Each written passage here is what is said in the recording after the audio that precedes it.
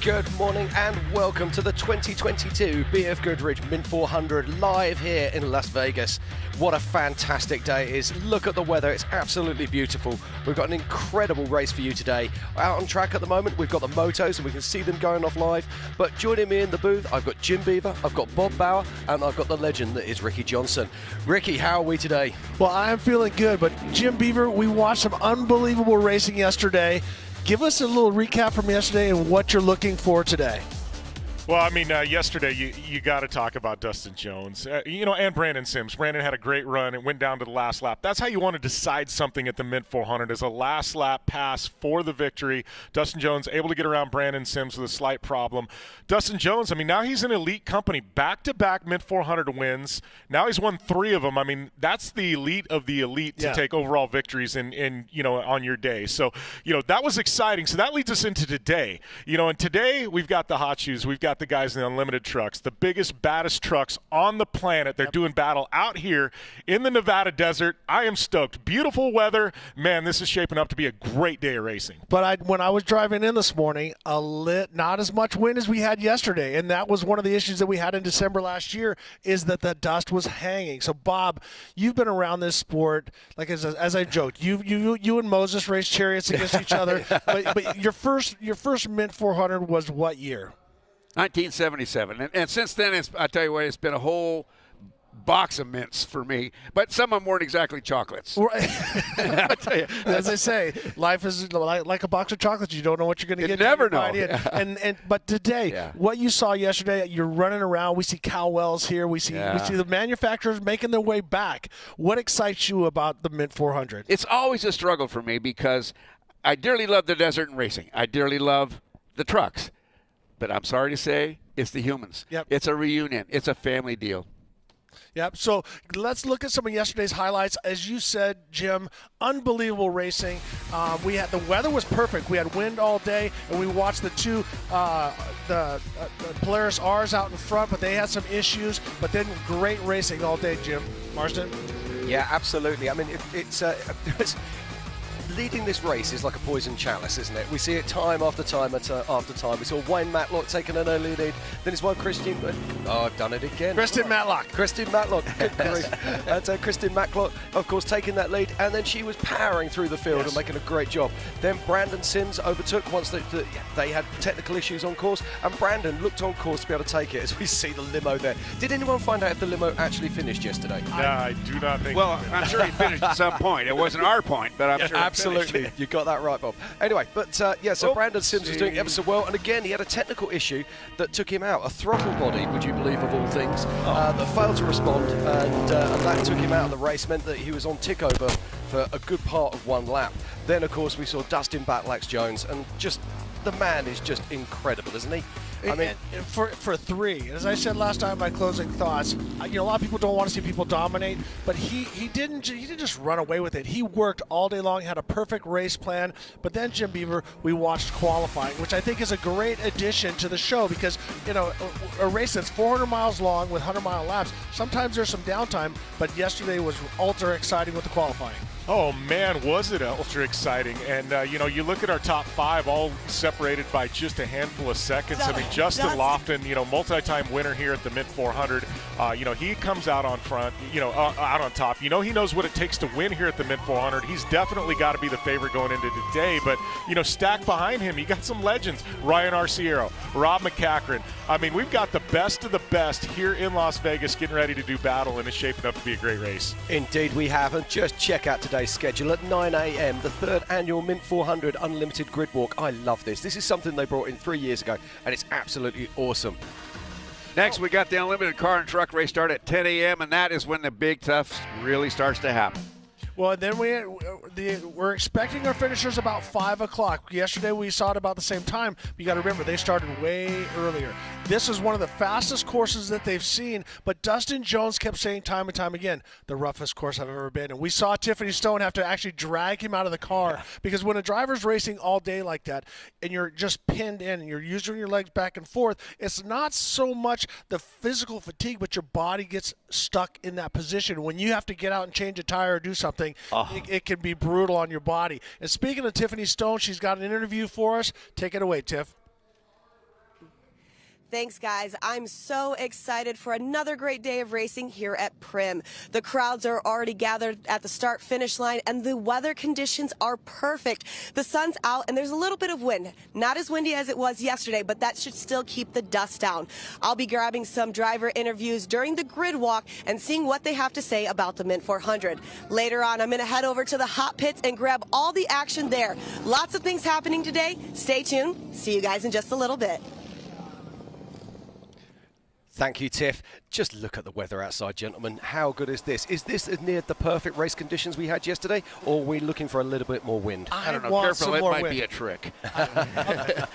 I'm looking for more wind. A lot of times when you're out surfing, you pray to the surf gods. Here, when you're driving, you're praying to the wind gods. Come on, just give me a little bit of wind. Yeah. But I love Tiffany. She's got that vintage jacket on. She actually bought that off of eBay.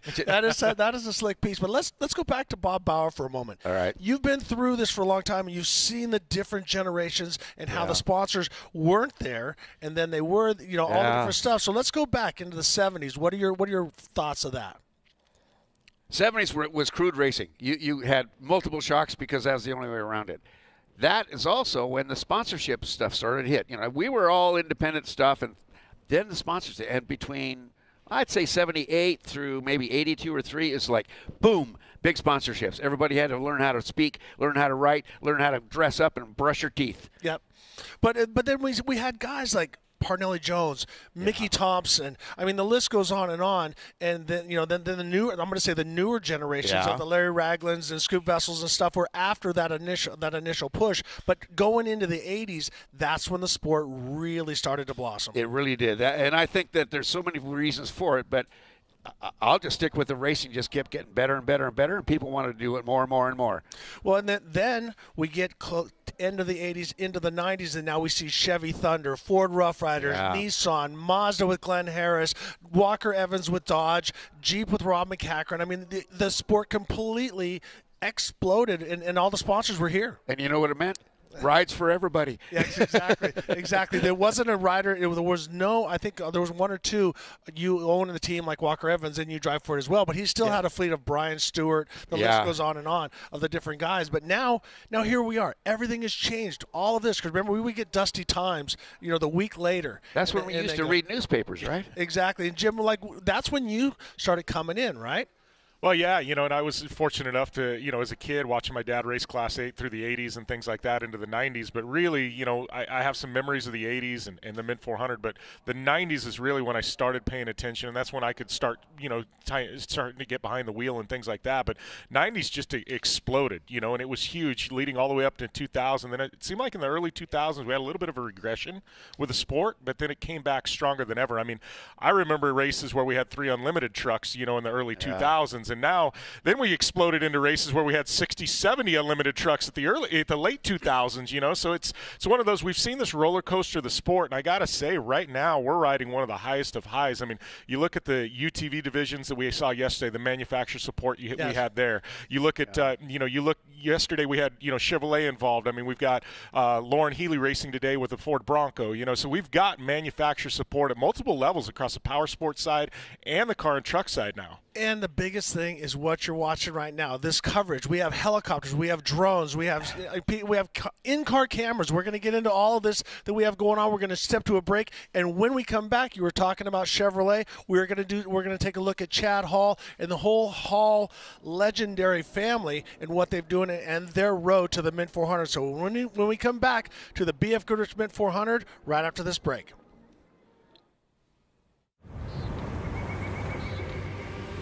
Many people preach that growth happens when you reach the edge of your comfort zone. We disagree. We think growth happens much further out than that. Introducing BFGoodrich On Trail, an app that integrates exploration into everyday living. It features continuously updated trail data from a network of other off-roaders that includes missions, rewards, and more. Find trails you never knew existed and discover a community you never thought you'd meet. All by seizing the opportunity to see what lies beyond the next bend. Because the only true way to test yourself is to push the map past its furthest edge.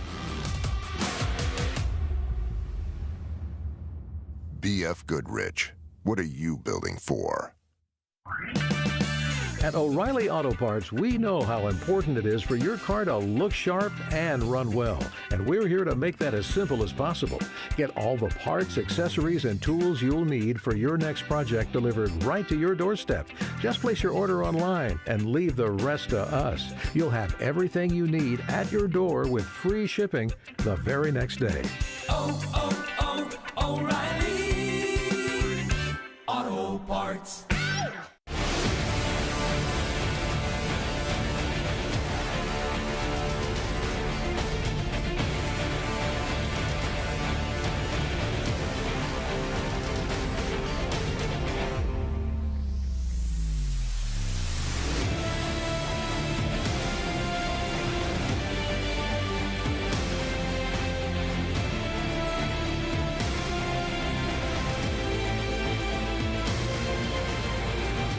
We're gonna stand on top with our hands in the sky. Gonna raise our cup to the stadium lights for the glory, for the glory.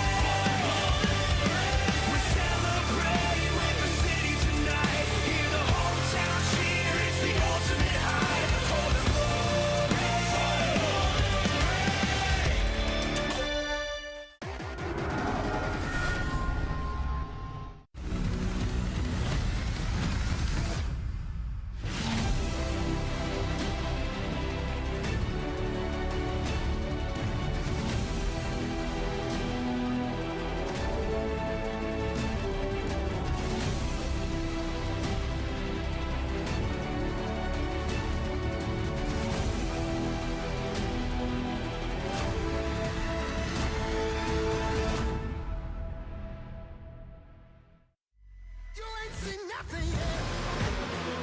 I got that right turn. We're good.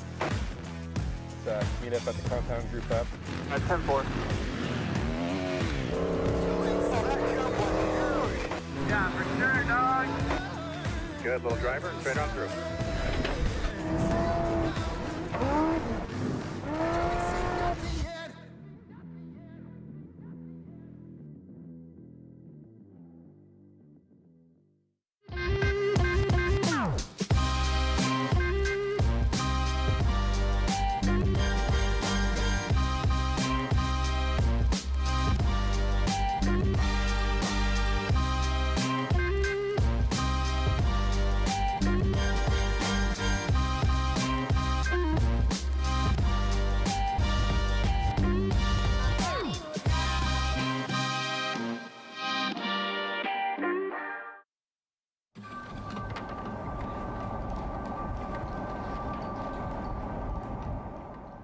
You know, one of my first off-road experiences was somewhere in the early 70s as a little kid.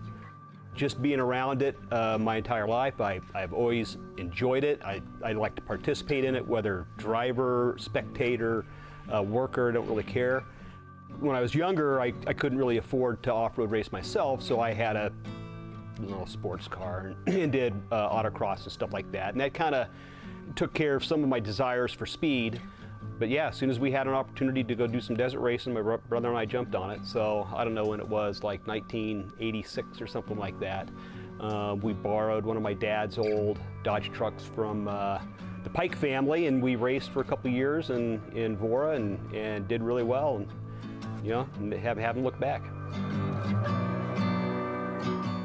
So I was always the son of the legendary Rod Hall, which is great because it opens a lot of doors, but at the same time, they always see your father as the guy who's the racer. And so it's taken me a long time to kind of get beyond that, and I've done it kind of a different way. You know, I've tried to use my ability as a person that can race a production vehicle without braking, finishing races, and have tried to get associated with the manufacturers. And so, I mean, when he started racing for Dodge, I mean, back then the trucks were really, you know, even the Broncos, they were pretty stock. They were modified stock trucks. When my dad had his first opportunity to drive more of a trophy truck, which would have been like 91, something like that, and a coil spring, 4-bar link truck, he sort of struggled with that, you know. But then when he got back out of that, back into the Hummers, where it was more production-based, he excelled again. But all the Hummer programs were all marketing. You know, it was about racing and marketing and that end. Whereas the Chevrolet program, it's about development.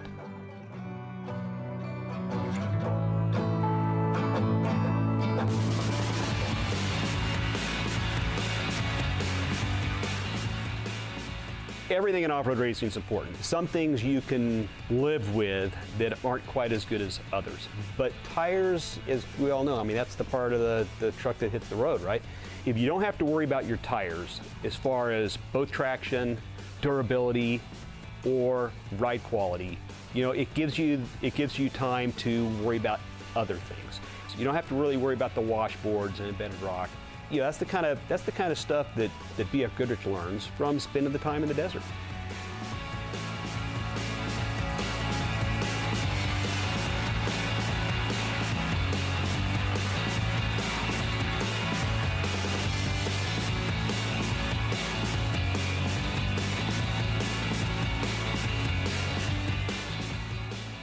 We swapped over to the 35-inch KM3 in 2018, so I don't know how many races that's been, 20 races, 21 races on the 35-inch KM3 without a flat. We also run the 35-inch KM3 on the Silverado as well, which we haven't had a flat.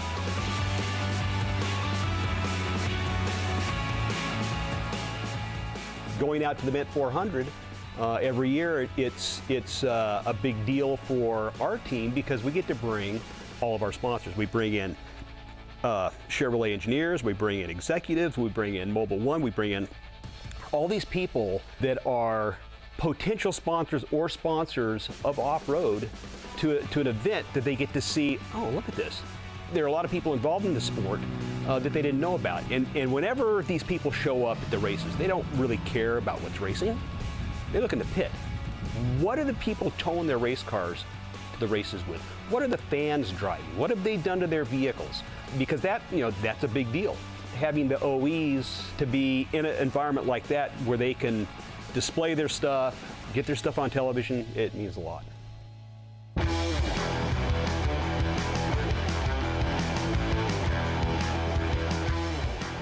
In 2017, would I consider the Silverado an off-road vehicle? Yeah, probably not.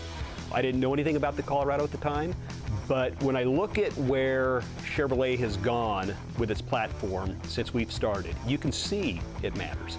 Even if you aren't an off-roader, what Chevrolet is gathering out of this program makes everybody's truck better.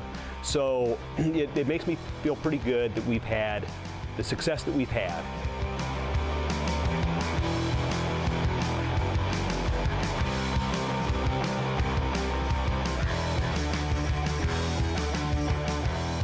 Well, going on year 5, it's finished 24 races, not one DNF. I mean, that's pretty incredible. And that goes back to the effort that Chevrolet is putting in on the products that we're running. It goes back to the platform, and it goes back to everybody in the car, whether it's me driving, Sean driving, Austin or Chris or whoever is driving the vehicle. And everybody knows that getting the vehicle to the finish line is our priority.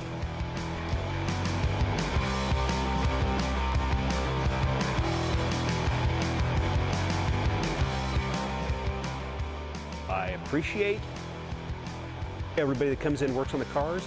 I appreciate the amount of time they put into things. I appreciate the amount of professionalism our volunteers have.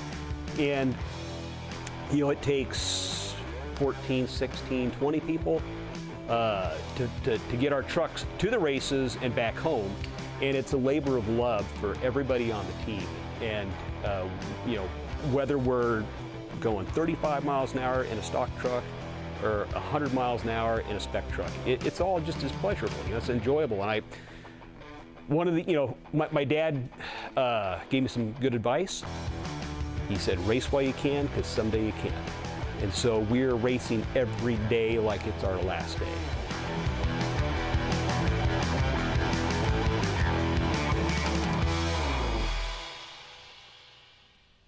All righty, well, welcome back to the BF Goodrich Mint 400. This is 2022. Jim, Now, you were over in Great Britain and watching Chad Hall, but we grew up knowing Rod Hall and the legacy that they have, and it's so awesome to see that. From your perspective, where does that take you? Listen to all the things that he had to say. The whole thing is, you have to remember that the legends that are in America, we don't often see them in Europe and in Great Britain, and we have to hunt those down, and we do. I mean, lovers of off-road, and I'm sure there's lots of people in Europe watching us right now, and they love this stuff. I mean, it's not this is the evolution of off-road. This is where it all came from. I mean, in Europe, competitive off-road racing really didn't sort of kick until sort of like there's going to be people at home now saying, oh, I've got this wrong, but sort of the late 70s, okay, we really started to see Comp Safari and things like that come through. Right. And at the time, we looked across the pond. We looked at what was going on. All the heroes, the BFG guys like Bob Bauer here, and it was amazing stuff. I mean, the stories that you used to hear about people like Bob Gordon, etc., Pinelli Jones. Yep. I mean, it fired passions, and then off of the back of that came the European-style racing, but that was particularly fueled by jungle racing, things like the Camel Trophy, etc. Yep. And so these guys have a massive place in history across the world, not just here in America. But Jim Beaver, as you said, your dad raced with Rod Hall, and so you kind of grew up with Chad, but not directly. But it's having fathers that brought you into the sport, and then now we see factory backing with Chad Hall. What does that do for you? Well, I mean, the Hall family, I mean, you talked about him, and I've always said, Chad, I think his career stands on its own 2 feet, but I only mean that because his dad was so legendary that sometimes I think it was a big shadow cast over Chad. You look at Chad's resume, and there's not many people in the sport that have a resume as deep as Chad Hall. Correct. He's accomplished a lot. Anybody that knows that guy can wheel just about anything, and I appreciate the way he's approached his career. He's dedicated himself to some of the more stock class vehicles, and he's really done a lot with manufacturers, support, involvement. He's one of the few people that have been able to retain factory, partnerships and things like that. Even when they went away, the Hall family continued to keep that on. And I mean, I just, one of the humblest, nicest guys you'll ever meet. Family's done so much for off-road. They're the type of people you need in the sport. Well, and Rod and Chad and the whole Hall family, they were with Hummer for so long, and then they also started the military training. And so I've kind of followed suit with what they're doing, so they were giving back. They weren't just take. And Larry Ragland taught me a thing: be Baja wise, and he got that from Rod Hall. Wow. You and Rod knew each other well.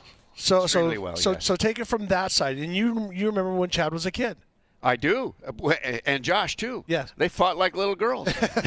Girls, come on. Yeah, but listen, we talk about it's because his dad was Rod Hall and stuff, and it's like there's some sort of a legacy transfer that happens. That's not the way it works. No. But here's what does work.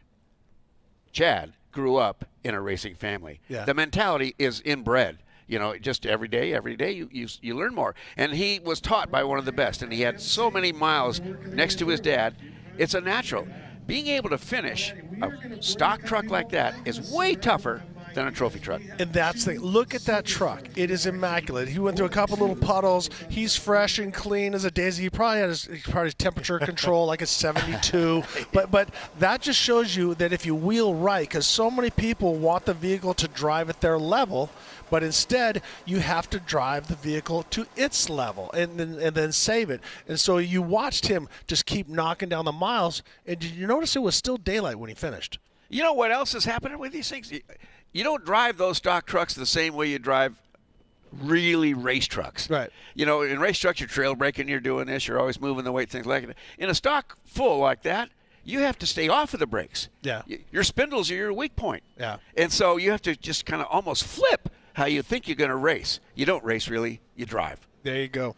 So Jim, today we have so much coming up. I mean, I can't wait to hear you get fired up about this. So when we start looking at the qualifying, that was just the first episode that we had, and we have some of the main stars that we're going to be looking at. But man, you got to be ready for this, buddy. Oh, mate. I mean, this is why we come desert racing, isn't it? It doesn't get much better than this, does it? And I'm just looking down the list of names, and we've just got so many heavy hitters. I mean, Justin Lofton, of course, is using this incredible new Fox Live valve, and I'm intrigued to see what it does out there on this Mint course, because if you're going to test things, this is where to bring it to test it, because I mean, it is we heard Dustin saying earlier, the course is absolutely brutal. So I'm intrigued to see what will happen there. We've got the age-old thing about those big black round things and which which ones are actually going to make it round the course and which ones aren't. So I'm looking forward to that. I'm really excited to see what Ryan Arciero can do. He's on the second row of the grid. Man, this guy has nearly hit this event so many times. Is this his year? So Jim Beaver, give me a rundown and your thoughts on qualifying yesterday. Well, I mean, you look, and obviously Justin Lofton with the all-wheel drive truck, a guy that's won the Mint 400 numerous times. You got to think he's got the target on his back. He's out front. He's going to have the clean air. He's the guy to beat. But then you look at the number 2 spot, Kevin Thompson, Harley Letner. That team, they have won a lot of races, and I think Harley and Kevin Thompson, at the end of the day, they're going to be a factor in this. Then you look at 3 and 4. I mean, you got a couple of legends there in Ryan Arciero and Rob MacCachren. I mean, within 2/10 of each other. 2/10 of a second. Crazy. Now that you know that Rob Mack was. Why did I breathe that 1/10 of a second right there? So, all right. So now as you go down the list, we also see Dale Dondell is back. The winner of King of the Hammers, Kyle Jurgensen. Ballistic BJ Baldwin is here. The Herbst brothers here, Bernard Steinman and Eric Harden. But we have an unbelievable feature on Ryan Arciero. Let's check it out.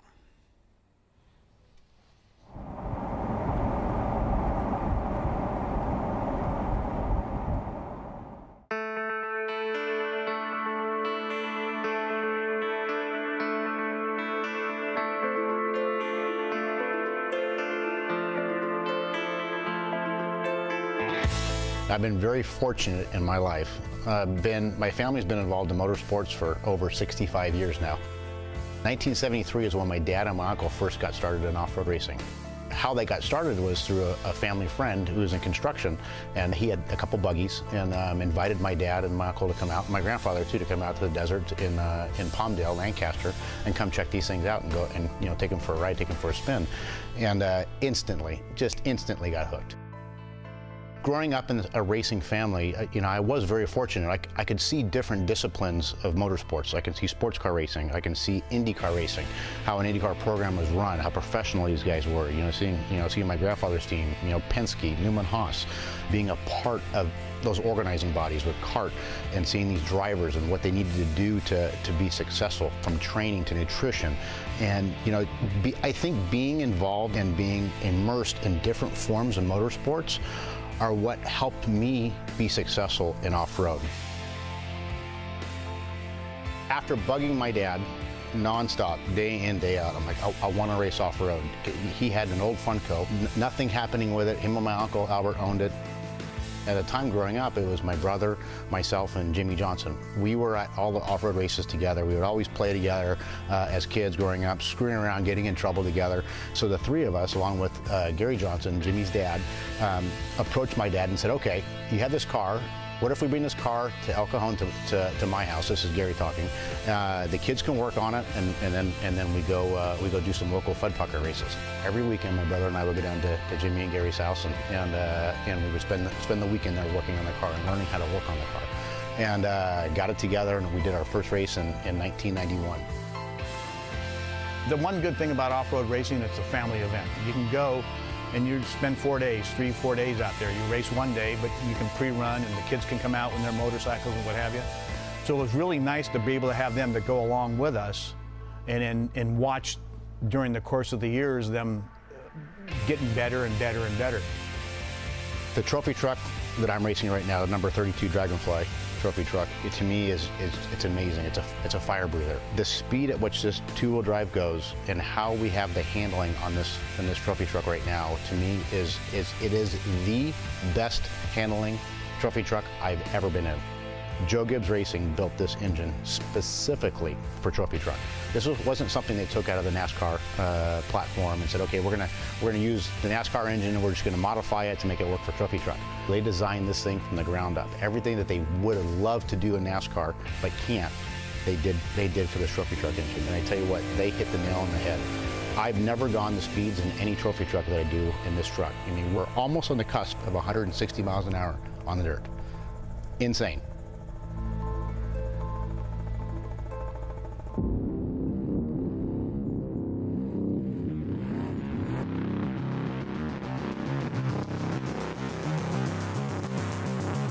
I don't want to say I raced the Mint 400. I don't want to say I raced the Baja 1000.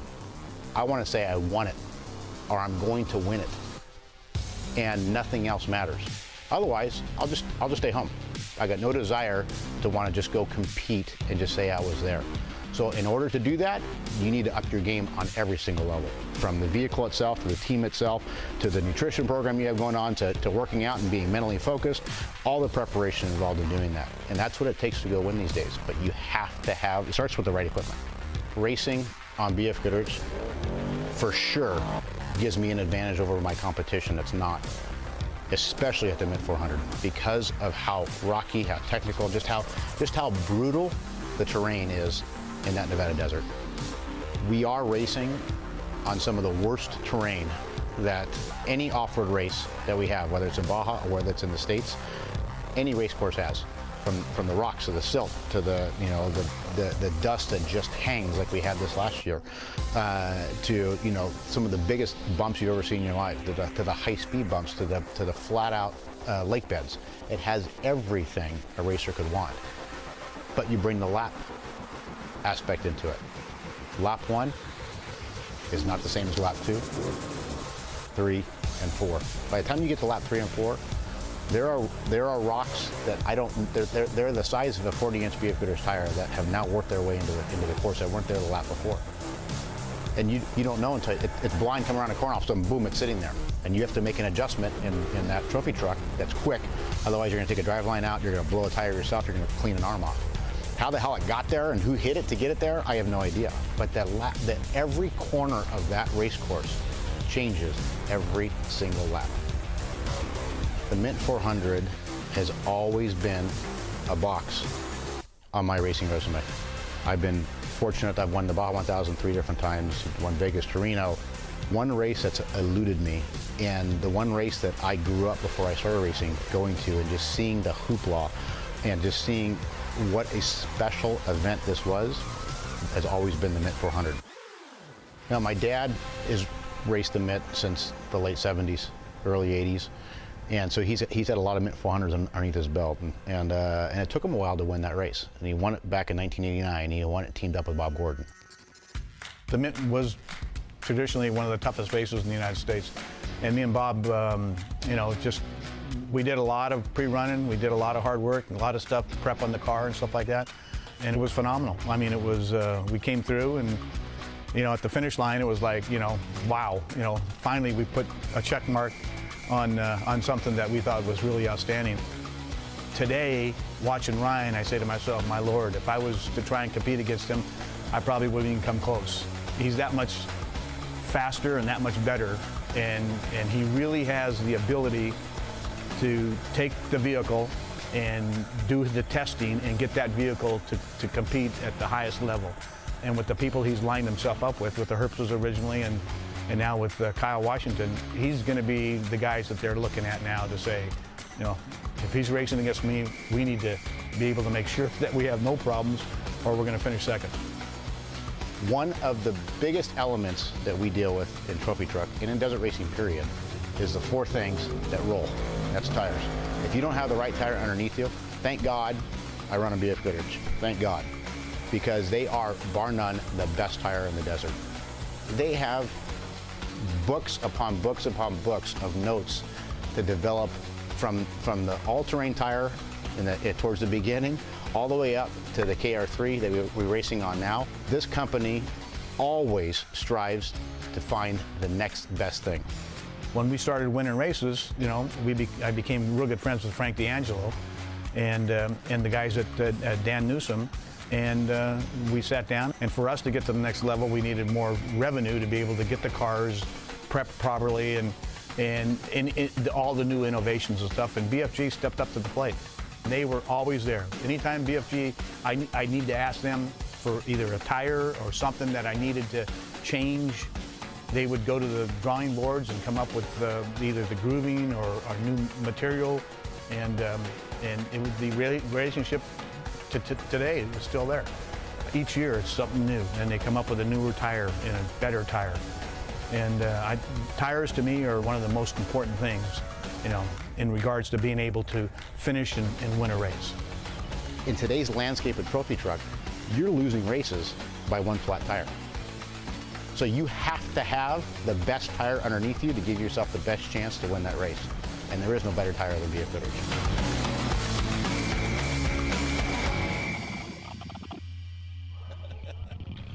Now, that is just amazing. Doesn't the hairs on the backs of your hands stand up when you hear Ryan talking, doesn't it? Well, and I love this because here's the drivers' meeting, and you see everybody there, and they're talking about what's going to be going on during the race. And sure enough, who's asking questions? But Ryan Arciero, because you have to have all the tools in your toolbox. And so, Bob, let's talk about Frank/Butch. Yep. Awesome Albert. There he is, Ryan Arciero. Excuse me, sir. Can I cut the left turn over there?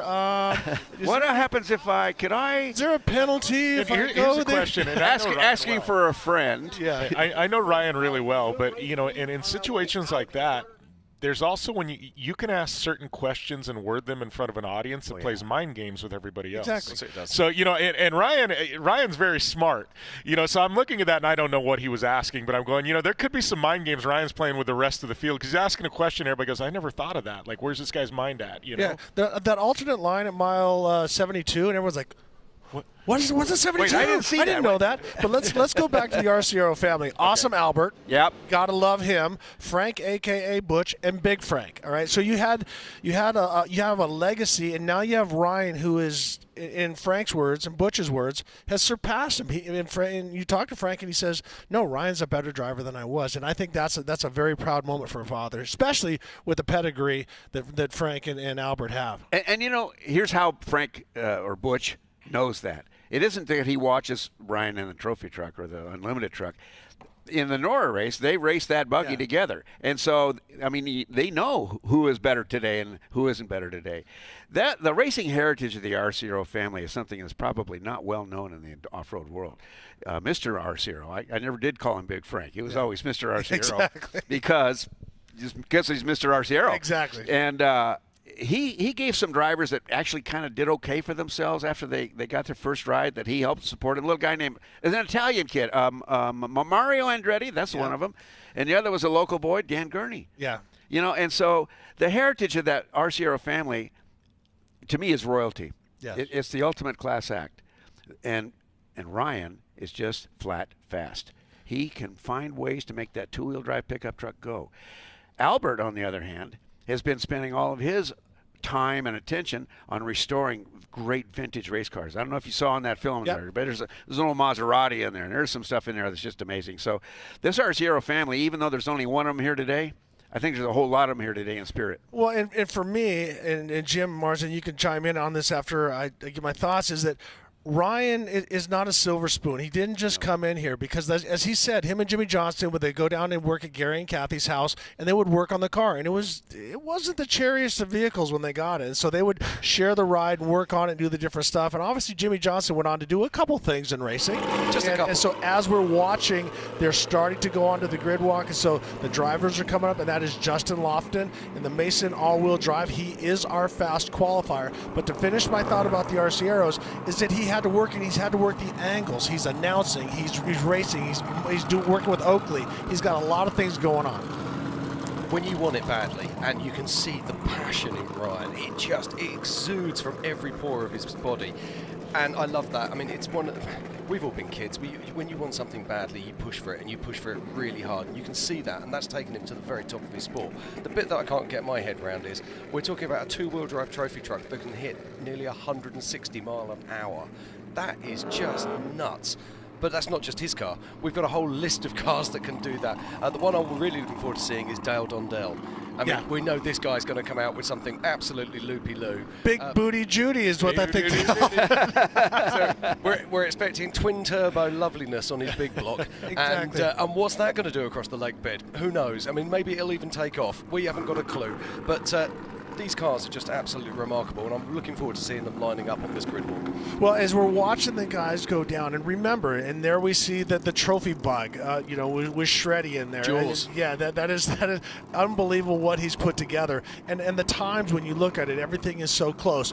We're going to take a step away and go to billboards here for a second, but when we come back, we're going to take a look at Concrete Motorsports with Kevin Thompson, and you cannot deny how hard Harley Letner pushes on that right. So we're going to run to billboards, and we'll be back with Concrete Motorsports. The 2022 Mint 400 live stream is brought to you by Dirt Design, clothing designed for the off-road enthusiast. Dirt Design is focused on helping the sport grow and prosper. Toyota, uncompromising quality, reliability, comfort and safety. VP Racing Fuels, the official fuel provider for the Mint 400. VP Racing Fuels has been the world leader in racing fuel for over 45 years. King Shocks. King Shocks is a manufacturer and servicer of custom-made adjustable and readable automotive shock absorbers and performance racing products for utility vehicles, OME replacement and professional racing use. Vision Wheels, since 1976, one of the nation's leading providers of custom wheels for cars, trucks, and of course, one of the first manufacturers of custom wheels and tyres for ATVs, UTVs, and golf cars.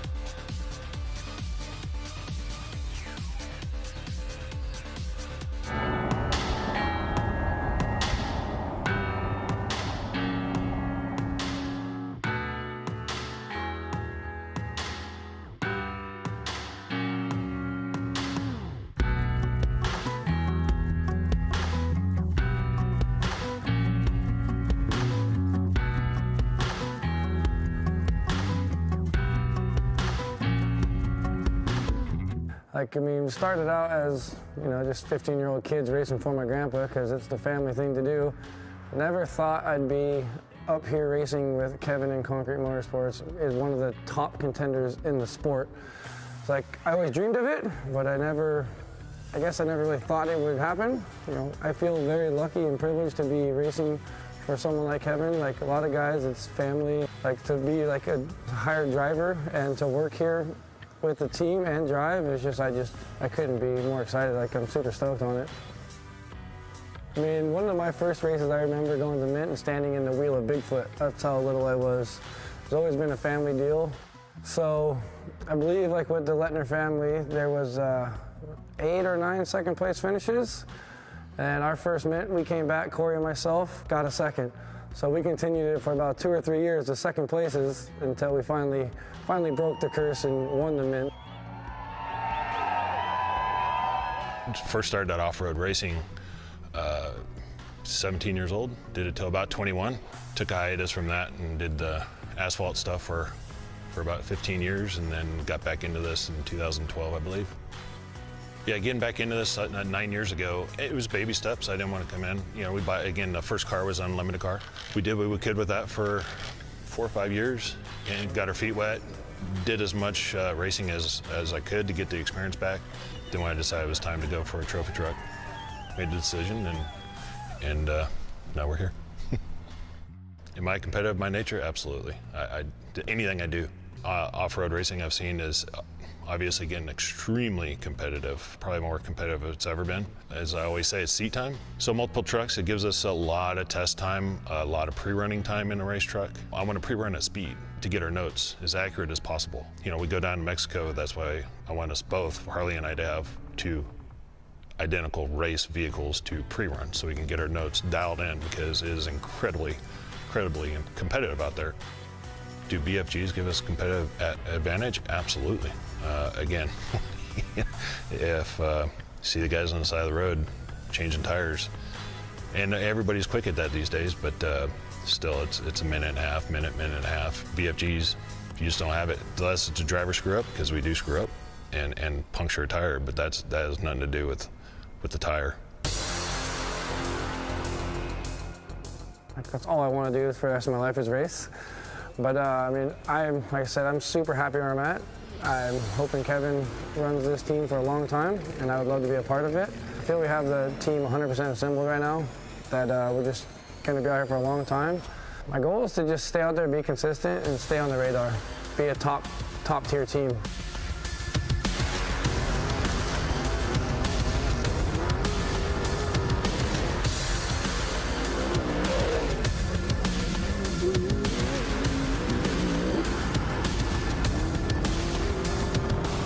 I definitely have that reputation from the buggies and driving a bit out of control. Been told winter break, which has been proven more times than none. But I feel like this last season we got it all together. Minor mechanical issues. I feel that now we showed that we have the equipment. We have, myself has the smarts to drive fast, run up front, and keep the truck together and get the solid finishes and championship at the end of the year.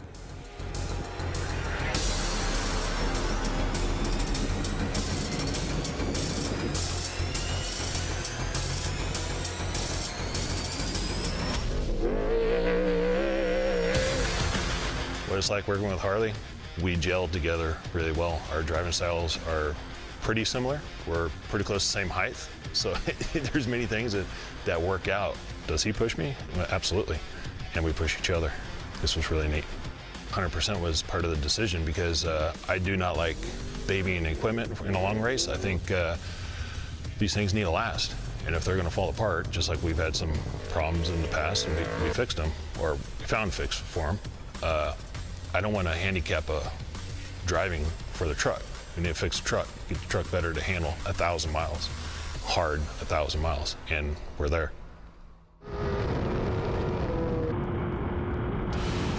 Kevin and his teammate is amazing.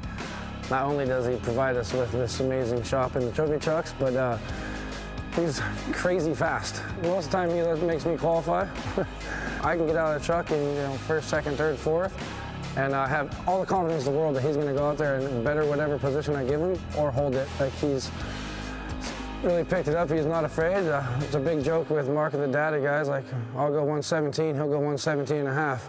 We always try to one-up each other, and he always wins. But I mean, Kevin's driving commitment is 110%. So if there's something that's going to make our team better or our truck faster, we get it. You know, we bought a third trophy truck just so we can have 2 pre-runners down Mexico. I've always prepped my cars that I drive since I started. That was something my grandpa instilled in us, like, you guys have to know your vehicle. And even up to the trophy truck, I feel that it's just, I think it gives me that confidence level and just knowing. Our first race cars were all BFG, ran BFG for a long time, and then tried quite a few other ones until I came back to BFG. First time back was on the trophy truck, and it was just, I couldn't believe how good they were. I mean, they were great back in the day, and I think they even got better. They're the longest tire around in the industry, and they're out there at every race. They're checking tire temps. They're in the pits. Every time we get out of the truck, they're measuring treads, seeing what happens. So their dedication is unreal. So it's not hard to believe they have the best tire out there. The Mint's extremely challenging because all the different terrain. We'll be doing 150 across a lake bed. You take a left into some 6-foot whoops. It's sandy. And then you go up some canyons, and you got Beer Bottle Pass and Rocky. The Mint 400 course, it's got a new character every lap. First lap is always fast. Man, it gets tore up though, and that's what makes it fun. That's where these trucks right here are rockets over it. The last lap is just brutal, and that's what I like.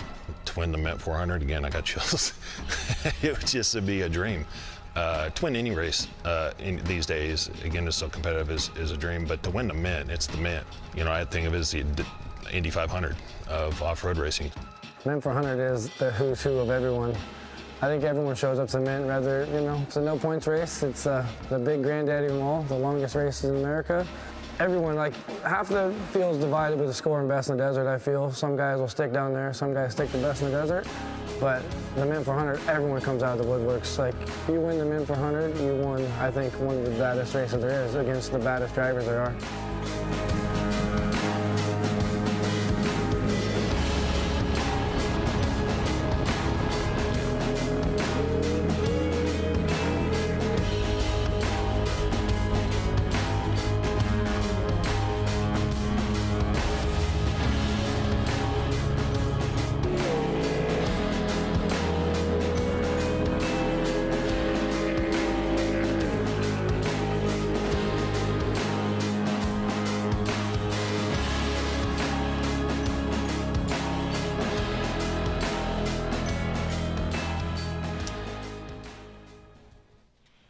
Okay, and welcome back to the 2022 BFGoodrich Mint 400. It's a beautiful day out here in Prim, Las Vegas, Nevada, and what a day of racing we've got ahead of us today. Now, we just saw that awesome piece there about Kevin Thompson. He looks fired up, doesn't he?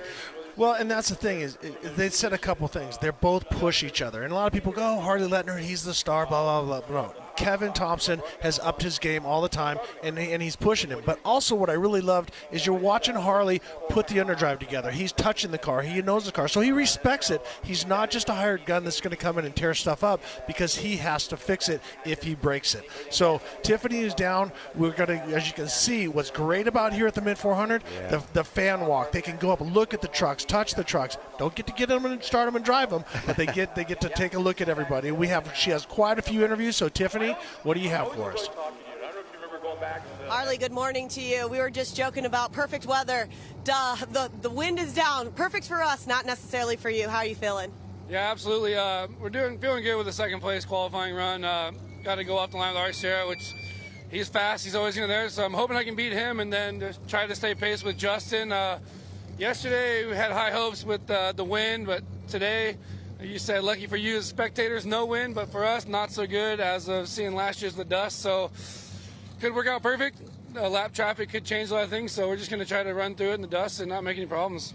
And you're no stranger to the Mojave Desert at all. You kind of know exactly what's going to happen out there. For our fans who have never really been out there, what's going to be the most difficult part if you want to come race the Mint 400? The most difficult part about the Mint is definitely the track. Surviving the track, let alone the other 25 trucks you have to beat in order to win. But the Mint is notorious for the rough, the rocks, and then now the dust with this 0 wind. So it's just going to have a lucky day and a smart day to beat the Mint 400. Awesome. Well, best of luck. I'll let you enjoy the grid walk. And like Harley was saying, he's got to have a lucky day and a smart day to win the Mint 400. Back up to you guys. Well, as you can see, Justin Lofton is our pole qualifier. Kevin Thompson and Harley Letner started second, just 1 second off those guys, so very, very close. So we're going to be looking at some more interviews as Tiffany goes up and down the thing. So we are going to start with Alex Wacker. Put in a great show yesterday and was very close last year. I mean, had a strong run last year. Yeah, no, Alex, he's come up from through 4400, King of the Hammers, made his way up through, then went into a Spec Unlimited truck, and then he's moved up into this Camberg big boy truck, and he's killing it. I mean, he had a third last year at Parker. I mean, we watched him racing here in December last year, and I was joshing because I was like, this is not the Alex Wacker I know. I mean, the guy was sending it. So I'm really looking forward to this interview, and I'm really looking forward to seeing him race here this year. All right, Tiffany, take it away with Alex Wacker. Alex, it's race day. We're finally here, the Mint 400, just a few short months later from 2021.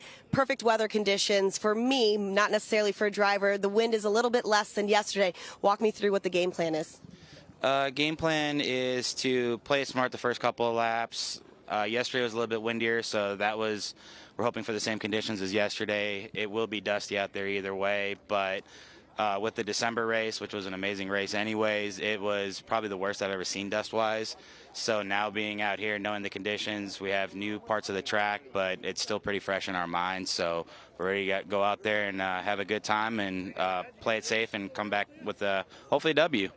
And talking about that, we've got that grid walk starting in just a little bit. You mentioned you've got a son, and it's a great experience for him to be able to come meet some of the favorite drivers, see what's going on, and possibly be the next generation. Yeah, it's definitely a great experience, especially for the young ones, to let them see the vehicle, talk to the drivers, co-drivers, and get that experience in that one-on-one type situation. And it's really awesome that the Mint lets the fans, and especially the young ones, come out and get to interact with us. So it's hopefully for generations to come, it definitely makes it a fun activity for them, and hopefully inspires a couple of them at least to come out here and try to race against us when we get nice and old. Well, you guys heard it here. Alex is waiting for that next generation to come race against him when he gets nice and old. Back up to you guys. So Jim Beaver, I need to talk to you about that. He came, as Jim Marsden was saying, coming from 4400, King of the Hammers, it's a much slower style of racing. To evolve as quick as he has, now to be one of the guys up there in the unlimited class.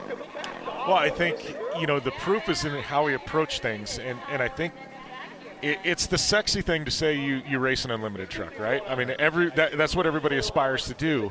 But you see the drivers that come in and do that immediately, they generally struggle. A guy that did 4,400, then when he did transition into the desert, he did into an unlimited spec truck. Now he graduates into the unlimited truck. He did things right. That's what you like to see. You learn a lot in some of those slower, lower classes, car control, things like that. And as he worked his way up the ladder, now his skills are on point to drive this truck to its maximum ability. And how difficult that is. Rob Mack, I don't think has ever completely transitioned when it came to King of the Hammers. I don't think he's ever gotten comfortable with the rocks. He says it's more scary to hang off the side of a mountain in the rocks than it is to go 120 miles an hour through the whoops at San Felipe. So when you see a legend like Rob Mack having a hard time making that transition, but now Wacker making that transition as well, so you got to give him some props. Something he said, Mr. Wacker said, and, not everybody can win, and they know that, but you can't go on the start line not planning on it. But he says, maybe we'll get the big W. Well, whether he wins or not, he's getting a W. It's going to be a wow. Yeah. All day long. Good point. I like that. I love Bob's deals. So we got some more interviews coming up, and the guy that Jim Marsden loves. I'm going to let you lead this one in because you love this guy. Are you accusing me of a bromance? Massive. And he's a good-looking man, too. So, well, no, he's a guy that I know very, very well indeed. He's a two-time King of the Hammers champion. This is Lauren Healy. Yeah. This is also a guy who's come up through the ranks. He started off in a solid axle car. He turned up at LCQ at King of the Hammers many years ago, completely unknown. Won the LCQ, went on to win the race, and we were like, who is Lauren Healy? And here he is now, and he's driving what is basically, it's a spaceship. It's absolutely amazing. But Tiffany's with him down on the grid, so let's have a chat and see what he has to say. Lauren, it's so good to see you out here. This thing flying over the jump yesterday during qualifying was a sight to be seen. How are you feeling so far about the Mid 400? I love racing out here. The fans, the spectators, everybody come out. It's one of the top off-road events in the country, and so that's why we want to be here, want to be a part of it, and love racing with the community. Well, seeing this thing, this Bronco, it just did so well at KOH as well, and bringing it out here. What's the main difference between Johnson Valley and, of course, the Mojave Desert? Well, I mean, this thing was built for King of the Hammers. We go over boulders the size of Volkswagens. We have a winch up here. We have a low range in our transfer case. But, the desert's same. This is a little bit rougher, bigger holes, that type of stuff. So that's really why we're here, to continue to develop this truck. It's got a bunch of new technology, a bunch of new prototype parts in it. So we want to beat it up, see where we can end in the race, and see if we can fail anything else. So stoked to be here, though. I absolutely love racing here. Awesome. Well, best of luck. I'm going to let you get to the grid walk. And like Lauren said, he's ready to beat this thing up in the Mojave Desert. Back up to you guys. Lauren Healy, always big smile on his face, so ambitious and stuff like that. We're going to take a quick break, and when we come back, we're going to look at the guy, the GOAT, the man, the defending champion, Rob Mack, when we come right back. He's getting very good in it. Many people preach that growth happens when you reach the edge of your comfort zone. We disagree. We think growth happens much further out than that. Introducing BFGoodrich On Trail, an app that integrates exploration into everyday living. It features continuously updated trail data from a network of other off-roaders that includes missions, rewards, and more. Find trails you never knew existed and discover a community you never thought you'd meet. All by seizing the opportunity to see what lies beyond the next bend. Because the only true way to test yourself is to push the map past its furthest edge. BFGoodrich, what are you building for? At O'Reilly Auto Parts, we know how important it is for your car to look sharp and run well. And we're here to make that as simple as possible. Get all the parts, accessories, and tools you'll need for your next project delivered right to your doorstep. Just place your order online and leave the rest to us. You'll have everything you need at your door with free shipping the very next day. O'Reilly Auto Parts.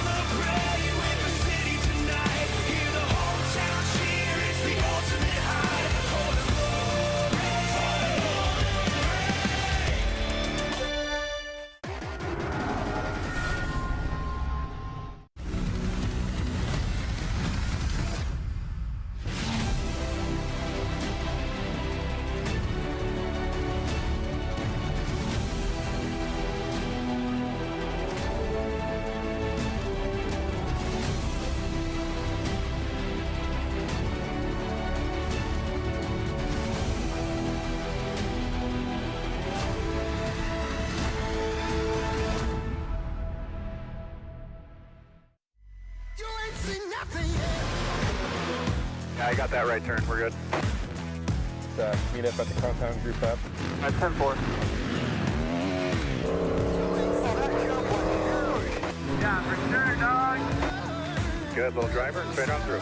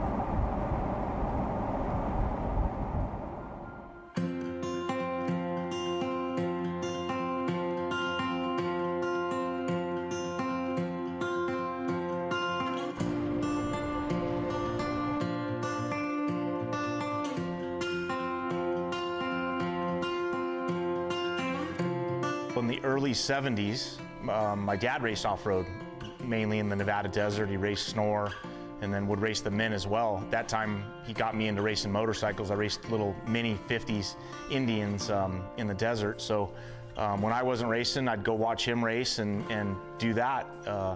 You know, and then in the early 80s, you know, he asked me one day, I was playing sports, basketball, baseball, things like that, and then one day he came and said, hey, there's a 1/2-1600 car that's for sale over at Butch Dean's shop. It used to belong to Bob Gerke, and it's for sale. You want to go try it? And I go, well, yeah, but what if I don't like it? He says, well, we'll just, you know, we'll sell the car and move on then. So that's how I got started. Yeah, when I first started racing with my dad, the very first race was a Snore 250, and you know, I was 16 years old, and I ended up doing the last 3 laps. We ended up finishing 6th, but after that race, I'm like, I love this. This is what I'm gonna do. I quit playing basketball in high school, and once we did that, and I realized, you know, it became an addiction for me. In 1986, started driving Michael Gaughan's Class 1 car for him and Butch Dean, and I did that 86, 87. Well, that enabled me to meet Walker Evans. Michael Gaughan sponsored Walker Evans, and I ended up going to Baja with them together and pre-running.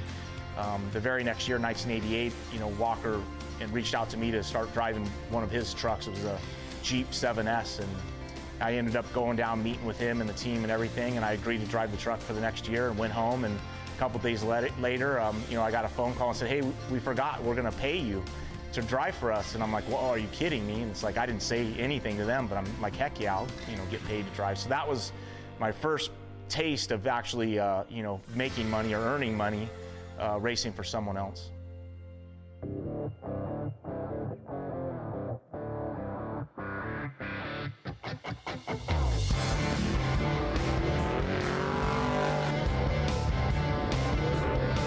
I think from my parents, you know, they kind of, you know, wanted me to do anything and everything. If I had showed an interest in it, they wanted to support me in that and give me, you know, the choice of what to do. And I kind of did the same thing to Caden. I never really pushed him to do any one certain thing. I was trying to get him to get a taste of everything. A friend of ours, Randy Anderson, you know, Mark Holes builds RS1 Polaris Razors, and there happened to be one in Vegas, and, you know, somebody reached out and said, hey, you want to give your son a chance to drive one? So I took Caden over and said, hey, you know, we can run this thing. You want to do it? And he said, yeah, let's give it a try. So anyway, same thing like me. He went and did it and loved it, and we ended up buying a car. And once he got in the RS1, he's been doing really good right from the get-go. That enabled him to sit and think about it. And last year, 2021 Mint 400, he ended up riding with me when we won. And Caden riding with the Mint was pretty cool. You know, it was a great experience. The Mint 400 is a sprint race. I mean, you know, and when you get all the fast guys at the front, you just want to hang out with them and on the racetrack and keep your eye on everyone and make sure no one gets away, and you want to put your laps in. And ultimately, the first 3 laps are just don't have any issues, don't have any problems, don't lose any track position. We'll see who's left on the last lap and go for it. Typically, every year there's 2 or 3 or sometimes there's even 4 guys that start that last lap, all with contention to lead to win it. And, you know, they fall by the wayside, and there ends up being 1 or 2 or 3 guys left. And it's been that way just time after time after time. Starting the 4th lap, I just picked up the pace and drove as hard as I possibly could, and ended up being at the gravel pit on the north end of the track at that spectator area. And Luke had a flat in there. I didn't know that he did. And from video that I've seen since then, he ended up being right in front of us, and our radio communication was out. Caden saw him, tried to tell me, I didn't hear him. Ended up coming over the bridge and realizing there's a truck right in front of Luke, and I started thinking in my head, if Luke gets in front of that truck, there's potential he could put a minute on me, because he started 1 minute in front of us, that he could put that minute on us and he can get us on time again. So the first truck turns the corner, Luke turns the corner, I turn the corner. There's a couple little chicanes left, right, then a 90 left, then a 180 right that was really blown out in soft sand. Caden said, keep it tight, it's hard ground on the inside, don't blow over it. And we go around that 180, and I end up getting a good run on Luke, and I'm like, wow, I'm just gonna drive my momentum, I'm just gonna drive right by him on the left. So I pull over to his left side, but the road started turning farther left, and I ended up being just aimed right at Luke at the last second. I tried to hit the brakes and got into him and knocked him sideways, and that aimed him into the berm on the right, ended up rolling him over, and I'm just like, are you kidding me? How did this happen? And Caden gets out first to check on him, and I'm telling him, like, hook onto him, get him tipped over. And obviously Luke and Duncan are pissed off, and I could totally understand. And I'm going, time's ticking, and I'm like, get the tow strap, hook onto him, get him towed over. I end up pulling around the other side of Luke, jump out of the truck, grab the tow strap, hand it to Caden. Anyways, about that time I get back out of the truck, go back, and it's like, let's go, and I'm sorry to Luke and everything. And I know Luke, I could see he's frustrated, pissed off. You had us, why'd you have to do that? And Luke quickly calmed down and realized, like, look, you had me, you were gonna win the race, this didn't need to happen, and if you don't leave, Rob, someone else is gonna win. And I'm like, I'm not leaving, Luke, I'm pulling you over. And at that moment, I'm like, I'm gonna pull you over and you go. I'm gonna sit here, you go, you win this race, because I screwed up. And Luke just kept going, you gotta go, Rob, you gotta go. And I'm like, I'm not leaving. And he just pushed me to the truck, and about that time, the safety solution guys had showed up, and they're like, everybody okay? And David Nebraska is telling me, go, Rob, we got this. And it's like, I felt so bad leaving, but it stuck in my mind, Luke saying, you had us, and if you don't leave now, Rob, someone else is gonna win. So when I left, we belted in, and I just putted, in to the finish. And, it was very, emotional for me, because, I just raced the Ball 1000 with Luke, and we'd won that together. And, those 6 months of preparing for the 1000 with the whole McMillan team and the crew and the family, just realizing how great a people they are. I already knew they were from all the history, but just that it got, gained that much more respect for them. And I just couldn't believe that this happened, Anyways, that was a tough one, and is a good learning experience, and for me and my son and everything. And I feel like, it was, a bummer deal, highs and lows, but, we'll all move on from that and continue on. I have an analogy where at the beginning of the race, they deal us cards, and then we play cards. And you got to be the smart guy to have, the best hand at the end of the race.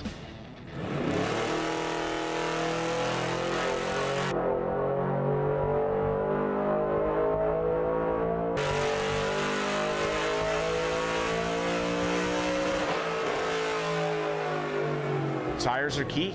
I've been with BFGoodrich since 1991.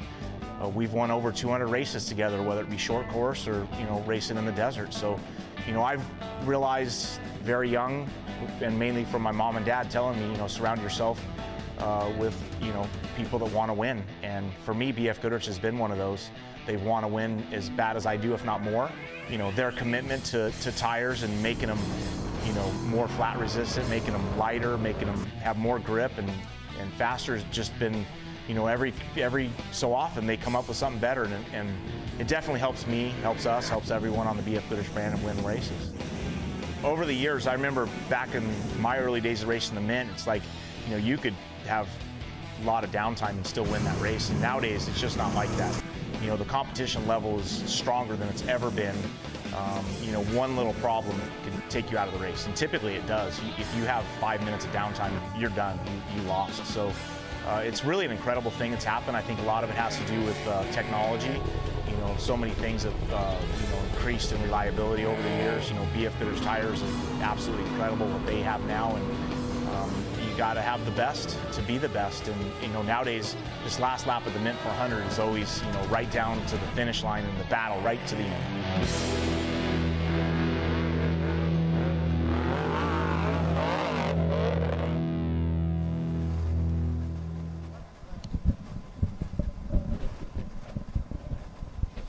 Okay, and welcome back to the 2022 Mint 400 here in Las Vegas, Nevada. What a day we've got ahead of us today. I mean, we've just seen there Rob Mack. I mean, the man has done everything. I mean, what is it? Nearly 300 titles he's won? Well, but the crazy thing is that he's been generation after generation after generation. When he started with the OG guys, with Walker Evans, Larry Ragland. The list goes on and on. Then Larry Rosser came in and he raced against him and beat him and went back and forth with him. Then Robbie Gordon. And if you look at the pedigree of the people of the asses that Rob Mack has kicked, mine is one of them. And it's very low on the totem pole. But the fact that he's that resilient and he knows the business so well, as he said, we're going to drive here, keep the guys close, which Justin, we talked about Dustin Jones yesterday, said, keep the guys in sight, don't, run with them, but then at the end, come in hard. Bob? Rob Mack is one of the few out there that has a career of off-road racing. Yep. This is what he does. This is what he has done since he was the story starting out as a valet parker at the Gold Coast Hotel. And that's not BS. That's the straight truth. The other thing that I really respect and appreciate about what Rob MacCachren has been able to do is he started out with just an idea. He wanted to go race. He has no backing at all.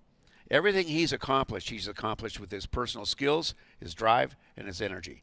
I respect that. Well, and you watch him, he's unique. When we're down in Mexico and we're getting ready, he's running his own team. He's done all of the different things. He's got a Ford van that's got over 400-some thousand miles on it, changed motors and everything like that. And so he's owned and operated his teams throughout the years, and you watch how he conducts everything. He's a consummate professional. And as you said, he's one of the few guys that makes it on racing. He doesn't have something, he's Michael Gaughan has helped him over the years. And you always have some angels that if you're a racer, that help you along the way. Who hasn't had help? So there's nobody that is I'm self-made. My ass. No. Everybody has help. But Jim Beaver, you're around the same age and the same stuff. I mean, what's it like, watching him from the outside? Well, Rob, I mean, one, there's nobody that has a resume like Rob, and I love that he's done it in multiple disciplines. Short course, desert racing. Rob Mack shows up, and it doesn't matter what he's driving. Big power, low power. Low power, 1600 car, unlimited truck, Pro 4, Pro 2. Rob shows up, and everybody knows, he's a podium threat. Yep. There's not many people. He can be in subpar equipment and still be a podium threat because he's that good. And like you said, one thing I appreciate is if you could pick the hardest job in the world, it would be I want to be a professional off-road racer.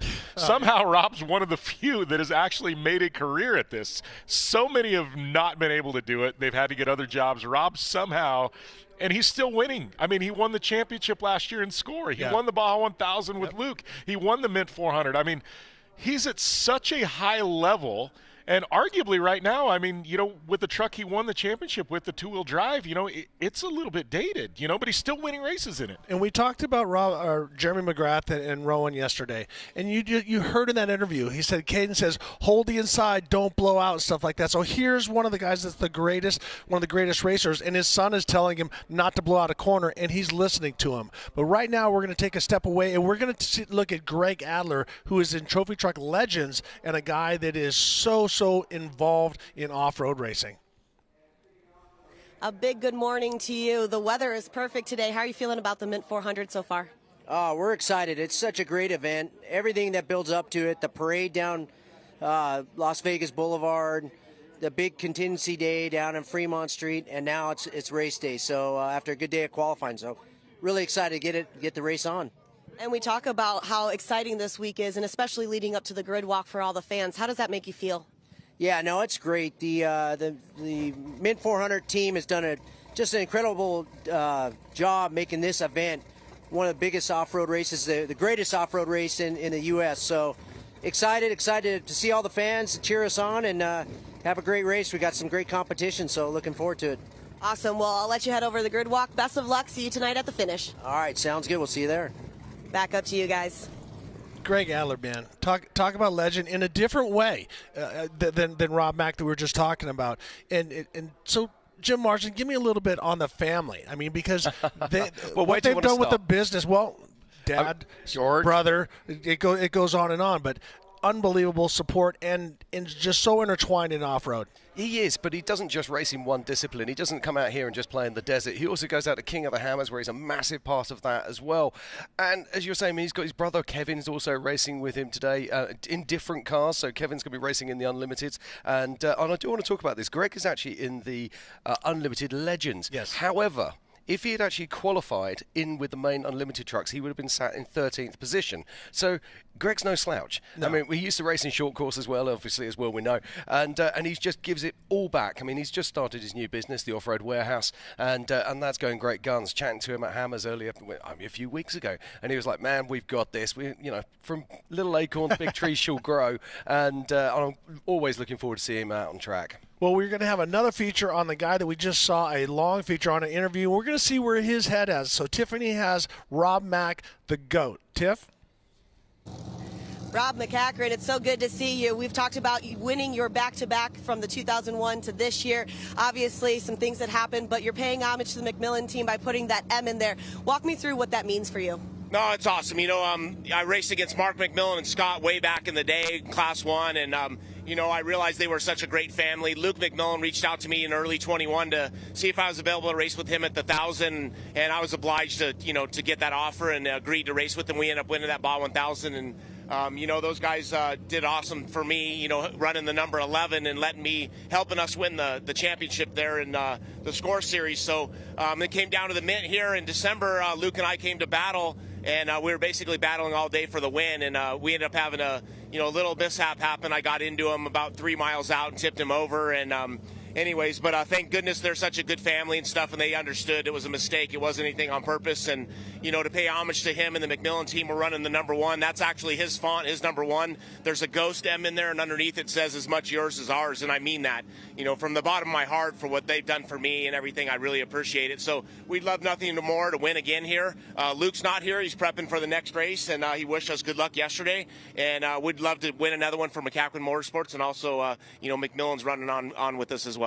And talking about that, what do you think it's going to take? You're starting 4th today, but what do you think it's going to take to pass up these great guys right in front of you? Yeah, no, it's, with qualifying and everything, you got a bunch of heavy hitters in front of us and, all over, really, honestly. So, it's 4-lap race, almost 400 miles we're doing, and it's rough out there.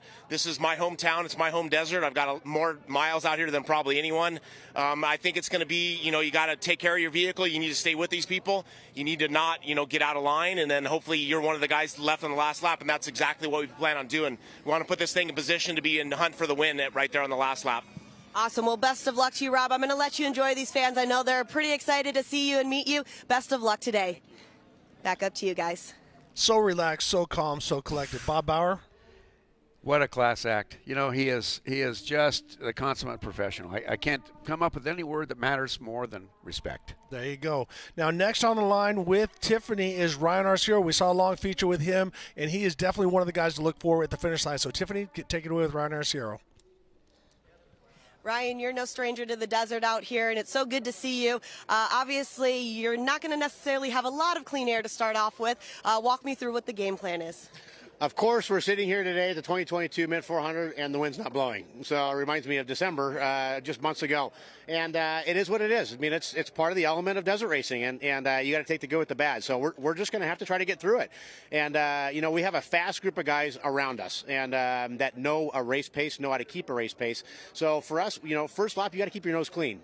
See how everything's shaking out, see where you're at compared to everybody else, and then slowly start picking up that pace. Lap 3 and 4, the course for sure degradates, and it gets really nasty. So you got to make sure to watch out not getting those flats, because this race, for the last 3-4 years has come down to the last lap, the last couple miles, and we've lost it in the last 35 miles 2 years ago. While leading this race, last year we finished second. So there's only one thing on our mind for this race is to win. And talking about that, you've got Harley over here to the left of you. And for somebody who's never been in a driver's seat behind one of these unlimited trucks, what does that feel like? You've got somebody, you're waiting for that green light. Do you look left, do you look right, or do you just look straight? No, for sure. You glance left, you glance right, and but you're focused on that first turn. And when that green flag drops, you start making your adjustments, and you seeing, am I out drag racing him? Is he out drag racing me? Where are my braking points going to be now? Is he in front of me? Do I brake early to try to go underneath him? Do I brake late to try to use the berm? And so all that comes after the green flag drops.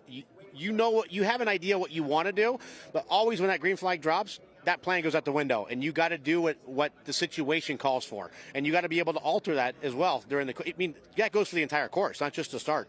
But it's cool to be able to drag race it.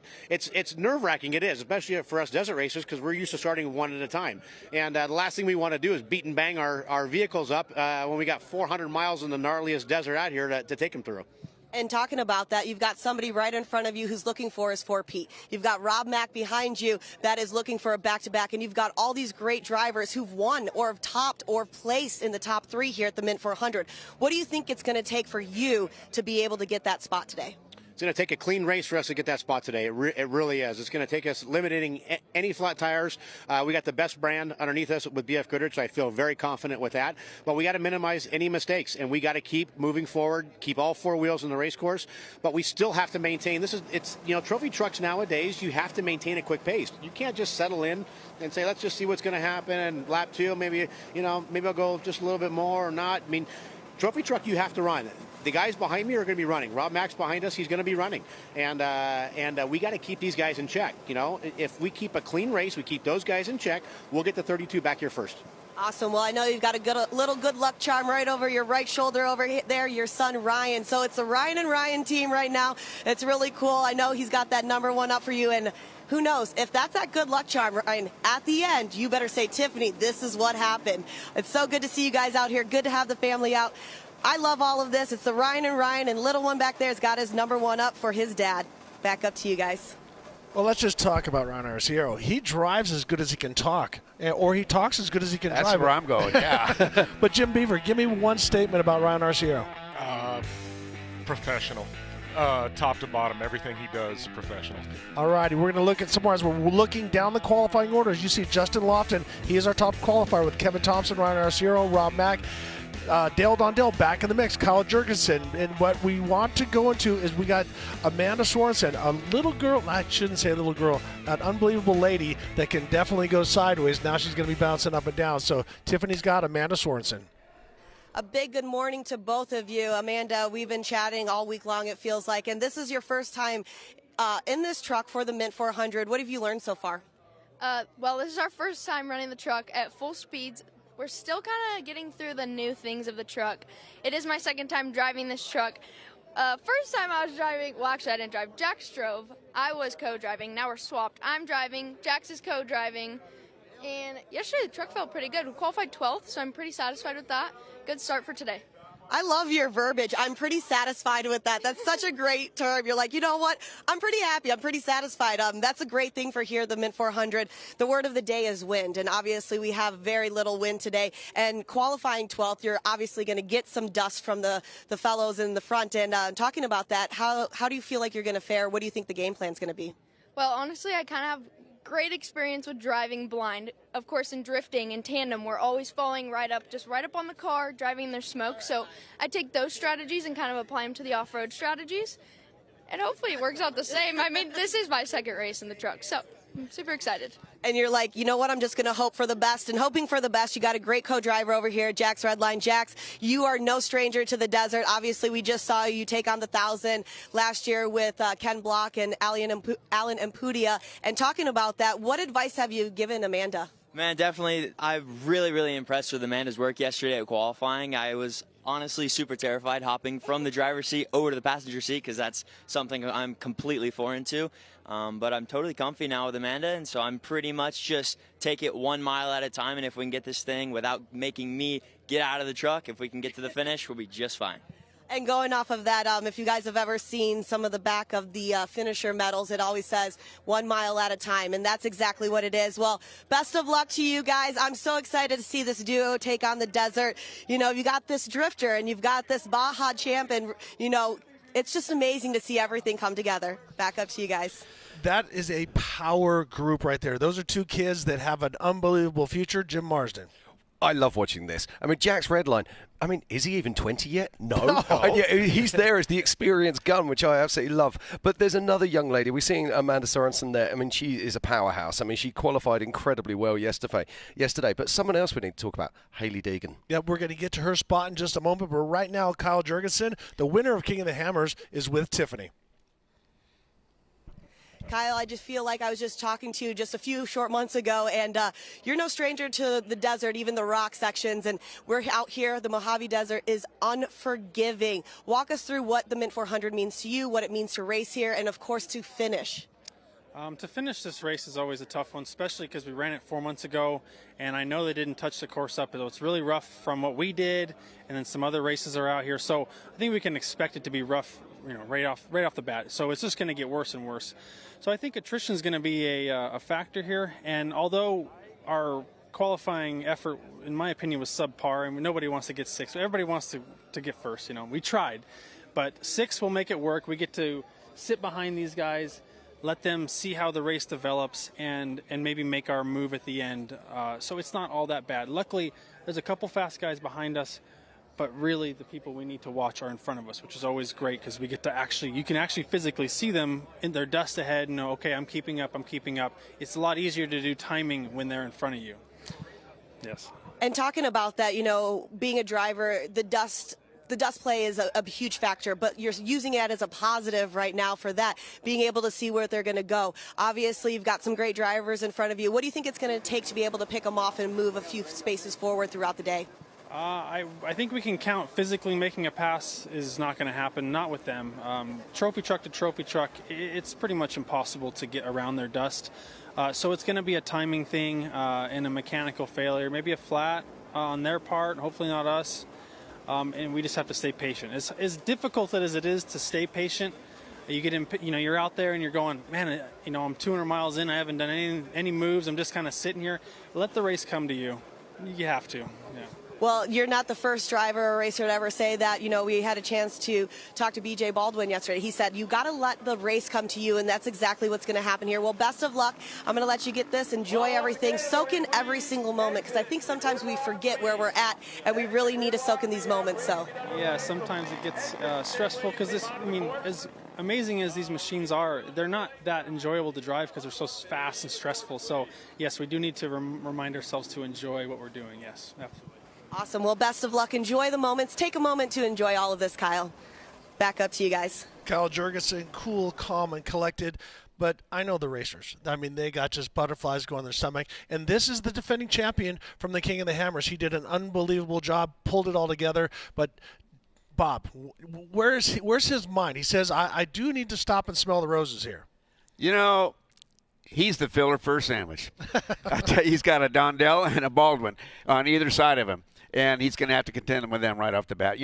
When Ryan Arciero talks about that drag race start and how looking over the other guy, do I look left, do I go in, do I do a swappo? We need to remember that Justin Laughlin gets to go out on his own. Yes. And so when Kyle Jurgensen says, I'm going to be playing it smart and easy for the first couple of laps and then let it come to me, I don't know that you can really do that in these days. I don't have a lot of confidence in that. Well, and he's surrounded by legends, but some of the people, some of the girls, and this is the one that you were talking about, Jim Marsden, another great little girl that has come from trophy carts. Now she's doing NASCAR in the truck series, is Healy Deegan, and Tiffany got to talk with her. Healy, it's race day for your first Mint 400. You got to have some crazy feelings going throughout. How is this different than what you're used to? Man, it's like I'm going into a total unknown realm right now. I feel like I'm going into this still a little clueless. Tried to do as much homework as I could to prepare myself for it, but it's kind of hard to prepare yourself for something that's 100 miles long and you have no clue how the track is or what's kind of the obstacles with it. So I got a really great person that's going to be navigating me in the passenger seat, and we're going to go out there and do our best. Well, I know you've probably got a lot of people telling you what to do, what not to do, what's going on. Out of all of that advice, what do you think is the best that you've gotten so far? I mean, I think the best one is just going out there and just doing what you think is right.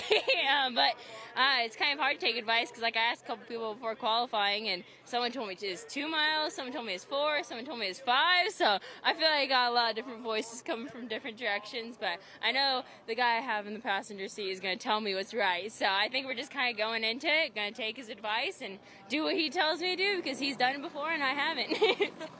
And going off of that, you've got a lot of great fans, a young generation that looks up to you, a young generation that wants to be where you're at. I mean, this is so crazy, a grid walk here where everybody can come meet you.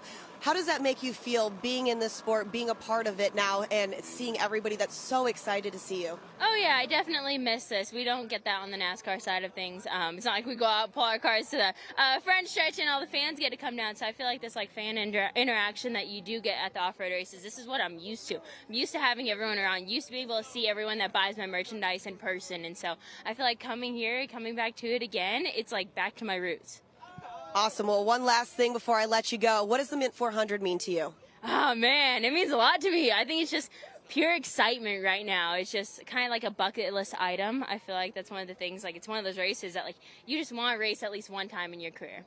Awesome. Well, best of luck. I'm going to let you be able to chat with your fans a little bit more. I'm going to step aside. But like Healy said, this is a bucket list item for her. She is so excited to be here. It's cool to see, like she said, her fans coming up, having her signing autographs. This is the sight to be seen, and this is exactly what the Mint 400 is all about. Back up to you guys. Well, Tiffany, Healy Deegan is in the Trophy Truck Limited class, and she has some great characters and great competitors around her. We see Kerry Chrisman, and that is Todd LeDuc that qualified up there. But I also want to remind people, if you want to get Healy Deegan's helmet from here, go to methodracewheels.com/Healy. All you need to do is sign up for it, and one lucky winner is going to get it. Jim Marsden? I love the passion. Absolutely, you can see her. She's so excited to be here, and that's fantastic. This is a young lady who has the world at her feet. She's, rocking it in NASCAR at the moment. I mean, that's really is the top of the world, isn't it, really? And here she is here right now, getting ready to be part of the Mint 400. I love to see that. I mean, Bob, when you see that, doesn't that just make you feel electric? It really does, and the thing that really struck me about what she had to say is, essentially, I have no idea what I'm doing. I have no clue. But what I do have is a guy in the right seat that's going to help me out this, and I can't wait to start. One thought I just want to put out there, just looking at all of these cars. Now, we're late starting, by the looks of it. Lights. I am not seeing many lights on these vehicles. Now, that means that people are confident that they're going to finish inside. Well, we saw in the Ryan Arciero highlight, they're so quick at putting them on. By the time they splash fuel, they can put that upper light bar on. But a lot of times, especially in this dust, you drive with a lower light bar. But let's jump out there. The guy they call Shreddy, Blake Wilkie, he's got his trophy buggy out there, and Tiffany caught up with him. Blake, the day is here, the Mint 400. How are you feeling so far? Oh, dude, we are so stoked to qualify 15th with a home-built truck by me and my boy Kevin, to be where we're at with all these like childhood legends. Most of them are in front of us, but there's a couple behind us, so that means we did something right. And talking about that, you said you built this yourself with a buddy. How long did it take? Kevin designed the chassis, and then from there, after the chassis was designed, it was 14 months, start to finish, with a lot of other stuff going on. So, man, it was a lot of late nights. Yeah. And talking about those late nights, they brought you pretty much here for the Mint 400, like you said, qualified behind and in front of some of your favorite legends. With that being said, what do you think it's going to take a top win today? Top win is attrition. I mean, we got to race the Class 11 last night, and we ended up taking first overall in the Class 11, which was rad. You feel everything in the Class 11.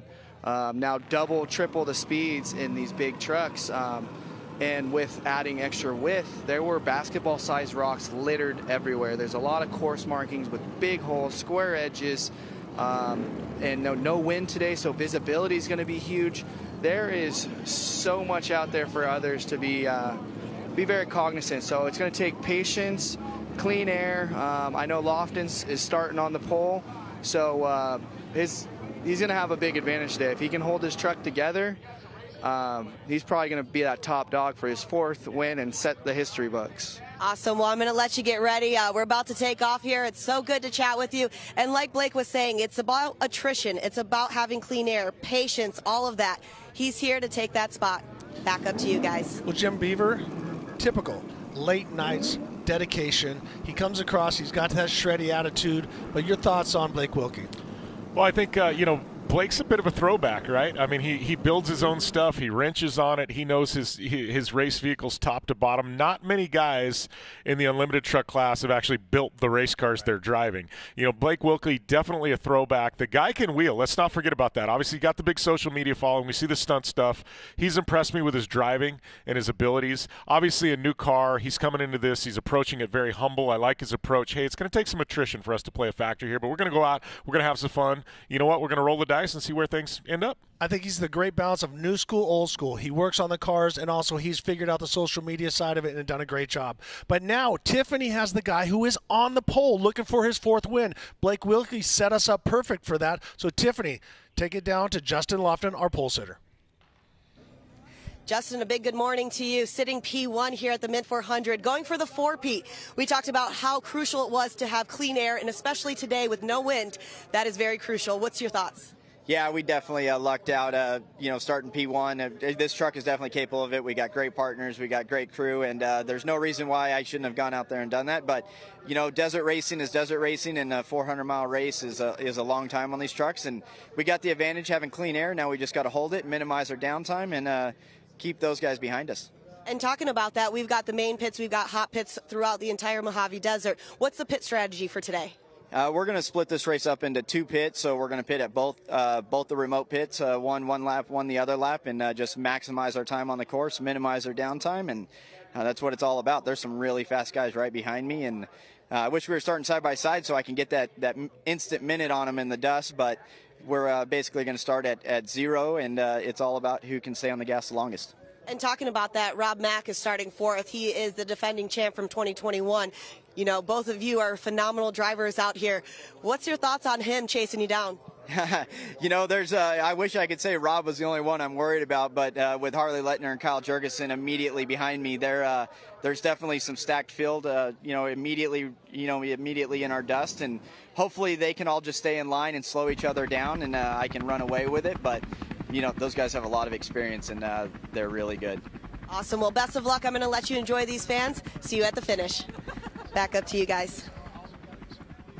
Looking for a 4-P, looking to repeat history. But let's take a look at the top 10. I mean, this has been a very close. Eric Harden and Bernard Steinman, both of those vehicles were very strong in the last year. Bernard Steinman ended up losing 3rd gear and finished in just 2nd gear. Bob? 8 and 7 is Tim Herbst and B.J. Baldwin. These are absolutely Las Vegas locals. They should know more about this desert. They got more miles in the desert than a bunch of guys. Look to them to do really, really well. Oh, we are started. Justin Lofton, so we're going to cut this off. Sorry, I'm going to cut you guys out. But Justin Lofton is the first guy off. He's going to wheel it around. Now watch, he's got that all-wheel drive Mason. So notice the roost off the front wheels. But the way it's configured, it drives a lot like a two-wheel drive, Bob. He's also got that active valve in there with Fox's new technology. And including that, he's got Mike Kim next to him, who's the engineer. You know what? This thing is so technical. It reads algorithms, and they do it with data and everything else. And what I find very interesting is that even though it's all very scientific over there, the guy in the right seat, Mike Kim, is the engineer from Fox. He's the one that uses his butt dynamometer. I call it a buttometer.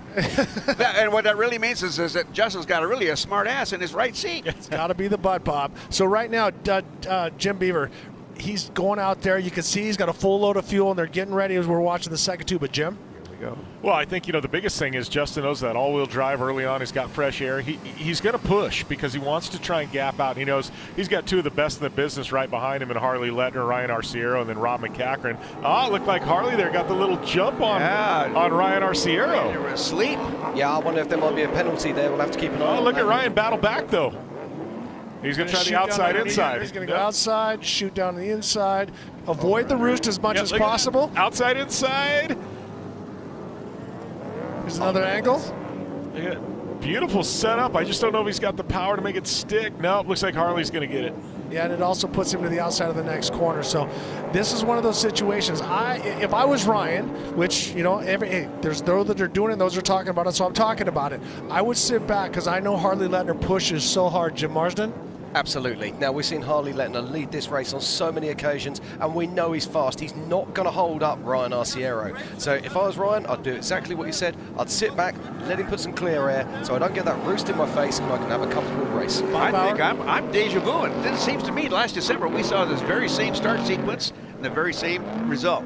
But look at how fast Dale Dondale, he left the legend back there, but now a little bit slow coming off, and he calls it, but he kind of hesitation. Now, we don't know what transmission he has, but notice Rob Mack staying out of the roost. He's just going to let him go. That's intelligence right there. He's not all up in his grill, because see how big Djibouti Judy has a lot of traction, shoots a big roost, and he's like, I'm not going to wear this dirt all day. But I think, this is Rob. Rob knows, hey, my truck, it's out horsepower here, and he goes, Rob's playing a 400-mile race. He's not playing a 10-mile race. He goes, you know what? I'll concede this first corner. I'm just going to fall into line.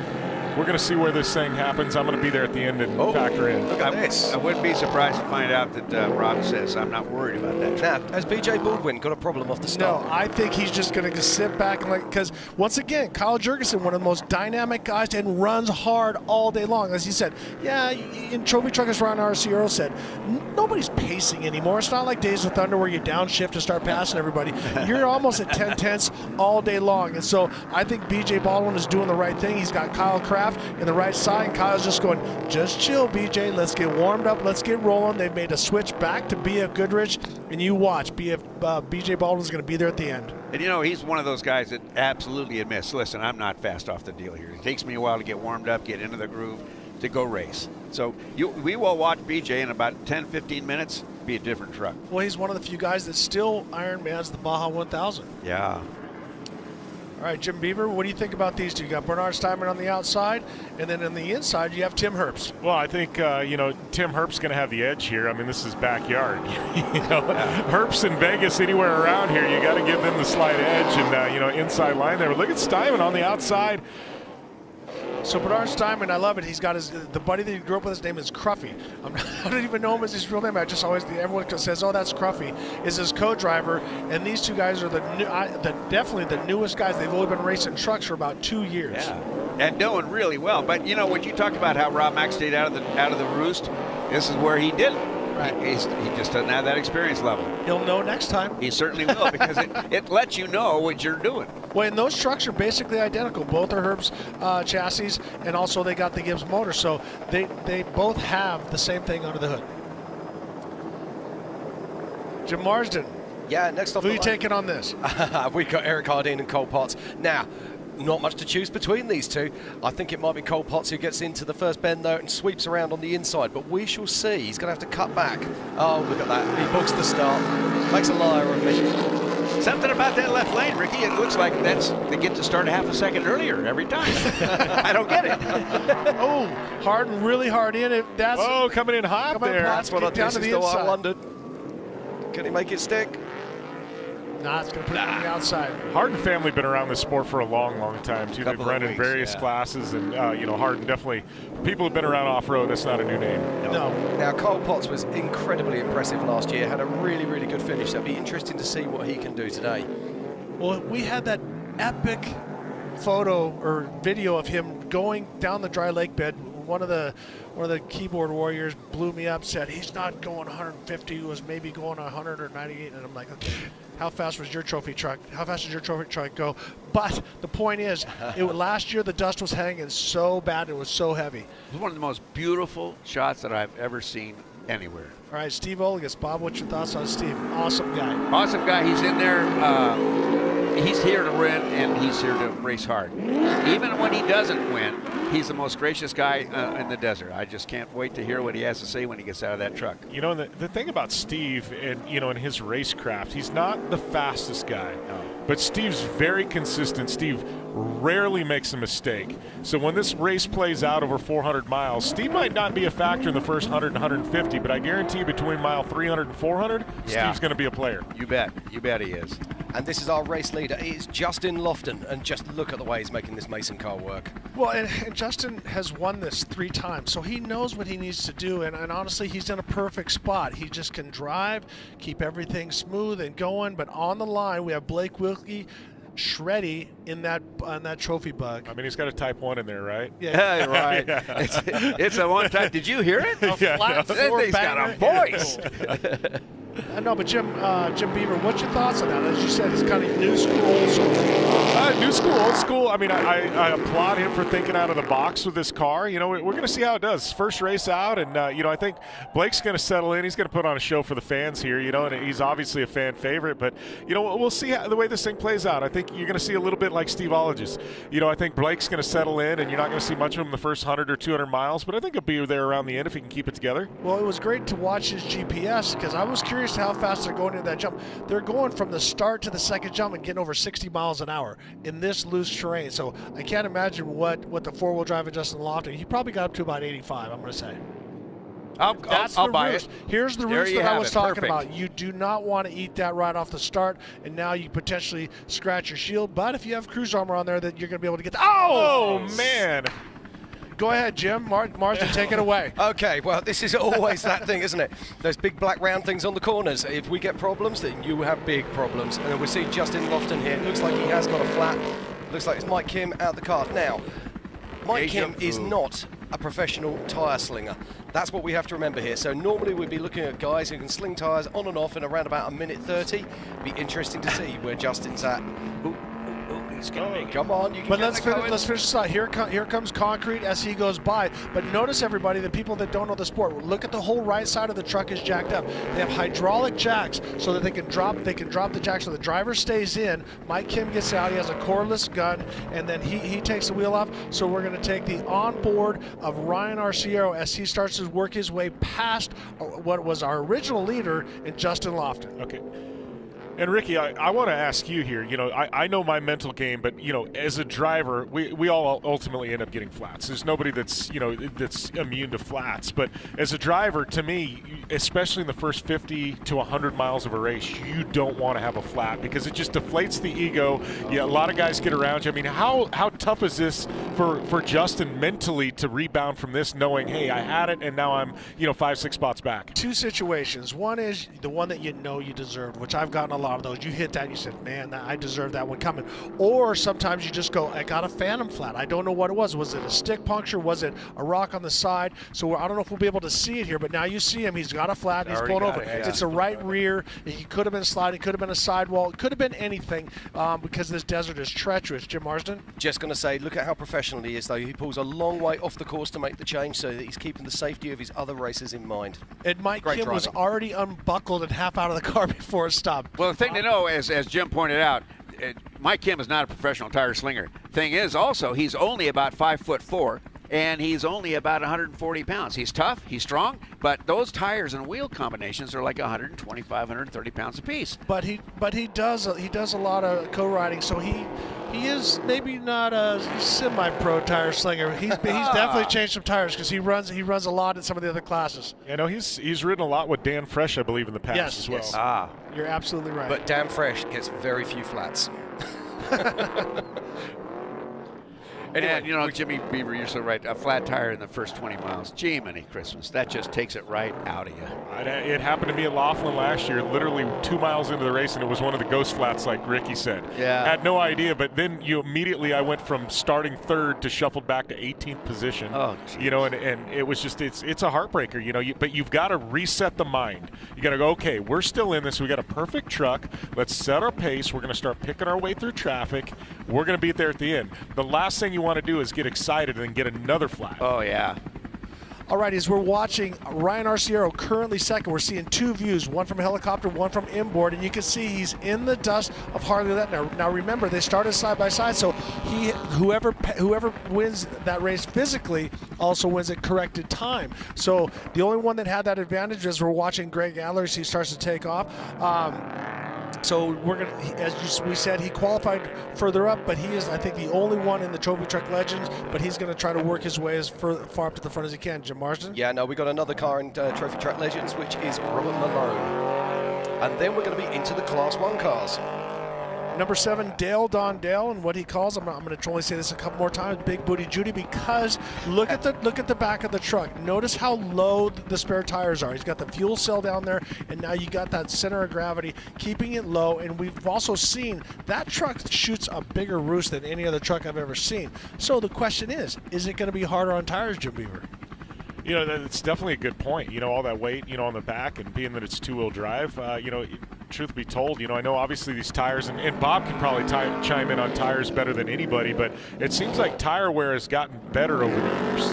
Well, it definitely has, but on that situation, the weight is still the weight. It doesn't matter if it's low or high. So the tires don't care how much extra weight there is. I disagree. Here's why. I love it. Our first disagreement. I love it. The reason when it's high, it pulls the top of the vehicle over, stretches the tire more. Now, you're absolutely right. When it comes to forward traction, it doesn't matter if it's high or low. It does matter a little bit because it wants to throw back. But having that low center of gravity, he's got him way off the back, further off the back than the other one's going to give him more traction. And all we're talking about is the load. No, I'm saying load on the sidewall load. When you have the high CG, it pulls the vehicle over. All right, enough arguing. Racers know Agree everything. to disagree. I love it. We got Ricky Johnson and Bob Bauer having an argument. This is great. Well, you know, that's what this new 18-inch tire from BFG is gonna change. And out on track now, we've got more cars having arguments. That is Ryan Arciero, who's hunting down our current race leader, Harley Letner, as the first of our Class 1s go off the line. Well, James Dean's so dynamic in that his father Pat has run that, and then once again, this is a third generation. It started with Butch Dean, then Pat, aka Pigeon, and now James Dean, and that vehicle has won a lot of Class 1 races. That's not a new car. No. You know, we got to chime in real quick on the Dean family. I mean, talking about you know, Butch Dean and everything Butch's Speed Shop has done, and you know, all the opportunities he's given racers over the years and the things he's given back the off-road community. Dean family, just class acts, people we'd love to have around the sport. I interviewed him yesterday before the qualifying, and he tried to play the old card on me. You know, and I don't accept. And he seems to have been able to clip off an eighth place finish for qualifying. Pat old Dean's guy, right? Pat Dean, yeah, he's a wheelman. Oh, look, we've got somebody stalled on the start. That was Cole Barbieri, it looked like. Adam won. This is actually R.J. Anderson. I don't know if R.J.'s starting. Looked like a bright orange and blue suit in there. Could be R.J. behind the wheel here. I'd have put R.J. in at first. Well, I'm going to say Cole says, I got R.J. Anderson next to me. I'm just going to let him go, and I'm going to let him take care of business and let him go after James Dean and try to let these two young guys beat each other up. That is R.J. getting a glimpse of that bright orange suit, that suit of R.J. So it looks like Anderson behind the wheel here early. As we're watching, the next up on the line is well, maybe there was a problem on the line. No, there he is. There's Cole. Next on the line, Jim Marsden, the man, the myth, the legend, yeah, Lauren it's going to be Healy. the man himself, Lauren Healy, in his Ford Bronco. Now, this vehicle has a comedy-sized Ford lump in the back of it. And it qualifies to this class because it has independent front suspension, independent rear suspension, and also has a rear-mounted motor. And Lauren is off the line, and he's side by side with Nicholas Carline. Lauren is also running the active valve Fox system. Look at he's getting some pressure, though. This is interesting. I thought Lauren had run away with this. Yep. Now, Lauren's in a four-wheel drive truck, whereas, of course, most Class 1s are only two-wheel drive. Because it's a Bronco, we can call it a car. It's just got an EcoBoost engine in it. Just an EcoBoost. Yeah, it's just an EcoBoost. He wishes he paid for an EcoBoost, I can assure you. Yeah. Look at the way it picks up out of the corners, though. That's the four-wheel drive doing the work. That's what you talk about with the Mason trucks. Yep. It just leaves. Yes. Now, he's also, the other impressive thing about this vehicle is it isn't just on four-wheel drive. It also has portal hubs as well, which means that the driveline comes in high, then drops down, and then comes out to the wheels, which gives him better clearance in the rocks. Not such a big thing here at the Mint 400, but a big thing in 4400 class racing where he comes from. Next is Robert Archibald, and the man that has won so many races, Ronnie Wilson. As you guys were talking, Jim Beaver, that this could be the last race for that car. Yeah, it sounds like that car sold to Australia, which is kind of crazy to think that the Wilsons won't have that in their quiver of cars anymore. I mean, that one's been around for a long time, but the Wilson family, a ton of wins. Anytime you see their name on the grid in Class 1, they're one of the favorites to win. Well, and even though they're sitting on a race car to Australia, I'm not too worried about them being able to compete. Yeah, they've got a pretty good track record. Yeah, but they also run with Sammy Ehrenberg. That he introduced me to the Wilson family, and we got together and pre-ran in the Bono 1000. But I love that we're still seeing the Class 1 stay alive. We need to keep the buggies out there because it's such a different, dynamic way of racing. We're live back out there on our course. Unlimited trucks heading out into the desert. That's Adler.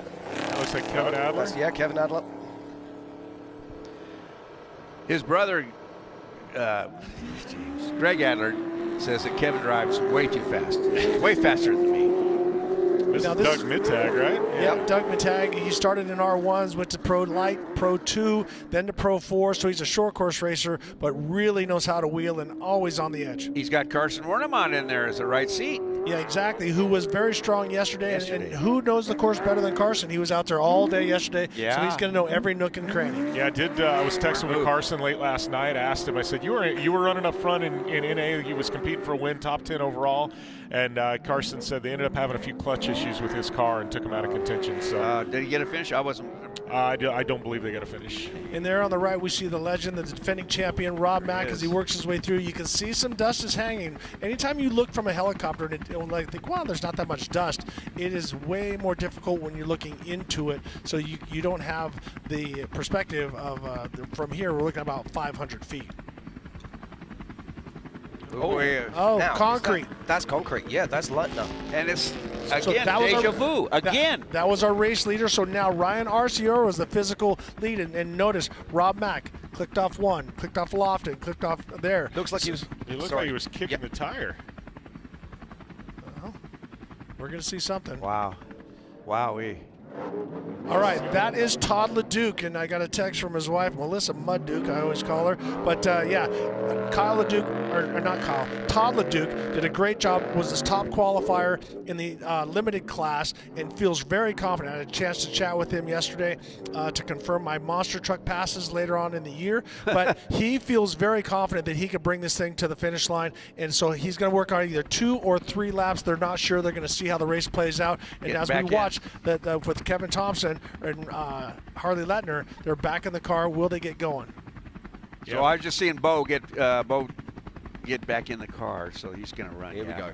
So we've had the top 2 trucks now go out with flats in the first 10, 15 miles of the race. I mean, the guy right now that's sitting pretty is Ryan Arciero. Yeah, this is Terry Householder. It's Adam Householder who's at the wheel, I believe, and Brent Fox. These are the first of our unlimited spec class leaving the line. This is second and third. Crispin started all by himself. Had that advantage, so he didn't have to work left or right. But both of these guys working really hard. And Jim Beaver, you were talking about that, how rough the turns are getting, and it's going to start bicycling some guys. Well, and I'm looking at the short course, and there's rocks starting to pop up in the short course, big boulders in that. And if it's doing that in the short course, out on course, it's really doing that. Yeah. And as we saw our top 2 trucks, guys that don't traditionally get flats, they're very smart drivers. Both go down with flats early on. I think that could be one of the big storylines this race. Who is going to maintain their trucks, not get, have the fewest flats? I think that's really going to come into play today. Well, and as we talked about, some of the guys yesterday were running tire balls and some people with tire blocks. And here, none of them. Nobody can run because there's too much rotating mass, and it just makes the wheel a little bit wacky. And, we have to keep in perspective that when a tire's dead out there in the desert, they're generally the victim, not the culprit. They don't just go away, and but the thing is, some tires have the ability to be a tougher victim and, survive a bigger hit than maybe the other one. Well, and it's how you hit them. They all have their Achilles heel, and that's the sidewall. Yep. And that's the thing. These ruts are starting to form as you're sliding through. Everything was a little bit smaller as we're watching B.J. Baldwin as he works his way in. And now remember, we've had some changes already. If you're just joining us, Justin Lofton was out in front, got a flat. Then Harley Letner was out in front. Kevin Thompson got a flat. Now Ryan Arciero is our current race leader. We saw Rob Mack work his way up in there. So the race is already starting to work its way in, Bob Bauer. it'll be interesting to see if this follows suit like it did in December. Is that there was not an awful lot of changes amongst the top 5. An occasional change about once an hour, and that was all we had. I'm wondering, it kind of looks to me like this is going to be the same kind of race. If Ryan holds it together and doesn't screw up something, we're going to be talking about him at 3 in the afternoon. And one of the interesting things, I'm sorry I cut you off there, Jim, but watch when we get these shots. The dust is lingering. That breeze we had yesterday is non-existent. And as we get more vehicles out on course, that dust is going to get thicker. It's going to hang, and it's going to make passing really, really tough. So a guy like Ryan Arciero, he's going to have a big advantage. Yeah. Jim? Yeah, now we're watching these cars heading out into the desert. Now there's one of the Herbst vehicles. If you're sitting at home and you want to follow this, fly on down to www.themint400.com and get on the live tracking and on the live scoring, and you can actually follow where your heroes are live on the racecourse. So, Jim Beaver, I'm going to ask you, you're Ryan Arciero. You've passed the 2 guys that started in front of you. Do you slow down and start to box these guys up like Robbie Gordon has done so many times? He's fast qualifier, and he's damn near the slowest guy. I remember he'd gather everybody up, or does he just keep running his pace? Well, I think Ryan knows the pace he wants to run. I think he's, he's in control now because he's got, look at that Thor Herbst there. Thor got himself a little bit wide. He got himself a little wide there, but he's going to bring it back. But, I think Ryan's going to set his pace. He's going to be able to control the pace of the race, and that dust is going to help him drastically. Somebody behind him wants to make a charge, wants to pass. They're going to have to commit to potentially risking a mistake to come through the dust and pass Ryan. So Ryan absolutely has a massive advantage right now, and he's not going to have to drive his truck as hard as the guys in 2nd, 3rd, 4th, and 5th. Well, we heard Kyle Jurgens said it's virtually impossible to catch another trophy truck and pass them unless they have a mechanical, a flat, or something like that. But as you said earlier, when it happens this early, you lose so many spots. And that's one of the things that Larry Ragland, a true legend, taught me. He said, stay in line. Stay in line and then let the race come to you. All right, here's Nick Eisenhower and Garrett Gentry, which I think, I'm sorry, that is Andre Loren in the Motul vehicle. So we're off one sequence there. Graphic was wrong. Sorry, folks. So that was, yes, there was Garrett Gentry and Andre Loren. Them guys. French Canadian.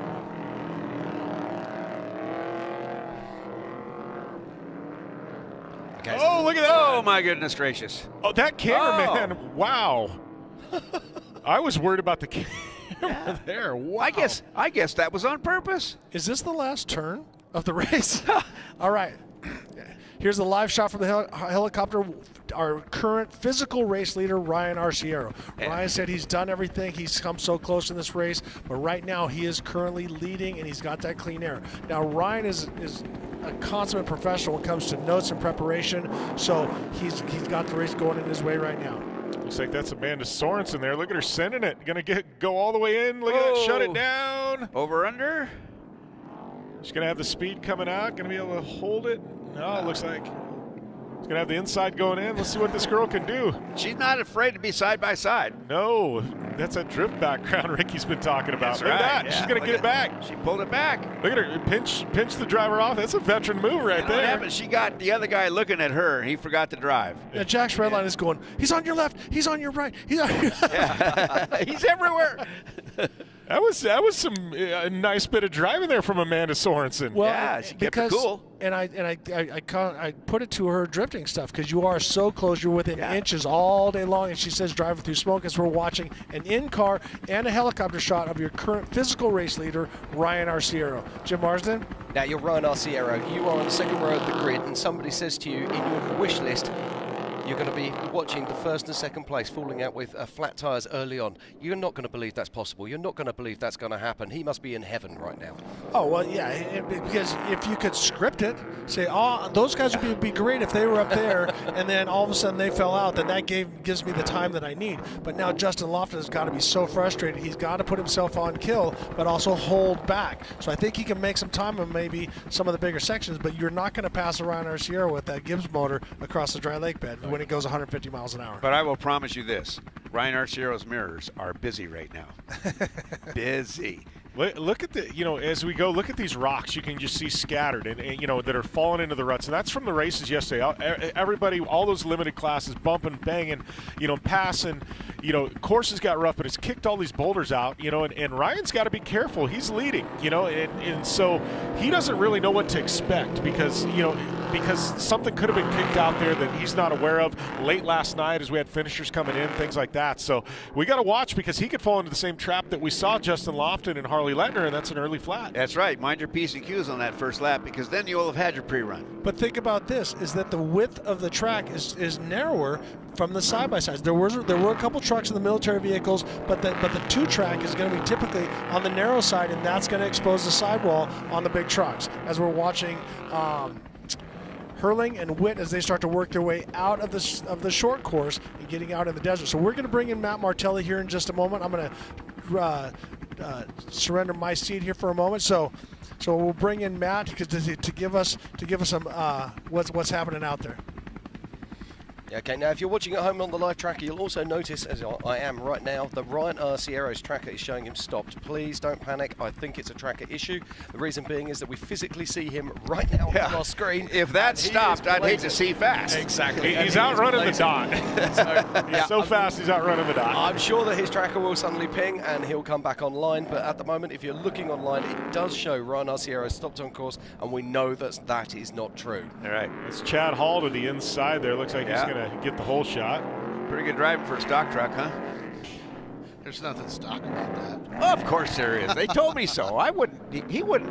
Would he? He wouldn't. Would he? Well, looks like we got Healy Deegan going to be coming up here, I believe, on the start line next. This is going to be interesting. Well, I really liked Tiffany's interview with Healy because Healy just spelled it right out. I don't know what I'm doing. I got a good guy who does. Let's go. I like that. Here we go, Matt Martelli. I mean, we got you joining us here in the booth. Obviously, we got Healy Deegan. I know you were a big part of helping put this thing together. You guys pushed out a lot of media. I mean, what are we expecting out here with Healy Deegan? I just want her to have a good time and run clean. She's a really good driver. She's definitely can hold her own. And, I'm biased, but I know she's got to go pavement racing for money, but we'd like to see more of her here. It looks like. Well, Matt, this sport does that. If everybody gets in here, maybe if they started it as a lark. Hey, they're going to let me do this. It sounds like fun. And then the needle goes in the arm. That's right. And you got him. Yeah. No, it's great. We've got a lot of racers from other disciplines racing with us here. No, and that's the truth. It was funny when we were doing the Star Car program a few years ago, and we were able to bring some people in, and had some of the NHRA guys we brought over here, Matt, and and all we do is get messages from those guys. They drive 330 miles an hour for a living, and all they want to do is talk about coming back and racing and bouncing around the desert. Must have something to do with takeoffs and landings. Do you think maybe? Yeah, and here's Arciero, one of our drivers who came over from Japan. He's racing in Brandon Arthur's truck. Brandon's been coaching him over the last couple of weeks. So he's really excited, and hopefully we get more racers from Japan because of this. Well, not afraid. Yeah, he's definitely not afraid to send it. And the truck actually looks pretty stable. There was no kick. There's no nothing. Well, Brandon Arthur's been racing for a while in the desert, and knows how to set up a truck. Look at Ryan just dance through the desert. Yeah, as we watch Ryan Arciero there and Akira making his way out into the desert, just looking at our tracker now, and I can see Ryan Arciero is our current race leader. It looks like just behind him, though, is Dale Dondell, and Justin Lofton and Carl Jurgensen are right up there in the mix, and so is, of course, the one and only, our current champion, Rob MacCachren. Those are the beauty shots, when you can just watch a helicopter follow one of these unlimited trucks and just watch them dance through the desert. To me, that's just art. It really is. But we're not, we ride. So, Jeff Proctor here in the Honda Ridgeline. These guys, Honda. Whoa, that is a little out of character for Jeff Proctor. Yes, it is. That's not something you traditionally see from Jeff. That was breathe through your nose, grasshopper. Wow, he's very normally cool, calm, collected, conservative. That was a little out of character. Maybe a little Mint 400 pre-race jitters going on, but look at that. Sending it. Look at that. Oh, way over the tabletop. Oopsie. Down on the left. That's actually almost something. I wonder if it did anything underneath that truck. Yeah, a lot of torquing on the side. You know, and something like that plays a mind game with you, this driver. You know, 5 seconds into the race, you have a scare like that, and your adrenaline goes through the roof. Then you come down. It takes a while to regroup and get your bearings back. Not to mention the distraction. You can't drive and think about what's behind you. And this is Dale Dondell. Just look at the way. Big Booty Judy. Yes. She picks her line through the desert. Just look at that. Aptly named. I mean, you see those spare tires just down low, hanging out the back. Now, this is Dale's answer to the four-wheel drives. It's wider, it's longer, it's more powerful. Be interested to see what he does. Give us a little info on this entry, Matt. Yeah. So this is really cool. Another Japanese driver with us, and that's actually a Toyota Hilux. Is that a Redline Hilux? I think that is a Redline Hilux, isn't it? And Hanawa, he's no stranger to desert racing. He's been coming and racing in Baja for years, correct, Bob? He and I almost had a meeting in the 1991 Baja 1000. There was a big old stuck spot right out of the Guadalupe Wash, and everybody was like in the sand. Our car got pushed up, and I was racing to chase it. I was actually crawling up the hill. Hanawa made it up the hill, but he nearly whacked me. That was our meeting. Yeah, he's done well at Dakar several times. Yeah. So really cool to have him here racing with us. And I love that he's racing a Toyota Hilux. It just kind of shows the diversity of vehicles here at the Mint 400. Yes. Yeah, and this is our first of the Class 10s. This is Preston Brigman making his way off the line now. Qualified very well yesterday. Great to see him up the front. Now, Class 10s are one of the oldest classes out there, Bob. Well, they're just, it's a great balance of a car. Power to weight, to suspension, to brakes. It's just a really neat car to run. Well, you know, and it's really been a great stepping stone to the Unlimited Class 1s. It's, you know, it's pretty much the same chassis. Sometimes they run a little bit smaller tires and you know, and suspension arms and things like that. But it's an Unlimited chassis. It's just the engine's the big difference between that and the Unlimited Class 1s. And back in the day, the guy was just swap the engines and run both classes. Yep. As we watch now, Ryan Arciero, our current race leader, and he is out in front. And look at this split screen action here. We have in-car footage from Ryan Arciero, and also we can see him from live from the helicopter as well. This is fantastic stuff. Got to say a big shout out to our production team here at the Mint 400 for bringing us these fantastic images. Yeah, it's really exciting. This technology is just going to get better and cheaper. I mean, there's going to come a day pretty quickly where we have the option of seeing what's going on in every vehicle, and how cool will that be? Oh, that'd be scary. That'd probably hurt. Well, we'll definitely have some language. Well, certainly will. You go, Ryan, man. He's got to be one happy guy. Oh, definitely. And we got a glimpse of Rob MacCachren settling in, and you know, he's been able to pick up. You know, the thing with Rob, like we said, he started back there in what was he, fourth spot? Right. You know, and Rob, you know, his truck, we knew he had to settle in. You know, he was a little bit down on horsepower to some of the guys, things like that. And, you know, and he was going to kind of set his pace and try and pick his way through traffic. Right. He got 2 gifts early on. That's a big thing for a guy like Rob. You don't want to gift one of the greatest of all time 2 positions at the front of the Mint 400. And not on the first lap. No, not on the first lap. Much less 5 miles. My goodness. But look at this. Rob's being caught right now. He was. He looked off flow. He looked off flow as he came through there. Yeah, that looked like Cole Potts chasing him down. You know, Cole's one of those kids. You know, he's fast. Yeah. But the biggest detriment to Cole's career is he's fast for 100 miles, but not for 400. Yeah, I don't think that'll be Cole. I think that'll be Cole Jurgensen. Sure. That is Cole. Okay, Jurgensen. It was Kyle. Okay, I saw a green truck. Yeah, no, I'm with you. Unless Cole is having the race of his life. That would be a heck of a feat, wouldn't it? And his young Healy Deegan there. Now, I'm really excited to see how she does later in the race, because, I mean, we all know that lap 1, lap 2, it's just about getting those miles down. It's just about getting on the track. But the race really starts when we start getting into lap 3 and lap 4. Well, it's really funny because she's supposed to be splitting driving duties with her boyfriend, who's also a racer, right? Yes. And I just saw him up there, and he's all excited, but I have a feeling that if she starts having fun, she may not get out.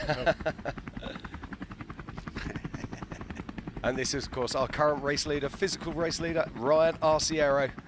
Now, we saw that fantastic piece about him earlier.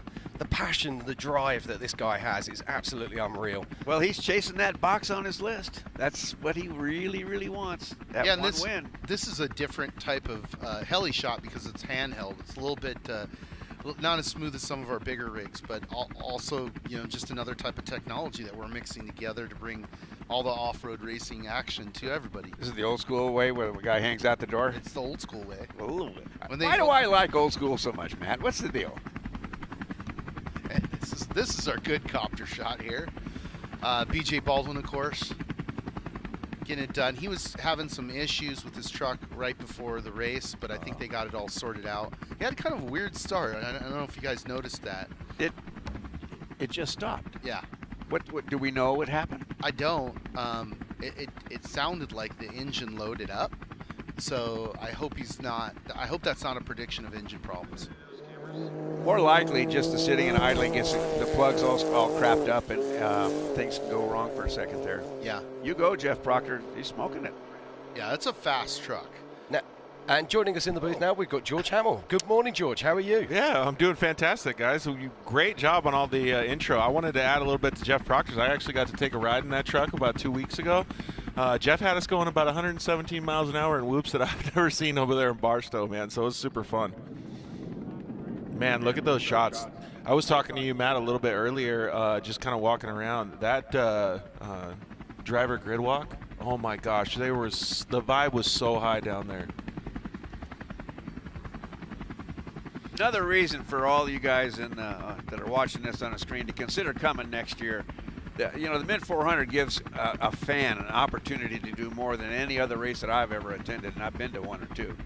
Come on up to the Mint next year. If you're not there, you're not seeing it and feeling it, smelling it, chewing it. Come on down. And literally chewing it if you're here. Yeah. But look, check the crowd out here. That we're down in Prim in Las Vegas, Nevada, and it's a wonderful atmosphere. We've got a full vendors row out there, and there's plenty of action to see. There's also various spectator points all around the course, and if you head on down to www.themint400.com, you can find lots of information about spectating and also find tracker information so you can follow your heroes online. Yeah, and that's Tim Herbst. It's actually Pat Dean driving right now. He qualified it. Yep. Saw him earlier this morning. He's excited. And that's the Herb Smith trophy truck, unlimited truck package with the big block engine in it. So definitely in contention for the overall. Now, these big blocks have really come of age in the last 3 years, and lots of teams have switched across to them, and the horsepower that they're creating is just mind-boggling. I mean, we used to talk about 125 mile an hour as being fast. Yeah. Now it's 150, 160. I'm not a fan of that myself. I have a yellow stripe up my back about a yard wide. So one of the things that I was going to ask is, when you guys say those big blocks, to me it sounds like a good idea, right? Because you can just have as much horsepower you want, and then you can electronically tune it back and manipulate the power to whatever you need at your foot, right? Yes. So this is Black Rifle Company, so that means it can only be Ballistic BJ Baldwin, and this is his backyard. He has raced out here, practiced out here, trained out here. He knows every single rock, and he was saying in his interview yesterday, the one thing he's got to be careful of is not to overdrive the car. Yeah, he's got clean air right now, though, so it's going to be pretty easy for him to be able to get out there and drive to catch up to those drivers in front of him. And the last thing he wants to see right now is clean air, except he wants to get into the dust so he can catch those guys. And here's one of our Class 10 racers. I mean, look how those cars go. They just, as I was saying, I really believe it. Bang for buck, size, everything. It's just a great race car. Yeah, we were talking earlier about the crowds. I got a little note earlier that we've already surpassed our record from last year, so it's good. You know, COVID's over, the masks are off. Let's party. Let's go. Look at that beautiful desert. My goodness. Yeah, that's a great shot. You know, wind's working today, so it's clearing some of the dust Just for those off guys. to the side, just enough. That's about what we want right there. So that would be Ryan, and the lead thing. It always looks like the desert's burning. A big old fuse across the desert. You know what I always equate it to? I remember years ago chasing Vegas to Reno, and one of the most beautiful things I ever saw was trucks racing off in the distance and wild horses running in between them. Yeah.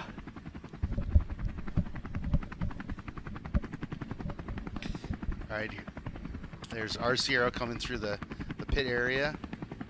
Yeah, we should be able to get a time slip very soon. I'll be keeping an eye on that. But just looking at our tracker at the moment, it looks like it's Ryan Arciero currently in first position. And I believe that he is being followed by Yeah, that Dale definitely. Dondale and then Justin Lofton.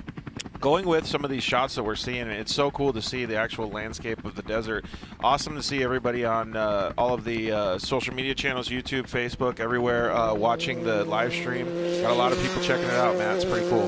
Yeah, I mean, that's what this is all about. We want to bring this show to everybody all over the world and get people out, man. And there's nothing like that start that we just had. I was trying to do the math in my head, but I'm terrible at math. I was like, okay, this guy has 500 horsepower. This guy has 1,000 horsepower. What is the total horsepower? Because it's massive, right? Totally massive. And I can't tell people like, okay, it's cool, but what it feels like when you're at the start and you could feel the horsepower in your chest, and these guys are hitting these jumps and hitting the ground, and it's shaking. Yes. It's just, for me, it's just a spectacular day already. So if we're just using 500 horsepower, since there's some spec trucks in there as a baseline, and there's 64 drivers, it's right around 32,000 horsepower that's sitting on the line. Well, I know there's some thousands, so let's just go to 40. Yeah, exactly. We'll round up. Exactly. Pretty crazy numbers, though. I like that stat. Yeah, it is crazy, and it's one of the other things that I talk about all the time is how special these unlimited trucks are. Less than 100 of these vehicles have ever been made. So if you've gotten an opportunity to ride in one, that means more people have gone to outer space than ridden in an unlimited truck. No way. Right? Dude. Think about that. That stat is phenomenal, right? Okay, and we're back with our Class 10s now. I think that might be Preston Brickman. Making his way into the desert. And look at how the dust is starting to hang. So this is absolutely fantastic. As the action continues here at the 2022 BFGoodrich Mint 400, we're going to pop out for a short ad break, and we'll be back very soon with more action. The 2022 BFGoodrich Mint 400 live stream is brought to you by JL Audio, subwoofers, amps, home theatre, and a pioneer of the car audio industry. Raceline Wheels, a market leader in the design and manufacture of off-road racing wheels. Jimco, the best in racing and fabrication parts for the off-road race vehicles. Craft House, the official craft beer of the Mint 400. Assault Industries, the official trophy manufacturer of the Mint 400.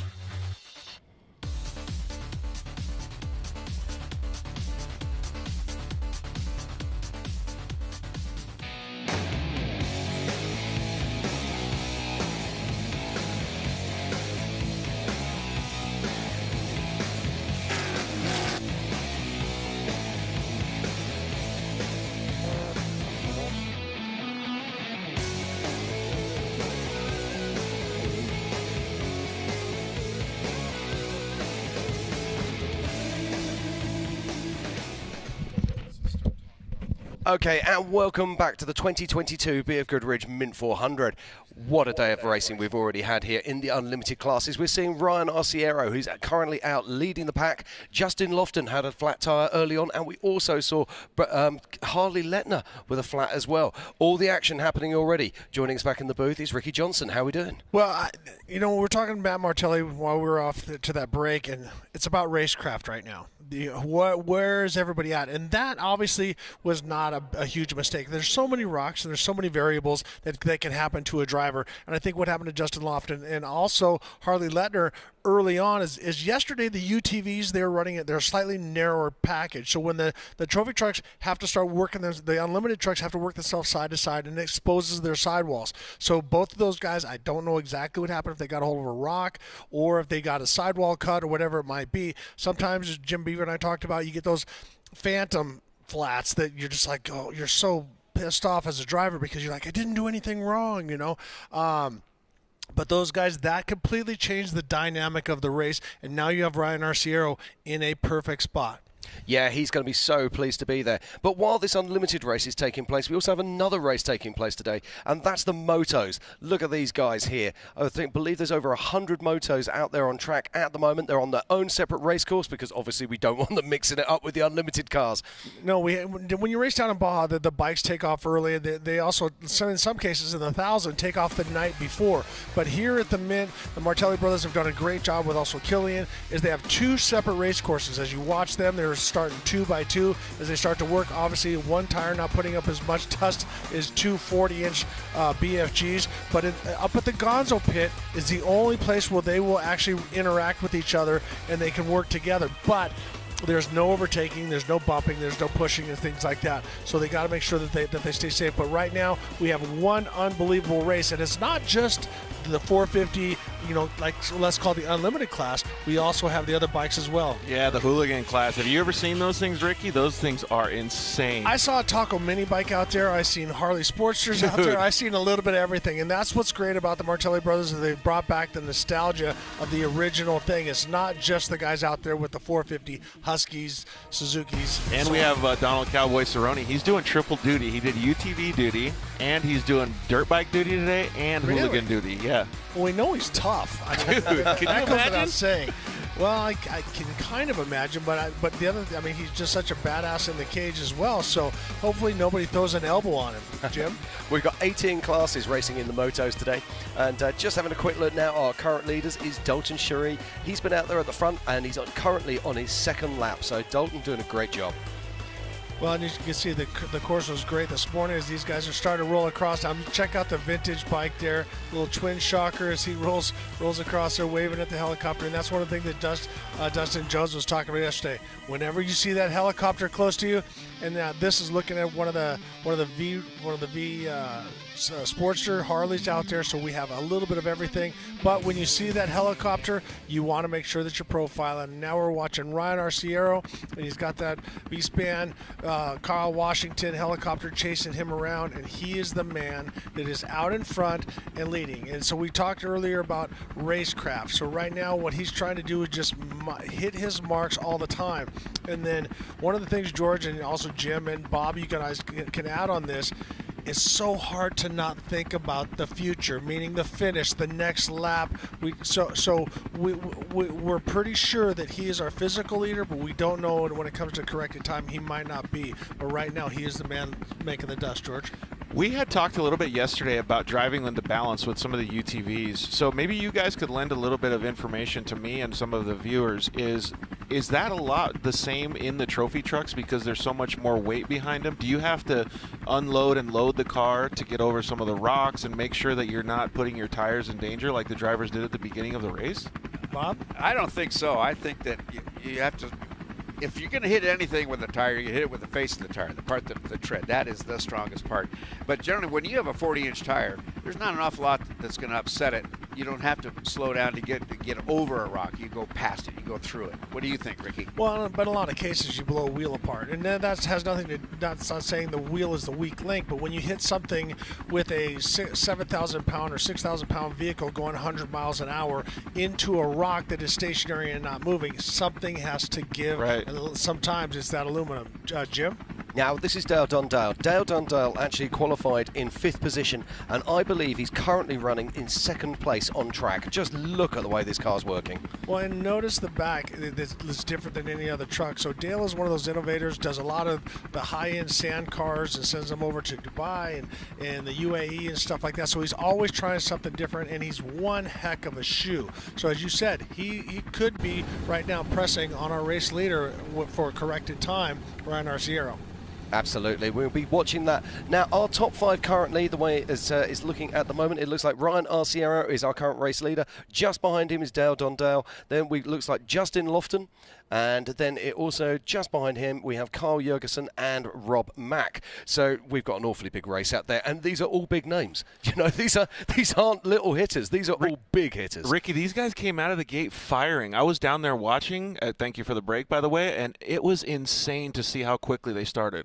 Well, as Rob Mack said, you have to stay with the front pack, and we heard that from Carl Jurgensen. We also heard it from Rob Mack. We heard from Ryan Arciero. Everybody, and also Dustin Jones yesterday said the same thing.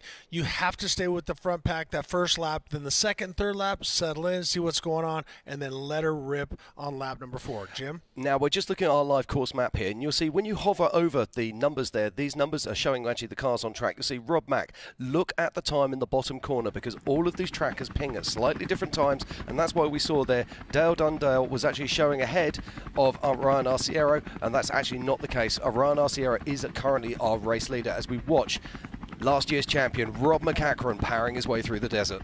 Well, and Rob Mack and Dale Dundale left the line at the same time. Remember, we saw Rob kind of sit back and take his time, but Dale has put some time on him. Notice he is completely out of Dale's dust, but Rob is one of those guys that he always wants to know what's the front door and what's the back door. What he means by that is how far is that guy physically in front of me, and they'll give him the not corrected time, physical time, and how far is the driver behind him. Yep. But I think Rob will want this. This is clean air for Rob. He can just sit there. He knows he's got 4 laps. He knows he's got a great pit crew. Now, Dale hasn't raced for a long time. Is his pit crew up to speed? Are they going to be able to pick up seconds there? No.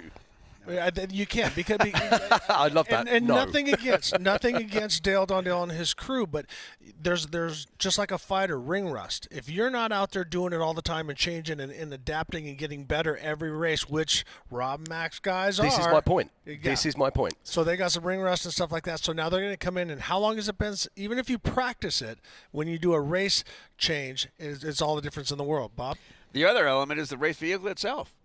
Rob Max is well thought out, well experienced in a lot of stuff. They've already found whatever the weak points are, and it's all nice and built. This racer chassis that Dale's driving is a new truck. Yes. So you're balancing out new truck woes. Who knows? Yeah. It's all that, it's just roll the dice. Sometimes it comes out of the box hot, and definitely Yeah. Dale Dundale is one of the drivers that can do it, and also Racer Engineering that he does that. But we are going to take a quick commercial break. When we come back, we'll be at the 2022 BFGoodrich Mint 400. We'll be right back. Many people preach that growth happens when you reach the edge of your comfort zone. We disagree. We think growth happens much further out than that. Introducing BFGoodrich On Trail, an app that integrates exploration into everyday living. It features continuously updated trail data from a network of other off-roaders that includes missions, rewards, and more. Find trails you never knew existed and discover a community you never thought you'd meet. All by seizing the opportunity to see what lies beyond the next bend. Because the only true way to test yourself is to push the map past its furthest edge. BFGoodrich, what are you building for? At O'Reilly Auto Parts, we know how important it is for your car to look sharp and run well. And we're here to make that as simple as possible. Get all the parts, accessories, and tools you'll need for your next project delivered right to your doorstep. Just place your order online and leave the rest to us. You'll have everything you need at your door with free shipping the very next day. O'Reilly Auto Parts.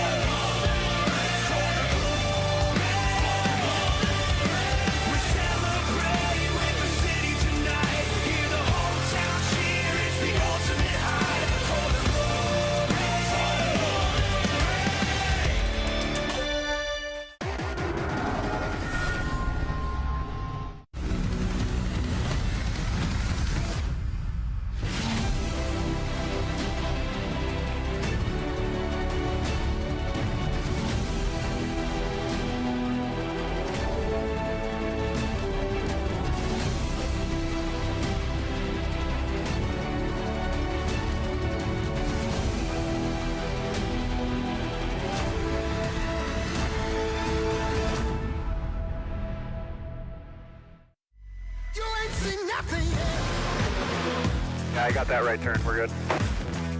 Let's meet up at the compound group up. At 10-4. Yeah, for sure, dog. Good, little driver, straight on through.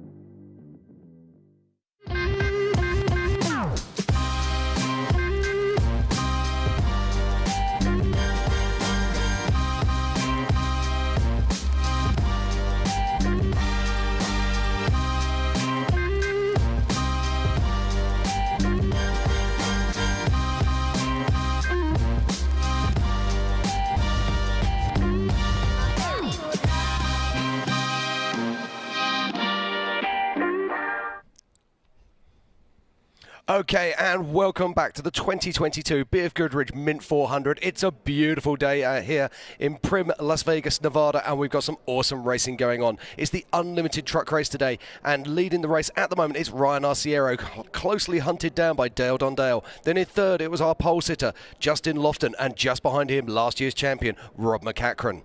But joining us in the booth now, we've got a young man, and George, who have we got? Man, he's got a little bit of tie with Ricky Johnson over here. Honda factory driver Ethan Ebert. Yeah, so Ethan Ebert, he's 15 years old. He's young. He's got great hair. He's got all of this future in front of him. And I do have one thing in common with him. I was a factory Honda rider back in the day. And knowing the dedication of Honda and stuff like that, you had a stellar run yesterday. So I'm going to pitch it back to George. But thank you for being in here. And look at you. You're fresh as a daisy. We saw Dustin Jones, and he could barely walk, and you're like, well, let's go for another 400 miles. So, George, take it away. Well, that's what 15 years old gets you, right? No, but Ethan's been racing mod karts and stuff in short course a lot, and he got the opportunity to be part of Jeff Proctor's Honda Off-Road driver development program. And, man, first Mint 400 out, Ethan comes out second place in the NA class, man. Super cool, Ethan, so welcome. Thank you. So let's talk about the course yesterday. How much desert racing have you done up to here, and was yesterday your longest race you've ever done? Yeah, definitely. I mean, yesterday was the longest race that I've ever finished, at least. So I did Parker, and that was pretty rough. But this was probably my roughest track I've ever done. So how do you like and compare the belt to the sequential box or semi-automatic, as I'll call it, because I use one for pre-running and I love them because of gas mileage and I can cruise, and also when I get on those high-speed downhills, I'm not just revving the motor, I can shift. So how did you adapt to that? Because you did run trophy cars and you ran a similar, but it was more direct. Right. I mean, I feel like we have an advantage, definitely, because it gets rid of the belt lag and the belt slip, you know what I mean? And we don't have to change a belt, but it's really cool. It's definitely different from every other UTV, which I think is really cool. So it gives us that one up, being able to shift and being able to do all that stuff. So. And then I noticed that Elias and your other teammates are in the 4-seater, but you're in the 2-seater. Yeah. And what are advantages and disadvantages to that platform? I feel like because they have a longer car, obviously, so I think that they can go over the whoops a little bit better. But with the 2-seat car, you're way more narrow, you know what I mean? So you can get through all the tighter spaces and all that. And as far as, is there a weight advantage? Do you get, like if it was a drag race, are you going to beat them? Or do they get better traction with the longer? These are the things I haven't compared, because it is kind of apples to oranges. Right. So, I mean, if we did do a drag race, I might just have a little bit of an edge just because weight, obviously, like you said. But, I mean, their cars are pretty much similar, so. So, George? Yeah, so one of the coolest things I think about Ethan's program is he's so new to the side-by-side racing, and he's really learning all this stuff as he goes. One thing that I saw yesterday, he come off the track, they were dead tired. His co-driver, Joe Whining, has, like I mentioned yesterday, has done stuff with Toby Price, Jesse Jones, one of your buddies. Yep. So he's been around the game for a long time. Even geyser stuff in short course, right? And he was teaching Ethan going around the track. The dude is like a sponge. Yeah. Like he's learning at every single inch on the track he goes, right? Comes off the course, still almost like Ryan Dungey, calm as didn't have any frustration, just knew what he needed to do better for next time. It's awesome to see. And so what is the plan we don't want to jump too far ahead, but obviously you're a young gun. You have a plan. Is it to stay here in America, or do you want to follow Justin Jones and head over and do Dakar? I think Dakar is definitely on my agenda. You know what I mean? I really want to do that race at least one time, just to say I've done Dakar and all that. But, I mean, I definitely want to stay in the States and do these races just to start off and then maybe go overseas and go Yeah, to he probably Dakar. watches Seth Quintero and AJ Jones and everybody and like seeing those guys do all that fun stuff. He's doing a really good job, though, and the experience that he's gaining with the Honda program and with, having Joe Whining in the seat is awesome. You did great, Ethan. Thank you. Well, Ethan, who do you want to thank? I mean, obviously you did stellar in your first Mint 400, and you guys did great, but you didn't get here by yourself. Yeah, no, I mean, it was definitely a big thanks to Honda, Jeff Proctor, those guys at the team in Honda. It was just crazy. KMC, obviously, Baja Designs for the lights, and every other sponsor that really helps Honda just get the cars out there and get us going fast. Don't forget your mom over their video. Of course. And that, but let's talk to you as a racer. As we're watching Ryan Arciero, physically the leader, and I think corrected time he is leading. What is he feeling right now? It's lap 1, and he's halfway around. He's got a long race ahead of him. I would definitely think that he just has to keep it cool. Lap 1, you can't win on the first lap. So how gnarly was the track yesterday? Really gnarly. I mean, it was really rocky, really rough. You know what I mean? So the trophy truck guys, they have a little bit more luck of gliding over the whoops, but us side-by-side guys, we kind of had to roll over them. But yeah, no, I mean, it's really rocky. And then a deterioration lap after lap. Yeah. How much worse did it get? Way worse. I mean, with all those cars going out there, because the side-by-side group was stacked, you know what I mean? So it got really rutted down, and we were scraping the bottom of the car a lot more than lap 1. Well, imagine a bunch of maniacs with 1,000 horsepower and 40-inch tires, what this course is going to look like as we're watching Dale Dondell work his way through. So, Ethan, thank you so much for coming up. Congratulations to you and your team. You guys, I think, swept the podium, didn't you? 1 and 2. Yeah, 1 and 2. Well, that's the two best places to be. So congratulations. Exactly. Great to meet you, and I wish you all the best as we get back to our action. Jim?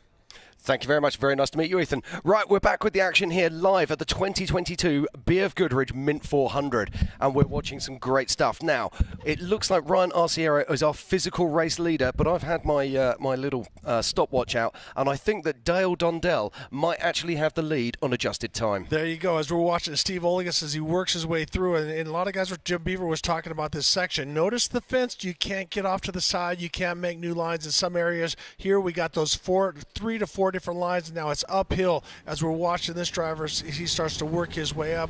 We'll know who that is in just a second. Look at the pace. Is that Bernard Steinman? No, that is not Bernard Steinman. But anyways, this is slightly uphill, those sand whoops, and so it's wanting to bog the vehicle down. But you see how the trophy trucks or the unlimited trucks just get on top and skim. They just let the dog eat and keep that traction, and that's where you want to see an advantage as we're watching last year's champion, Rob MacCachren, as he works his way through. Yeah, Rob MacCachren, you see he's got clear air in front of him. He knows this is a 4-lap race. He's playing the game here. He wants clear air. He doesn't want to make it difficult for himself. Why sit in someone else's dust for 400 miles when you can just haul back a little bit and just maintain pace? Well, and Rob is so smart. We Matt was talking about racecraft, and so what Rob is going to do is stay in this position. He knows when he's running hard and when he's pushing it, and he knows that Dale Dondell is doing that. And here we see a problem. I think that was Tracy Proctor. No, not Proctor. That would. Let me get a who that is. I'm working on it. We're having a Race Smarty 43. That's exactly what we were talking about. We were watching Steve Oligas as he was working his way through. So something happened there. He spun around backwards as we look back onto this. That is. You know what I'm noticing here, guys? That, I believe, is B.J. Baldwin. Yes, you're absolutely right. And look at that truck go through those, and we just saw, MacCachren a few minutes ago go through this same section. But what I'm noticing from yesterday to today, this course has got infinitely rougher. And we're just on lap 1 here of 4 laps with these unlimited trucks. I mean, these whoops are definitely deeper than they were for the start of the UTV race yesterday. I mean, this course is going to go away in a hurry today. Well, one of the things that we saw yesterday is when a contingency was 50-mile-an-hour winds. And so the only two things are going to change the desert: rain or wind. And we had a lot of wind, and so what that does is that it blows the wind off the top of the bump into the bottom of the bump. Unfortunately, when you got race cars that are spinning tires and they go down, it shoots the dirt out of the bottom onto the top and makes them up bigger and bigger, George. So I was thinking that since they're running the track in reverse, it's also going to bring up all of the stuff that was left over from last time, because all of that dirt is on top on the opposite side, which is now the front side. Yep. So as Jim was saying, the sharp bump is way harder on the vehicle. Yeah, definitely way harder on the vehicle to hit that sharp bump. And I just looking at those trucks, and here's trucks with 3.5 feet of rear wheel travel, and these are just massive whoops. And you're watching these trucks. I mean, they're not on top of these. That shows you how deep and rough this is. Well, and those are I think Lofton has the Yokohamas that are 39s, and they're not 40-inch tires, or they're very close. So correct me if I'm wrong. But you're watching the elevation change when it comes up and down and stuff like that. So you can't just get on top and blitz them like we do down in San Felipe and some of the other sections, like in some of the testing proving grounds along the way. But here you got almost Supercross style and jump a couple and skip a couple. Not track related, but I love the USA flag in the back of Lofton's truck. Okay, there is our physical first place vehicle on the course at the moment. That is Ryan Arciero. Ryan, of course, started in third position this morning, and then he had a dream start as he watched Justin Lofton pull to the side for a flat, then watched Kevin Thompson, aka Harley Letner, also doing the same thing. So he's currently leading our race, and that's exactly where he'll want to be. Clear air in front of him. Jim Beaver, you were saying earlier on the broadcast that it's so difficult for these drivers to make up time. They can't really catch each other. I think you said Kyle Jurgensen, or somebody said Kyle Jurgensen said you can't really catch a trophy truck. Is there spots that these guys are going to gauge that they're better, like some of the short shoots, some of the long stuff? I feel like is almost impossible to catch it. So where do they make up time? Well, if I was Justin Lofton, I'd be looking at the quarry. Lots of short, sharp turns so that a four-wheel drive can be really put to work, and he can try and make up a few precious seconds in that area. But otherwise, yeah, well, and that's the thing. We've seen Dale Dondale in that new vehicle. It gets very good traction. So that might be an advantage. That might be something that we're looking to evolve the two-wheel drive to get closer to the all-wheel drive. And I agree with you 100%. It's the short shoots. It's the eighth of a mile and so on. Meter or two, however you want to go. There's many meters in a race course, and if you can just pull back a few on those corners, that's where that four-wheel drive could have the advantage. And I agree. I think it's going to be the really tight, technical, twisty areas where you're going to see them make ground. They're going to make 5 feet here in this corner, 5 feet the next corner. We do have some really wide open spots at dry lake beds, but all these trucks are fast. They're really fast. It's tough to chase somebody down unless they're having a problem on a dry lake bed, or there's that one whoop section that's about five miles long, and it's 100 yards wide, but all the leaders' trucks work really, really well, so everybody's pretty close to similar pace through there, so it's tough to make up ground even though there is room to pass. Well, and if you run too hard, you overheat your shocks. It doesn't matter. I mean, just facts are facts. If the cadence of the shock is going so fast, you're gonna break your truck. So that brings up another point then, is about the only time other than the short shoots or sharp turns and the meters that they're going to make up is in the pits then. The pits is going to be pits are crucial. Absolutely. Yeah, we were talking about this earlier. Dale Dondale. He hasn't been racing for a long time. Is his crew going to be up to speed? Yeah. Does he have a crew that's dedicated and been doing this, or is he putting some of his buddies together? And I'm not taking shots at Dale Dondale. No, we're not here. We're just surmising. I don't know, because as a matter of fact, he could actually be leading the Mint 400 right now. So absolutely on corrected time. So I'm definitely not taking shots at him.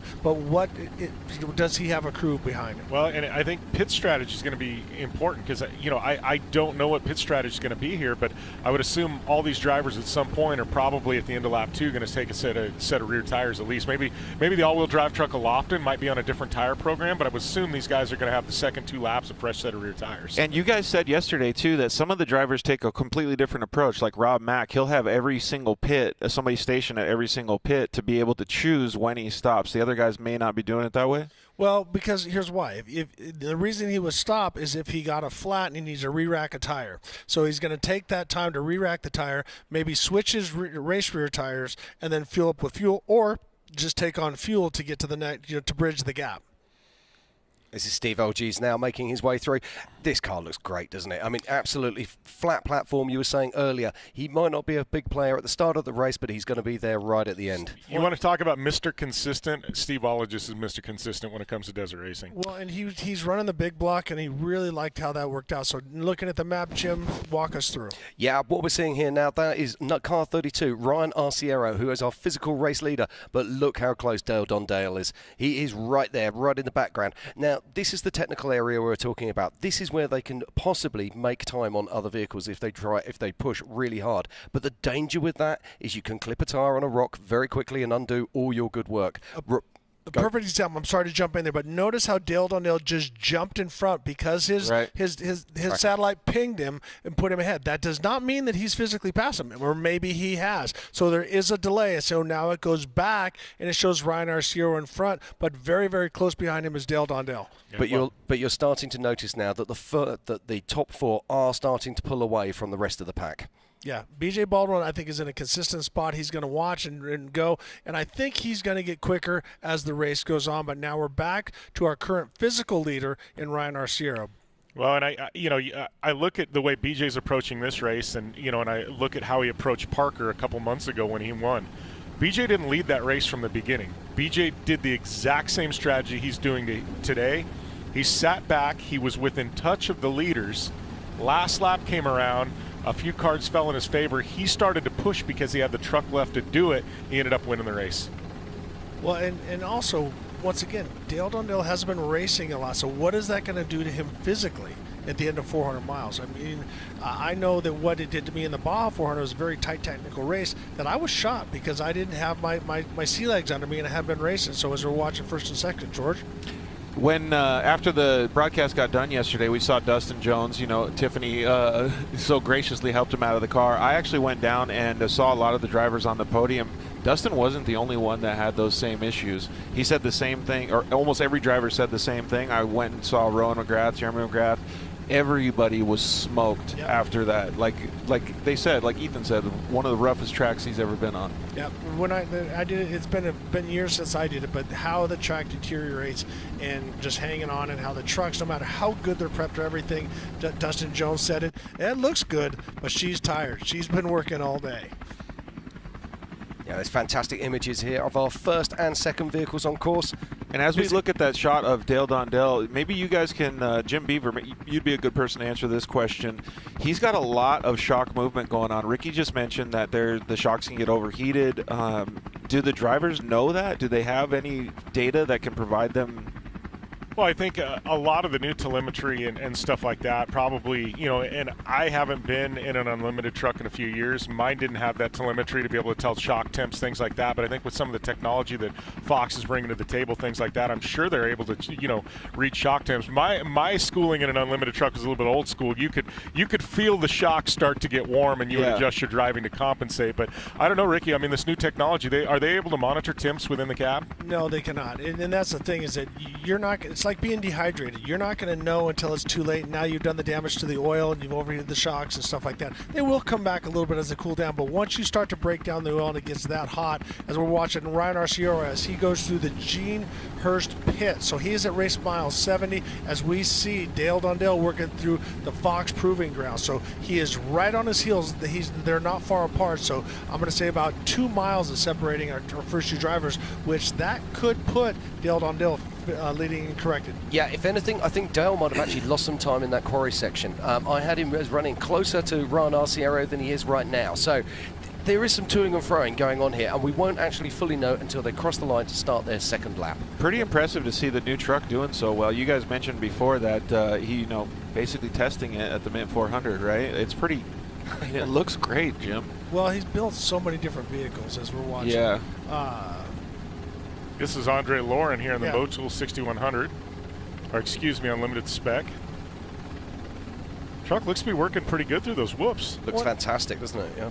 And the spec class has evolved so much, as you know. Now they're all on 40-inch tires, and then also they can also run underdrives, so that gives them a much stronger rear end, because that was kind of the Achilles heel. No underdrive, it gave them a small pinion gear, and they were braking. So just for the people back home, because it always used to be the 6100, which is now unlimited spec. Yes. When did they make the change to the 40-inch tire? Because it used to be limited to 37. About 2-3 years ago, right? Yeah, well, so it was 37s, and my son Luke ran it, and he just said he got flats like crossing the road, just boom, because there wasn't enough tire. So they allowed him to go to 40-inch as well as an underdrive, so that gives them a stronger ring and pinion gear, because that was also, once again, the Achilles heel when you had to run that small pinion gear, and it would just, that was a weak link, and those were breaking. So they've given them that, and now they've sort of let them massage the motors a little bit. So you're going to see some of these spec vehicles running times equivalent, very close to the trophy trucks. Super cool to see them, like Rob Mack here in this picture, going through the whoops, and he's side loading the car, but it still looks so balanced, man. Well, we're getting some news. We do have one of our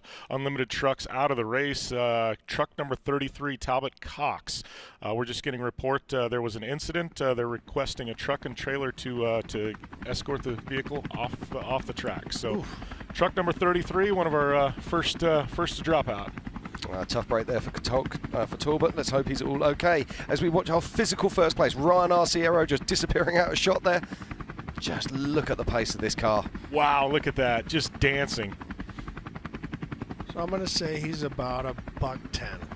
Ricky, they used to always say it in Supercross, you're in the air more than you're actually on the ground, right? So your throttle is hardly ever being used. Like, when I see pictures like this, I think of that same thing, like what he's doing with his foot on the gas, like, because he has to manage it so much. Well, and that's the thing, is that he's driving with the rear end, because it's a solid rear end, it's a spooled rear end, so both wheels are turning at the same time.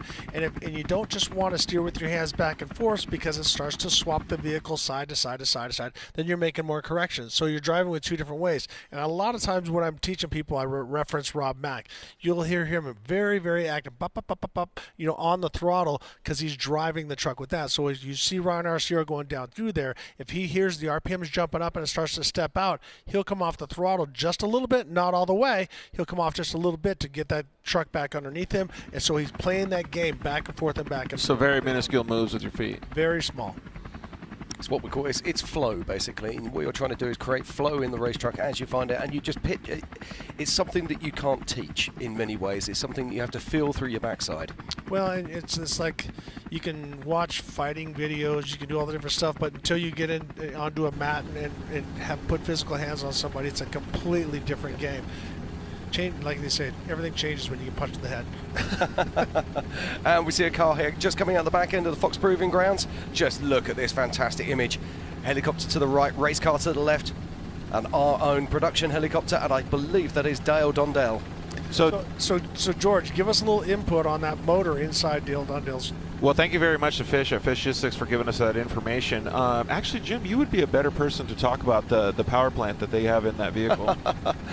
Well, I'm familiar with what Josh Daniel brought to the table a few years ago. Obviously he's got Danzio Performance, and Josh just he's kind of a mastermind when it comes to engine packages and performance. In and around not only the unlimited Class 1 cars, but the unlimited trucks. But no, I mean a few years ago he brought it was a twin turbo package. It was about 1,200 horsepower. Woo! Something that nobody had ever seen before at the time. And Josh had a lot of success with that truck. Won some races. And was always a threat in qualifying. So it sounds like Dale Dondell now has adopted that engine package. And I think, honestly, when you've got a two-wheel drive truck and you're trying to compete with these four-wheel drives, obviously, what Dale's done with that truck and the package and the weight and keeping it down, and now he's got the horsepower and he's allowed to, he's taking that horsepower and he can apply it to the rear wheels better because the truck is and the weight's set up. I mean, I think to be able to compete with the all-wheel drives, you're going to need that horsepower, and you've got to find a way to get it to the ground, and I think that's what Dale's been trying to do with this. That's insane to hear the detail that you guys are talking about, because that just means so much more progression in the unlimited truck class. I remember, and I'm gonna go back, and I don't know if Ricky remembers remembers this, but Dave Ashley and Dan Smith, when they had their crazy engine package in that truck, and when they got rid of that engine package, there was a race or two where they actually put like a detuned Pro Stock motor in that truck. Yep. It was about 1,250, 1,300 horsepower, and Dave and Dan said that thing was just crazy. It went and qualified for a Best of the Desert race one time, and that thing was just, it was like, what in the world just happened? Just wheelies everywhere. But when you have horsepower, it does make the vehicle feel lighter, but it creates more problems. Now the transmission needs to handle it. Now the drive shaft has to handle it. Now the axle, now the ring and pinion, and now tires, as we're watching Kyle Jurgensen work his way through, and that vehicle is very balanced. Oh, man. And talk about somebody who knows himself. Right now we're getting reports that he's at 125 miles an hour. That is just such a good shot, man. Can you imagine the adrenaline that these guys are feeling sitting inside the cab? He's probably just sitting back. Just hanging out. But look at you can see dust. That means that Kyle Jurgensen is actually catching somebody at the moment. So that he'll be foot down, and I believe just in front of him is Rob Mack. You know, and then the funny thing about this is and Ricky will attest to this, is when you're in those whip sections at 100+ miles an hour and the truck's working so well, that's when you actually can take a breath of fresh air. It's the tight, technical, twisty stuff where as a driver you're really, overexerting yourself. That's actually where Kyle Jurgensen's getting a little bit of a breather. Really? Yep, through mile marker 70, we have Ryan Arciero, Dale Dondale, Rob MacCachren, and Kyle Jurgensen. And one of the points that you were talking about, Jim, is that when I didn't realize how far out I looked until I got lead nav, and that's a navigated thing. And so when you're going really fast, it'll say at 1,020 feet, because it gives you about a 10-second delay. And I realized at speed, I'm looking out, and then these drivers are looking out about 1,000 feet, because you got to be ready for horizon change, because big bad things can bite you. Yeah, and remember last night we were talking about the Class 11s, how they were switching their line every 20 feet. And now we're talking about, they were looking 20 feet ahead. Now Ricky's talking about looking 1,000 feet ahead. That's the biggest difference in, what we saw in one of the slowest classes in off-road to now the unlimited class. As we watch Rob MacCachren come through, this is one of the smooth spots. This is probably somewhere where he would, in my brain, pull a tear off, right, Ricky? Exactly, pull one and go. But if he's got, if he's got cruise armor on there, you get hit with bugs and stuff like that. It's like, give me a wet towel, clean yourself up and keep driving. But this guy is our defending champion. He's got a good pace going. As we go back to some of the limited vehicles, as I'm not sure who that was, but notice how much more stacked up these guys are as we see Kevin Adler as he works his way through. Man, they are definitely stacked. They are indeed. I'm hearing rumours that Justin Lofton might have also had another flat out course. We'll bring you more as we hear it. Tough break. Now that's going to be hard to make a comeback from, because what he has to do is pass everybody and then put time on him again. But this is the Mid 400, as everybody has said. It is the roughest race, off-road race in the world, not just in North America. Hey, Jim Margin, how far are we into the actual race now? How many minutes? Do you know? Yeah, I can tell you that if you just bear with. We are at the moment. No, I can't tell you that information. Yes, we're 1 hour, 22 and 44 seconds into the race so far. Now, the interesting thing about that is where they are positioned on the track. So if I look around now, we are actually approaching, in fact, they will have already have gone past race mile 76. So these guys are on fire. We're getting updates here too. I'm hearing there's an incident. I don't want to say incident, not the right word, but there's something going on with the 238 truck of Healy Deegan at race mile 22. So we're waiting on more information, but we're probably, if we check the track, are going to see her down. We don't know what happened, but we're hearing that there's something going on with that truck at race mile 22. Also want to point out that there's a problem with Ryan Arciero's trackers. You see Dale Dondale is the first vehicle down there, so we're having issues with the tracker on Ryan Arciero. We've seen his live, we've seen him through the pits, we've seen all the different stuff. Here we're looking at Kyle Jurgensen as he is sitting physically fourth, but if there's one mistake, that's going to completely change as we go back a little bit to BJ Baldwin. Jim? Yeah, just looking here, and that is correct, Jim. Healy Deegan is currently stopped on course, and Joe Hurling's out there as well, currently stationary as well. But let's have a quick look at our current top four. Race position is currently held by Ryan Arciero. In second is Dale Dondale. In third is Rob MacCachren. And in fourth is Kyle Jurgensen. Well, we should be seeing them coming through the main pit within probably 20 minutes or so, because they got a really good shot. This is a live shot of Ryan Arciero. This is in the sandy section as they're going south they're going south just east of Highway 15. So I'm telling heading you guys, back man, towards Prim. when I see these shots, it still blows my mind. As an off-road racer, I mean, I've never driven a trophy truck like some of you guys have, but that is insane how fast he's going. Well, and he's driving away from a helicopter. It's just crazy, right? I mean, Jim Beaver, you've had this feeling before. I've had this feeling, but my truck didn't go anywhere near this fast. The technology now that you know, from last time I raced in an unlimited truck is just crazy. You know, you just see him dancing there. I mean, look at how hard the bird is trying to keep up with him. I mean, it's just insane.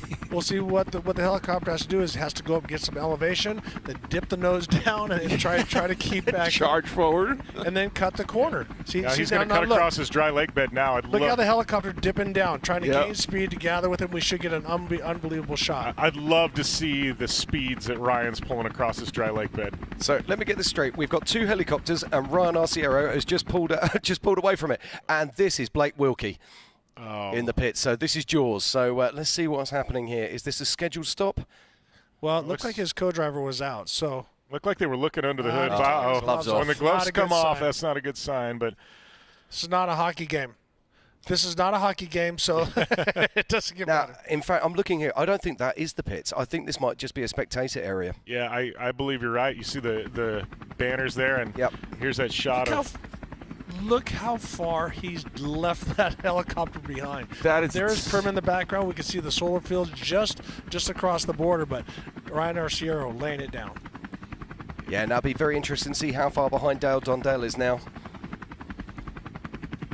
That's just wow. And this is also, Ryan Arciero has got that wonderful thing, clear air. As Dale comes around onto this lake bed, he's going to still be seeing Ryan Arciero's dust trail. Is that going to be a problem? Is that going to slow him down? We'll find out in a minute. And, you know, the scary part of this is yesterday it took drivers a couple laps to get into lap traffic. Ryan's so ridiculously fast right now. He's going to hit lap traffic on lap number 2. He's going to have to fight with it for the rest of the race. Alrighty, as we are watching our current leader as he goes out in, we're going to step away to a billboard, and we'll be back with more BF Goodrich Mint 400. We'll be right back.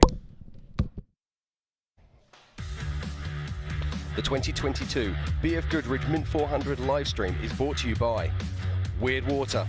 It's weird, but fortunately for you, it's amazing. Refreshing spring water. Get weird now. PCI, the original communications company, manufacturing and trackside support of intercoms, radios, headsets, GPS, navigation, helmets, race air and safety. Republic Services, find waste and recycling services for you and your small business or residents, serving small businesses and committed to serve. KMC Wheels, individually styled and unmistakably bold wheels. Find your perfect KMC wheel today. KC Highlights, makers of lights, light bars, rock lights and adventure products. For Jeeps, Toyotas, trucks, SUVs, UTVs and ATVs. Adventure further and explore off-road with KC Highlights.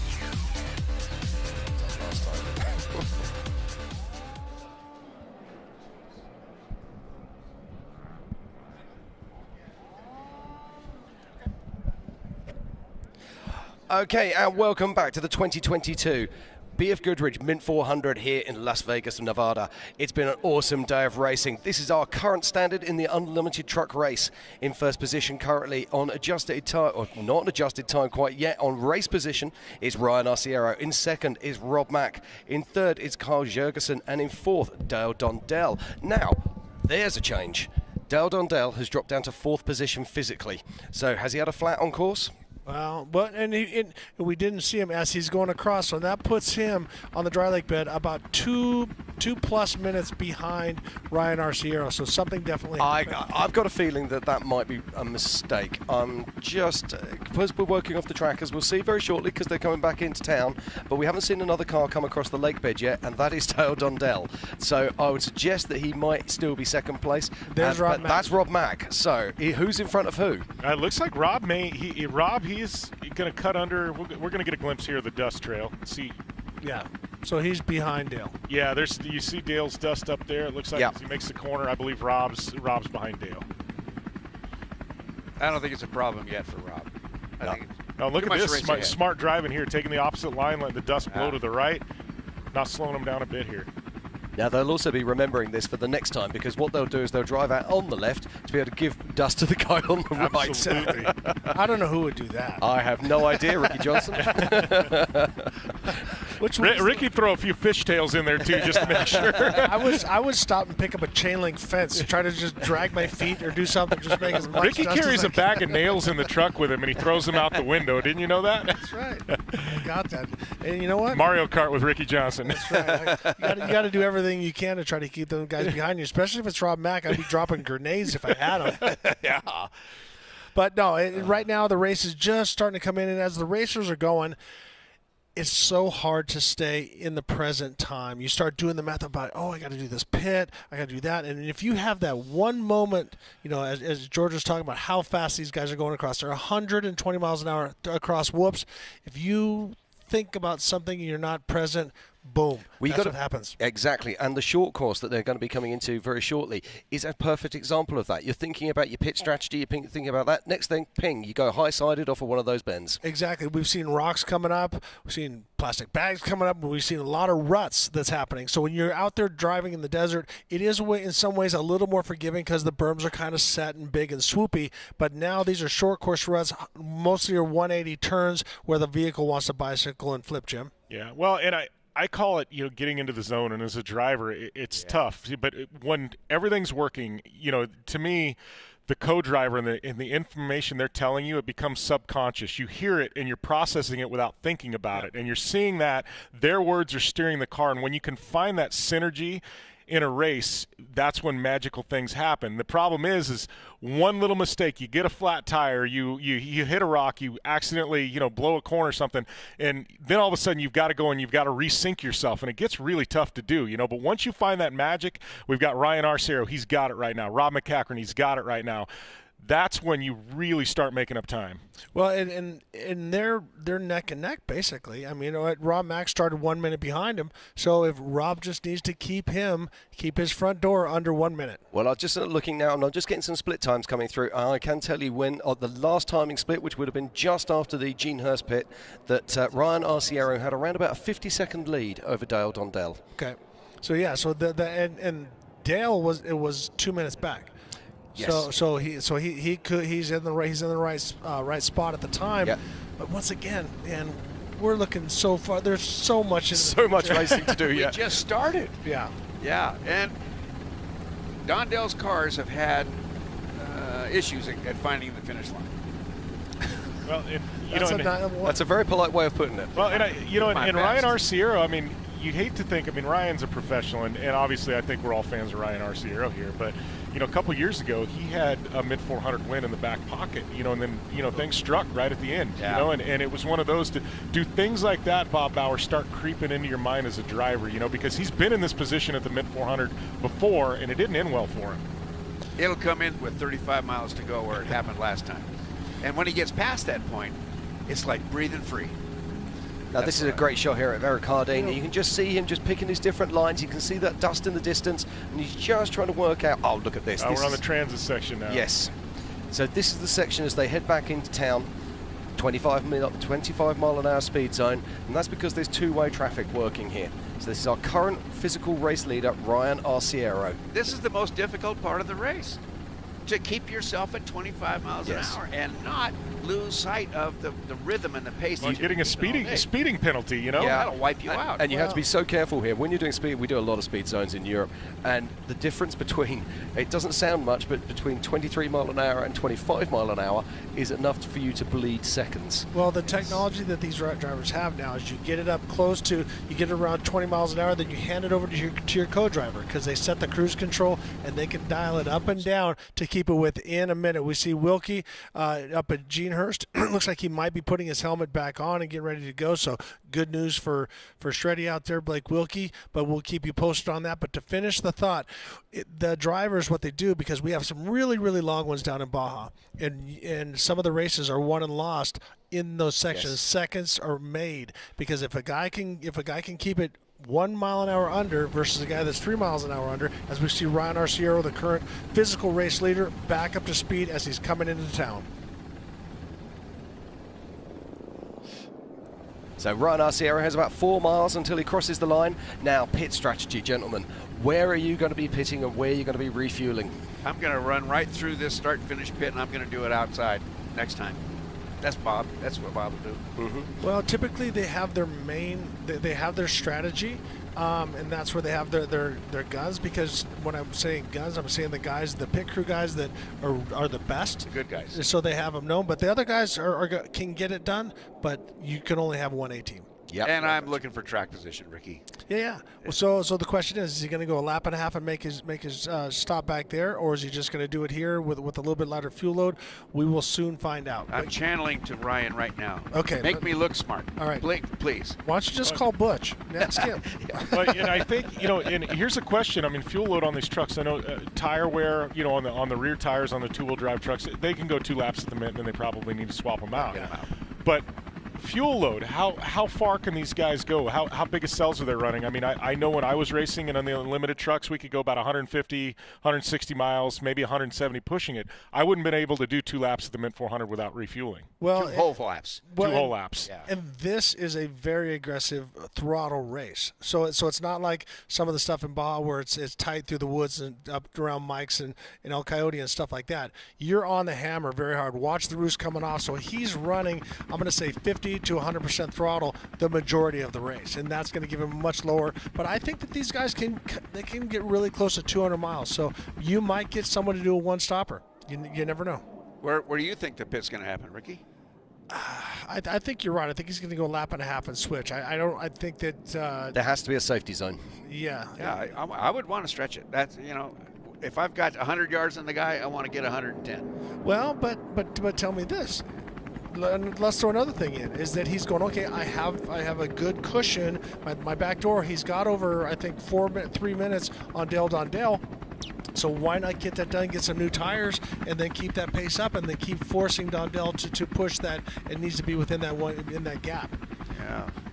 Yeah, that's it. Is it worth sacrificing 20 to 30 seconds right now, knowing, hey, I'm going to get that back as soon as I get out of the pit? Yep, and as we watched right before, we saw that he's getting ready to come through the main pit, and we have Jim over there with a stopwatch so we can actually see when he crosses the line. We will give you our live timing. It'll be the unofficial Jim stopwatch of doom. There we go. And we'll see what he can do as we watch Ledesma. Here we go. This is Ryan Arciero coming through the pit area now, I believe. Yep. Now, the thing is have these teams got the ability to be able to change strategy on the fly? Well, I know MacCachren does. Yeah. I would assume most of these trucks have tires, fuel at all the pits, just so they on the fly can make an adjustment if they have to.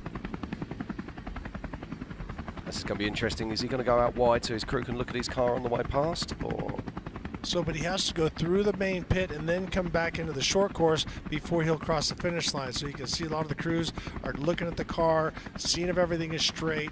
Because Ryan knows if he hits something, he'll sometimes let me know if everything looks clean. And today's unlimited trucks have such instrumentation. I mean, everything is wired. There's an awful lot of information on that dash array that they can do that we didn't used to have. Here we go. Oh, here we are. He is pulling in. He's pulling in. Oh, crikey. All right, I started the stopwatch. Let's see how long he can do that. Now, was that co-driver out? Yeah, maybe he's gonna. So maybe Kyle Washington is out. We've seen this happen. A couple of years ago. That Kyle Washington. No, I wouldn't be expecting to put new tires on at the end of first lap. No, they took a fuel load though, and they looks like are putting tires on. Yeah, that's tires going on as well. So full. Oh wow! Rear tires and a full fuel load. 22. So maybe Travis Morris is in now, perhaps. 22 seconds, gentlemen. There you go, and here comes Dale Dondale. So if Dondale doesn't pull in, that means Ryan Arciero now is going to have a huge advantage. Fresh tires, full fuel load.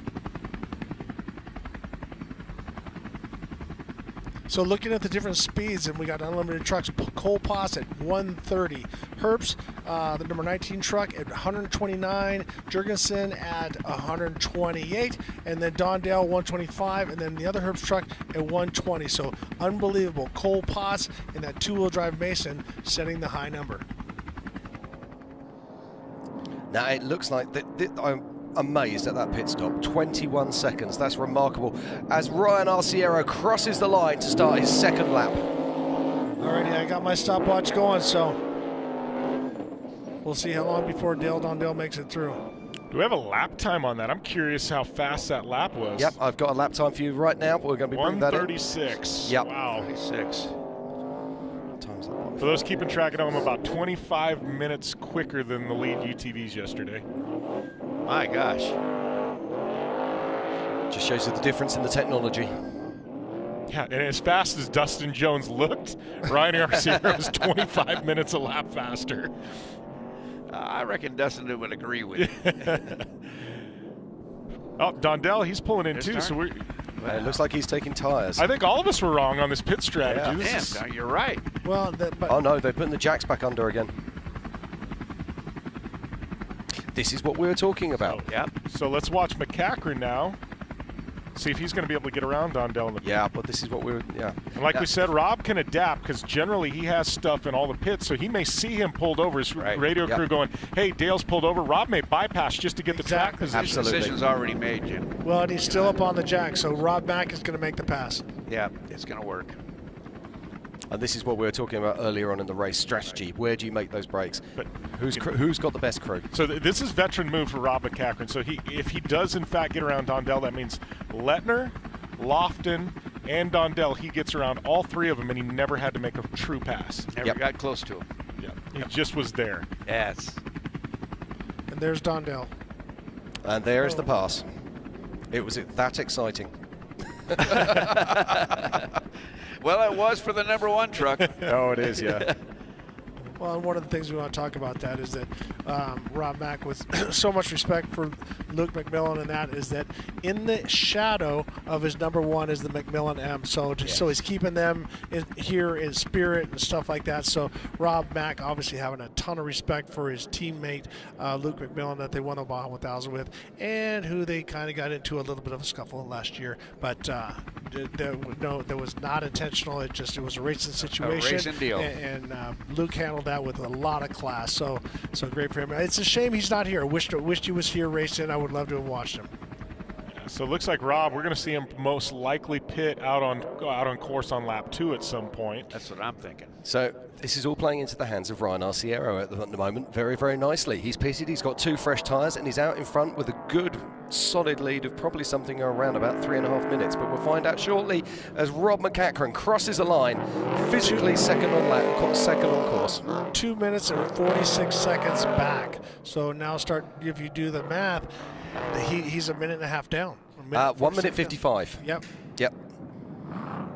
So Rob MacCachren has crossed the line in a 1 hour 38 and 48 seconds, and Ryan Arciero crossed the line in a 1 hour 36 and 52 seconds. Time difference of 1 minute and 55 seconds.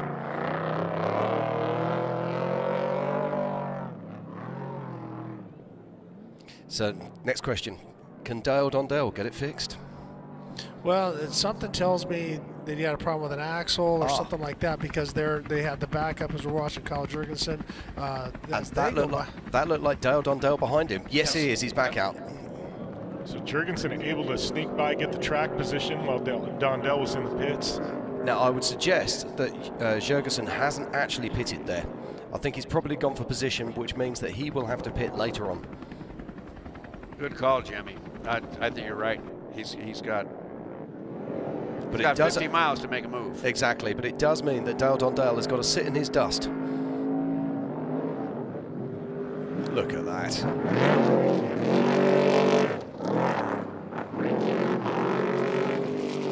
So that's Kyle Jurgensen crossing the line in a 1 hour 39 minutes and 16 seconds.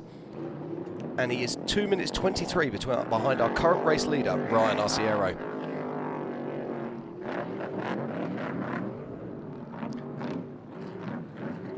So if somebody is listening at the Dondell pit, if you can let us know why Dale had such a, I'm not saying a slow pit, but he was there for quite a while. What were they looking at? Because they had the back of the truck for a long time. The tires were already swapped. As we're watching Dale, everything looks to be tracking with that big roost. But if you could let us know what was the situation, why was the holdup in the Dondell pit? New car blues could just be something really small, maybe check straps, maybe something simple. Well, you know what I'm thinking is maybe sensors sensors of some kind back there. You know, if you yank a wire off and or the other one, if you haven't done a lot of testing and those third member bolts start to come loose, you need to get in there and wrench on those. It could be any one of a number of things. Yeah. Interesting stuff here. We've got, look at this. This is Harley Letner crossing the line now. Now Dale Dondale crossed the line. He is 3 minutes 15 seconds behind our race leader Ryan Arciero, and Kevin Thompson, aka Harley Letner, has crossed the line and he is 4 minutes and 46 seconds behind our current race leader Ryan Arciero. And you know, that 141 lap is not so shabby considering he had a flat tire. I mean, the flat tire is going to take 2 to 3 minutes, and that puts him really close up to the hunt. Well, and I think knowing Harley Letner as well as I do, and Kevin Thompson, they know they've got a truck that can lead. They're going to push. You're going to see them push early. They're going to try and push the pace hard. What you've got to remember is that they will have not only have stopped for a flat tire, they will also have pitted out of the Gene Hurst pit because he had a full rack.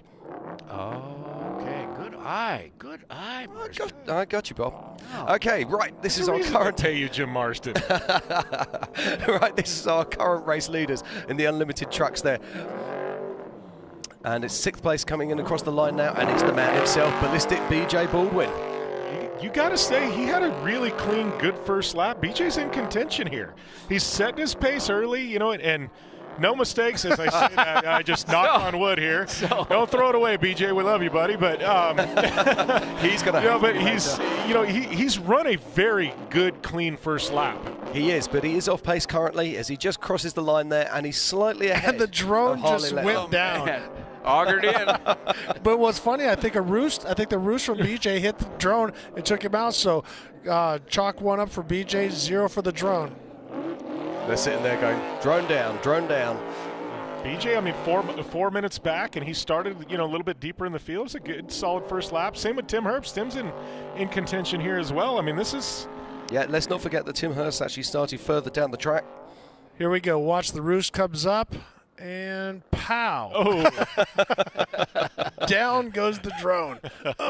That hurt. But it's better that it's a drone rather than a cameraman. So exactly. There we are. Well, let's hope it doesn't get run over by the next truck. That's Bernard Steinman and the People's Racing. So Bernard having a great run. Looks like he might have got a flat. He lost some time, but Bernard's still running clean. Is this the Herb chassis that yes. Bernard's running? It's a great looking rig. It really is. Herb chassis, carbon fiber body, unbelievable. It's got every bell and whistle in it, as well as the Gibbs motor. I see. What I really love is he's got the flashing lights on the front. That is a statement of intent. They're not there apart from anybody else who's looking in their rear view mirrors. They want everyone to know what's coming. And here we see Justin Laughlin, who was our pole sitter, has lost quite a bit of time, so he's probably gotten a couple flats. Yeah. And so the thing is, it's not just a matter of getting a flat. You have to stop and re-rack. You have to stop in the pit and get more tires. That's another minute easy. And if you get 2 flats, now you have nothing left, and you have to really cruise before you get back and get new tires. Yeah, I'm just looking at the rack there. Has he got a... I very much doubt he would have just come through main pit without stopping if he did have a flat in there. But no, it looks like both tires. Yeah, they look like they're okay. Good. Okay, right, let's have a quick look at our top 9 so far. So currently our race leader is Ryan Arciero. In 2nd place is the man Rob Mack. In 3rd is Carl Jurgensen. In 4th is Dale Dondale. And in 5th is Tim Herbst. Then just behind them is BJ Baldwin, Bernard Steinman and Kevin Thompson, with Harley Letner currently at the wheel. Race is starting to warm up nicely, gentlemen. I'm looking forward to this second lap. Well, like I said, I think the hardest part is just to stay focused and stay what's happening right in front of you and not start counting. When I say counting your money, start figuring out all the good things that are going to happen after the race, the sponsors you're going to thank, and how everything is going wonderful because you can throw it away immediately. As Jim Beaver says, yeah, and BJ has not made a mistake and he drove off the track immediately. So you got to, Jim, you have magic in your words, so be careful what you say. I feel bad. I jinxed him there. I'm so glad. It would have felt horrible if he put it on its side, but once again, we are back with Ryan Arciero, our current leader in the 2022 BFGoodrich Mint 400. We're watching this heli footage, and now we're in more of a much tighter technical section as they work their way up and around through KJ Junction and around the outside, on the furthest south side to Joshua Tree Highway. He's not there, quite there yet. Now, Joshua Tree Highway is a really interesting piece of ground. It's a place that you can make time, but it's also very, very dangerous. If you look at the size of these rocks, literally inches off the side of the track, if you step a wheel wrong here, you really can cost you a race. Well, we were coming through, and I was co-driving with Rod Lewis a while back, and he hit a rock so big, and Rod never cusses, and he says some of the most foul language because it ripped the wheel out of his hand. And once again, you're wondering, how did that rock get here? Who hit it to knock it down in here? So that person also had the same thing. We luckily didn't get a flat, but that's where we saw Harley Letner get a flat, as well as Justin Lofton on lap 1. So you're right on par, Jim Marsden, on that you're basically threading the needle all day long. All day, yep. But it's one of these areas that you can actually make time if you want to be committed, but you have to roll the dice and take that gamble. So Jim, or Bob, what this kind of reminds me of is, but not in the sense of the terrain, but how you're on edge is Matomi Wash. You're just down there thinking about, watch out for that rock, because they're hiding everywhere. And there's so many lines to take. That's different than this is. I mean, here, there's a single line. Boy, that's the only way to go. And actually, Ryan, I think, called out about that rock wasn't there last time. Exactly. I just saw one on the infield, a boulder probably about 14 inches across. As we're watching Steve Olegas and that Geyser chassis, very, very happy with the situation there. Obviously, very committed, very loyal to the people from Fox. Steve is the #1 Raptor dealer in the world. So if you ever get a chance and you're looking for a Raptor, come up and see him up at Team Ford in Las Vegas. He's got a variety of them. I wish you'd make a right-hand drive Raptor. It'd be great to have one back home. I'm sure you can. Just how much do you want to spend to make it exactly? I think Mr. Olegas can make it happen. But let me chime in on him and his family for that. Okay, that we've got sells stuff. We have some news. We have some news. Our pole sitter is Justin Lofton. He has crossed the line now to start his second lap, and he's 8 minutes and 43 seconds behind the lead. Is there any way he can get back into this race?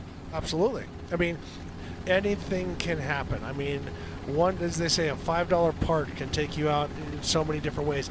But the cards are stacked against him at this point, because now he has to get up and pass Bernard Steinman. He has to start reeling past these vehicles. And what are you going to do then? You're going to take chances. In that section you were just talking about, threading the needle, and as well as they're going to start catching some of the slower limited cars. They're going to be catching Class 10 cars along the way. So dust is going to be a factor, because you see it's blowing a little bit, but put a couple cars in line, you're going to have trouble. Bob, finish your thought. I lost it. Oh, well. That happens. Was I talking? Hey, I don't remember that. It'll come back. Okay, I'm just looking on the tracker at the moment, and the lap traffic is currently around about sort of race mile 40. So Ryan Arciero is going to have some clear air for quite a while. All right, as we're watching, that is your current top 5. We're going to step away to a commercial. We'll be right back with more BF Goodrich Mint 400 2022.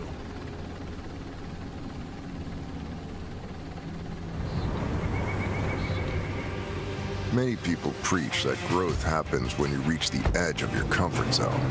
We disagree. We think growth happens much further out than that. Introducing BF Goodrich On Trail, an app that integrates exploration into everyday living. It features continuously updated trail data from a network of other off-roaders that includes missions, rewards, and more. Find trails you never knew existed and discover a community you never thought you'd meet. All by seizing the opportunity to see what lies beyond the next bend. Because the only true way to test yourself is to push the map past its furthest edge. BF Goodrich, what are you building for? At O'Reilly Auto Parts, we know how important it is for your car to look sharp and run well. And we're here to make that as simple as possible. Get all the parts, accessories, and tools you'll need for your next project delivered right to your doorstep. Just place your order online and leave the rest to us. You'll have everything you need at your door with free shipping the very next day. O'Reilly Auto Parts.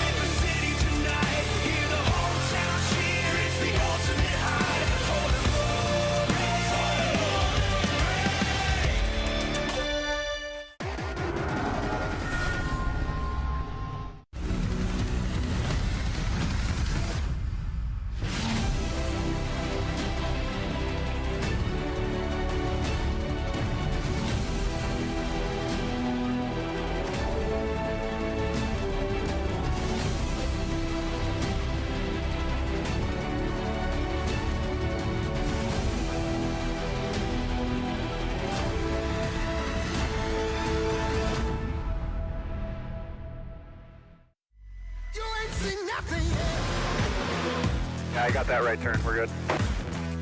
Let's meet up at the compound group up. At 10-4. Yeah, return, dog. Good, little driver, straight on through.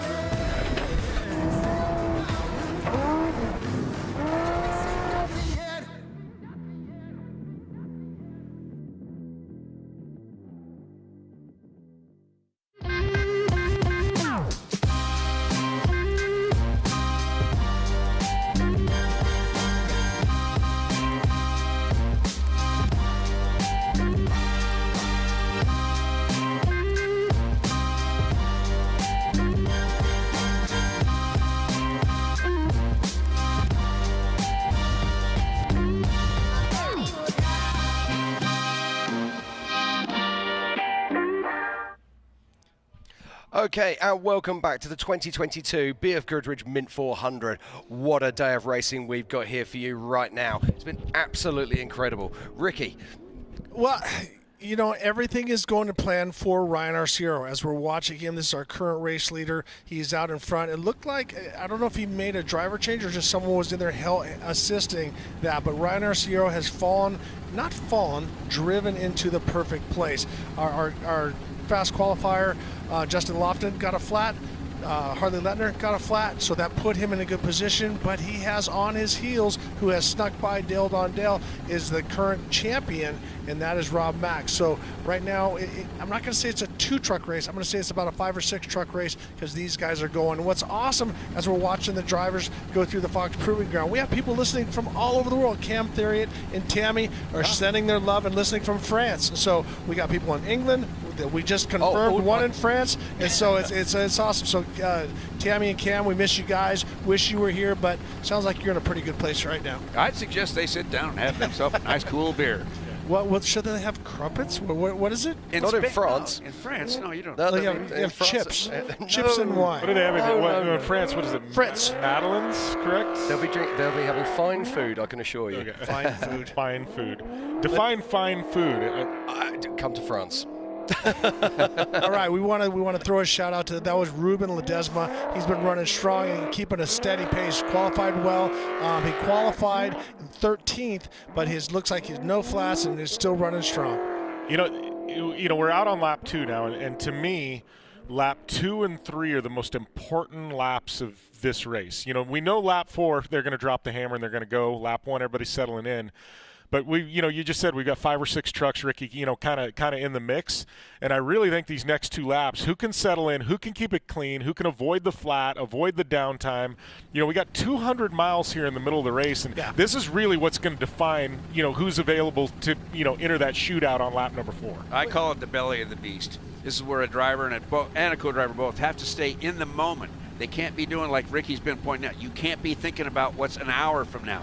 You've got to be worried about what's the next 5 minutes going to do. What are we going to do here? How are we playing this? Well, I want to piggyback on Bob, and I really think this is where a co-driver is just instilling confidence into his driver.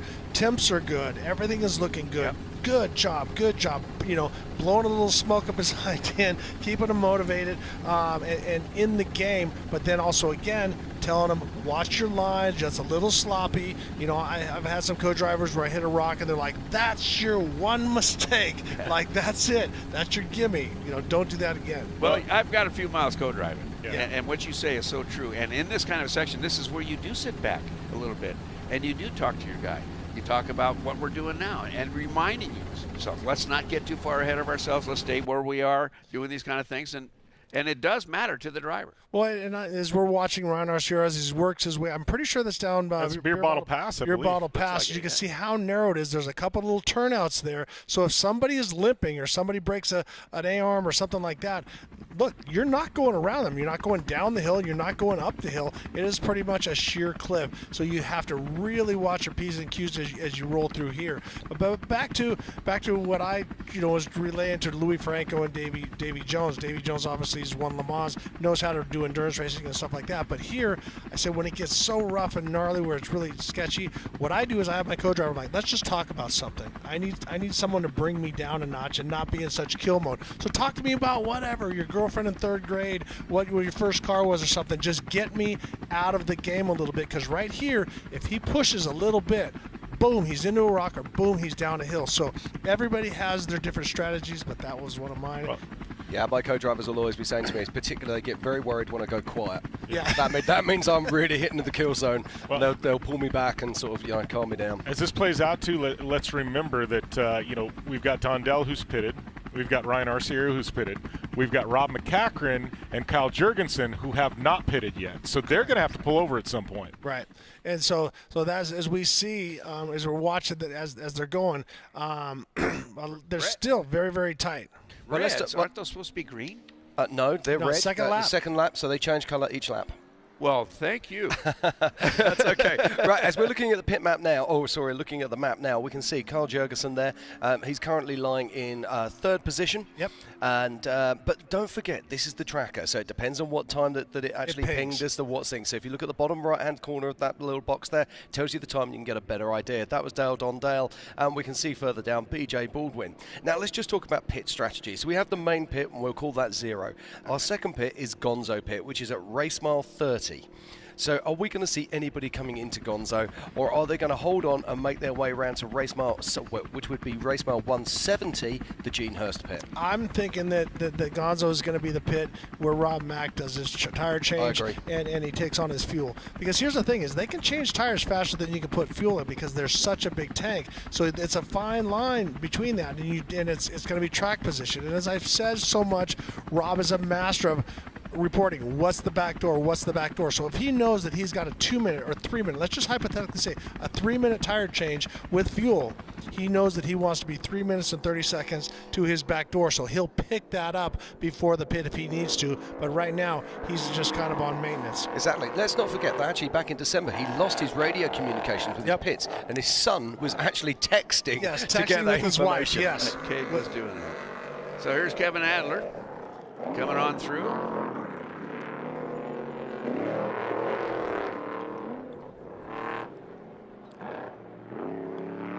Get it in there. Yeah, I was going to say, look at that rotation. That's Akira, I believe. This is our Japanese guy. So what is the story with Akira? Does anybody have his background? All I can tell you is he's Japanese. But Well, I don't think that is. I was looking for a little more than that, Jim. In fact, I don't think that is Akira. That is Tracy Poole. That's Tracy Poole. Okay. Yep. Well, that's why this isn't working. Okay. All right, Jim, give me a little bit of background on Tracy Poole. He's got a white car with 2 spare wheels on the back, and he's looking very fast. And I see little red things that look like they might be taillights. I don't know. Wheels are round. But now we're going to the spec trucks, class. the spec class. But we've seen some speeds out of these people that are pretty unbelievable. I'm interested to see where Todd LeDuc comes in the Crispin entry. He qualified very fast. Todd, obviously part of the legendary family with brother Kyle Duke, as well as his sister and the dad, Kurt I was noticing on the times, Ricky, that Thor Herbst's time and Tim Herbst's time were only about 3 minutes apart, and Thor's in a limited.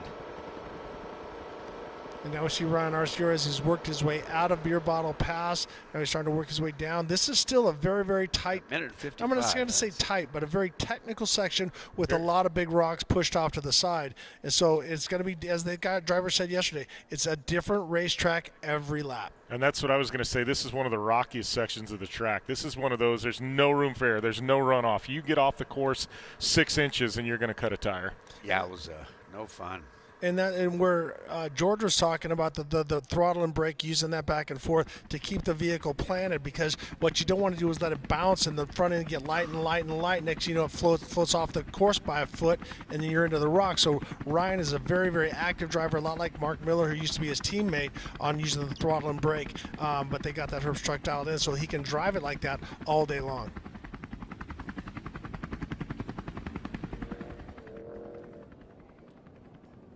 And we've got more trucks now coming into the infield to complete their first lap. Potts? Do we have that? Is that Cole Potts? No, Cole that's Potts is already going through. to be That is Todd LeDuc. That is Todd LeDuc, yep. So this is our lead, our lead 60 unlimited spec. Yep. Let's just listen to his throttle for a minute. Yes.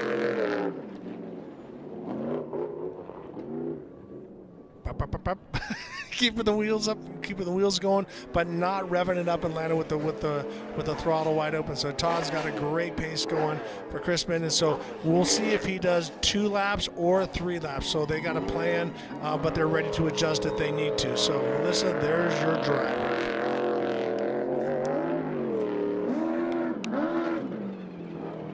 Yeah, I just want to put a shout out also to our Class 1 drivers. James Dean crossed the line in a 1 hour 42 and is currently leading in Class 1 and is doing incredibly well. He's 10th overall.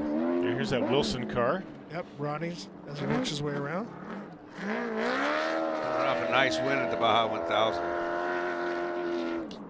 How many? I'm wondering how many that makes for. Yeah, I was going to say, how many Baja 1000 What are you victories? talking about, Bob?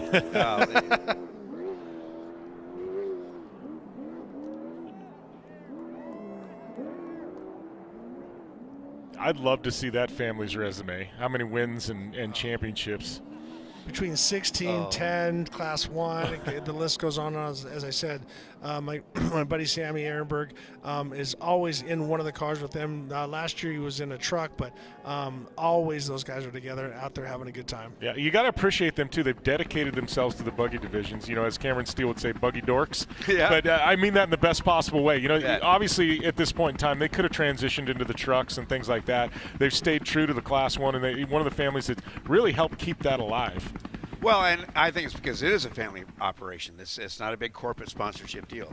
They race for family, and they have a lot of fun doing it, and it's worked well for 2 or 3 generations. So let's have some more.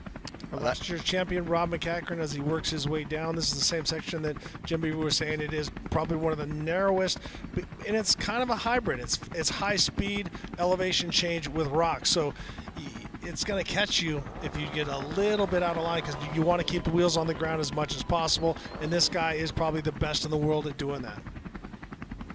When I say this guy, I mean Rob MacCachren.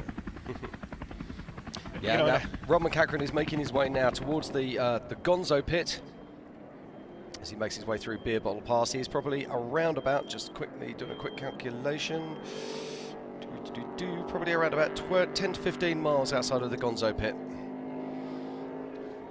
Send it. Look at that. That hurt. Oh, what do you leave behind? Oh, some shrapnel, that's for sure. Bits of his spinal column. Yeah. Good grief. That is Garrett Gentry, and I do know this man, and he is not afraid of the right pedal, and he put on the show, but that looks like... That's one of your students, Ricky? Yeah, we did one class.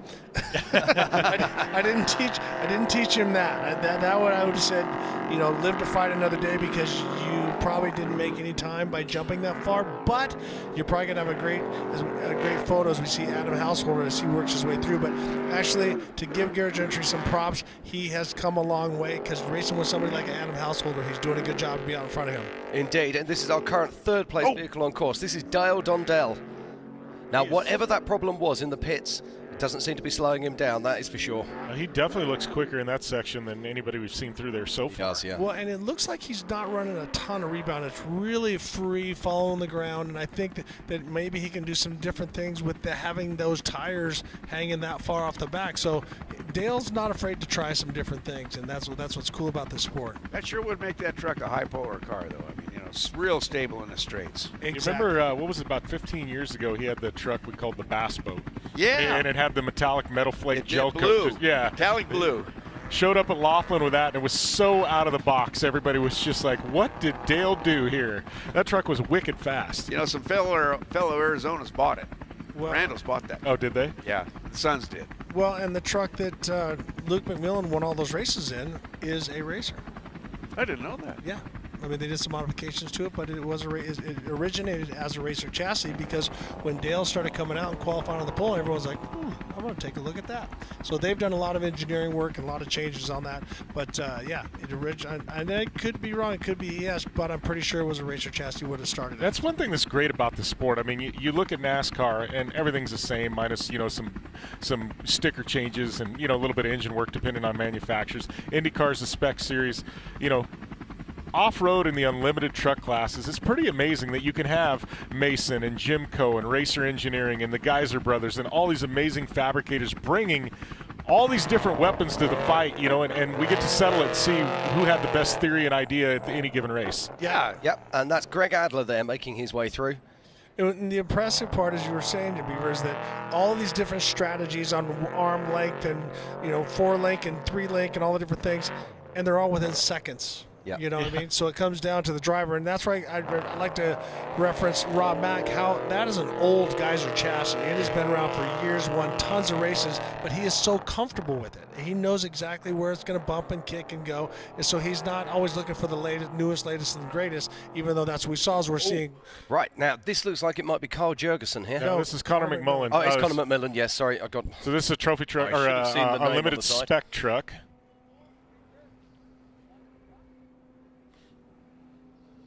That's not good when the hood comes off. Well, it's not good, but it's good for the spectators at home. You get a chance to see what is actually underneath the beast. You get to watch 3 guys stare at an engine. No, that's what I do when I break down. I just open the hood, I look, and I wait for something to jump out to go, oh, I'm right here. I'm what broke. Oh, that's what it was. I'm like, well, the fuel gauge says it's full. Why is it not running? So what must be working? It looks like maybe some brake problems because that's where you keep some fluids, do you think? Power steering? But they're looking down low. I'm going to say steering. I think your second guess was the right one. Okay, good. And you're not seeing any steam out of those coolers, anything like that. And obviously radiators are going to be in the back. But, you don't see anything with a naked eye that just glaringly wrong. No. Now we're watching Doug Matag as he works his way around. But there is the top 5 in Class 1. Actually, the top 4. James Dean, Barbieri, Wilson, and Healy. So we did not see Lauren Healy come through, but Lauren Healy, I know that Margin is a huge fan of that. So well, I was just actually looking for Lauren on the computer just as that popped up. He must have had some problems to be 10 minutes off the pace there. Yeah, I'm thinking the same. Yeah, Lauren must have had some problems because he was shot out of a cannon off the start. Yes. I guess that's one of the things, you say you brought a space shuttle, to war here. Sometimes when you got a space shuttle, there's a lot of little different things that can go wrong with a space shuttle. Speaking of space shuttles, it's Justin Lofton here in his Mason all-wheel drive. It's got the active valve shock absorbers made by Fox. And it's had some you bad would think luck on though. the surface of it that he has amazing advantages. He should be in front of this doggone thing. The thing is, though, the racetrack is a cruel place. It is. It doesn't listen to your plans. It doesn't listen to what you want it to do. It doesn't care who you are. It does not. It is a great leveler. Justin Lofton's one I'm gonna be interested to watch his approach because at this point he's had downtime. This isn't a points event. This is the Mint 400. The great thing is it's all about winning. If you don't win, you're last. Yep. Justin's got nothing to lose here. No. He's down. He's had a couple flats. He's got that all-wheel drive. He's got an advantage with the all-wheel drive. I think you're going to see him just absolutely drop the hammer and just see what happens. But the problem is with the Mint 400 is everybody else has already dropped the hammer. There's a lot of hammers out there. These guys, this is becoming a sprint race. I mean, it used to be the days of you get out in front, you set a pace, you used to do a Robbie Gordon, you close the door on everyone else, you just sit there and make everybody work it out. That doesn't happen anymore. I mean, look at this guy. This is Ryan Arciero giving some schooling on how you race the Mint 400. Well, and as we talked about before, it's not like Days of Thunder. It's like, okay, I'm going to go now. But they are being smooth. That's the thing. Yeah. You have to make time by not losing time and not getting flats, like what we saw happen to Lofton and Harley Lettner. As we saw Eisenhower as he was powering through. But like I said, there's still so much of the race left. We're watching Harden as he works his way through that same section, and that's I'd say a fun section, but sketchy because there's so many daggers on the outsides. Okay, as I'm looking at the tracker right now. I can tell you that Ryan's cleared race mile 28 is what I'm getting word. There he is. There's Lauren Healy as he works his way through. Yep. Yeah, leaders are going to be making their way up towards Gonzo Pit shortly.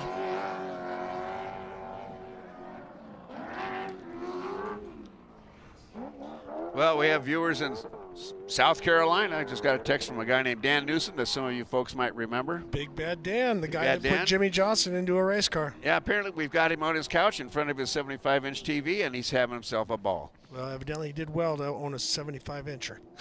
Well, I'm lying about it because I'm expecting a text back from him. I mean, Bob Bauer, you got to have an 80-incher then, right? No, I was born thrifty and set for relapse. Okay, shock oil. Yeah, that's a lot of oil leaking out there. That's Yeah, it looks like they got a fuel line or oil line because it's going right to the oil chain, the oil filter. Yeah, so that looks like possibly a steering issue there.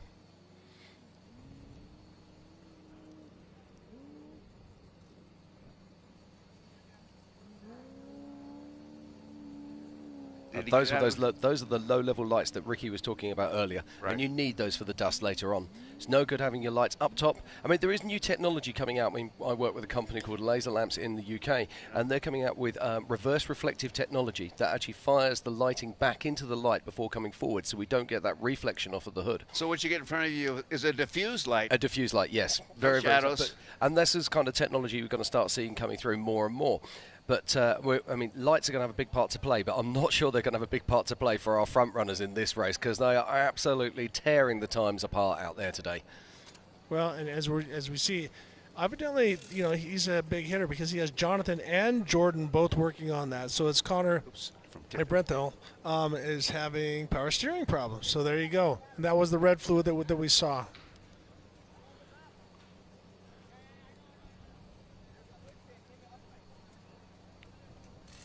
Alrighty. So George has been out running around. I'm going to take a quick break and run out and grab something to eat, and I will be back in just a little bit as we're watching Connor as he has work being done in the Brenthal pit. This is not a good day for him at this point, but I'm going to pass it on to George, and you guys, I'll see you in a minute. Thank you very much, Ricky, and we continue to watch the action here live at the 2022 BFGoodrich Mint 400. And we're just looking at the unlimited truck spec. And it looks like in first place is Gentry, in second is Chrisman with Todd LeDuc driving, and then in third it was Herbst. Now, Bob, when we watch this, it's all about these little tiny moments that can make such big differences on the racetrack. How fast you can actually react, how fast you can repair these vehicles and get yourself back on track. You know, the thing that is really important when you look at a pit stop to see, are they rushing or are they walking carefully? Are they screaming? Are they throwing? Are they, chaotic? And, a slow hands, slow feet pit stop is fast. It is, yeah. I'm actually watching their guys there. The rest of their guys are stood there. They're waiting for instruction. This is good stuff. Yeah. George, welcome back to the booth. Hey, George. Yeah, I just got some lunch. I actually got to go hang out with the fans a little bit out there when they were checking out some of the racing. Super cool to be able to see all those the excitement out there. I met a guy that has never been to one of these before. Said he watched the live broadcast yesterday. He has a side-by-side. He goes out on trails, and he goes, you know what? My first question is, I get tired driving the side-by-side out on the trails. How the heck do these guys go 400 miles jumping like that? So it's pretty cool to see it from a different perspective. I really like that all these people are getting out there and checking it out. I love that the guy saw the live stream yesterday and decided, hey, I'm going to go out there and actually be there. That's awesome. Yeah, so more of you do that. Come on. Yeah, 100%. And he's like, he finished the conversation by saying, oh, you're one of those guys that's up there? And I said, yeah, I got to go sit up there and take off right now. But he said, well, let everybody know that I'm going to be bringing my friends out next time. Cool. So cool. Most excellent. Super stories cool. we like to hear. You bet. Yeah, 100%. And the thing is that amazed me the most about it is almost everybody that I saw out there just had a smile on their face seeing those trucks come by. Well, not only the trucks go by, but this is a great thing for the family. There's something for everybody. There's all sorts of vendors and exhibitors, things like that. There's a VIP tent. There's a lot to see and do for everybody here. I saw that the Fox guys had little Jeep rides that go on. Those guys were hammered down on this little track right here in the stock Jeeps. Yeah, the Fox people are given demonstration rides on different setups of shocks. They don't have the active valve in there, but because they're not going to be able to do something as punishing and so you need to do there, but they're taking care of business. They're getting a lot of They people are out to indeed. ride They are Fox. indeed. And while this is all going on, we have got a race on our hands, and it could get quite interesting very shortly. Our race leader, Ryan Arciero, is, as we speak, going past the Gonzo pit, which means that just behind him is Rob MacCachren. Now, roll of the dice, gentlemen. Does he come in at Gonzo Pit, or is he going to hold out there for the Gene Hurst Pit, which is going to be at least another 40 miles? Has he got the fuel? I'm going to say he's going to try to hold out. Yeah, I think it depends on the gap between him and what is it, Jurgensen? Or is it? Yeah, Jurgensen behind him, because Jurgensen's also got a pit. Yep, absolutely. It looks like that is Conor McMillan, so it looks like he's back on track again, so that's fantastic news. Well, you know, Jim Marsden, I tell you, the question that you asked is he going to stop here or is he going to stop at Gene Hurst? I'm looking at up ahead. He's got a lot of technical rough stuff instead of the wide open stuff. He may want to stay light going through that. That's very true. Yeah. And traditionally, I mean, you don't want a short stop. So if Rob knows he can make Gene Hurst without a problem, he's going to go to Gene Hurst, because you don't want to be in the pit anytime. You want to push it as late as you can. Right. Yeah. Now the other devil on my shoulder is saying to me, can he actually hold out and actually make it all the way back on a 200-mile and get back to main pit? Is that possible? That truck looked awful heavy early on. I mean, he was running a full fuel load. Now I don't know how big that cell is. But I'm saying if he can, that's huge. I truly don't think he can. I don't think he can either. Listen, this is one of the older geysers. This is a tank, and it takes fuel to run a tank. Big horses eat a lot of hay, but we've got information. Tiffany's down in the pits, and she's got somebody there. Tiffany, what do you got for us? Guys, so we've always talked about how we never want to see a truck turned off when they're in the hot pits. And Connor, can you talk to me what's going on? I've been hearing a little bit there's a power steering leak, or what's going on with that? Yeah, we pulled into the pit and we had a bunch of smoke come out, and I think one of the power steering lines or something like that ended up coming apart. So they're going to figure it out right now, hopefully get it all fixed up, and then get back to it and do the next 3 laps. So we're praying. And talking about that right now, obviously 1 lap is done. You got 3 more to go. What are we seeing out there, or what are you seeing out there? Super rough, a lot of rocks. The course is really fun, but it's going to get super rough. The first lap is rough, and 2, 3, and 4 is going to get super rough. So just kind of keep a clean pace and just run it smooth to the finish. All right, Connor, thank you so much for the update. We'll let you get back to going on, okay?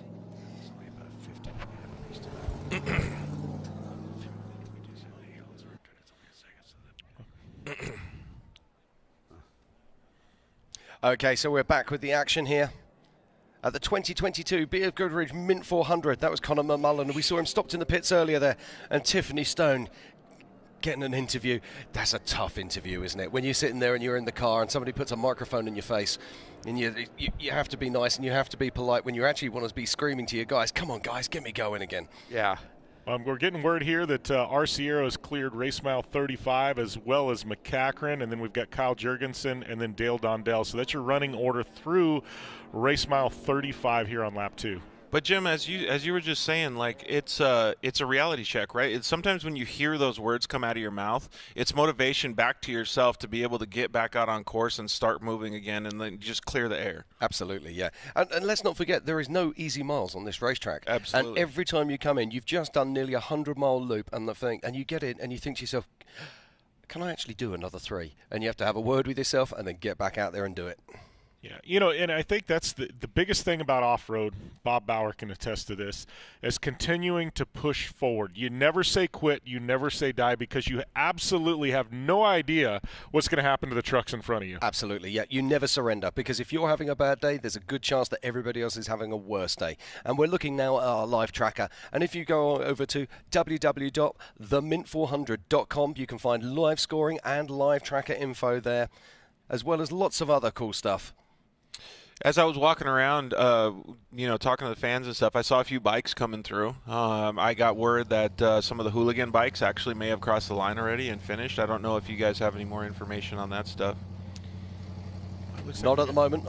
I have been looking at the motos, but I'll be honest, my concentration has been on the unlimited trucks. Yeah, another Brenthal car. Now, Brenthal's have got a huge number of vehicles out here this weekend. It's great to see.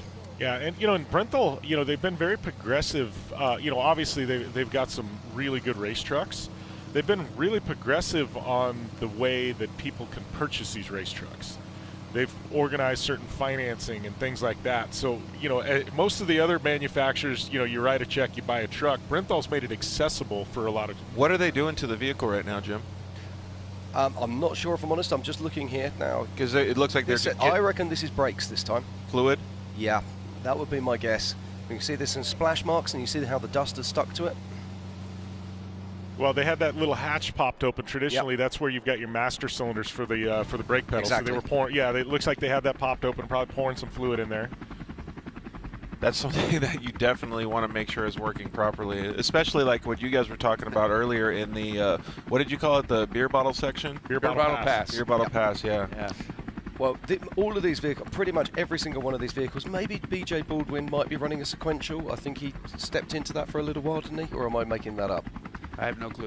I'm not sure. But most of these guys will be running a 3-speed automatic box, and that means that they really do need their brakes. There is no engine braking. No, none at all. This is Chris Hirsch, the number 77 truck. In fact, Jim Marsden, when you talk about that, that's one of the innovations that's going to be enjoyed by this race community when BFG's 18-inch race tire gets completed with the wheel package that's attached to it. Yeah, we were talking about that yesterday. Having an 18-inch wheel allows them to go over to a much bigger brake package and opens the door to brakes that we would see more on tarmac tracks. But once they can do that, it's incredible the extra brake effort that 1 inch extra room actually provides them. Absolutely. And, you know, well, we've been hearing about the Joe Gibbs motors coming in this last couple of seasons here. Well, all that go, now they got to add some whoa. Well, and also third member technology. So when we say third member, we're talking about the differential in the rear axle. In recent years, they've been struggling to get the strength into those, and there's been so much innovation around that with Mason, with TubeWorks, Gearworks as well. Have been working to push that on. And that's how these guys are able to keep these axles together now with this 1,200 horsepower that they're producing.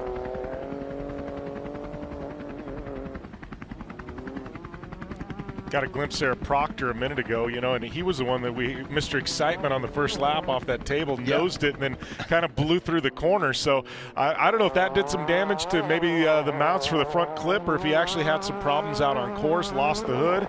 But Proctor in that Honda Ridgeline there, obviously continuing to push, but man, had some struggles there on the first lap. Yeah, and like you said, Proctor is a pretty consistent, safe driver. He's actually, they're still working on this Brenthal truck, huh? It looks like now they've got another tire. Looks like they're strapping in. So maybe they had a flat out on track. They're finally replacing that. Yeah, that'll be the last stages, the last steps before they send him. And if you're not if you're new to off-road, he's wearing an apron because he's the fuel man, right, Jim? Or the cook. Wait. Or the cook. But these are all safety precautions that these teams have to do in the pits. Yeah, he's got a fire suit on, but then he also has that fuel apron that basically deflects fuel. So if there is a splash, instead of soaking his suit, it'll hit that apron. It'll deflect down to the ground where you see they've got that catch pad to catch all the fuel. And they do that for a couple reasons. They do it for safety for all of the people that are standing out there and for the environment. Okay, this is Amanda Sorensen now making her way in. She had a pretty solid first lap there. We saw her slicing and dicing through the infield to start things out, but good to see her back out on her second lap, putting together a solid first pass. Just trying to get a time here. As soon as I have it, I'll let you Looks have like it. They're about ready to release this truck out of the pit. Yeah, Amanda Sorensen, she crosses the line in a 2 hours and 2 minutes, so a very solid run there. 25 minutes behind our current race leader, which puts her on about on pace with Dustin Jones from yesterday. Crazy to think how fast UTVs can go now, man. It's absolutely remarkable. Oh, another Brenthal truck waiting in line. Oh, this is McMillan back. This is McMillan. He's come back now. He's come back. They released him. They fixed that looked like an oil problem. Now, this has got to be a retirement because he would have had to have gone backwards on course to have got there. So this is a tough break here for Conor McMillan. He would have cleared the pit. He would have cleared the pit, went through the infield section, and before he went back out, knew they had problems, circled back to the pit. I still think he has to have gone backwards to go on course. So, yeah, I think that's a race over for Conor McMillan. Right, as we're watching more action here, I'm just going to go. He's pulling it off to the side. It's the equivalent of Taking it to the garage. Indeed. Right, very quickly. Our current race leader is Ryan Arciero in first. In second is Rob MacCachren. In third is Carl Jurgensen. In fourth is Dale Dondell. In fifth is Tim Hurst. In sixth is BJ Baldwin. In seventh is Bernard Steinman. In eighth is Kevin Thompson with Harley Lettner driving. In ninth is Eric Hardeen. Then in 10th, it's Cole Potts. First in Class 1 currently is James Dean. And first in Unlimited Truck Spec is Garrett Gentry. So one of the big takeaways here I'm getting is that, MacCachren and Jurgensen both skipped the Gonzo pit. Yep, absolutely. So it looks like we were talking about this. So the big story is now is he going to have to stop at Gene Hurst, or can he get that car? I say limp. Can he get that car back to main pit and one stop this race?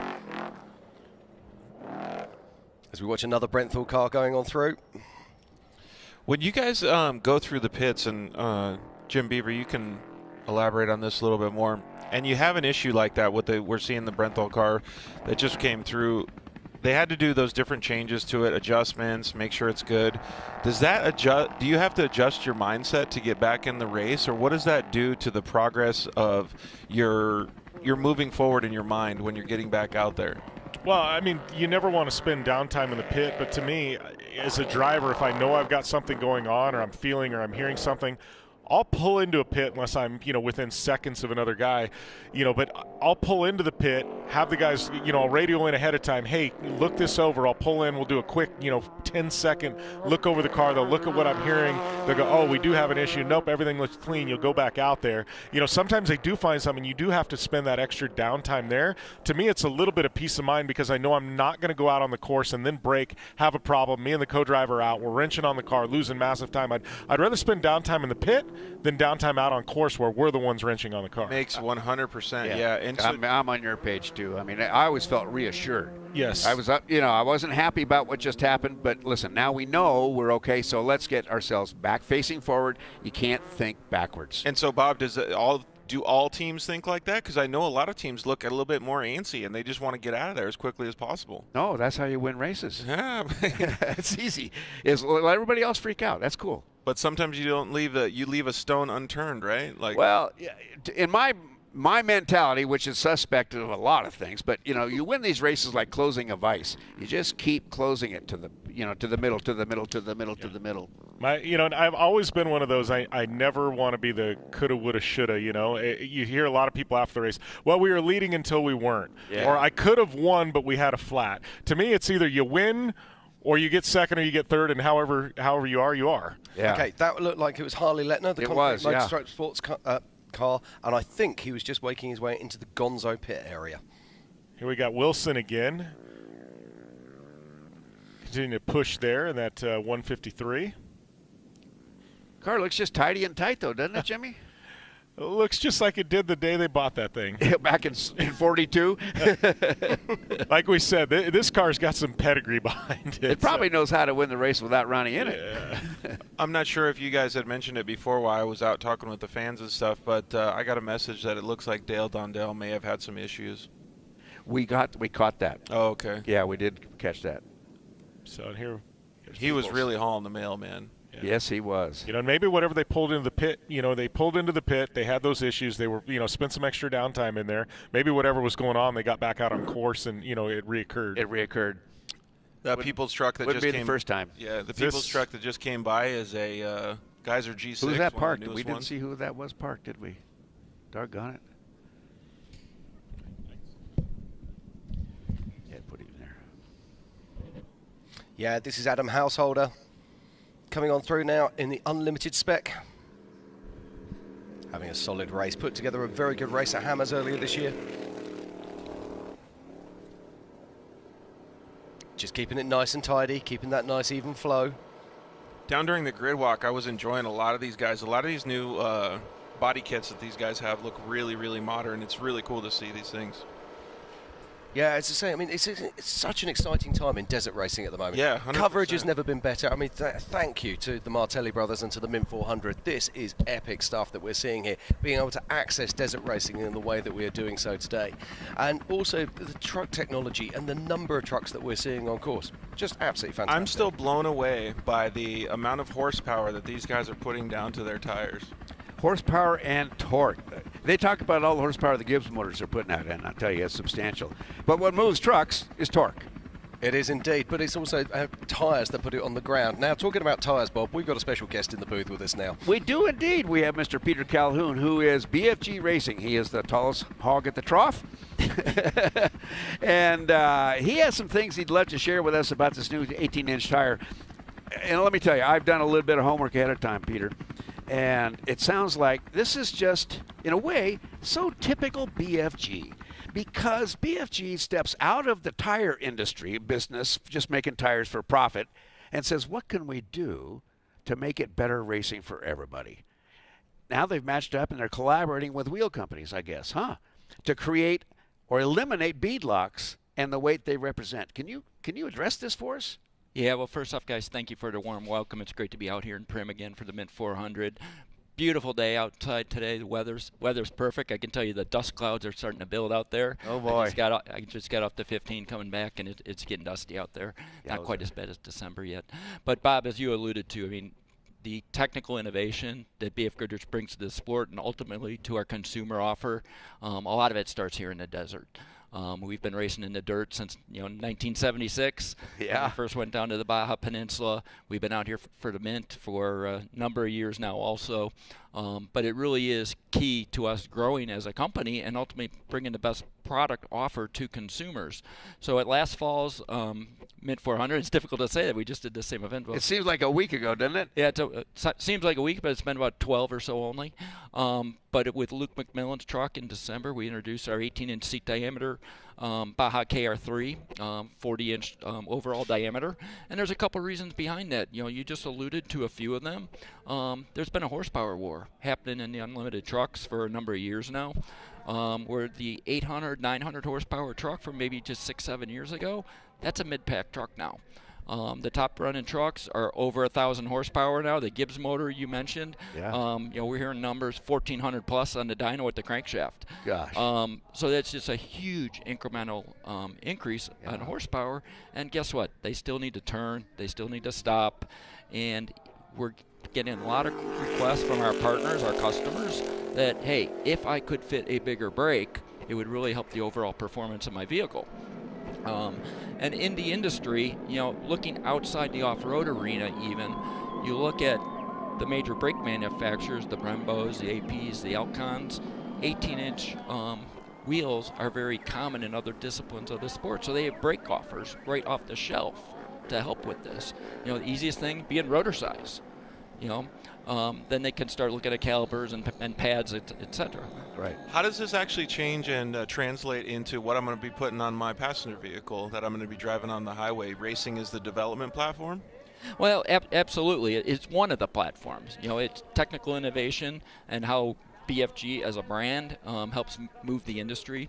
This is again a perfect example. We've seen 18-inch wheels in the consumer market and even larger in some of the tuner vehicles, but racing for a number of years has been set on a 17-inch wheel.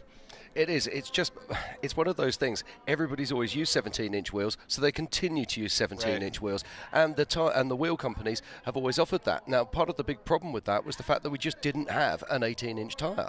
So that was an offering that was worthy of going onto a vehicle.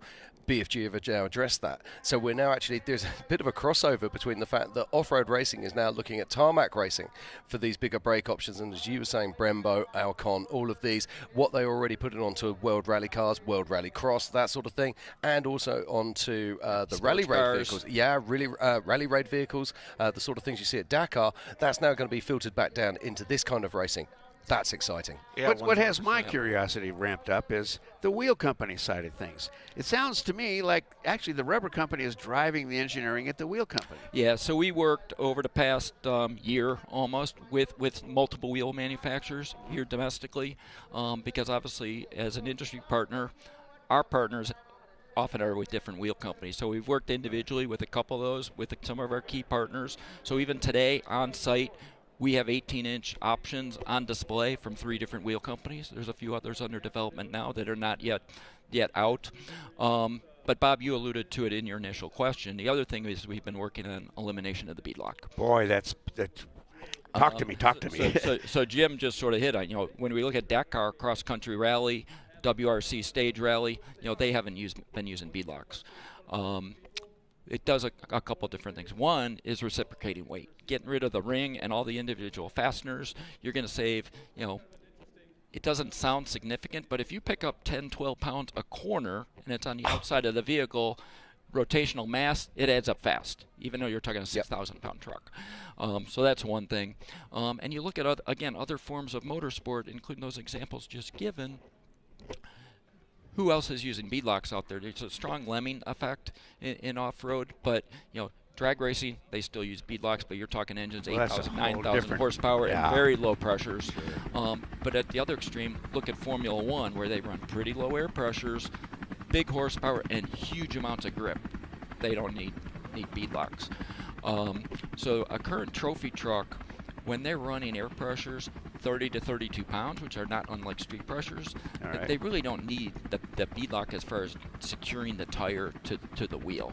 The tire is not rotating on the bead seat. So we've, again, worked collaboratively with multiple wheel companies. One of them being on the screen right now with Rob MacCachren. I had a conversation with Rob about this wheel tire package, and we should let our viewers know it isn't available yet. They're still in development. It's still a collaboration in the industry. But Rob says the thing turns so much quicker. It responds quicker. It's like the tires are more alert. And now I'm kind of a tire nerd, and so are you. So I understand what they did is they took a 40-inch tire on a 17-inch rim, and they put an 18-inch rim in it and took it out of the sidewall. The tire diameter hasn't changed it, but that changes everything about how the tire steers and stops. Yeah, so there's other vehicle dynamics that have come into play here. It's just not fitting a bigger brake package. You're going to have incremental improved braking just with the shorter sidewall, more stability under braking. And that transitions into steering response, transitional handling of the truck too. Rob did have those comments. I mean, the first time he took them out, he was texting me at home, and he's like, the steering response is the first thing he noticed. And we noticed that in testing with other drivers too. So, we believe it's going to be the next step in performance of the truck. In addition to all these other areas we've seen with the drivetrain, with power, sequential transmissions, etc. And we need to continue to move that bar in the industry, because when we go racing as a brand, it's just not a marketing and communications platform. It's an R&D platform. It's a commercial enterprise too. So we need to touch all these buttons when we go racing. Coming from a fan's perspective, I just want to say thank you, because a lot of the stuff that we're doing at the Mint 400 is because you guys are helping out. It's really cool that we get to experience this from. Well, you're welcome. I want to thank all the participants and the fans that are tuning into the stream today. Martelli's have really raised the bar with what they've done with this event over the past few years. It's great to see. It's great for the health of the sport, the growth of the sport, and I think we're going to see the sport continue to grow, because the other part of this equation is how the OEs become more engaged. Right. And there's a few OE manufacturers that have representatives on site, but as their product portfolios change and become more light truck and CV, STV focused, the passenger car is going away in a lot of their domestic portfolios. They're going to need a place to race to showcase their products. 100%, Bob. And I also want to say he's hired. He's doing such a great job. Yeah. Like, he can just take over. We can leave the stage, right? Well, we'll come back to Peter in a moment, but we're going to pop to a short commercial break, and we'll be back with more action very soon at the 2022 BF Goodrich Mint 400. Nice Just got to pay some bills.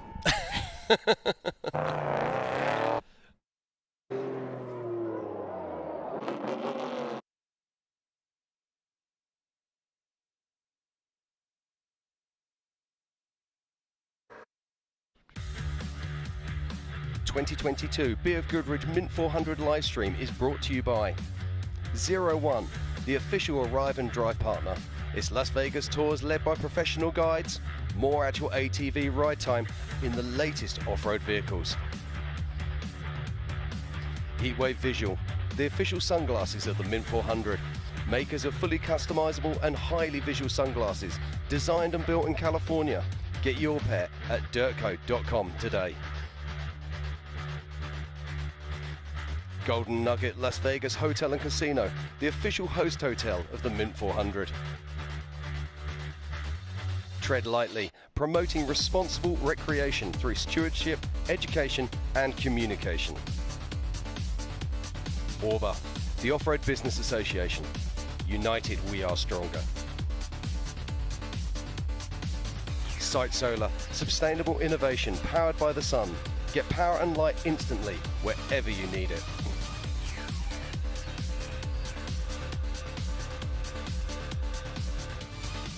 I want to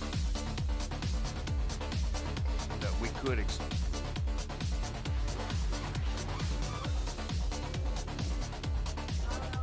Okay, and welcome back to the 2022 BFGoodrich Mint 400 here in Las Vegas, Nevada.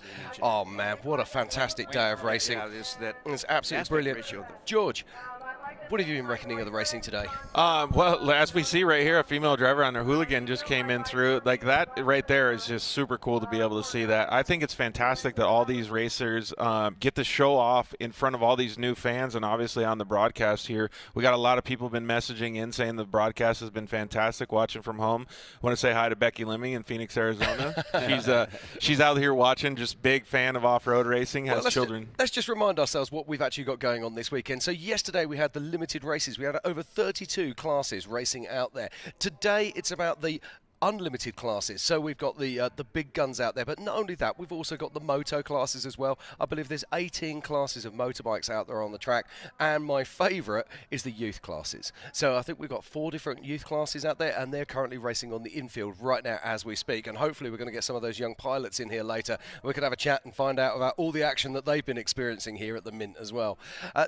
Now, we've still got Peter with us in the booth. Now, we keep talking about innovation and all of these things moving forward and the 18-inch package, etc.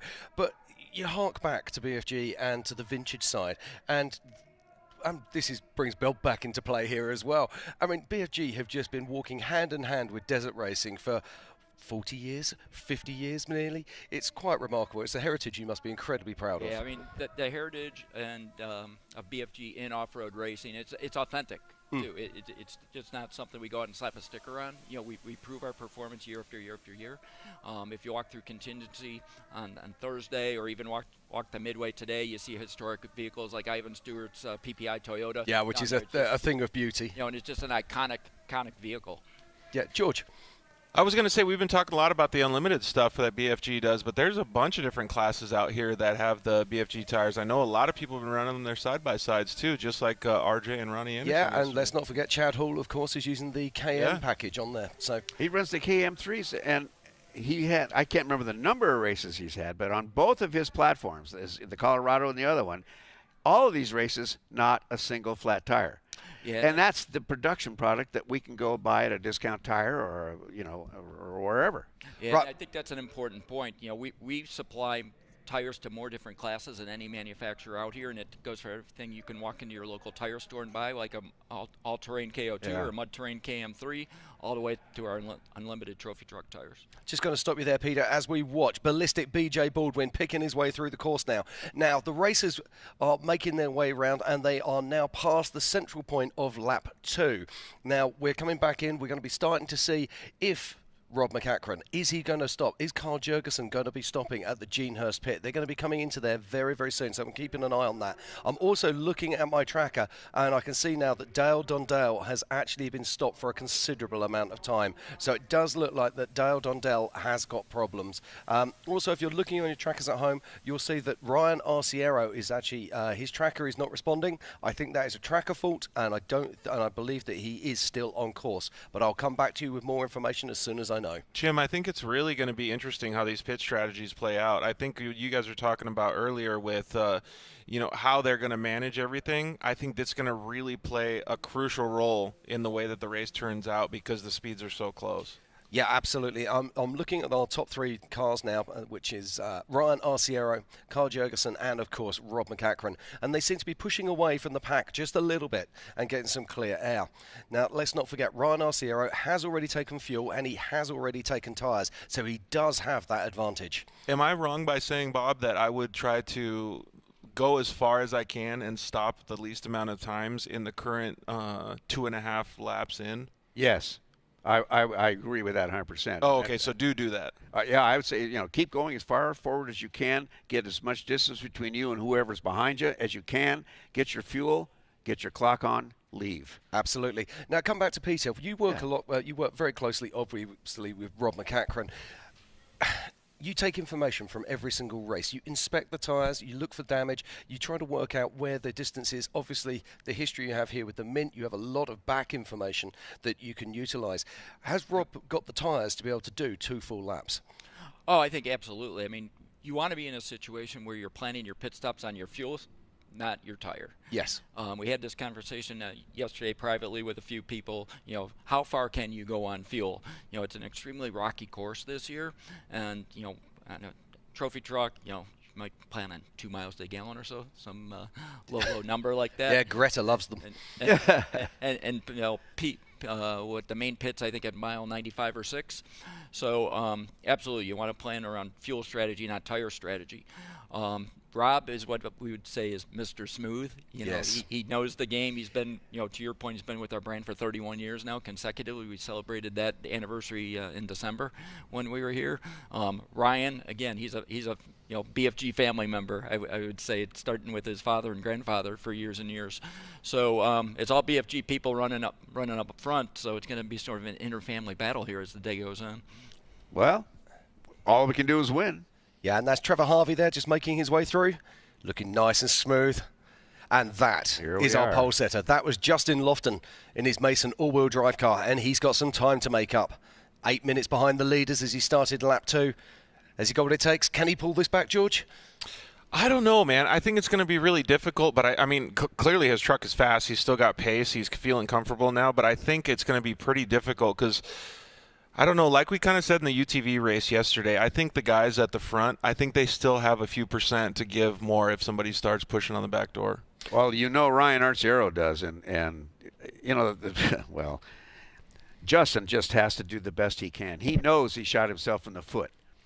That shot went to his right rear foot, I might add. And that wasn't the tire's fault. That was probably Justin's fault. Yeah, I mean, Justin and Harley both had right rear flats very early in the race. I don't know what the mileage, but it was in for 10 miles or so. Yeah. So it put them both a little bit behind because, as you said, both those guys have speed. They have it. To burn. But Rob, his experience, he's always slow. I shouldn't say even slow, but nice and steady pace, and smooth. Knows where to turn it on. Smooth is the word you're looking for. And I'm just looking at my tracker at the moment, and Ryan Arciero and Rob Mack are actually making their way through the quarry. In fact, I think they've already passed the quarry, so they'll be making their way down to the Genehurst pit very soon. That consistency, I feel like, is going to pay off a lot. I feel like if Lofton has that same consistency, but he can keep that little bit of extra pace, he's going to be pretty close. Yeah, it'd be interesting to see. I mean, it's sad to see Dale Dondale was had problems. His pace was exceptional in that new car, but we say it so many times, new car blues. Yeah, and I'd like to say, give him a little bit of credit, too, because he's testing it here at the Mint 400. So he's probably not considering it a failure. He's probably considering it that he can make it better for the next time. And also, he's also proving that he has the pace of the front-running vehicles. Right. And we don't know what he's actually doing. Is he hanging back? Is he pushing hard? I mean, it's Dale Dondale. He's always going to be there, you know? What do you mean? And here we go. This is a live shot. This is our second place car on course at the moment, we believe. This is Rob MacCachren. And this is what Peter was saying earlier. Just look how smooth Rob is here. So is Rob on the 18-inch package at the moment? No. Rob's on the existing 17-inch offer today. Yeah, he's on the existing 17-inch. Nobody's racing the 18 today. I expect at the Baja 500 in early June we'll have more than one truck racing on the 18. Because the program's still under development. Yeah, tires are going to be commercially available later this month, but with everybody's heard some of the commercial logistical backups and ports and things, waiting to get enough wheels in the country from doesn't matter which wheel company you're talking about. Yeah, but they all float here. Indeed. And welcome back to the booth, Ricky Johnson. How you doing? Yes. Me and this man go back a long way. We did Frozen Rush together, which was quite an interesting package. It's like, hey, you think you can drive a Pro 4 up the mountain? Hey, Peter, can you give me some studded tires? Sure enough, we pulled it off. It was a great deal. And right now, as I was listening to you guys, there's so many daggers out there. You know, you can't build a tire that is never going to get a flat. You know what I mean? And then we heard Chad Hall, I have never got a flat. I'm like, man, you don't want to say that because something weird will happen. So a tire will, so some crazy thing can happen. But the technology that you guys have been working on over the years is great because everybody thinks was make it bigger, stronger, wider, more traction, everything like that. Then all of a sudden you found out it was killing rear ends because the traction was too much. So you have the right balance of soft sand, turn in, as well as traction versus durability. So width, compound, and all the different things. I mean, we've done tire testing when I was with Team C, also stadium testing as well. And as Ryan Arciero said, the level of notes and commitment that you guys have to get this tire that goes out to the rest of the racers is pretty unbelievable. Yeah, Ricky, you bring up a good point. Our database is continually growing, and there's a historical database also. And whether we go back to the days of short course or desert or cross-country rally, world stage rally, we can take from all those different disciplines, all those different elements to design the best tire possible for the purpose at hand. We'll remember Ricky and I when we brought out the slick tire to short course race. MacCachren. Hold on. MacCachren is in. He's gassing. Yeah, it's gassing the tires at Gene Hurst pit. It looks like a very quiet pit stop. What are they looking at? It should be busier. That's exactly the way it's supposed to look. I know. They don't need. They're not frantic. They got everything done. They got the fuel. Everything worked. But perfect. See ya. And correction on my part, I thought for sure that he was going to do that at the Gonzo pit, but he carried it all the way around to the Gene Hurst, which is you can't two-stop it, but you can do a splash to get this race done. You're right. That's what I was thinking about. Is we're teeing up ourselves for a fourth lap situation for some people. Well, and with Rob, he's able now. He's probably going to do one more tire change in this race, and then probably just a splash and go, because they're going to be looking. We're going to be talking to Connor McMillan in just a minute. But to finish the thought about Rob MacCachren is that they're going to look at the tires, see how hard he's running, he can know I can pick up the pace a little bit, because, for instance, myself in the 1,000. I was not hard enough on my tires. I just didn't drive hard enough. So Rob is going to know what he's got, and then he can know that I'm just going to go a splash and go. But now we got Connor down in the pit with Tiffany. Connor, we had a chance when you came into the main pit to talk, and they were working on the truck. You were talking about either power steering or something to do with oil and whatnot. Walk me through how you ended up coming back and the truck is turned off.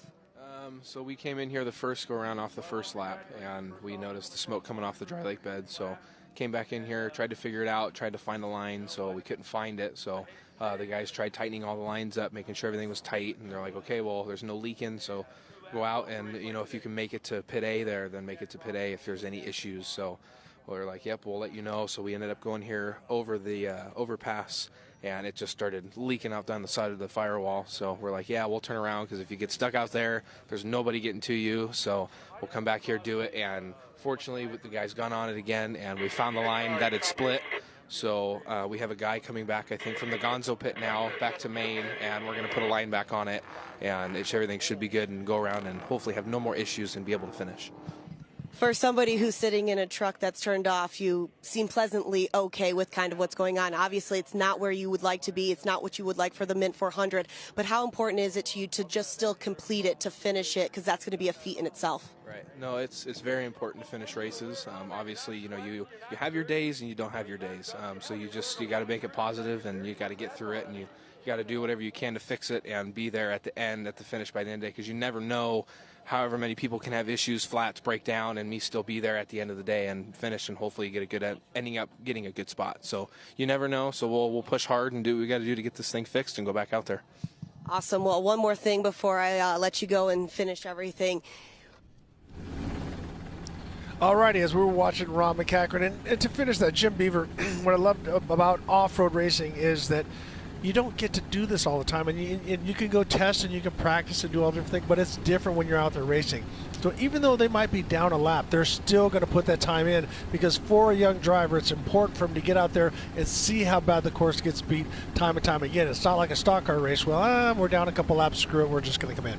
And I think that's true there, because sometimes you learn the most when you're actually not racing for a victory, when you've had those hardships in a race, and it shows, shows what you've got as a driver. You know, it's not fun in situations like that. You're a lap down. You know you don't have a shot at a win, but you got to continue to press on. You learn a lot about yourself, about the equipment, and then you can go out, Ricky, and try different things that maybe you wouldn't normally try, because you know if you do make a mistake, it's not the end of the world, because, you know what I mean, you're not racing for a win. Well, and you're not in a situation like Rob Mack where he's coming in as quick as he can, put new tires on, fill up with fuel, and get going. He might come in and go, you know what, let's change the suspension a little bit. Let's try something a little bit different. And so that's very, very important for a young driver. And that's what's awesome about this is the race goes all day into the night.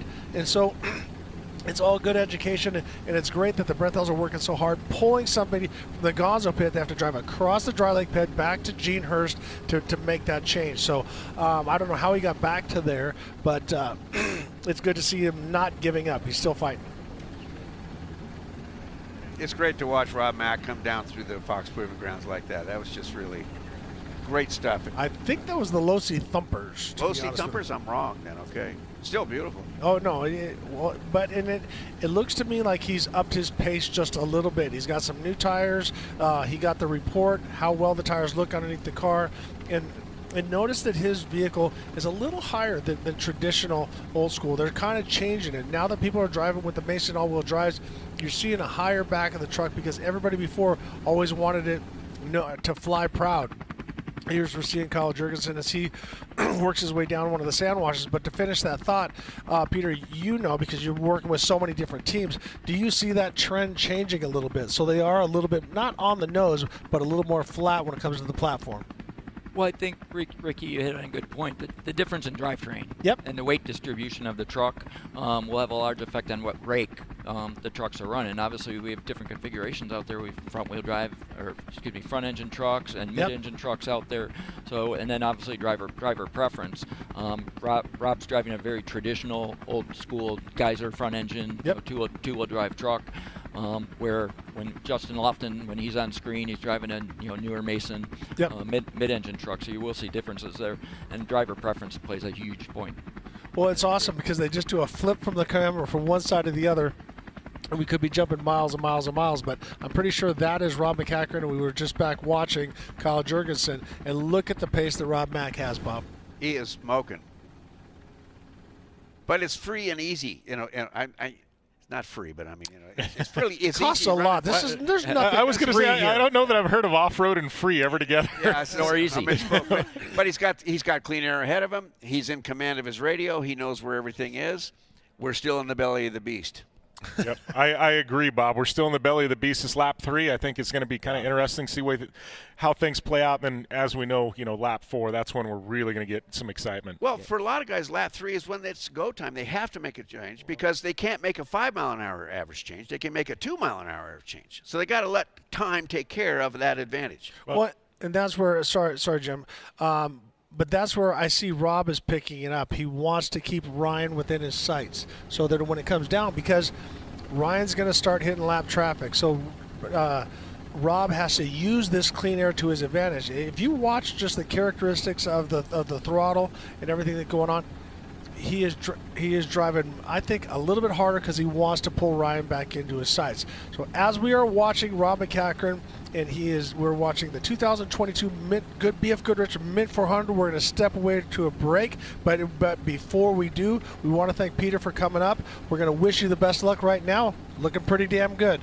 Thanks, guys. As you guys have said, long way to go. Yes. Lap 3, lap 4, look historically is when a lot can change. But if you could do me a favor, you can text me on this. If you can let me know what Rob Mack's tires look like when he made that when he did a lap and a half, if it's possible. Just did it because more than likely it's going to come back. They look like brand new.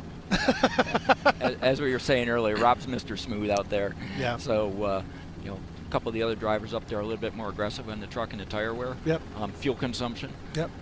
So a lot can change. But again, thank you guys for having me come up on the stage, and enjoy the rest of the afternoon. Thanks for everybody out in the audience also. Well, I want to thank you and BFGoodrich for your continued support, and I look forward to seeing you down in San Felipe. All right. Thanks, guys. All right. Thanks for coming, Peter. All righty. As we step away, we're going to go to a break, and when we come back, there will be more action from the 2022 BFGoodrich Mint 400. We'll be right back. You did great.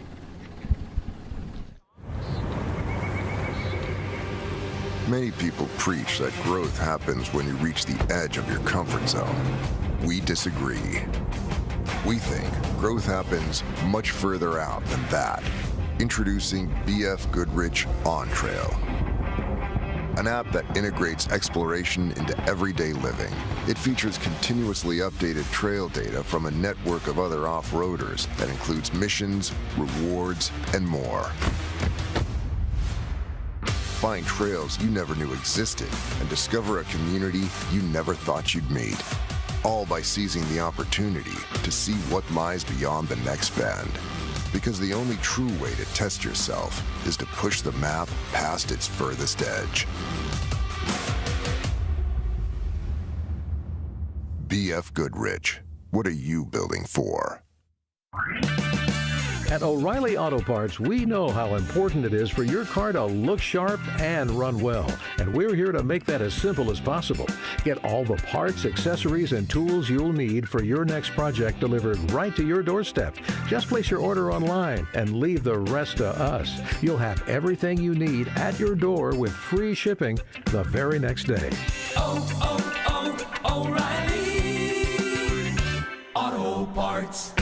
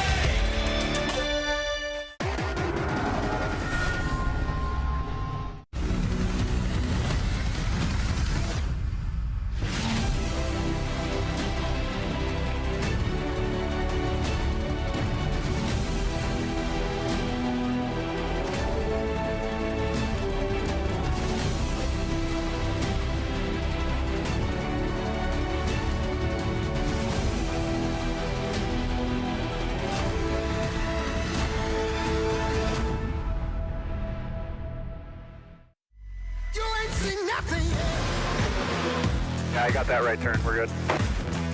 Let's meet up at the compound group up. At 10-4. Yeah, for sure, dog. Good, little driver, straight on through.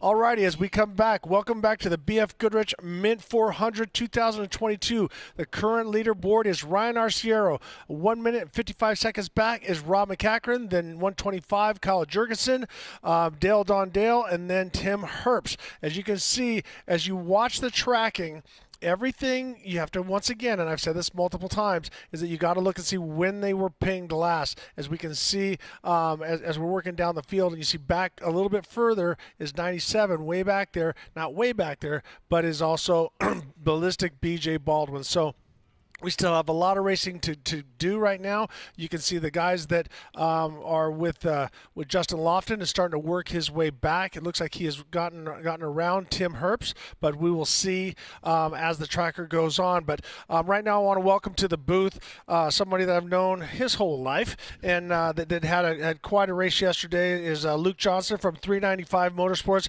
And Luke, you were out there with Lucas Cassidy and you ran the whole race, but you had some difficulties along the way. Yeah, we started off the race. Everything felt fine. About 5 miles in, we lost power steering, unfortunately, and couldn't be more proud of his perseverance to push through the rest of the race. Without power steering, because it's a rough course out there. The Martellis have put together a fantastic course this year. It's very rough, but you also have some high-speed sections, so it gives you a little bit of a mix and break between the tight technical stuff and being able to stay wide open. So now when you're watching, Ryan Arciero out front and Rob Mack and stuff, you drove a spec truck, but that was back on 37, so you blew up a couple wheels and tires and stuff just on the road crossings and stuff. What are these guys going to be looking at the next second and third lap? Because you watched the track deteriorate yesterday.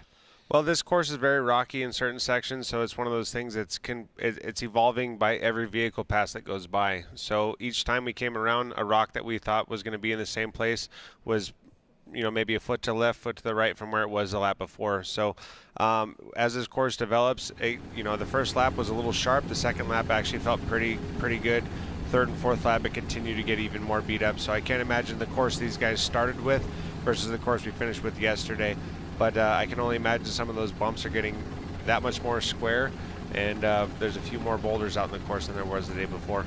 Well, as we're watching, that was number 19. That was Tim Herbst. And you can see in some of these places, you got Kyle Jurgensen running across the dry lake bed and stuff. What were you seeing in a normally aspirated UTV yesterday across the dry lake bed? Well, we were coming across the dry lake bed. We were actually pretty impressed with we've done a little bit of data on these things, but seeing upwards of 85 miles an hour in a side-by-side. So these trophy trucks, they're going to be seeing upwards of 120 to close to 130 miles an hour. It's a good lake bed stretch, and it goes right into a graded road there right after with a few rollers in it, so they can carry that momentum off the dry lake bed and continue it for quite some time. So these guys are going to be moving pretty good across that thing. Yesterday you also said that Lucas, you guys lost power steering, and you were telling me last night that you actually had to reach across and help him through some of the 180s and stuff. Yeah, so in order to get all these miles in, to make 4 laps, putting 100 miles out here and making sure it's as rough as possible. This is one of the toughest races in North America, the Mid 400. So finishing this thing alone is a feat in itself. But some of the there's a lot of 180 switchbacks in order to hit all these zones that we have here at the Mint 400, like we see in the Fox Proving Grounds right there. As I believe that's Rob MacCachren working through it. That's very rough, square edge, very rocky. So getting through that thing is no feat in itself. And there's a couple lines through there, so if you're going to try to pass, that's definitely a good spot to do that. Now, you had some issues, I heard, also with the military vehicles. They can't see very well behind them, and there was two in a row, so you weren't the only ones, but they had a little bit of difficulty trying to get by the Flyers. I love our servicemen and women that protect this country so we can be out here racing and having a good time. But their situational awareness inside a race vehicle on the race course when the mirrors fold in was a little bit frustrating for my driver. So keeping him with a cool head was one thing, but it's awesome to have him out there. Well, watching this, Jim, I mean, you can see how they keep moving a little bit to the left because as it gets broken up and gets softer, it starts to drag your speed down. So if you can stay, look, they keep moving further and further. You want that virgin dirt, is what you're saying. Exactly. Yeah. You break through that crust. It's like prop wash behind a boat. So you know that, and you've been across here. You know there's no red, there's nothing out there. Unlike down in Mexico where there's a blown up car that sits right in the middle. Yeah. Every time I go down there in the dust, I was like, I wonder where that car is. I've had situations there, especially when it was dusty, where we would be 5 wide, across there, and everybody was just a complete free for all. But like you said, just like here, I mean, you're always fighting for traction. You want that. You don't want to be in the ruts. You don't want to be in that soft stuff. This is a question for you, Luke. I mean, from lap 1 to lap 4 yesterday, how bad did that course deteriorate? How bad did it go away? It deteriorated pretty bad, but I want to talk on this line that Justin Lofton's on right now. As we found, I mean, UTVs, we have significantly less travel than these trophy trucks, but even Justin Lofton, even though those Fox shocks are working well, he's trying to give him a break. So over on the far right side of the course, which he was searching for, the whoops are significantly lighter on that side versus the rest of the course, because we about went for a ride. As you see him, catching up to someone's dust, he's in a significantly smoother line. So, but from lap 1 to lap 4, I watched the course get square and square, and I can only imagine what these guys started with and what that thing's going to be like on lap 4 today. I love this vision. All right, now we are showing the speeds. I'm sorry, I got excited. I thought Rob Mack was in front, but the top speed was Rob Mack at 127, Ryan Arciero 125, and Kyle Jurgensen at 125. So it actually slowed down. We saw Potts come in at 130 before. So as we said, it's starting to slow down a little bit, Bob. Well, we all get excited about the velocity of these trucks. But how much of this 100-mile lap is velocity section? That's why you still have to have a truck that handles, stops, goes, steers, quicker steering. I'd hate to see us get seduced by just velocity. But what if you have a truck that goes 143 versus 127? You're going to be quicker on that dry lake. That's what we heard about one of the Herbst trucks. And then So here's here our current leader, Ryan Arciero. So Luke, as a racer, as a co-driver, were you guys taking nutrition and then drinking when you went through the pits? Yeah, you have to be on top of your strategy when it comes to this stuff. So when you're taking fuel, that's going to be probably one of your lengthier jobs that you're going to do in the pit. So this is it's a grueling 400 miles that you're going to be going through, and nutrition is definitely key. So we did our best. I mean, you have a decent speed zone here, then you got a little bit of a break, and then you're back into a speed zone again before you're back to race pace. So you want to utilize those times properly. In the UTV, it's a little bit more on top of things, but as you see Ryan Arciero here taking a pit, he's probably going to grab some nutrition as well as some new BFG tires, and hopefully he keeps that lead.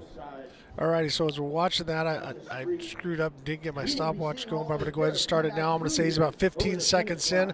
We saw Rob Mack, I think it was just under 30. He did tires and fuel, so we'll see how long it takes for Ryan Arciero. Yeah, and we're getting a few notes from out on course quick. now. Yeah. That was a wicked quick pit stop for Ryan very Arciero. fast. So a couple notables out on course that I know fans at home have been asking about on social media and some of the chats, things like that. Blake Wilkie looks like he had some torque converter problems is what was going on with that. Healy Deegan, she had some problems with the tire and wheel. Looks like she is back up and running now. So Healy did have some problems, but it looks like she's going to resume. So we've had a few odds and ends. It sounds like Doug Mittag, he's made a point. He says, I'm pushing the rest of this race. I want to try and hunt them down. I want to win this thing. So expect some big things out of Mittag. He's had some problems, but man, some good notes coming in from out on course. Alrighty, so now he's 2 laps down. He's halfway. So does he start to pick it up and watch the back door? And as we said, we saw Rob Mack went a lap and a half with the fuel, so he could basically do a 2 and a splash and make up that time. But really, how quick the Arciero pit did that was under 30 seconds. So that's going to be a hard deficit to make up. We got ourselves an afternoon of fun. Oh yes, we do. We got a race going on.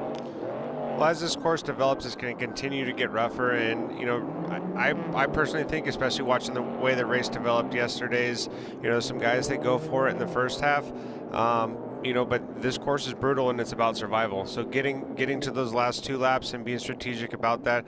Obviously, these fuel strategies, they could potentially be lost in the pit, as we see the helicopter getting super close, and Ryan Arciero actually mudding out the camera on a helicopter. So no, that was a drone. or a drone. Micro helicopter. Yeah. But Ryan Arciero putting in an awesome pace. That infield, I can say as a competitor, it's awesome that the Mint 400 crew is out there watering that, because it makes for some good traction, especially when you're struggling with dust. And we've seen, I believe this is Pat Dean here, and James Dean. Yep. Yeah. One of the Deans, the Deaner, all the Deaners. Pat's still in the 19 truck. Well, he is. But yeah, no, his boys are doing awesome there in the that bright green car. You can't miss it. But yeah, the Dean boys killing it in the Class 1 car. Well, and they've got years and years of experience here. As we're going back to Rob Mack as he's working his way across the dry lake bed. As we said, one of the got Herbst 143. Yeah. No. I don't think he's got 143. He might have 129 or whatever. This is what he had last time. But As we said, the race is going to come down. He did this last year. He just laid quiet all day long, made sure that he kept his distance. I have a stopwatch now on Rob Mack because he is not going to stop in this pit. At this point, he's 2 minutes down as he rolls through the pit. He has a little bit of time before he gets to the start-finish line. So we will have a physical time on Rob Mack as soon as he goes under the arches. Bob?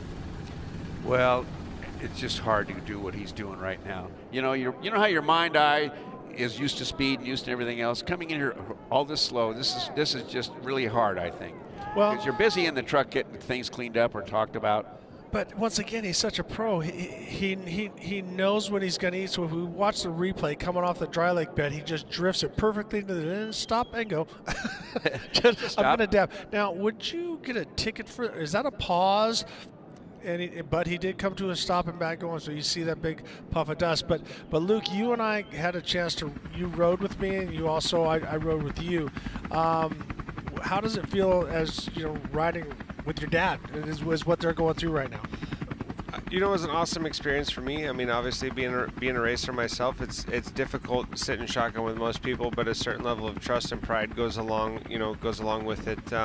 Father-son relationships are something obviously that I cherish, and it's awesome that you see that throughout off-road. This is very much a family sport.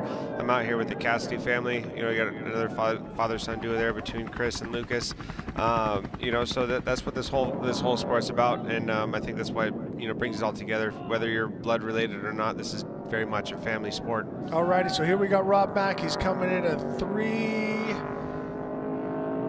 He comes up to there. Don't hit it as hard as Gentry. Boom. 40. So right now he is 3 minutes and 40 seconds behind Ryan Arciero, and they started 1 minute apart. So Kevin Thompson and Ryan Arciero started on line 2. Rob Mack and Dale Dondell. So that was 1 minute. So he is now 2 minutes and 40 seconds on corrected time behind our leader, Ryan Arciero. So Ryan is putting in a great race. Jim? And it means that Rob can sit back. Sit back my ass. Well, no, you know what I mean. He doesn't have to pass to win. No, he doesn't have to pass, but he's got to go. He's got to start making up that time. And here's the question. We talked about that earlier. And Bob said, it's tough to make up minutes. So when you're looking back at, say, like a Tim Herbst or BJ Baldwin sitting there, Rob's 2.5 minutes back. Those guys 5, 6, 7 minutes back. That they're not out of contention, but as Rob may start pushing on lap 4, are we going to see Tim Herbst and BJ Baldwin now really try and push on lap 3 to narrow that gap and have to push the next 2 laps? Well, Kyle Kraft is a great co-rider, and he's in with BJ. And he knows BJ very, very well. Probably better than BJ knows himself in a lot of cases. And so he's going to ramp him up, and he'll speed up his cadence a little bit. He'll be a little bit more cheerleader to kind of get him motivated. Then BJ is going to find that confidence because he's been through here. As we're watching Johnny Gould, looks like he's off the pace a little bit, so tough break for him. He's got a right front flat. He's just trying to find a good spot to get off the course and get that thing changed. So finish the thought about BJ. I think that he's going to try to start picking up the pace, but those 2 guys out in front is going to be hard to catch. Luke, it's a good thing that spot doesn't have any Joya cactus, huh? Yeah. Oh man, yeah. I was very happy yesterday. Our tensor tires didn't get flat because I would have been the one changing it. Usually I'm the driver, but couldn't. Obviously. Oh, send it to the bottom on that. Almost went to flat. That check bump, that blonde hair of Kyle Jurgensen is flailing around inside that truck. But he's making that thing look good here on the infield.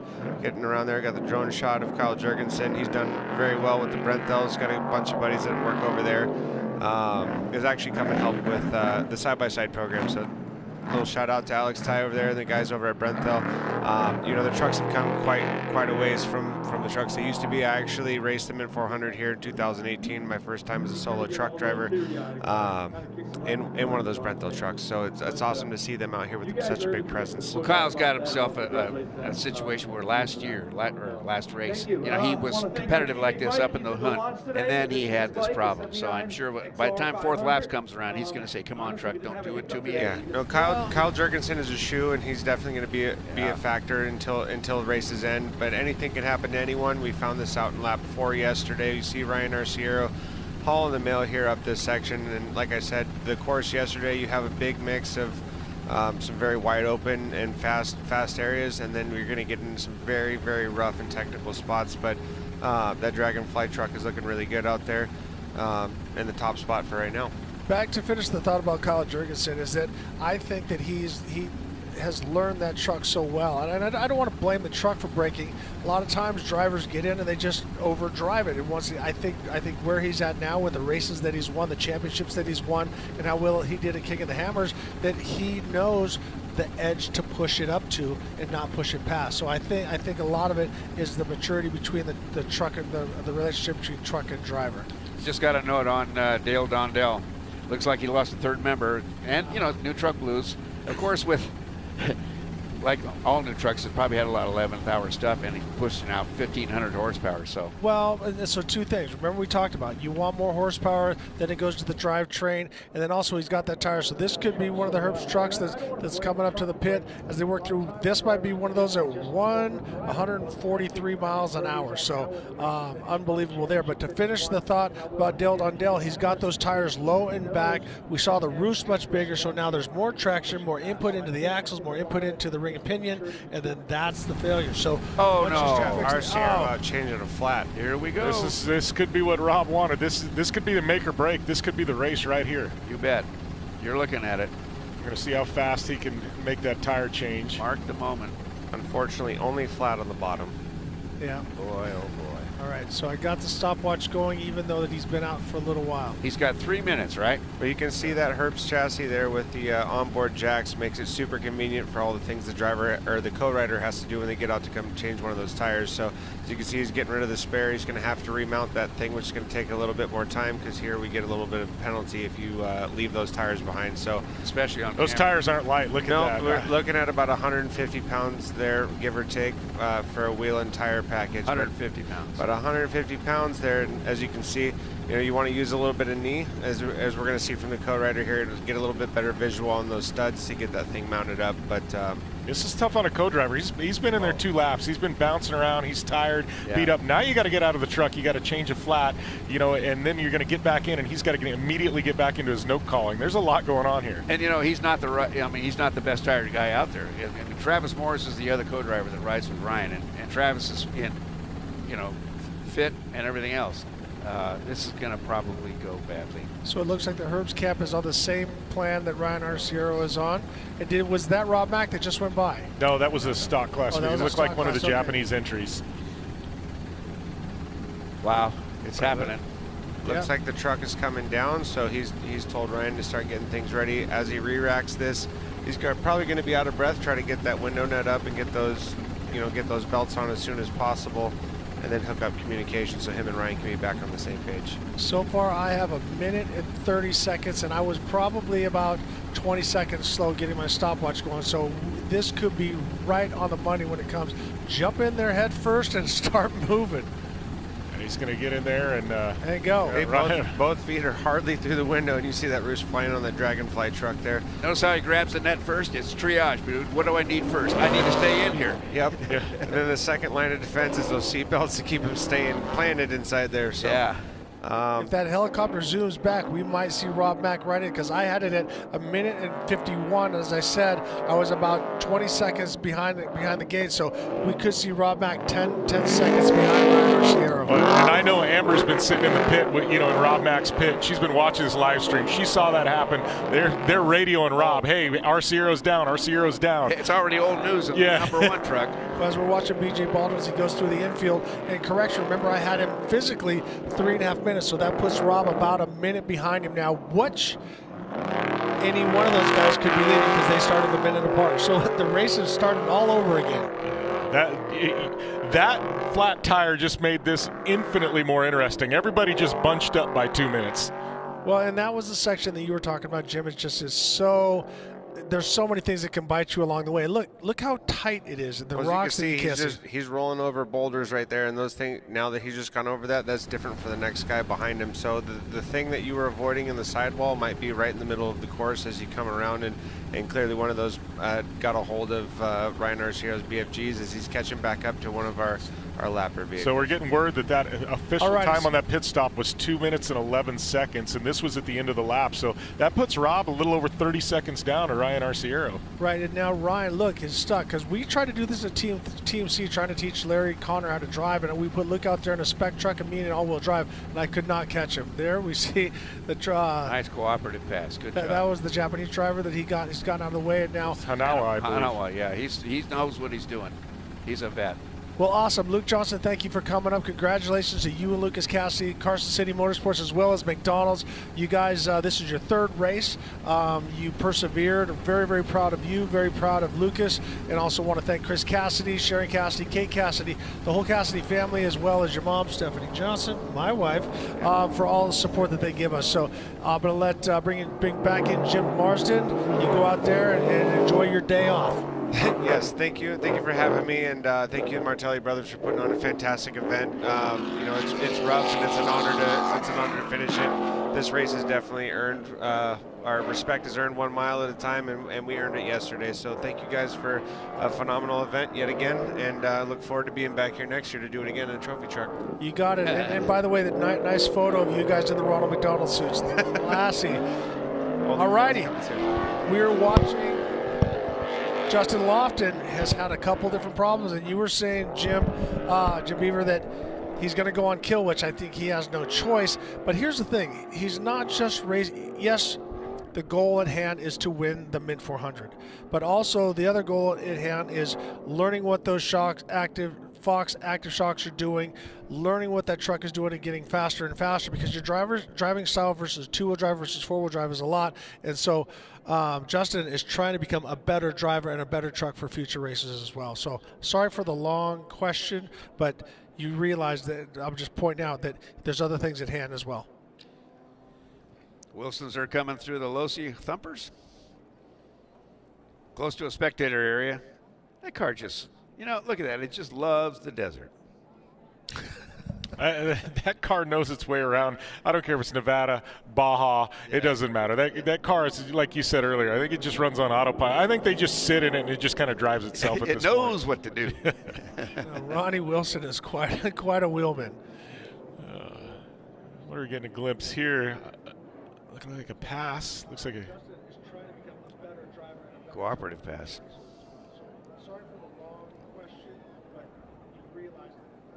It's crazy how they're using every inch. And notice how they're trying to keep that one side wheel up to lighten up that load a little bit. That's Lauren Healy, I believe, there. Is it? Yeah. Yes, it is. Good call. Yeah, that's where you see that all-wheel drive just eat.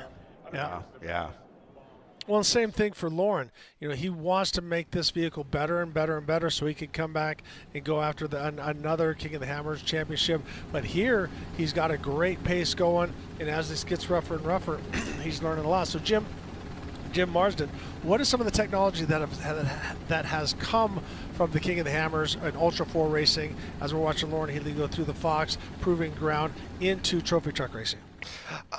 Probably the technology being used in the all-wheel drive systems, in all honesty. I mean, that vehicle there is remarkable. I mean, it really is. I mean, to keep saying it, it really is something like out of NASA.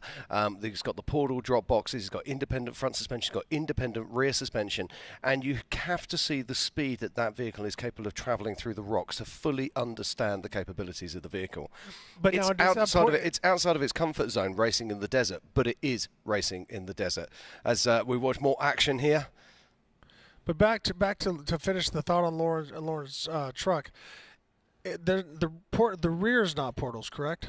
No, it's got portals on the rear in the as front well. and rear. And the front and the rear. Awesome. Independent portal hubs. They're made by World 74 Quinpults, and that's the technology that they're pushing on. But they're also able to change the gears out of there, and later technology is going to allow them to be able to change ratios if they wish and all sorts.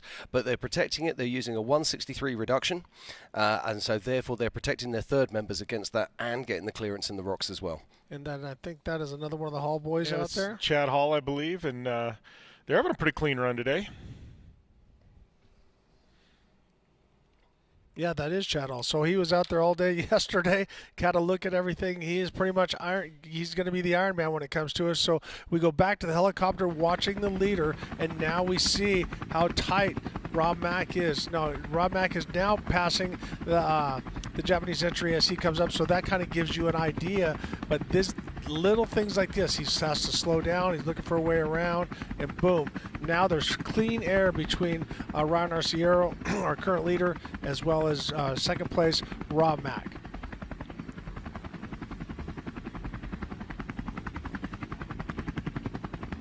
So last year, Bob, we'll talk about this. They lost radio comms, and his son was over there texting back and forth with his wife and crew and all the different stuff, letting him know what was going on. And their communication was so well.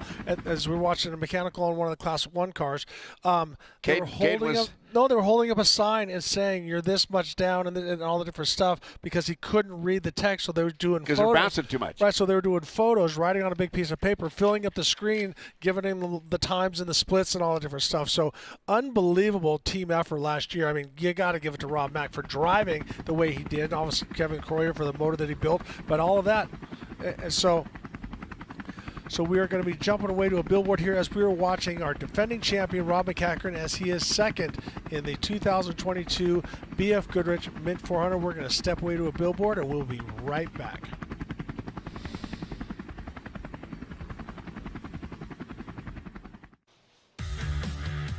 The 2022 Mint 400 live stream is brought to you by Dirt Design, clothing designed for the off-road enthusiast. Dirt Design is focused on helping the sport grow and prosper.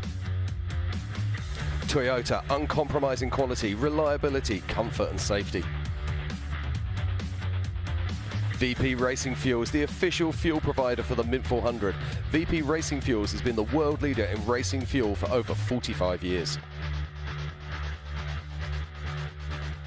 King Shocks. King Shocks is a manufacturer and servicer of custom-made adjustable and readable automotive shock absorbers and performance racing products for utility vehicles, OME replacement and professional racing use.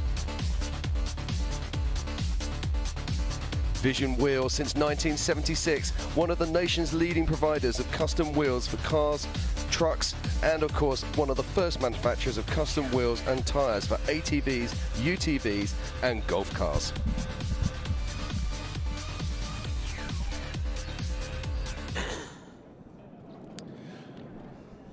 Okay, and welcome back to the 2022 BFGoodrich Mint 400. It's a beautiful day here in Prim, Las Vegas, Nevada, and the racing has been absolutely exceptional. This is our current race leaders. In first place, it is Ryan Arciero. In second, it's Rob MacCachren. In third is Carl Jurgensen. In fourth is Tim Herbst. And in fifth is Eric Harding.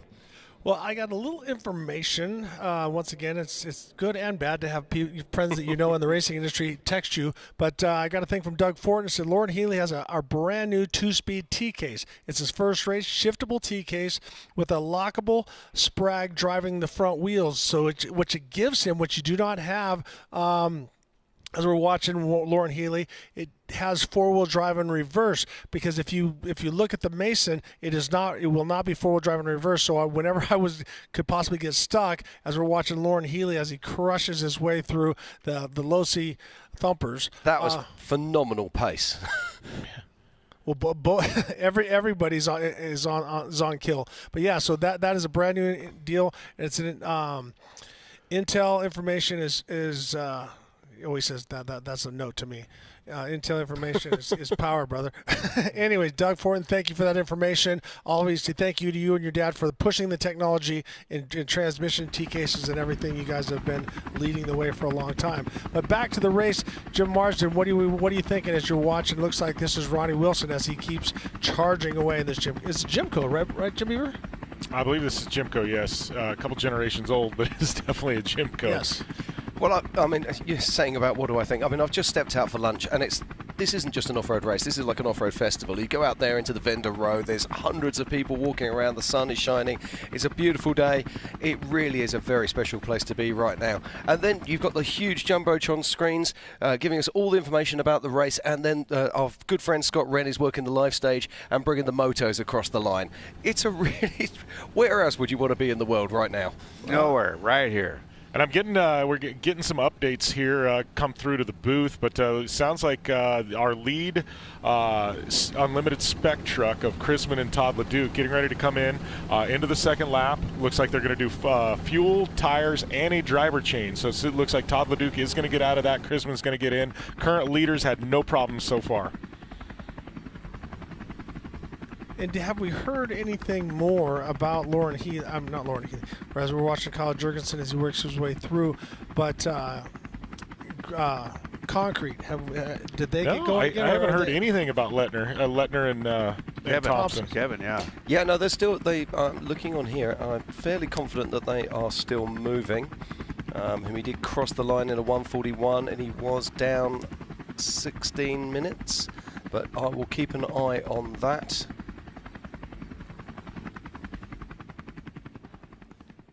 And if you want to follow this at home, you can. You can go to www.themint400.com and you'll be able to follow the live tracking.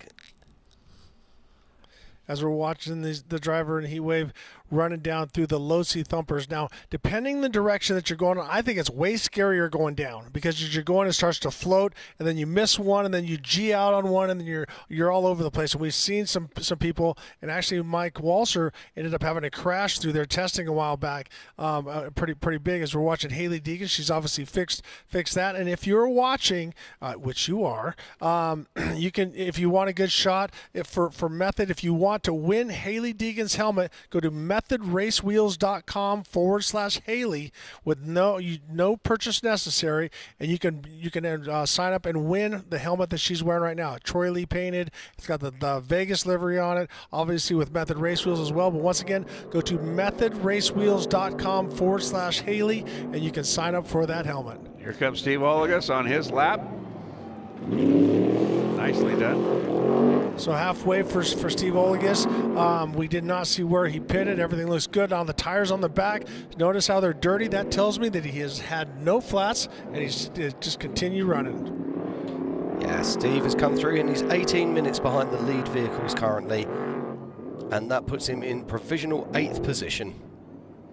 Unofficial. Yep. Everything's unofficial, Bob. Totally unofficial. Until they give the trophy and the check clears. When I grow up, I want to be unofficial. Well, we are kind of unofficial. All righty, Cole Potts as he rolls his way through. Still, Garrett Gentry has the record for the longest jump and definitely the hardest landing off that finish line. Those military vehicles yesterday were pretty much of a that was rough. That had to hurt. I guarantee he's feeling it this morning. You know what? The Hummer felt it too, or the vehicle felt it. I talked to Mike Jasinski. Yes. They bent a shock mount and they bent some other things, and the guys had to pay their price. They deal with it all day long. The Diener, James Dean, is starting to work his way through some of the unlimited trucks, continuing. His Jim Beaver, this kid is so dynamic. I mean, he reminds me of kind of a Harley Lettner's driving style, not quite as calm and collected as his dad. Well, I think he's had some great teachers, right? And I think, he's had some phenomenal teachers, and, and obviously we talk about Butch and Pat, yep. And kid knows how to wrench on things just like every Dean knows how to. But, James, I think, has spent a lot of time with his dad. He's learned a lot, and he picked up a little exuberance along the way, but he's got his own style. But, at the end of the day, he's putting in a phenomenal run out here, hasn't made a mistake yet, and he's definitely in the catbird seat to walk away with a victory here. Well, I'll just give you an idea how well James Dean is doing. Actually, currently, he's sitting the 7th fastest vehicle on track as he crosses the line for the finishing of last lap 2. And being where he started back in the dust, that's a phenomenal effort. Yeah, it's absolutely incredible. So that young man is on fire. He really is driving very, very well. Now, I'm looking at Kevin Thompson's tracker here, and it's actually showing him as stopped, but it's also showing him, we have another breakthrough crossing the line. That is the 273. Connor McMillan. So they got Connor McMillan's vehicle fixed, and he's back on track. That is awesome. Got the power line, or hydraulic line, I think. Hydraulic line? Yep. Well, and that's the never say die of desert racers. So Jonathan and Jordan Brenthal doing the work, getting it from the Gazo pit, and getting that changed and getting it back out there. So great for Connor. I'm going to question that. I think there's something weird going on with Conor McMillan there. He's coming across the line to finish lap 2, but if that would be correct, apparently he'd be 4th on adjusted time in our overall lead. So I think there's something wrong there. Either he's, I think he came back. I think he crossed the finish line twice because he went out on his lap and then he looped around back to the pit. They fixed it, and so I think it must have timed him again. I think it's timed him again. I think he's sitting in the incorrect position there. So I'll keep an eye on that and let's see if that gets changed by our tracking people. And here's Ryan trying to pull some time on his mistake. Or was it his mistake? Maybe it's in the right rear. You're awful judgmental there, Bob. Hey, I'm sitting here. I can do that. I'm like the guys in the home and the screens. I can judge. Yeah, but see, look at that rock frost. Oh, those are just nasty. That is something that we don't want to see. And this is where we call it, almost the ghost flats, because you're in there. Ryan's not really putting a tire out of the road. He's not doing anything wrong, but there could be a jagged rock that just cuts its sidewall just right. He didn't know about it. You never knew it. Never saw it coming. But at the end of the day, you get a flat tire. Yeah, and I say I tease a little bit. It's his fault because that's the way to do it. But all right, he had no idea. Look at this in slow-mo. Now watch off the right front tire as he's going, as he's coming through. You can see how narrow it is. Then all of a sudden, you're going to see a rock come flying like the size of a baseball. So look at how narrow it is that he's going, and then boom, there it goes. Nope, not yet. He slid by it. But look at how close it is on the left and to the right. Literally inches that he's driving. And look how little the tires are actually on the ground. That just goes to show you the precision that these drivers have.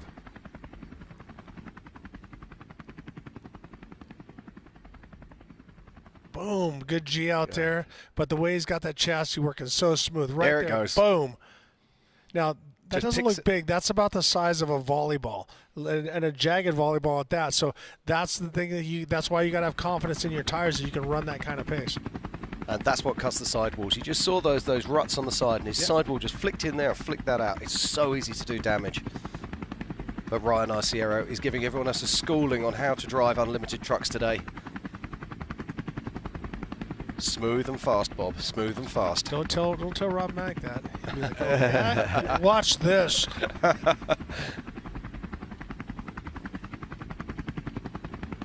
Ryan is probably one really happy guy right now because everything is working. Well, you know how you have those times where I got 98% of a truck here. I think Ryan knows he's got 100. Right, but now we're seeing Rob Mack, and he is in some dust. So how close is he to? So once we can't tell exactly where he's at on the course, but if you see Rob is in some dust. Now, is that from Ryan Arciero or from somebody else? Because you see in front of Ryan, absolutely clean air. So we're going to try to find out that information. The tracking has been hard on some of it. It's come in and come out. But right now, as you're watching Ryan Arciero, just trying to keep it right on that 2-track and keep digging. As we watch Ryan Arciero there, just going to have a quick look at the leaders. So Ryan Arciero is our physical first place. In second is Rob MacCachren. Third is Carl Jurgensen.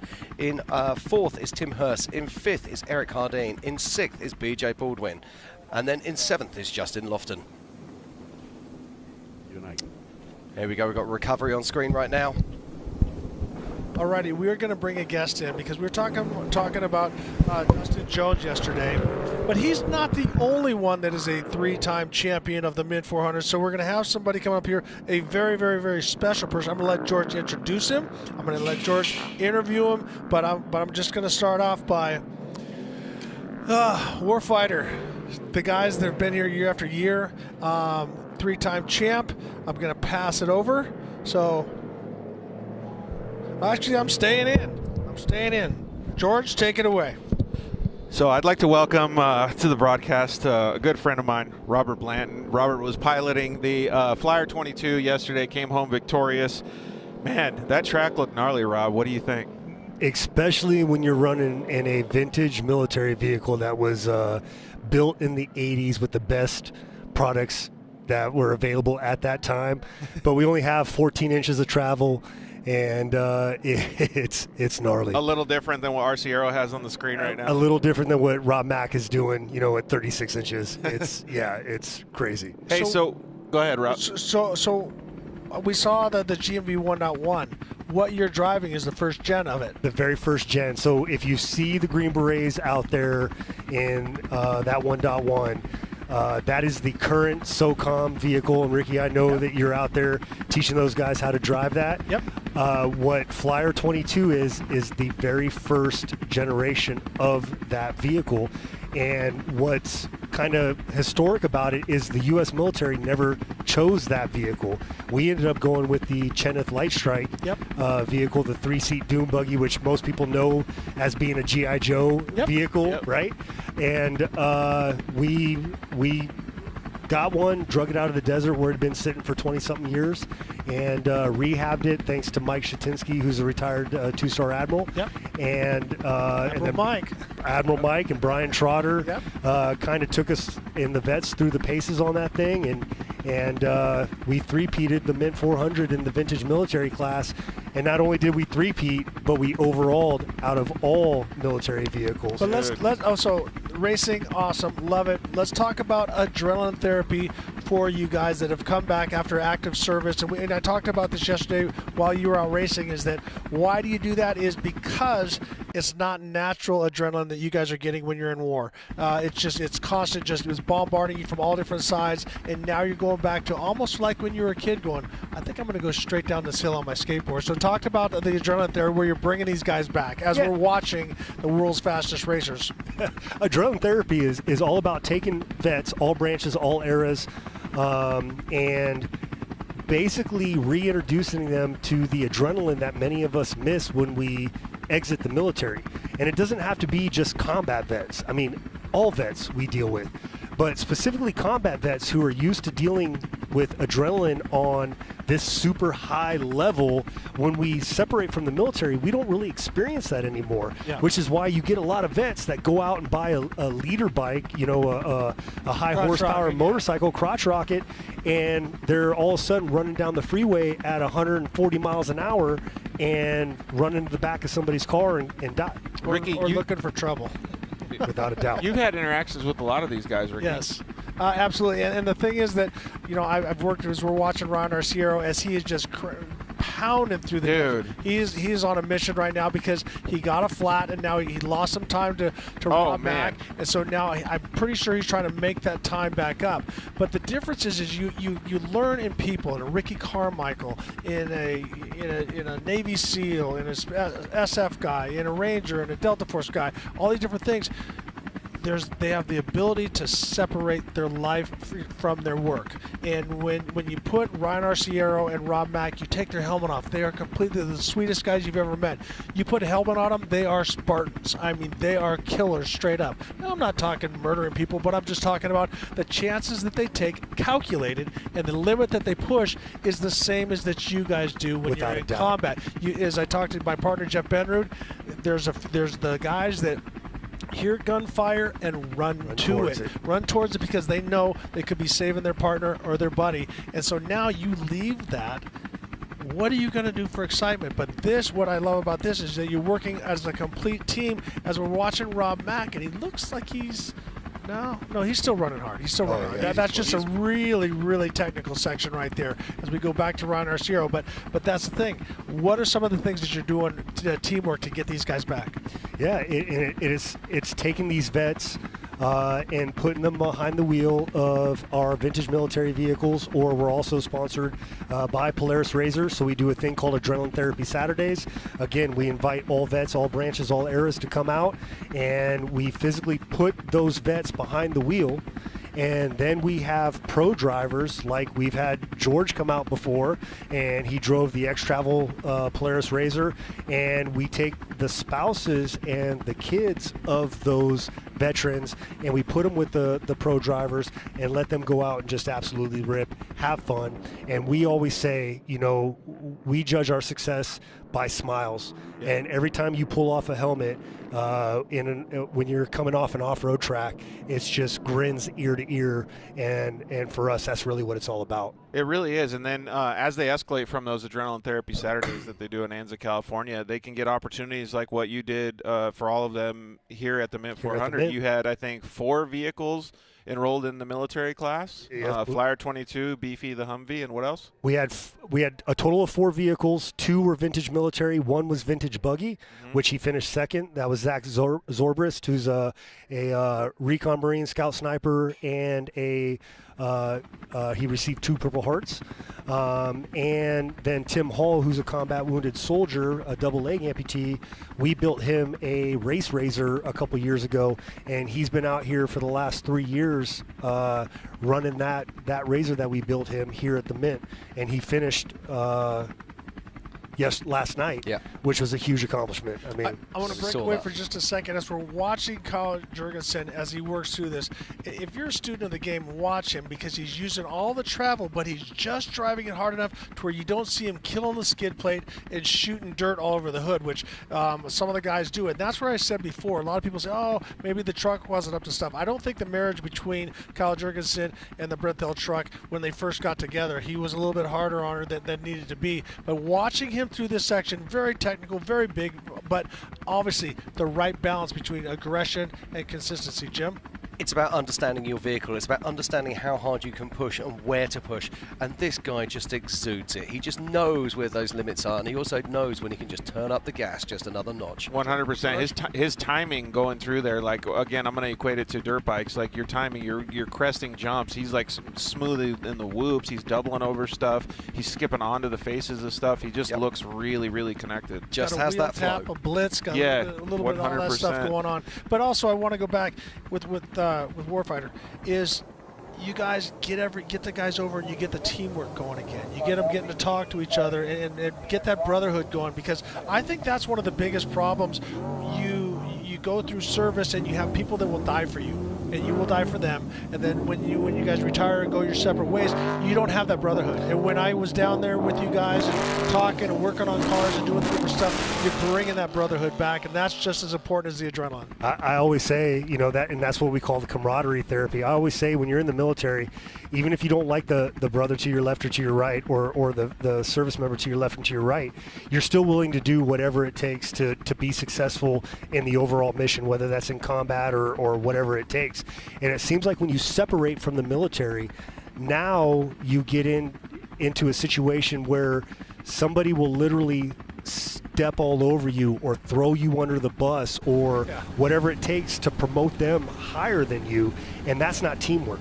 So when it comes to Adrenaline Therapy Saturdays, when it comes to racing the Mint 400, we have to prep our vehicles. So we get a lot of vets that come in and help us. I mean, we got Simon Jackson, who's paralyzed basically from the waist down in a motorized chair, and he's there almost every single day, crawling all over the vehicles the best he can to make sure that our vehicles are ready to race the great American off-road race, the Mint 400, and we were successful. Yeah, very successful. And Ricky, you should have seen the smiles on all these guys' faces last night, man, when they came across the finish. Well, we actually ran into Ricky. Oh, perfect. Yeah. How can you translate it to what you're seeing on the screen right now, Rob? Because you were out there on the track yesterday. Ricky and I would both be interested in this. Yeah, so when you're watching these guys, like, that was probably a 70-foot send. We would roll over that, right? Well, the Flyer didn't. Yeah, no. 1.1 did in the first lap. Yeah, you should see these pictures that are going around right now of that. But, we were just watching Jurgensen going through a section. He was probably doing 65, 70 miles an hour. We were doing probably 15 or 20 miles an hour because of the different suspension setups and so on and so forth. Okay, mission set. You take off at night, not under nods. You're doing the different stuff. How fast are you going? 15 to 20 miles an hour.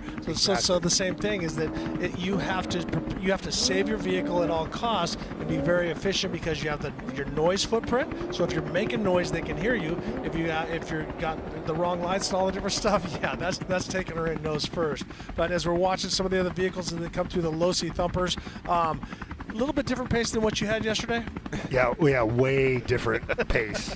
But in the end, the old adage, you got to finish to win. Mm-hmm. And there's a lot of people out there that just don't get that. It's checkers or wreckers, and that's not where we're at. I think Trotter named your car the Tortuga or something like that. Yeah, Beefy. Yeah. El Tortuga. No, I'm sorry, La Tortuga Verde. Yep. Yeah, the green turtle. Hey, thanks for coming and hanging out with us, Rob. I really appreciate it. And congratulations on your win and your continued success with the foundation. Thank well, you. and you're walking a little better than you were last night. Yeah. You look like your ass was dragging a little bit after that. That says a lot because you're a tough son of a bitch. Yeah, I'm on a couple muscle relaxers and a little perfect right now. Trying to get your body back to normal. Well, we want to say hi to everybody because you got a big crew out here. Your father came all the way from Florida. It's good to see him. It's really cool that you have all the camaraderie and family-oriented environment. I got a brother that I served with in the 90s in Somalia out here with us driving. Yeah, it's great. And then, of course, my right-hand man, Danny Navoa, combat wounded Marine, Purple Heart recipient. He's the one that really makes the magic happen. He owns the shop, and so when the vets come in to volunteer, they're dealing with Danny. And, yeah, we got a great team, great crew. Love it. Who are you going for the win here in the unlimited truck? Rob Mack. Big Rock Mac guy over here. Well, Garrett Gentry wins the longest jump. He killed everybody that first lap. But I also want to say, if somebody wants to, they're listening, and they want to help and they want to donate to Warfighter, where can they find you and where can they donate some funds to help some of these guys, great soldiers out? Yeah, Rick, I appreciate that. Of course, warfightermade.org, and then on social media at warfightermade. And what we really challenge people to do is come to our site, look around, see what we're doing, look at the smiles that we're putting on faces, and then make a determination for yourself. The rad thing about Warfighter Made, we're all volunteer. Awesome. Well, going back down, and we just saw Ryan Arciero, Jim Marsden. I'm pretty sure that was the Gonzo pit. Yeah, that is the Gonzo pit, though. So we didn't have cameras there earlier today, but we do now. So thank you to our fantastic production crew. And just look at Ryan Arciero. He's absolutely killing it out there. The speeds are just still insanely cool to see, man. We were saying this earlier, usually first lap is the fastest lap, then the second lap they get a bit slower, and the third lap they get a bit slower. This doesn't look any slower to me. Well, this is absolutely, as you said it before, he's set on kill. Well, and Josh Daniels, everyone's kind of giving me their little 2 cents, but Josh Daniels, some little things that some of you want to talk about. A few years back in the Baja 1000, Rob Mack at the end hit the gas and passed Ryan at the end of a speed zone, ended up messing up Ryan. He broke his thing, and Robin ended up getting a time penalty, and he lost the Baja 1000. So there might be a little bad blood between these two, and if there's not, let's just go ahead and act as if and stir up a little bit of trouble here. So Ricky stirring it. Always. Stir the pot. I was going to say, that's a big spoon you got there. I'm going for it. It's okay. It's okay. But if they're best friends, makes a better story if they hate each other. Absolutely. But I know they don't hate each other, respect each other a lot. But that is a story as we're watching Bernard Steinman. One of my all-time favorite photos is Ricky Johnson and Bob Hurricane Hanna, mean mugging each other, and I think they're flipping each other off. And I can't believe that of Ricky. Yeah.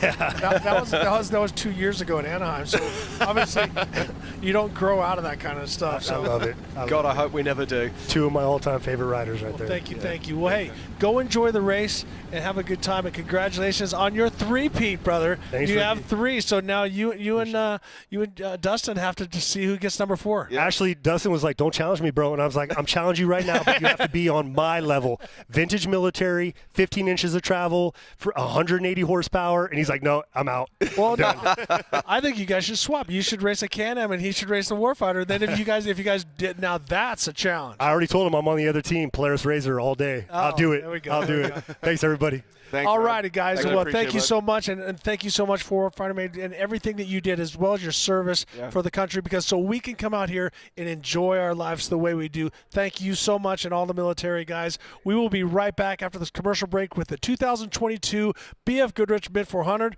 We'll be right back. Awesome.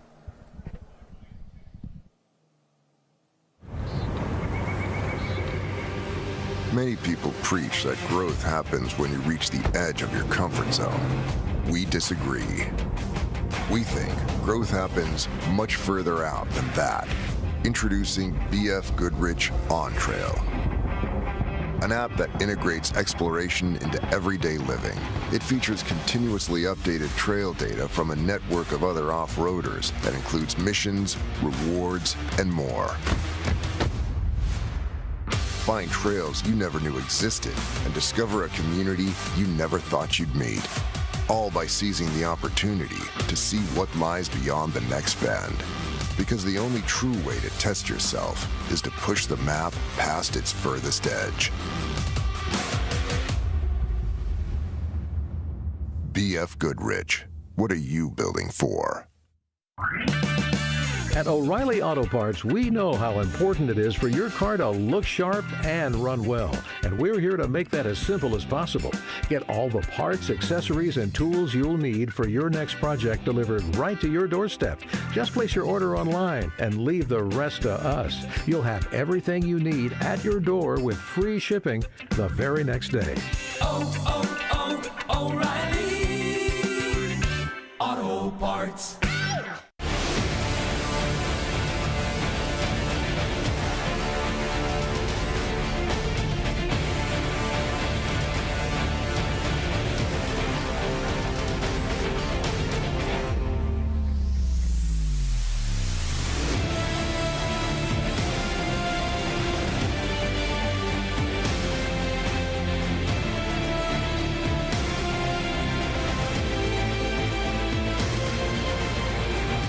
We're gonna stand on top with our hands in the sky. Gonna raise our cup to the stadium lights for the glory, for the glory. We celebrate with the city tonight. Hear the whole town cheer. It's the ultimate high for the glory, for the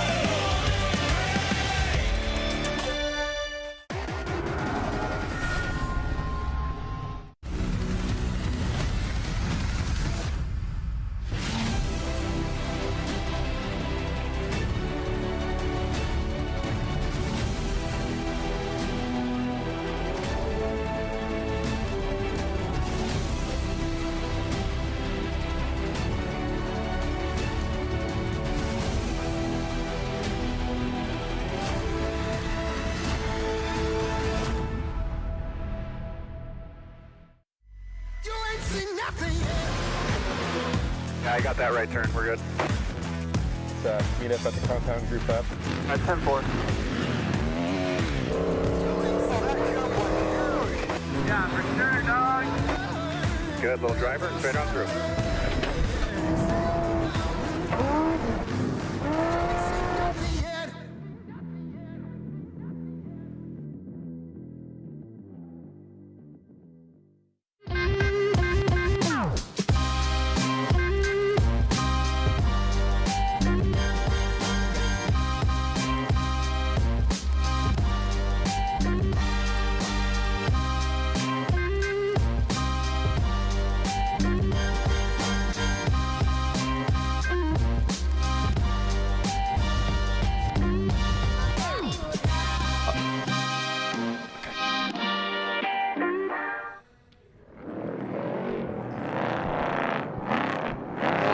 Welcome back to the BFGoodrich Mint 400. And as you're watching Greg Adler or Thomas Fisher, I'm not sure if they're splitting the laps or if they're doing 3 and 1, whatever that case may be. That is one of your 2 trophy truck legends. And the good news keeps coming in. We had some great information from Warfighter Made. But Jim Marsden, you got a phone call. You got some good news from the overseas. Yeah, I really have. While I'm over here, there's an amazing off-road event called the Welsh Extreme taking place in Wales, strangely enough. And it's the 10th anniversary year this year and the final ever Welsh Extreme. And there's about, I don't know, something like 30 or 40 teams racing down there. And my good friends Alan Sharp and Ben Turpey have just won for the 3rd time to wrap out and to be the most successful team in history at the Welsh Extreme. So congratulations, guys. Have a few drinks. Enjoy yourself. Amazing news. Awesome. Great job. Congratulations. Always awesome to get good news. It is indeed. Look at this guy, though. I really like Andre Loring, all the way from Canada. He's putting together a good race. He is, yeah. This is very, very impressive. Well, and coming from Canada, as you said, Jim, there's not a lot of desert racing in Canada. So every lap that he drives, he gets more and more comfortable in the vehicle. So I think you're going to see Andre, even though the course is getting rougher, you're going to see him getting faster and faster each lap. Yeah, well, Andre's no stranger to motorsports, power sports. He's pretty new to desert racing. He's got a veteran in Adam Fitza that splits driving and preps the truck. But Andre, he goes back Canadian motocross and that. Andre, he's had a team up there at an elite level, and he's actually laid the groundwork for a lot of guys that are running pro supercross now, out of Canada. So he's definitely been around motorsports for a long time, giving back to motorsports in various ways, and now we see him out here actually having some fun himself. That's kind of cool. Awesome. Yeah, it's very cool indeed. So Andre Lauren is currently 8th in unlimited truck spec. And I'm just looking down the list here, and I can tell people are looking at home. Lauren Healy is now up to 4th in Class 1. Wow. So I'm going to expect him to get a little faster. Now, he's got the active suspension, correct? He has indeed, yes. So now it's got the algorithms of what it's been seeing lap after lap after lap. So it could be getting better and better for him through the different sections. Absolutely. I would like to know, because I think he might have had a problem on lap 1, because he just seemed to fall away earlier on. But we'll find out later. But that is Bernard Steinman there in the car 69. And we're getting some info on him as we speak. He had a bent drive line and a brake line ripped off. They got it fixed at one of the remote pits. And it looks like they're going to have a driver change next time through the main pit. Are you talking Bernard or Lauren? 69. Oh, Bernard Steinman. Yeah. So do we know who's getting in for Bernard? I do not know that. These guys are G6 trucks are just insane, man. That's one of the newer chassis. These guys have a full Gucci truck. This thing is decked out, man. No, Bernard definitely did it right. He just recently sold it, had the People's Dispensary in Orange County, and so that's where he spends his time. But I'm really impressed because 2 years of racing, as I said, he was with his childhood friend Cruffy as a co-dog, and they have stepped it up in one of the most premier trucks out on the course right now. Now, if you're watching at home and you're sitting there and you're thinking to yourself, do you know what? I fancy having a go at this unlimited truck, Lark. How much is a car like that going to cost you? I'm going to say 700, 7 to 750. With the air conditioners and the motor and everything you got going on, and the carbon fiber body, and then you got to have a couple spares as well. So you got to have a trans and rear end and stuff. So you better have $1 million, if you want to go play. Here's the story we were all been looking for Healy Deegan coming across in the spec truck. So this is into lap 1 for Healy Deegan. So she's had a tough go, but she's a gamer. She's not going to give up. I watched her in trophy cars. I watched her in Pro Light. We've definitely been seeing her out in the truck racing, NASCAR stuff. So she's not going to just I had problems, I'm going to give up. It's awesome that the people from Method have stepped behind her to come out here and race. And I think it's awesome for a young girl, a young lady, to just go, yeah, I'll race the Mint 400. It's only the most difficult off-road race next to King of the Hammers, in the world. So I'm going to give it a go. So once again, if you would like to win Healy Deegan's helmet, go to methodracewheels.com/Healy and sign up, and you could be the lucky winner. She's going to wear this helmet one time. It's got the Las Vegas livery on there, as well as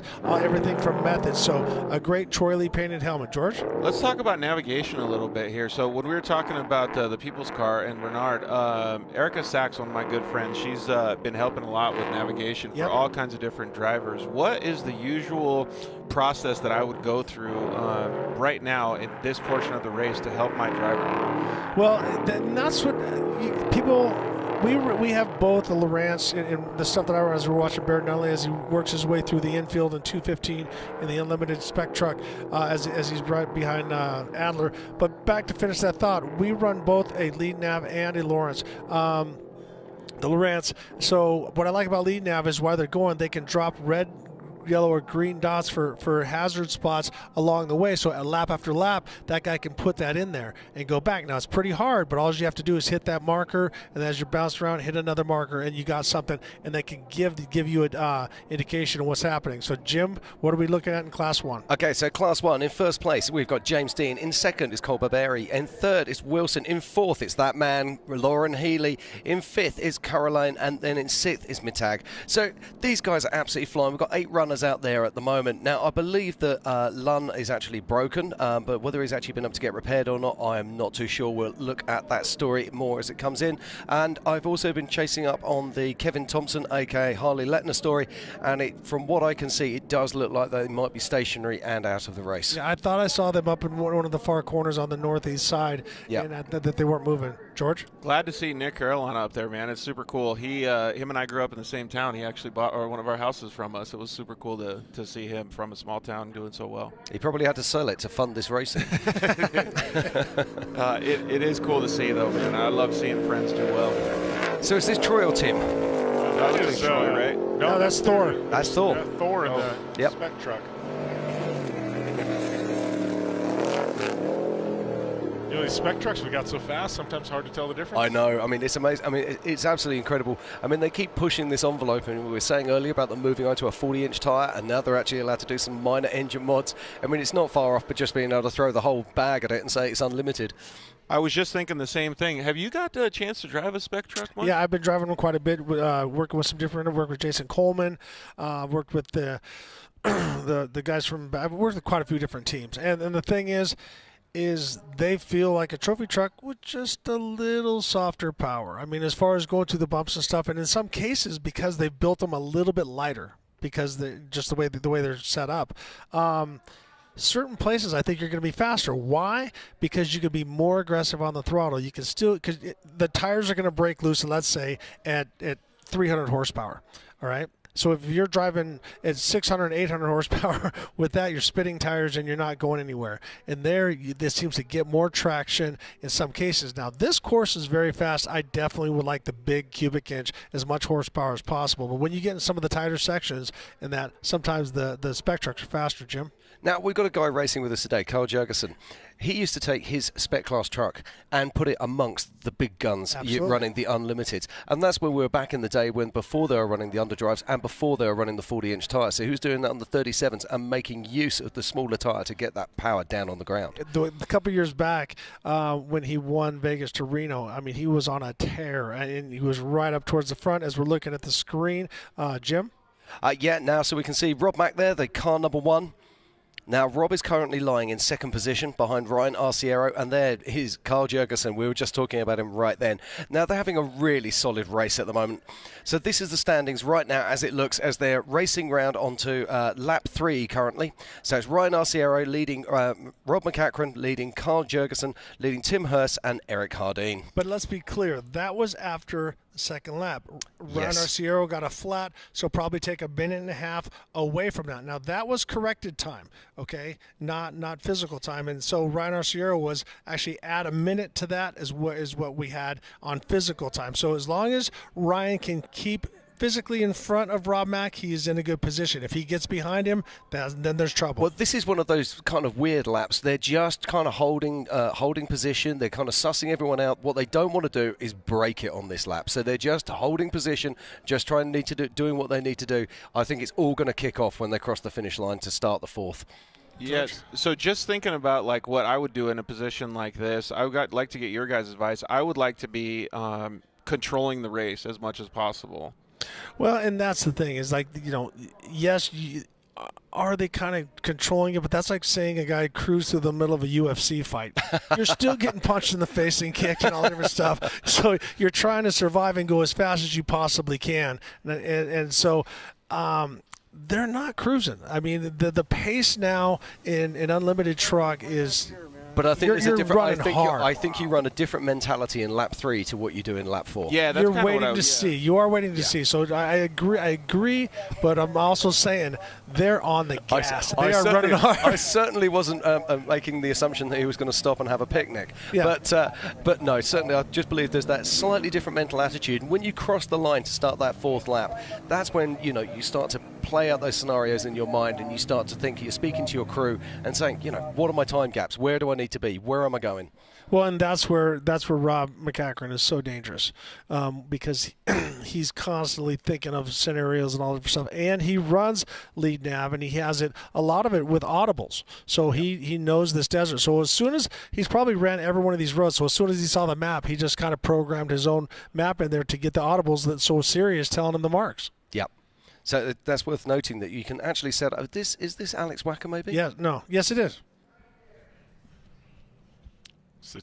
No, I don't think that is. I think that's one of the hurling cars. Yeah, that is one of the hurling cars. Yeah, we did get some notes on Alex Wacker a little bit ago. Let me go up here and Healy Deegan again. So Wacker, it looks like they had a flat early on. Got tangled up with a spec truck. Got stuck in the dust and then lost a motor out of the race. Oh, what a shame for Alex. That is Kirk Herkey as he works his way through the infield, starting his 3rd lap. So he is halfway down. Sometimes the racing gods just do not want to play.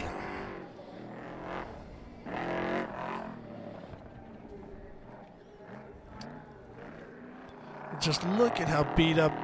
This is a groomed infield, how beat up it's been getting. We talked a little bit about making up time in some of those shorter sections and some of the tighter areas. Have you seen that they were doing that at all, Jim Beaver? Well, I think the lead trucks right now have definitely been pushing. The tough part is I think everybody's pushing so fast, and the pace, and especially with Ryan Arciero having that problem where he could have laid up and maybe gave a few seconds here and there. He can't do that anymore because he had that flat tire. So I think lap 3 that tire changed a lot, because now Rob and Jurgensen and everybody behind him are pushing really hard to try and catch up, because now they smell blood in the water. And Arciero knows that, so he's pushing. So I think everything we thought just got expedited by a lap. Yes.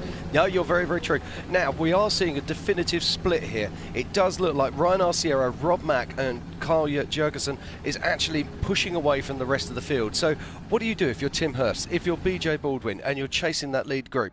Do you have to change gear? Do you have to push harder? Or do you just sit back and hope that one of them battling ahead has a problem? My idea would just be to stay where you're at. I mean, like, you can't really do much. I mean, like Kyle Jurgensen said when he was being interviewed, I mean, like, it's very difficult to pass these trophy trucks. Well, and I think he's in a position where that you just have to go. You have to go. You have to give 10-10s. So I just got a text from Kevin Courier. Through Gonzo Pit, top 3 trucks within 30 seconds. Wow. And that'll just be physically. That won't be on corrected time. Well, yeah, that is physically. And so that's where we see Kyle Jurgensen with all of them. So Kyle Jurgensen started a minute behind Rob MacCachren, and Rob Mack started a minute behind Arciero. So that's why we see Arciero pushing so hard. Well, that would actually, just doing some very quick math here, that would actually mean it's possible that Kyle Jurgensen could actually be our race leader on adjusted time. Yep, we're going to have to do some times and get fancy with it, because here comes Rob Mack. Now, this is more than 30 seconds. We just saw Ryan Arciero go through. I'm going to say it was about 45. So Rob Mack keeping pace, but looks like he's just a little bit more conservative. But once again, this is a dangerous Rob Mack that is watching and coming the 4th lap. Look out. Yeah, he's really trying to time all this stuff on the track here. Switching back and forth, looked like center of the track, the crown molding, like we said yesterday, trying to get out there on the edge, not hitting, like you said, Ricky, save half the truck. Doing an axle grind off the coping. Pretty much, man. This is insane. Well, and honestly, it's as a father, it's so awesome that him and his boy are out there working together on this, because this is something that they'll both remember for the rest of their life. So when you talk about father and son, what were some of the things that you got debriefed on yesterday with your son racing? He had no power steering after 5 miles. They went through it, so Lucas Cassidy did a great job as we're watching Kyle Potts as he works his way into the Gonzo pit. And that's a tough little deal right there, because everyone's stopping and re-accelerating. You could have somebody getting stuck there if they have. It gets really deep right there. It's like they stop you right in the middle of a silt pile. Yeah, the deep silt. And here we see one of the householders. I think that's Terry Householder as he worked through. But yeah, Luke had some issues, and they persevered. They pushed through, and Lucas for his 3rd race was, I think, top 7. I'm not sure. I have to see what the times were, but basically they were down a lot, as far as going fast, because they had no power steering. So anyhow, back to our racing. Terry Householder in unlimited spec. Always keep an eye on him. We saw Todd LeDuc jump out to it early. Now Crispin is in the truck, so we'll see if he can maintain that lead. Both of those two guys working very, very well together as we're watching one of the Brenthel trucks work his way through the desert. Yeah, back into the Gonzo pit. This is Connor, but he had some issues because he stopped and fixed it and then went by there twice. So he is definitely not 3 laps in. People's car, Bernard Steinman, looks like it's coming through the pit now as well. Yeah, I'm just hearing news that it could possibly be doing a driver swap later with Ryan Millen. Yep, that's who ran with him last year. Yep. So we'll keep an eye on that if he pops into the pits, and we'll see if they make a driver change.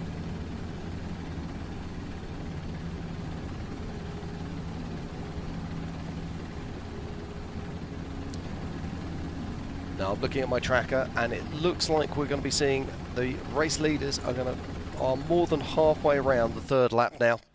So, here we go, on perfect cue. Here is our tracker.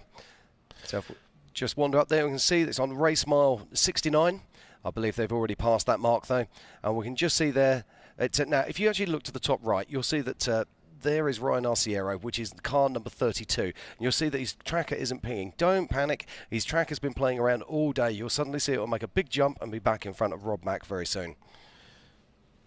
And if you want to get more live tracker action, head on down to www.themint400.com and follow the tabs to the live tracking and live scoring.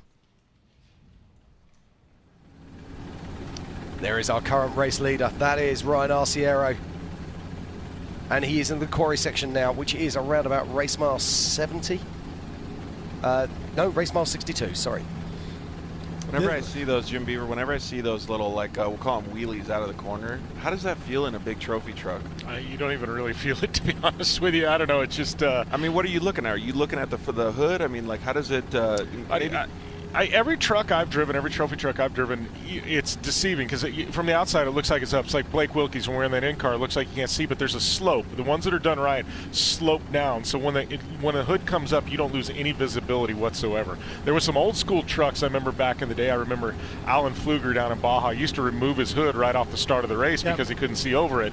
Then they instituted a rule, hey, you got to run your hood. But most of the trucks are being designed now with very good visibility, so when the truck does go up, I mean, it's got to come way up for you not to be able to see. Well, and what you can do, George, is you come through, you can time them, you can wheelie it, clear one, sort of absorb, case it, but it'll keep the chassis flat and keep you going, because if you have the thing porpoising up and down as we're watching Proctor as he works his way, I think that is through the Losi Thumpers, as going back to Ryan Arciero, our current physical leader, but that's the way that works. It looks like timing is really, really crucial in that stuff. Absolutely, you're trying to time it like short course. But I have a little information about who was our current limited truck carried Crispin. He got into the vehicle as we're watching Bernard Steinman as he works his way across the starting line, starting his third lap. Looks like he got a couple new rear tires. Yep, got some new skins, and that's probably Ryan Millen in there, so he's getting the hang of it, and maybe the brakes are a little bit worn, so he missed that turn by a little bit. But bad news for Crispin. Todd is done. This is from Melissa LeDuc. Handed the truck off to Kerry, and something happened with the third member 12 miles in, so I think they are done. So what was our current leader, Kerry Crispin, had some unfortunate with a third member, and it sounds like they are out. That is unofficial. I'm going to take that from Bob Bauer. We're not official about anything up here, but we are taking the information that we're getting. So obviously Todd and Melissa going over, but Todd, great job to that point.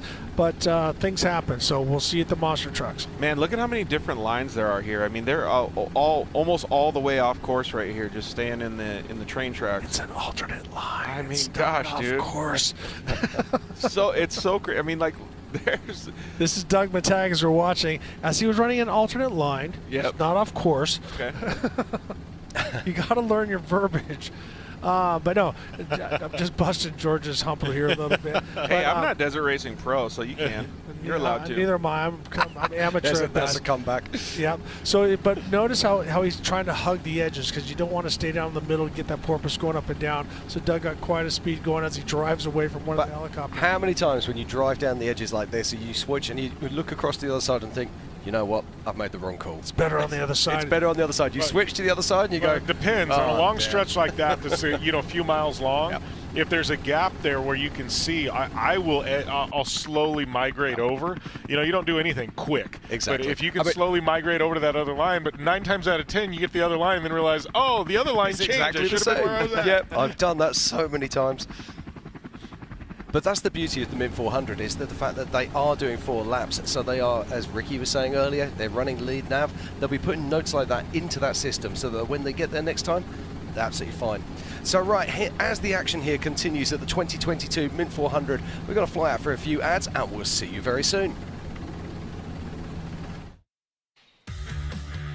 The 2022 BFGoodrich Mint 400 live stream is brought to you by JL Audio, subwoofers, amps, home theatre, and a pioneer of the car audio industry. Raceline Wheels, a market leader in the design and manufacture of off-road racing wheels. Jimco, the best in racing and fabrication parts for the off-road race vehicles. Craft House, the official craft beer of the Mint 400. Assault Industries, the official trophy manufacturer of the Mint 400.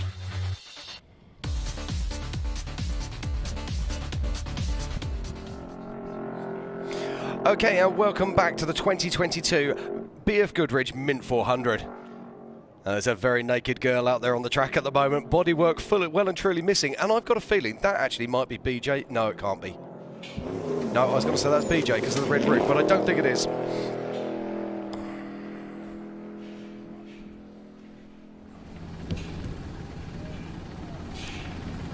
Now we're well into the third lap of this race.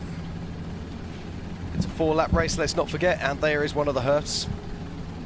Not sure if that is Tim or Thor. Tim is running the unlimited truck, and Thor is, that is Tim Herbst. So he is currently our 4th position on track. We should just throw a shout out to everybody that's watching the live stream. Thank you guys very much for tuning it in, sharing with all your friends. You guys have been helping us out quite a bit. Super cool that we can bring you the race action from the track. Yeah, got to put a big shout out to Mad Media. Matt and Josh Martelli for bringing it to us. As we keep seeing more and more action. That is Miles Miller there in the 214. There are some crazy fast times here, Jim. It's been wicked quick. I mean, we thought what we saw in the UTVs was fast yesterday, but you know, these times at MacCachren and Ryan Arciero and Jurgensen have been throwing down. I mean, this is quick, really quick. I don't know what the record for a Mint 400 overall time is, but we got to be pushing it this. I've got a feeling that we're going to shatter it today. Is that a result of the track and the direction it's going? It's a result of many different things, but also it's the vehicles as well. They're getting stronger, they're getting faster. Amanda Sorensen coming by the infield. You know, I'm impressed. She's put together some really good laps. So she was going to split some driving duty with her brother Brandon. I don't know if Brandon's a wheelman too. He can drive. Yeah, I'm not sure who's in the driver's seat now. It looks like a little bit different style. You think it's Brandon in there? Could be. Maybe splitting it up. Amanda did the first 2 and ran in the That's what I think it was, yeah. Local family out of Vegas, done a lot of UTV racing. Obviously, as Ricky said earlier, into Formula Drift. Both Brandon and Amanda, both phenomenal drifters. Indeed, we were just watching our race leader Ryan Arciero there, making his way through the Fox Proving Grounds and heading on down to the Genehurst pit. And on our left screen, we have Jim Bieber's favorite truck. Oh, yeah, Eisenhower. That truck is a beauty. I just love it, Bob, because it throws me back to the 90s. You know, I was thinking, do I say this? That is my favorite truck out of it. It's beautiful. It's beautiful. I thought it wasn't a race truck when I first saw it. So I was talking earlier about how the different body kits and stuff are for the new trucks. I like them so much, but I think this one definitely edges it out just a little bit. I gotta say though, I love that truck, but Steve Olage's his retro Class 8 built on that 79. That's a beauty. Zorro is a beauty. Okay, right. I've just started my unofficial stopwatch. Unofficial. Unofficial. As we watch Ryan Arciero, who's making his way down through the Genehurst pit now. So what kind of gap are we going to see between him and Rob MacCachren? And more importantly, Carl Jurgensen. Are we throwing bets? We can if you like. Let's wait till the beginning of lap 4. Okay. Just have a bet on who's going to win. Just on our left-hand side of our screen there, we can actually see there is Ballistic BJ Baldwin, and he's got all his clothes still on, so the other car was not BJ.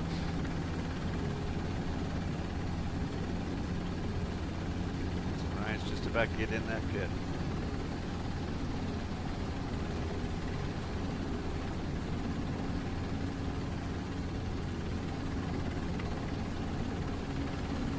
Jim Marsden, the wind has actually turned out to be our friend today so far. It has. It's been a perfect day for racing. It's very pleasantly warm out there. There's just enough wind to be able to lift the dust out of the way. Perfect race conditions. You know, in the desert, what happens an awful lot is toward the end of the afternoon, the wind stops and the dust settles. Now, this is good to see. This is one of our, but this actually is Dale Dondell. Yeah. And Dale, of course, we saw putting down a blistering pace earlier and was running in second position for a great deal of lap 1 and lap 2. Then we had troubles, so it's great to see him up and running again. Looking back, I think he had rear end troubles. I'm looking back through my notes to see if I can find out. Yeah, lost a third member. Ah. So they changed the third member and got back out there. 1,500 horsepower with our twin turbo. Yeah, that's what we're hearing rumors from the pits. The team was saying close to 1,500 horsepower. Unbelievable. Yeah, it's no surprise that the rear. He was shot out of a cannon off the start line, though. I mean, the way he drag raced, I mean, it was. I've never seen Dale do anything other than that. He pushes, and that's what you got to love about Dale. Yeah. He has continually pushed the limits of evolution in the unlimited truck class. Does not think in anybody else's box. This guy has his own way of looking at things. Yeah, he's, he reminds me, of a guy, he's an off-road Hall of Famer, Nye Frank. Nye was in his own box. Yes. And he played in his own field, and he continually pushed things. Sometimes he'd hit the nail on the head. Other times he'd strike out. But you know what? He continued to evolve the sport. He really did. He drew it forward. I remember the venerable Mickey Thompson truck that he created. It looked different than anybody else's truck, and it worked better. I'm hearing rumors too. We got a look here at this is Greg Adler, but from what I understand, there's a little rivalry going between the two Adlers. There's a little side bet going on who's going to get to the finish line first. So they might not be competing for the overall mid 400 win, but there's an Adler rivalry going on, from what I understand. I think I might have seen that little rivalry break out yesterday when we were doing the qualifying line interviews. So there's some bragging rights going to happen back in the pits tonight. First thing they wanted to talk about wasn't the race. Wasn't qualifying, it was about each other. Just look at the speed here of Ryan Arciero. My word, this car is absolutely lit up across the desert. And it's still, look at this, it's very good shape. It drives new, it looks new. Nothing fatigue, you don't see any shock fade. I mean, this platform is just exactly the way it was in that very first lap. Tells you how good of a driver Ryan is. This truck is, it's this deep into the race. Yes. It still works like it did from mile 1. Yeah. And it still looks like it did at mile 1. Yeah, and you have to talk about hydration. You also have to talk about fitness. You can't just jump into one of these cars and do this. It takes a lot of effort to get your body into shape. It takes a lot of time and a lot of knowledge to be able to know how to hydrate yourself correctly so that you can deliver this performance for hour after hour after hour. And the mental focus too, Jim. Yeah. I mean, it's insane what these guys experience with their brains, thinking every millisecond on how they're using the steering wheel, their feet, the adjustments, listening to somebody talk to them. There's so much going on in the cockpit. Exactly, and what you have to be very careful of is that you find your eye line starts to lower down. You start to look closer to the vehicle in front of you. As you try to make fewer mistakes, your eyes fall down, and you've got to force those eyes wide open and look to the horizon and actually start to pick your points further ahead of you. As soon as you start doing that, your concentration comes back into zone again. But the big problem with any kind of off-road racing, as you try to be a better driver, try not to make mistakes, is that your eye line starts to fall down. You start to look directly in front of the car, and that is a huge mistake. Here's Rob Mack on the pipe. Look at this. Looks like he's going through Losie's, the Thumpers. What's interesting is to watch, you've got Ryan Arciero and Rob MacCachren run almost identical races at this point, about the same speed, but to see how different the trucks look through the same section. Yep. Well, when you see Arciero go through, he looks physically faster than Rob Mack, but the clock doesn't lie. No, he looks lighter too. You see, it's just he looks a little, and maybe he is. That is an old guy. We talked about that. Those things are tanks. But their setup choices are different as well. All right. So, and their driving styles. And this is the interesting thing. These teams will have spent absolutely hours working on shock tuning. And shock tuning is something that is so different. You can have two identical cars, and the shocks will be set up completely different for two different drivers. Jim Marsden, there's days or evenings when we find ourselves in a pub, in what I would call a fellowship situation, where there might be a beverage involved. And one of the best fun things to do, to throw in on the table like a grenade, is ask, okay, give me the 3 most important innovations that keep us off-road racing that happened from then until now. You're going to hear tires, you're going to hear shocks, and lights. And that's what we got. A lot of tires here, we got a lot of shocks here, but as you pointed out this morning, we don't see a lot of lights. No, we don't, but I'm not sure that particularly for our front-running vehicles, that lights are actually going to be a very big problem this year. I wonder about that same thing. Do I say this is going to finish in daytime? It's going to be very close. Yeah. It's funny you mentioned lights. I've got some stories my dad used to say back in the 70s. A lot of the guys would actually go to the airport, stuff like that. And they were actually running lights off of airplanes. Landing lights on their race trucks, because that was the best lighting they could find. But you had to up the generators back then, and you had to run 2 or 3 of them because those lights are hungry, and what you don't want to lose is power, because that kills everything.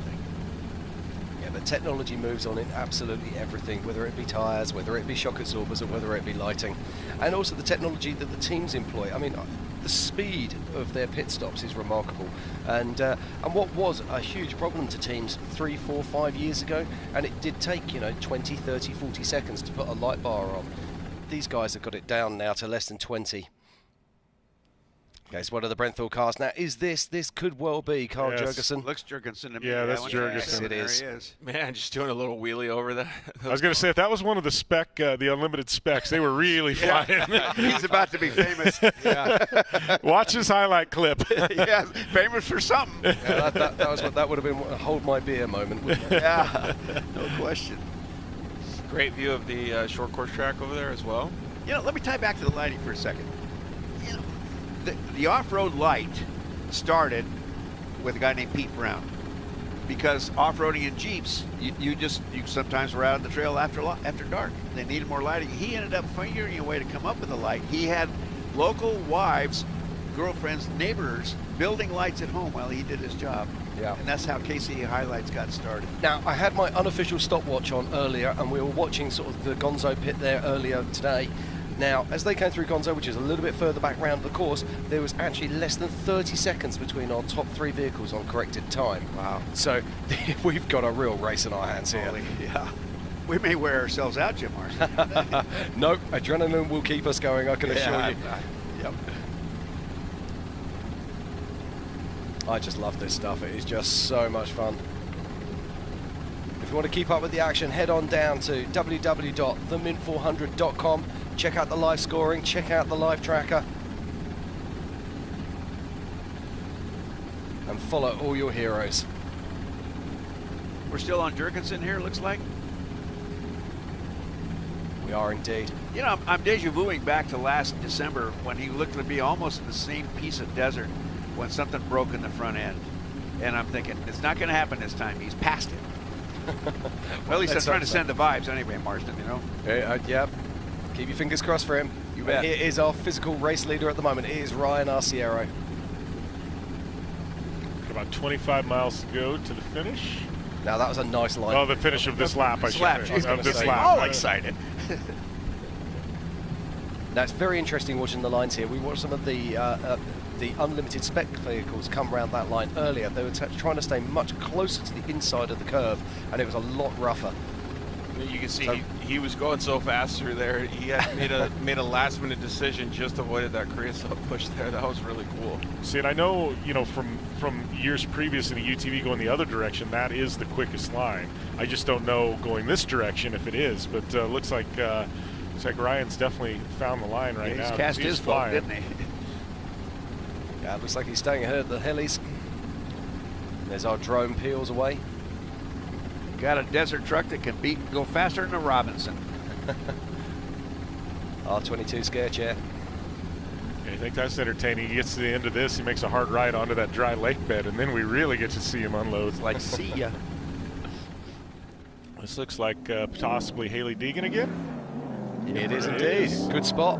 Looks like she's got around a few trucks on course, from what I'm understanding as well, that were down and having problems. So, and all the skids on the truck. This could be Healy. This also could be her boyfriend driving. Well, I think they were going to split, so you'd assume Healy might be doing the first 2, and then he would do the final 2. If that's the case, then yep.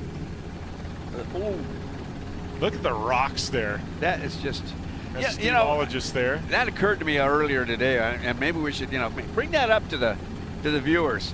Is that maybe take a second, not look at the race car on the race course, look at the side of the race course. What is growing there? Those cholla cactuses we saw over there, if nobody's ever experienced a cholla, no, you don't. want it. I learned many years ago the last thing you want is a cactus man joining you in the car. And we saw a quick shot there, Jim Beaver. It was kind of like what you were talking about. I think you were talking about earlier today or yesterday, but those ruts, they're filled with, silty dirt, but there was also some rocks sticking out of them that are unavoidable.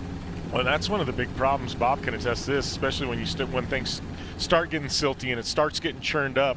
Once in a while, there'll be a rock, and it'll be buried underneath the silt, and you can't see it, and you'll go through and you'll cut a tire, and that's when we call the ghost flat. You hit a rock that was there that you didn't know was there because it was buried under that top layer of silt. Okay, gentlemen, check this out. Ryan Arciero, nose in the air, pedal to the metal, heading out across the lake bed. That nose is in the air. Look at that. What's this, 130? I think he's going to break the record. What do we have? 130 was the record on lap 1? 140 something on one of the Herbst. I think Tim Herbst popped off a 140 something. Really? Wow. I think I saw the graphic come up earlier. He is flying. Now, we were chatting to Ricky about this earlier and saying, do you need to save these engines? Do you need to, hit that sweet spot and just back off again? He said, nope, these engines are designed to be held wide open. You put the skinny pedal down, you hold it there, and you just let them eat. No quenching the motor. Pardon? You don't have to quench the motor. Don't have to quench the motor, you just need to watch those gauges. If you can, you just hold it in. We got some info that sounds like it's doing about 143 and some change. Wow. And you have to remember, these silt beds, they suck you down. It's not like you're sitting up on top of it, on top of the dirt. It's trying to pull you into the dirt. So the power that you need to be able to hit 140 odd mile an hour out there is unbelievable. And you know what else you lose in the silt when it's really deep? Is you lose the feel of the truck. And that's scary. Well, I've had numerous times going across this dry lake where you're going really fast and it feels like you've almost got a flat tire. You don't have a flat, but it's playing mind games with you because the truck's acting like you do. And then you lift once. That's how it goes. That was the Kirk Harkey there, just making his way through. And that is Justin Lofton. Now, Justin was our pole setter yesterday. Set a blistering pace. Unfortunately, had 2 flat tyres on the first lap, which has put him down into around about 6th position at the moment. And he's going to have to do something incredibly special if he wants to make it to the podium this year. Look at the great landing by our drone pilot there. Tell you what, these guys are good. I always find it absolutely phenomenal what these drones can do these days. And the pilots that use them, that bring us these images, are absolutely incredible. Well, we got lucky again. We have joining us in the booth, Mr. Matt Martelli. Que paso? Look at that. Uh-oh. Oh, wow. Oh. Now, this, can it be? This is right in the middle of the lake bed. And we've just seen a car charging across there. See any trail of anything? Ryan Arciero. No. Oh. Ryan, oh. No. What a heartbreaker. What a heartbreaker, man. Just as we were talking about him flying across 140 plus miles an hour. Okay, the steering wheel's coming off, the helmet's coming off. Oh. That's absolutely gut-wrenching for Ryan. You know what the hardest thing is that all of these are our friends. Yeah. You want all your friends to win, and you can't have all your friends win. No, but Ryan has won every major off-road race except for the Mint. I was really banking on him having a good performance here. I mean, he's had a great performance. But, man, this is heartbreaking. I mean, he's had it once before, and things happened, right before the finish. And hats off. Yeah, this is another one here where he's got Travis in there. That's who that is. Doing that tire change back then. Yeah, Travis Morris. Look, I haven't seen Rob go by yet. Well, hold on. Yeah, well, what I'm saying is he'd put the gap back on Rob. Yeah. Here we go. There's a truck in the distance. Is that a track? Yeah, here we go. So he's pulled a long way off the line there. So good that safety means he knew it was terminal before he stopped rolling. Yeah.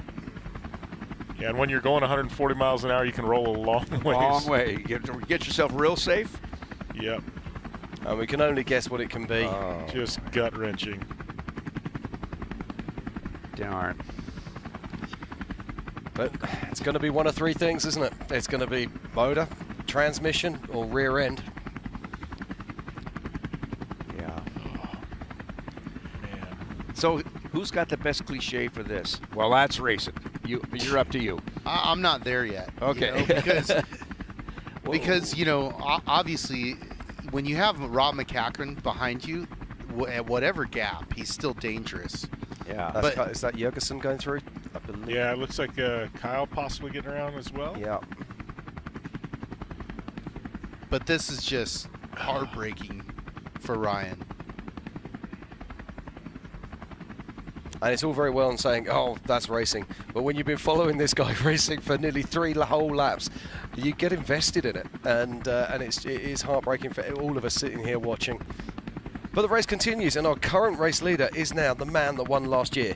It is Rob MacCachren, as we keep seeing images here of what was our race leader, Ryan Arciero.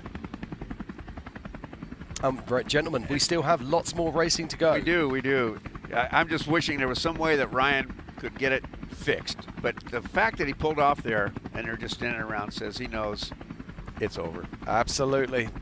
So right, as we watch Ballistic BJ Baldwin here at the 2022 BFGoodrich Mint 400, we're going to cut out for a very short commercial break, and we'll be back with lots more action very, very soon.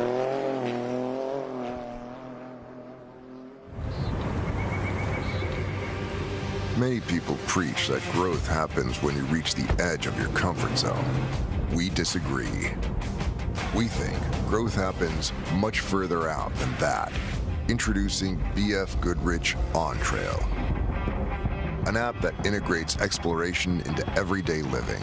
It features continuously updated trail data from a network of other off-roaders that includes missions, rewards, and more.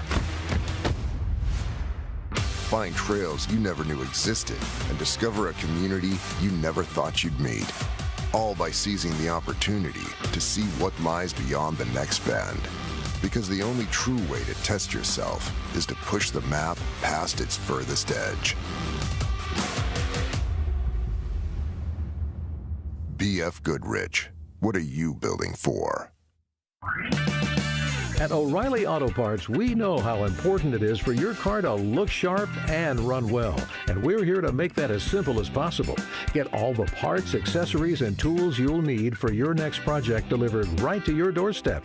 Just place your order online and leave the rest to us. You'll have everything you need at your door with free shipping the very next day.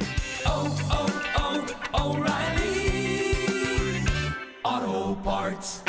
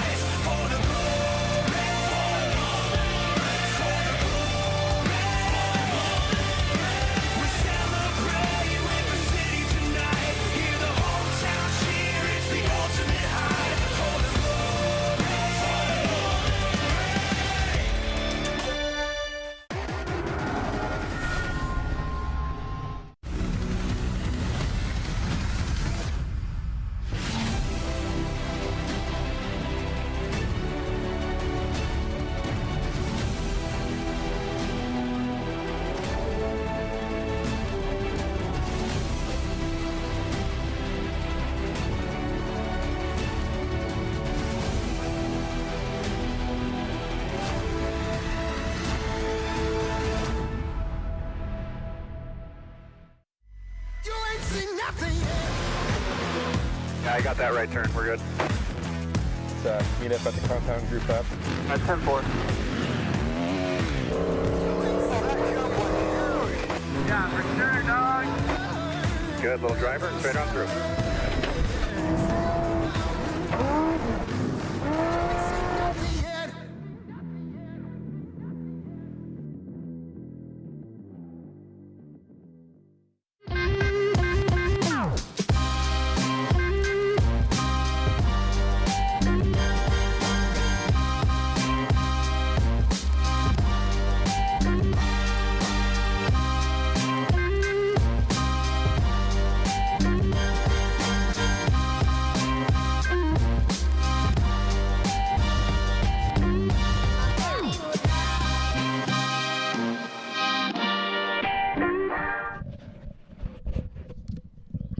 Oh, wow. Now, look at this, ladies and gentlemen. Welcome back to the 2022 BFGoodrich Mint 400. And that's something that we're pleased to see, because that there is Ryan Arciero, and that there is dust coming out behind his car, which means he's back up and running. You know what? And I've seen this happen before, and I don't know what happened, but when you're going that speed and the engine is winding that fast, once in a while you can pitch a belt.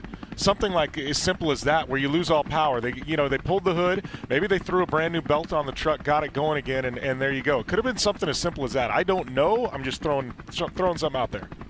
Judging by their body language, it didn't look like a belt, because they weren't rushing to do that. So I'm wondering, these systems that these vehicles have incredibly high-end electronics on them, and I'm wondering if it just threw if the engine management just threw a 7, boat or something. Yeah, threw a 7 and just shut them down, and then just restarting could have just been fixed it. It's going to be something dumb, Well, you're right about the batting, actually. They were dejected.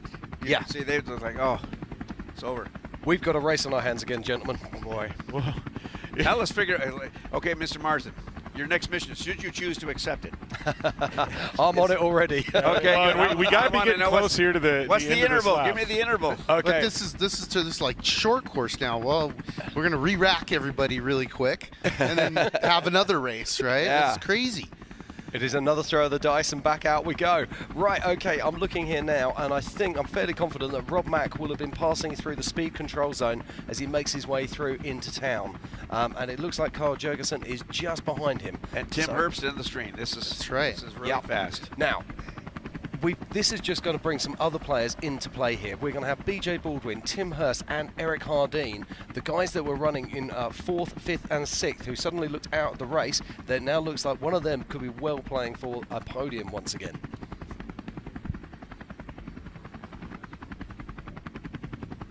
I love off-road racing. It just keeps on giving, doesn't it?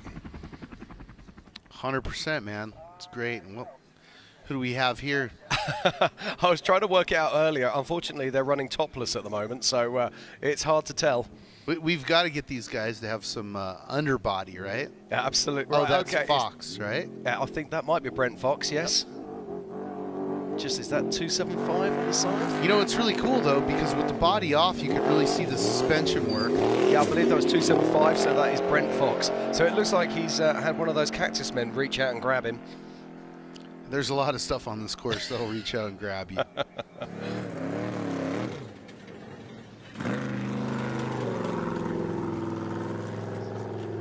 37. Just getting some info on one of our Japanese entries, Akira Mura. Looks like mile 42. Hood is off, working on it. All kinds of downtime. Well, here's our other Japanese guy, Hanawa, in the Hilux, the Toyota Hilux, cruising along here. I was going to say, it's like we planned that. Right? Yeah. And we'll just talk about our I love having all these international entries. I think this is phenomenal. Well, I don't know if Nicholas Montador is watching at home. I know that he's desperate to bring a car over here. It's a French-built car, and bring it over to race the Mint 400. It'd be great.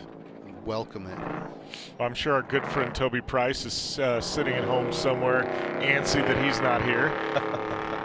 Yeah, I hope he's feeling better. I know he's been having some issues recently. We say, you know, when Toby goes to Dakar, we go, yeah, he's got the Australian flag, but he's kind of part American. We claim Toby Price. We claim him as one of our own. And correct me if I'm wrong, Matt. We just kind of associate him. Yeah, you're dual citizen at this point, even though. Well, I think once we jumped him into our style of racing, he's ours now, right? Yeah. Well, I did actually wonder if we were going to see. I heard rumors that Nasser Al-Attiyah had actually purchased a Mason. I don't know if that's true or not, but. That would be an interesting storyline. Yeah, well, there was all sorts of things going up on the internet, but I don't know if that happened. And this is Eric Hardeen. So Eric is running in our top 6 at the moment, so this is a great run from him. Now, the one thing we have to remember with Eric is that he started in 10th position today, so there is adjusted time to play for. Yeah, and he's run a very clean, smart race. You know, and here we go back to Amanda Sorensen, which could be Brandon behind the wheel, her brother at this point. Yeah, it could well be. Yeah, I wasn't sure if her brother was going to get in. I know Jax was riding with her. So I thought they were going to switch positions. I thought that's what she told me earlier on. She's put together a pretty good, strong race. Yeah. She and Jax? Yeah. Axle swap? Yeah. That'd be a fast decision. Yeah. Okay, this is is this Carl? This looks like McMillan. No, this looks like McMillan. Yes.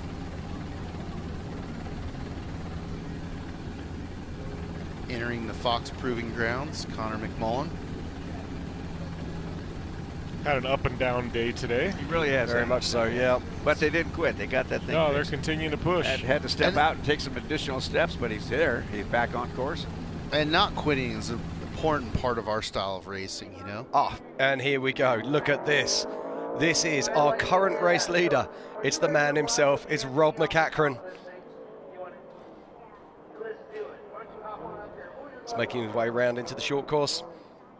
And he'll be crossing the line shortly to start his 4th and final lap. So he took tires on the 2nd lap, right? Yes. Okay, so he's not going to take tires then. He'll probably not need fuel as well. Well, I reckon if he needs fuel, it'll be a splash at Gene Hurst pit. Gene Hurst pit. Yeah. You know what? Do you want to educate the people out there who Gene Hurst is? You know, I know he's one of our old school guys. I'm not sure. I associate his name with buggies. Yep. But I don't know why. Well, was the first guy to win the race, and you know, we just always try and like when he was back out of the gun club and like that. Yeah. 67. Yeah. 1967. Don't do that to me, Rob. My heart was in my mouth then. He just seemed to come to a stop as he was going round that corner. It's okay, let's go back through some of the history of this race that we've been having today. Justin Lofton's left the start line in 1st position earlier on, with Kevin Thompson and Harley Letner in 2nd position. Justin stopped early on because he had a flat, and Harley Letner took the lead. Wow.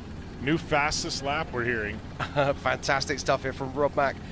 Then Harley Letner took the lead. He very soon gave away the lead to Ryan Arciero after he himself suffered a flat, and Ryan Arciero held the lead up until around about 10 minutes ago.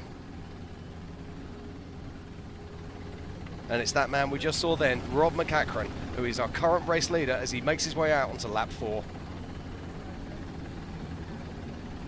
And this is the 2nd place car right now. This is the 127 of Carl Jurgensen. And he's just crossing the line now, or any moment now. That's pretty close.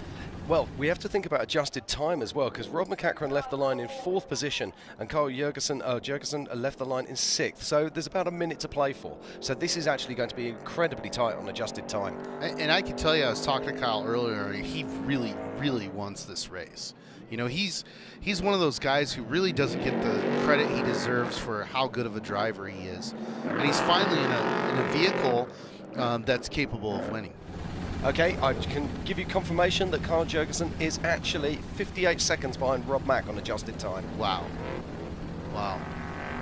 That's great. So less than a minute split going into the final lap. I mean, this is the Mint 400. This is what we expect. This is one small mistake. You know, one cut tire, one anything can cost you the race at this point. Absolutely. I mean, you've got to get your head around this. 300 miles of racing and we're down to 58 seconds.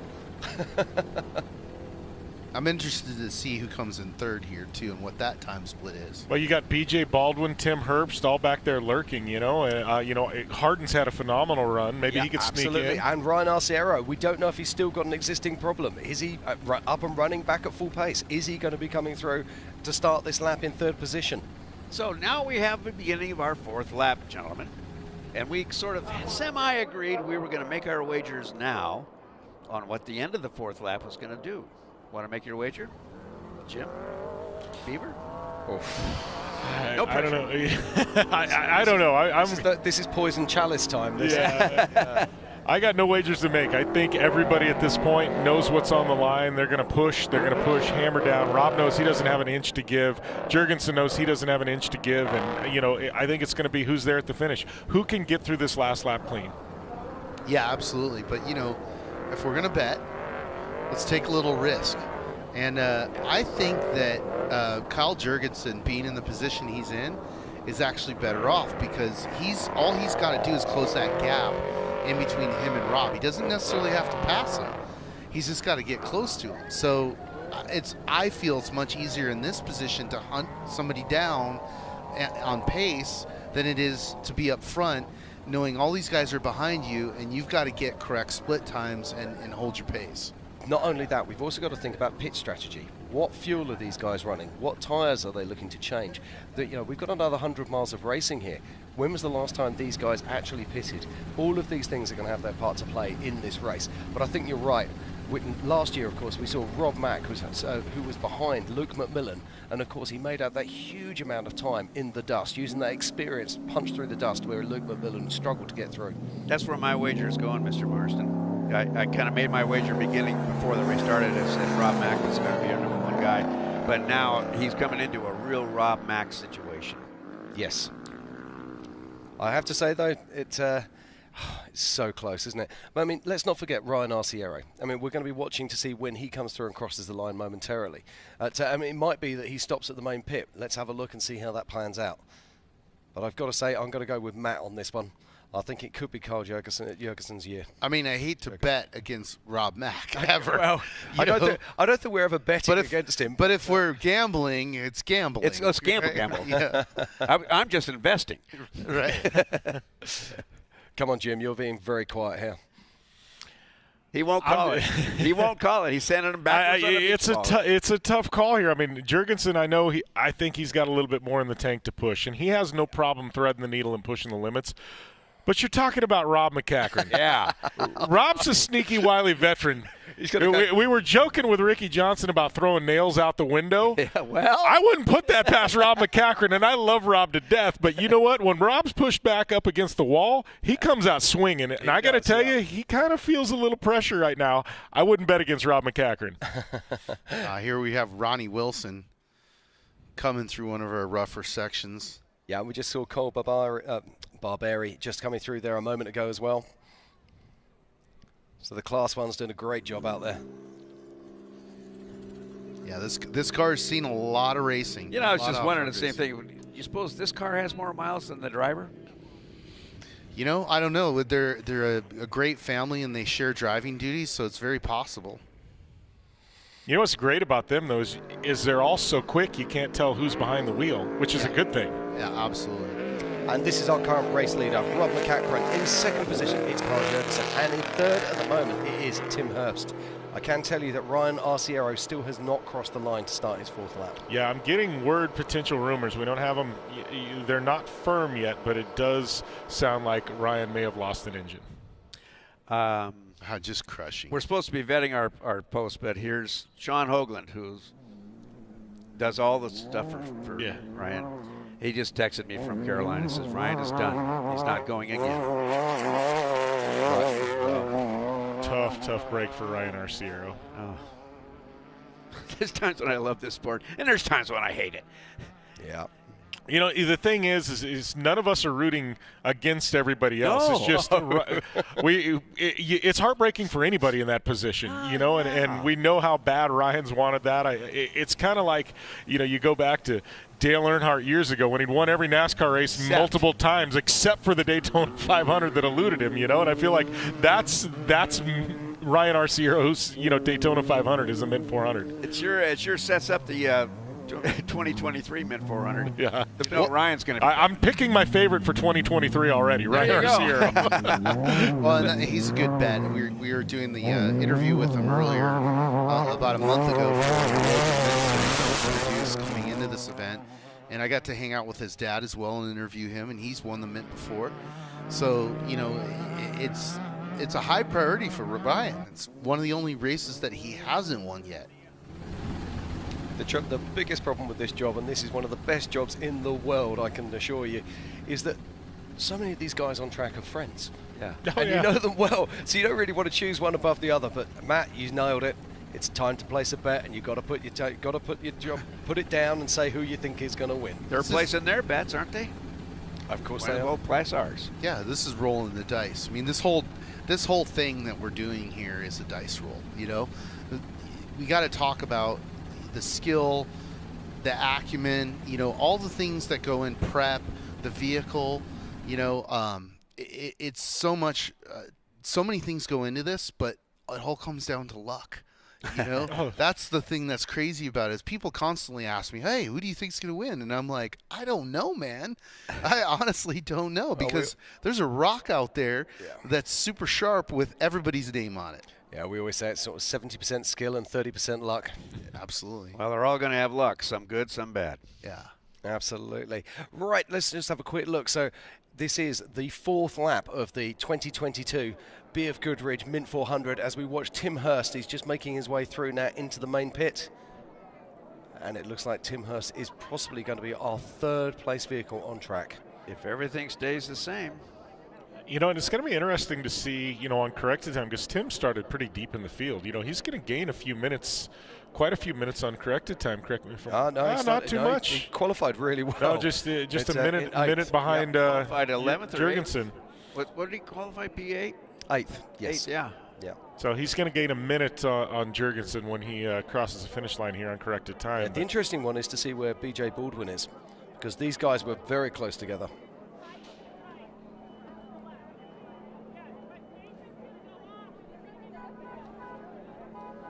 So Tim Hurst is in a speed control area, making his way through the pits as he comes around to start his 4th lap. And the action will continue here at the 2022 BFGoodrich Mint 400, and we'll be back with you very soon.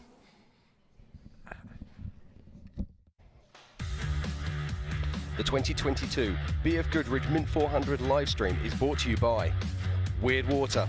It's weird, but fortunately for you, it's amazing. Refreshing spring water. Get weird now. PCI, the original communications company, manufacturing and trackside support of intercoms, radios, headsets, GPS, navigation, helmets, race air and safety. Republic Services, find waste and recycling services for you and your small business or residents, serving small businesses and committed to serve. KMC Wheels, individually styled and unmistakably bold wheels. Find your perfect KMC wheel today. KC Highlights, makers of lights, light bars, rock lights and adventure products. For Jeeps, Toyotas, trucks, SUVs, UTVs and ATVs. Adventure further and explore off-road with KC Highlights.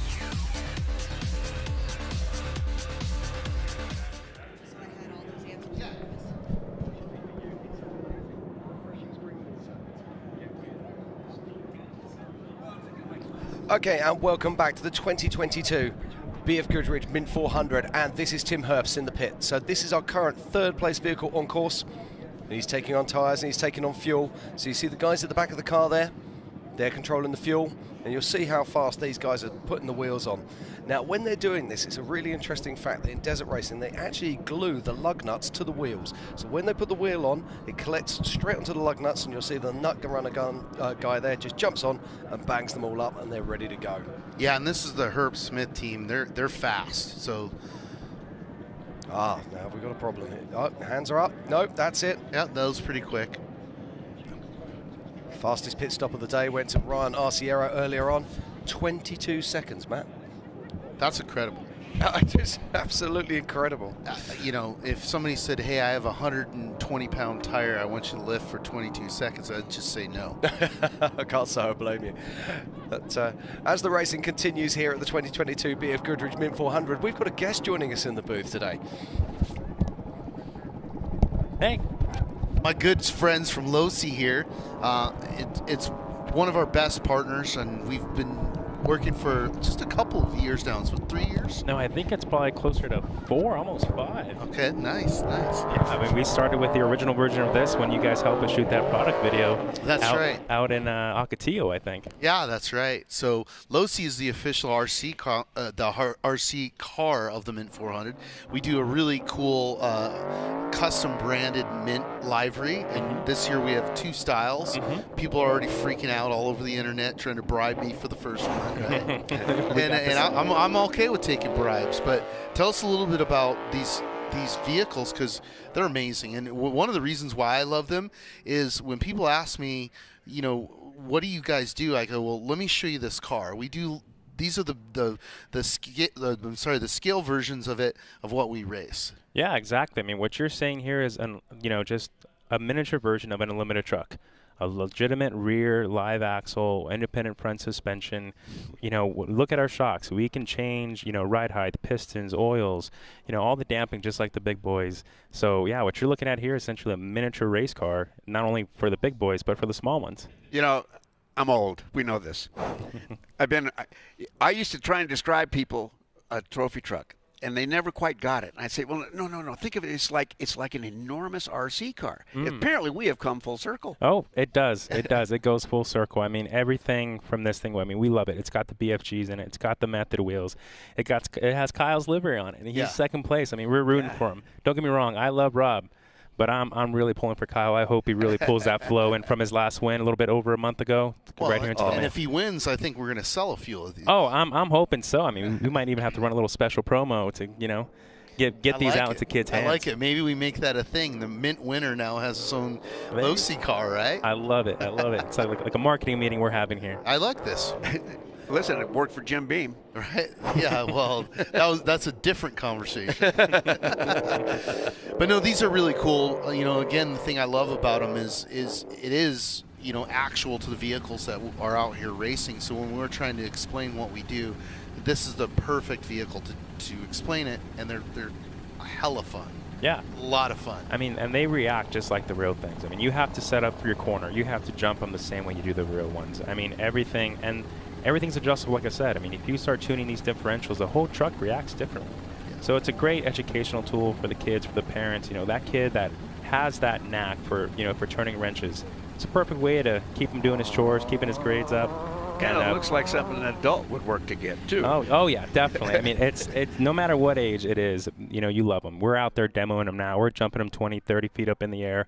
We're tumbling, and they're having a great time. So any age, I mean, they're having a blast. Must be durable material, too. Oh, yeah, definitely. I mean, the landings can't be all on the tires. Oh, no.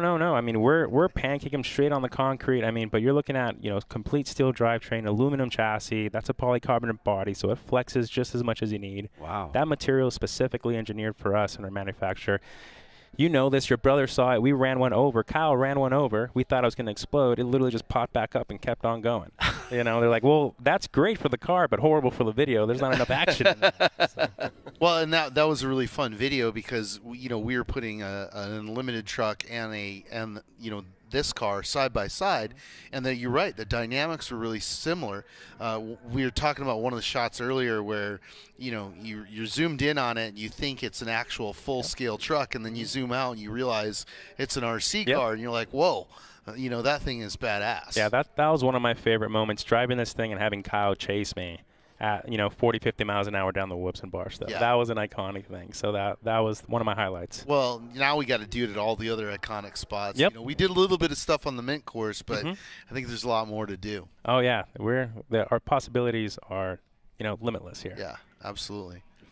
So besides dirtco.com, where can they pick up one of these vehicles? So your local hobby shop, you should have one near you. If not, losi.com. You can go there and check out our full lineup. And whether it's an unlimited truck, you into on-road, whether it's looking for something small for junior just to kind of get them started, we have it all, even drag cars. I mean, you know, Losi is a company that's been around for 40 years, and we have racing in our blood. I mean, our tagline is race inspired. I mean, our engineers are, you know, full-scale guys. They love this stuff just as much as I do, so we're in it. We're out here every weekend. So. No, we appreciate you. You know, we're glad you're out here with us too, and want to do more in the RC world because it's so connected. Actually, one of the stories that we found out about through interviewing Carson Warnemont is he came from the RC world, and when I was talking to him about why did he think that he was capable of coming out and racing at the top level immediately in UTVs and off-road, he was like, man, I've been doing off-road since I was a kid in RC cars. And I'm like, huh, okay. Understanding the vehicle dynamics and that knowledge clearly transferred. Yep, Warnemont, I mean, I believe it or not, back in 2008, 2009, when I was racing professionally in RC cars, so was he. He was one of my competitors. He surpassed me really quickly. I mean, I stayed in intermediate. He went to full-on to expert, got all the cool sponsorships. So I'm not surprised that he's out here with the big boys now. But no, you're right. I mean, I remember him and his dad just tweaking, you know, making changes. His dad would machine parts for him to make him go a little faster. So not only from on the track, but off the track, I'm sure he learned a lot about machining and suspension setup, but not from RC. Awesome. Awesome. Well, thanks for coming on. No problem. I appreciate you guys having me. And definitely out there, if you're looking for an RC car, check out losi.com. And the limited edition one is available on dirtco.com. So when are those shipping in? I know they're coming in soon. We're the COVID. Are they stuck on a boat? Yeah, they're stuck on a boat. Yep, Damn. exactly. So we're pretty confident we're gonna be able to hit early April on those. Awesome. Yep. I think they go fast. Oh man, we've already seen a huge. I'm pretty sure we're pretty close to sold out at this point. Awesome. Fantastic. Amazing things. Right, and still the race continues here at the 2022 BFGoodrich Mint 400. Our current top 5. In first position, it is Rob MacCachren. In second position is Carl Jurgensen. In third position is Tim Hurst. In fourth position is Eric Hardeen. In fifth position is BJ Baldwin. All of these guys now are on their fourth and final lap.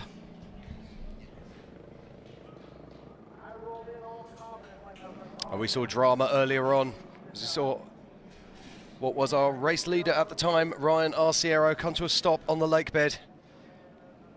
Ryan had been charging hard all day, having taken the lead early on. And it's always tragic to see. In Class 1, leading up now is James Dean. Just behind him is Barbaria. In third is Wilson. In fourth is the 4,400 man himself, Lauren Healy. In fifth is Caroline. In sixth is Archibald. In seventh is Mid-Attack. And then in eighth, it's Adam Lunn, who is unfortunately out of the race. Welcome back, Jim. How are you? I am doing well. Just excited to see the way things shape up here. Getting some notes here. I was going to say, I'm watching everyone's phones are just pinging off everywhere at the moment.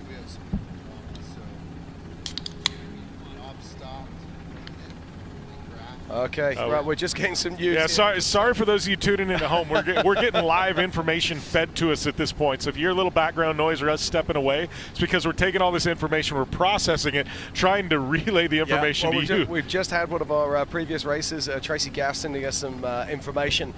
Rob Mack was actually stopped out on course, and you're not going to believe this, so was Carl Jurgensen as well. Oh. But it sounds like they're both moving again, so maybe they got flats. So does that help Tim Hurst? Well, absolutely. I mean, but it's complete drama, and the worst part is it throws all my timings out. So now I've got to get out the stopwatch of doom again and do some manual timing. So let's get on that tracker and find out what we can see.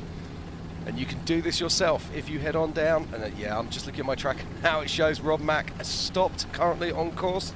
I'll keep up with that. And that's that brutal where Rob stopped. That's that first 5 miles up that rocky sand wash. Which is where we saw Justin Lofton and also Harley Letner get flats earlier today.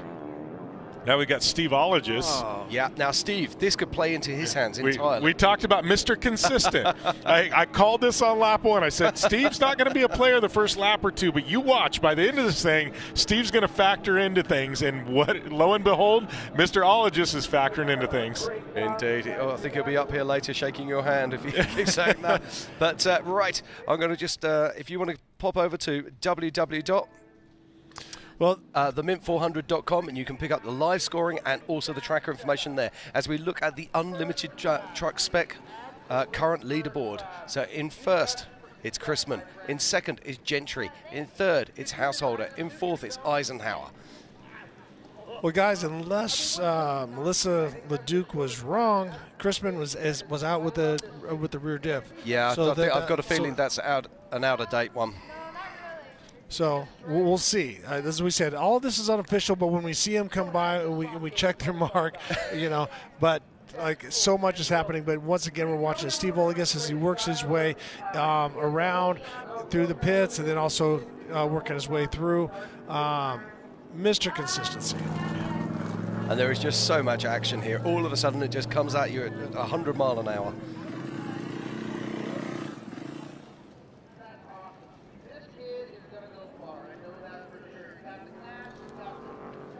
With laps at about 1 minute, an hour 30, what we're looking at? Hour 31, 32? We got about 90 minutes left, guys. This is all It's winding down. Well, it's winding up. It's winding up to wind down. Well, now I know I'm wound up. Now we do have helicopter assets out the back of Joshua Highway, so I'm crossing my fingers that we're going to see the current race leaders very soon. I just got another text on the unlimited class, the spec class. Gentry is out as well. So we got to clean up our timing some. We'll get back to you to confirm all of this. But I'm getting faxes from different people. But I just got one that Gentry is out. So when we come back to the 2022 BFGoodrich Mint 400, we'll be right back after this message. We'll see you soon.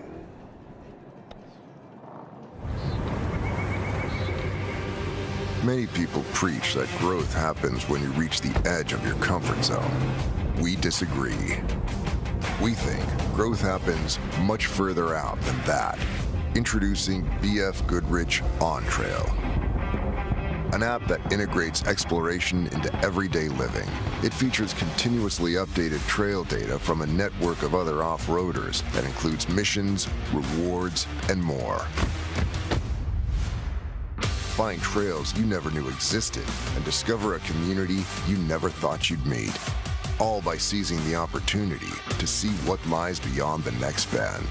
Because the only true way to test yourself is to push the map past its furthest edge. BFGoodrich, what are you building for? At O'Reilly Auto Parts, we know how important it is for your car to look sharp and run well. And we're here to make that as simple as possible. Get all the parts, accessories, and tools you'll need for your next project delivered right to your doorstep. Just place your order online and leave the rest to us. You'll have everything you need at your door with free shipping the very next day. O'Reilly Auto Parts.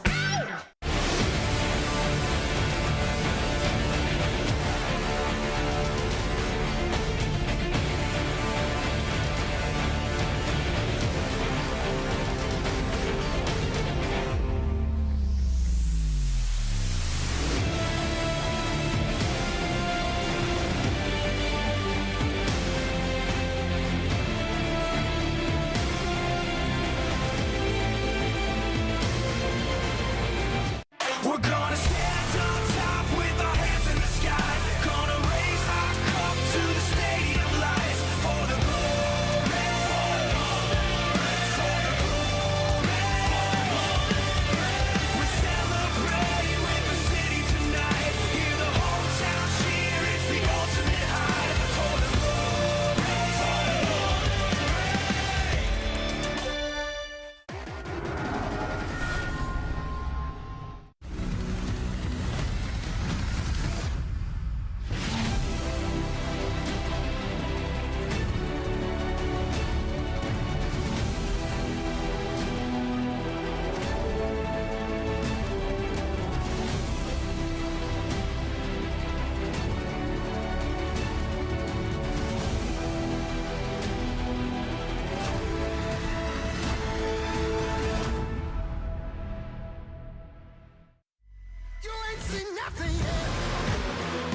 I got that right turn. We're good. Let's meet up at the compound group up. At 10-4. Yeah, for sure, dog. Good, little driver, straight on through.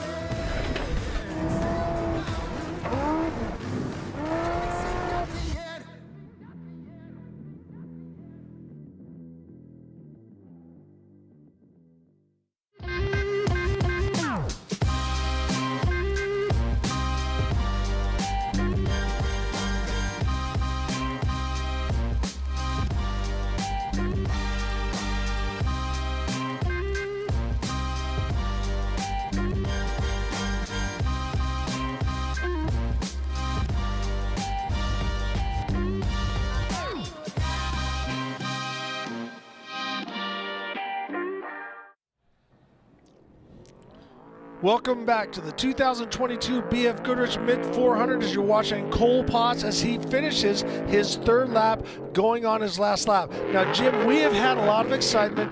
The trackers, we've been going back and forth, finding different stuff.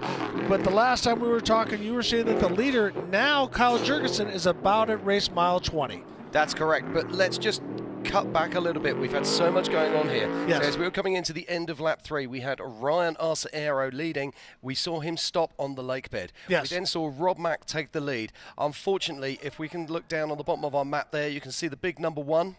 And that is Rob MacCachren, and you can see he's at 0 mile an hour and has been at 0 mile an hour now for around about 5 to 10 minutes.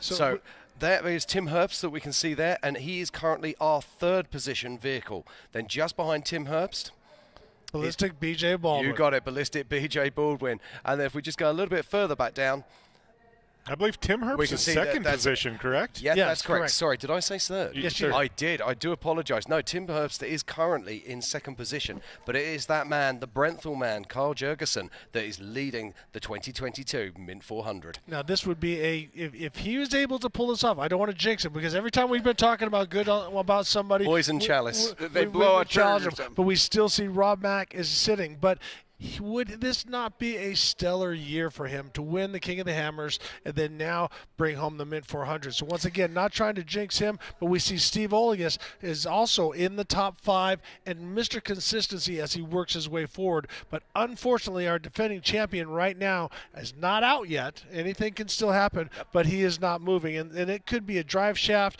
It could be anything. It could be a ring and pinion. We don't know until we get down there and we see. The pole sitter, Justin Lofton, is sitting. He's back quite a ways. He's had a heck of a day, but it's great to see that he's got the attrition in that vehicle. He's had some issues with flats as we're watching. I think this is Steve Olegas here as he works his way up to. He's going to be passing Rob Mack here in just a little bit.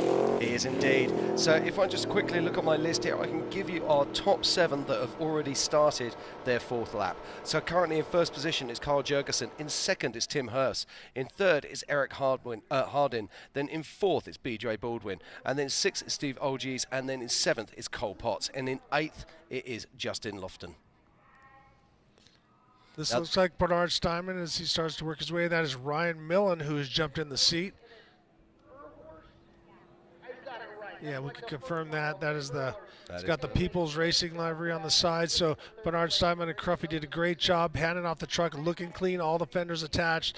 Always there's a story, right, Jim Beaver? As we look at the crowd, it's been a beautiful day. Obviously, the racer would like a little more wind, but as far as everybody else, look, people in T-shirts and out here in the sunshine having a good time. But Jim Beaver, always after this race, there's some stories to be told.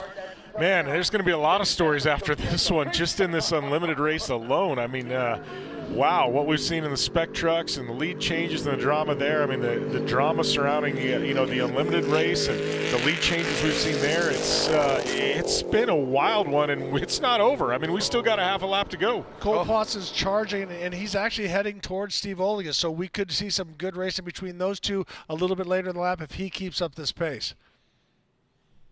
Yeah, and I believe, looking at the tracker, I mean, we're showing Hardin ahead of BJ Baldwin. I don't think physically he's actually passed BJ yet. Yeah, so this is what we believe to be our current top 5. So it is Carl Jurgensen, then it's Tim Hearst, and then it's Eric Hardin, then it's BJ Baldwin and Steve Olgies. Olegas. So, Bob, what is that? Unofficial? Unofficial. That is unofficial. So, no, obviously we've been dealing with some challenges, but watching the different guys as they're rolling through. I think this is Tim Herbst as he starts to work, truck looking great and strong.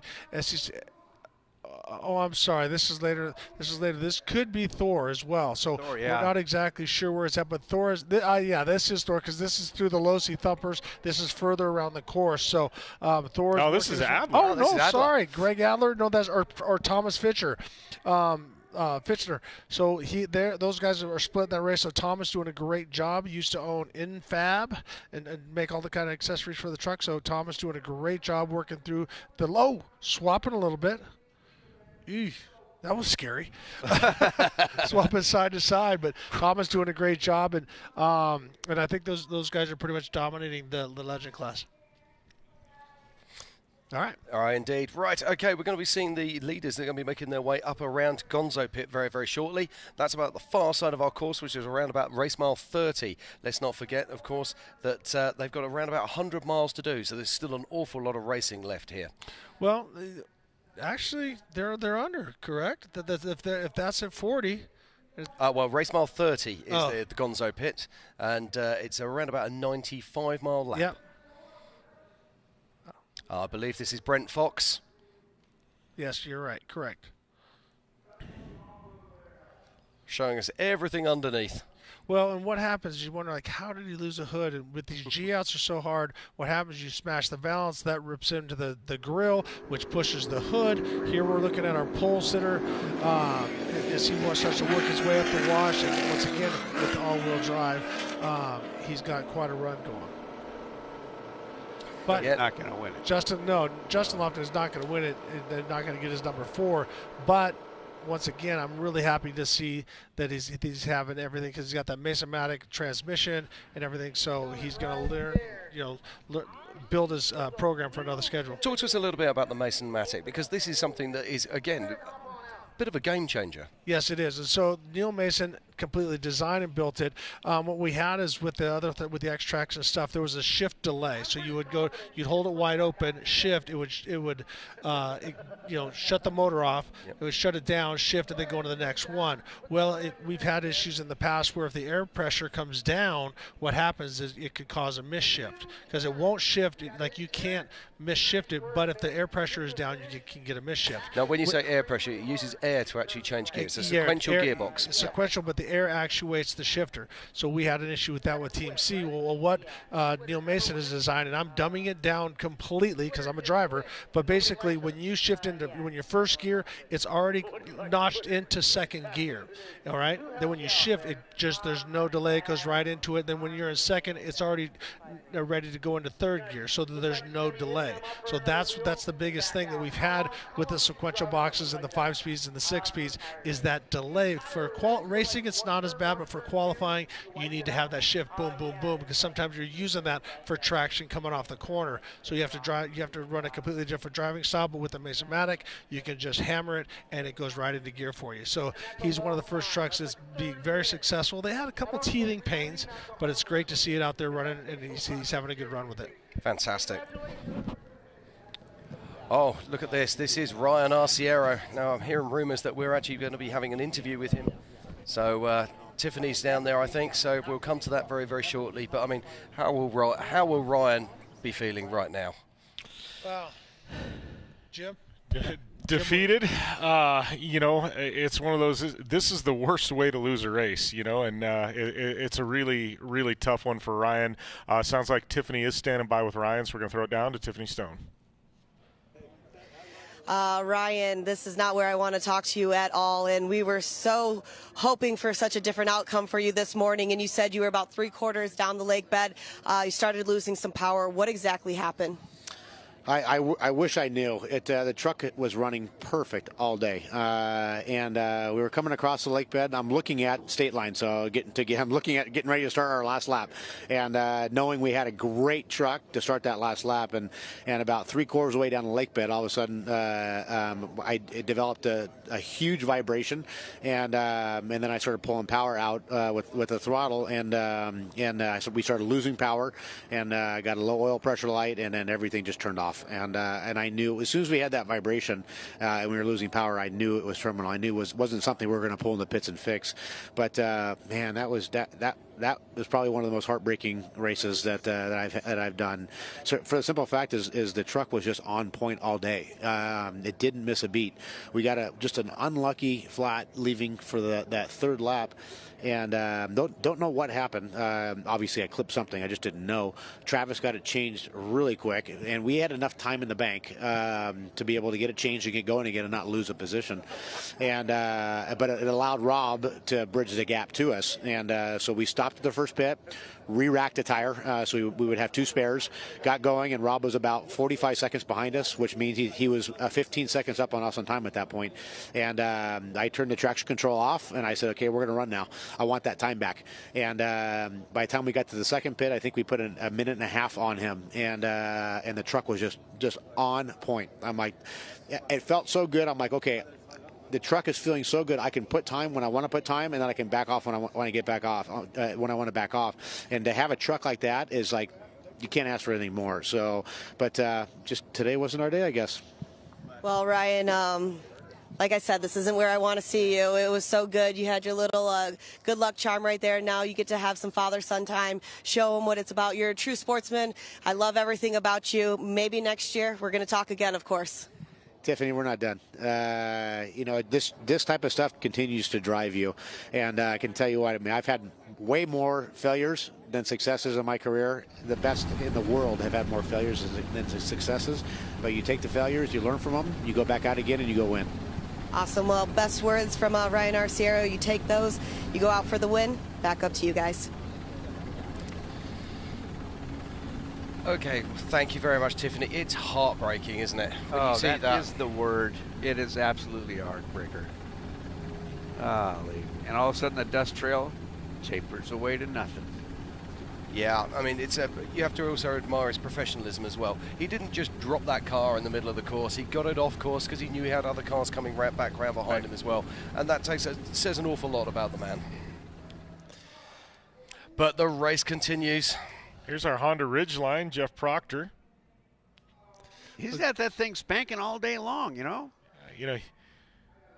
Now, this has a V6 twin-turbo engine. Is that correct? Yes, correct. I believe this is, they basically took, I believe, the IndyCar engine or one of their road racing engines and adapted it to off-road, detuned it, made a bunch of changes to make it live out in the desert, changed the engine mapping, gearing, things like that. But I believe this technology is from Honda Racing Development for some of their road racing stuff, IndyCar or road racing or something. This is Tim Hurst. This is our current second place car on track. Now, would this be a huge celebration if Tim Herbst was able to bring home this win? And he very well could. He's doing a great job, and he has got Kyle Jurgensen, he can see him off in a distance, but he is definitely not out of the race. And Tim Herbst knows how to win races. He hadn't won anything in a while. Herbst is really hungry for a win now. Yep. This would be a sweet victory if he can get it. Correct me if I'm wrong, but we got Mr. Pat Dean behind the wheel right now. Oh, I thought Tim was behind the wheel. No, I think, isn't Tim splitting driving with Pat Dean, I thought? I think he is. I think Pat took the start. Oh, Pat started. Pat started. Okay, that makes sense. I thought they were splitting driving, so. You're correct. Either which way, both of them are wheelmen. Yeah, it's not exactly a slouch in that crowd. The race mile 71, this is the Losi Rockers. They're going downhill. Some of the cars are up over 100 miles an hour. This is on the third lap, and you can watch how it's just the rhythm, and as it falls away, it is a scary deal because you don't want to get off rhythm and get all the way down on the bottom because that's what will bite you. So you got to make sure that you try to hit as much towards the top of every bump along the way, and that's when it comes down to these really big ones that are about 45 feet to 50 feet apart as we're watching Johnny Gold as he's working in his Class 10 car. So another young driver that is supported by Bernard Steinman, People's Racing. So Johnny doing a great job. Him and his father built that car. So we're getting word from the pits. Race mile 26. Jurgensen went through, and then 4 miles back was Tim Herbst. So Tim Herbst on course about 4 miles back of Kyle Jurgensen. So doing a little math here. Yeah, he needs to be a little bit closer to that because he started basically 1 minute, right 1 minute behind. So he's got to get within a minute of Kyle Jurgensen if he wants to pull off this overall. As we're watching Ryan Millen as he is driving for Bernard Steinman, the last 2 laps they're on. They still have to get down. They're coming into the last pit area, and they still got to complete their third lap. Yeah, and then I guess physically after that, it was Harden in the 79, B.J. Baldwin in the 97, and then we had Steve Ologis in the number 27. And I have news, ladies and gentlemen. Yes. Rob MacCachren is running again. Awesome. Good news for Rob. That's got to be a little bit heartbreaking for Rob, knowing he had such a strong run. But hey, we may just be about to see the biggest, fastest comeback you've ever seen in your life. Well, Rob's got nothing to lose now. That's It's right. hammer down. Let's go. He's going to have to do something exceptionally special. Yeah. He's around about 12 miles off the pace at the moment. Okay, so this is what we're looking for. This is the battle for second place at the moment that we're looking at here. So we've got Tim Herbst, who's currently running in second position. Then just behind him is Eric Hardeen. And just behind him, the man who knows how to win himself is BJ Ballistic Baldwin. And look at this. There's 2 minutes 36 seconds. And we were just listening to Ryan Arciero there saying that he had the ability to actually be able to pull out a minute and a half. He's good here, isn't he? Here, let me do a soundtrack to that. He's just bopping along with us. I've got to see if the audio's You put your working. left leg in, Check, you put your yeah. left leg out. Like I'm watching the Addams Family.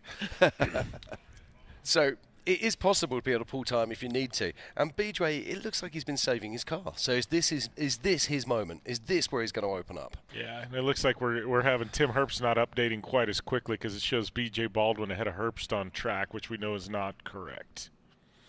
Yeah, no, it's just Tim's tracker isn't actually pinging right now. But Eric Hardin doing a fantastic job in the race all day long. And that's the thing. Everyone says, well, they're going to go now. Well, you're going to drive pretty much as hard as your vehicle will take all day long.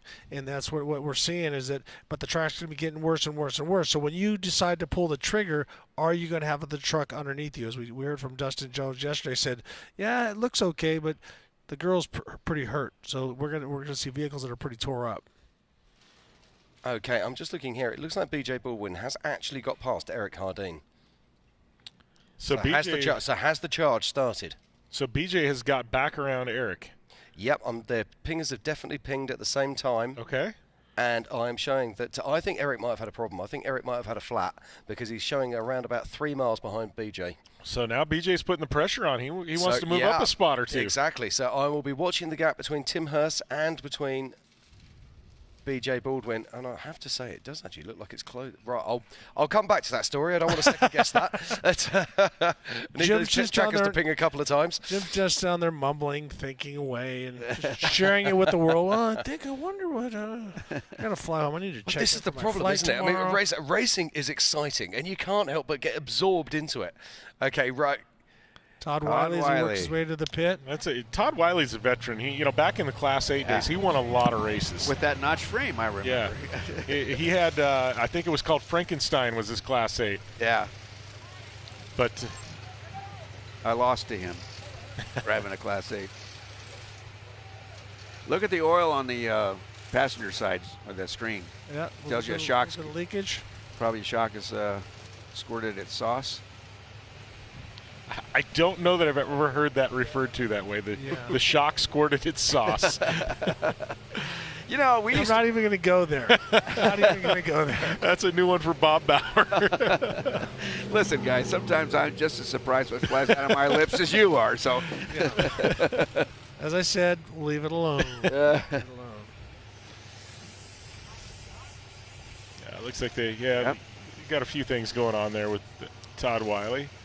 Trying to get out on his last lap. Reservoirs live up there, some trucks. Lines live up there. It's not a reservoir, they wouldn't be hunting. Well, they're looking now. Yeah, they were unscrewing a cap there. Yeah. Could be where the dry sump tank is or the fill. Definitely putting fluid in there of some description. Could be steering as well. Yeah, it looks like steering bottles. Yeah. We had a similar situation with the Brethel truck a while back. Good to see Wiley back out racing. They took a couple of years off. Big land developer around Arizona, and I don't know, business got good. They needed to step away for a little bit, but great to see them back out here in the desert. He stepped up. That's not a Class 8 truck. No.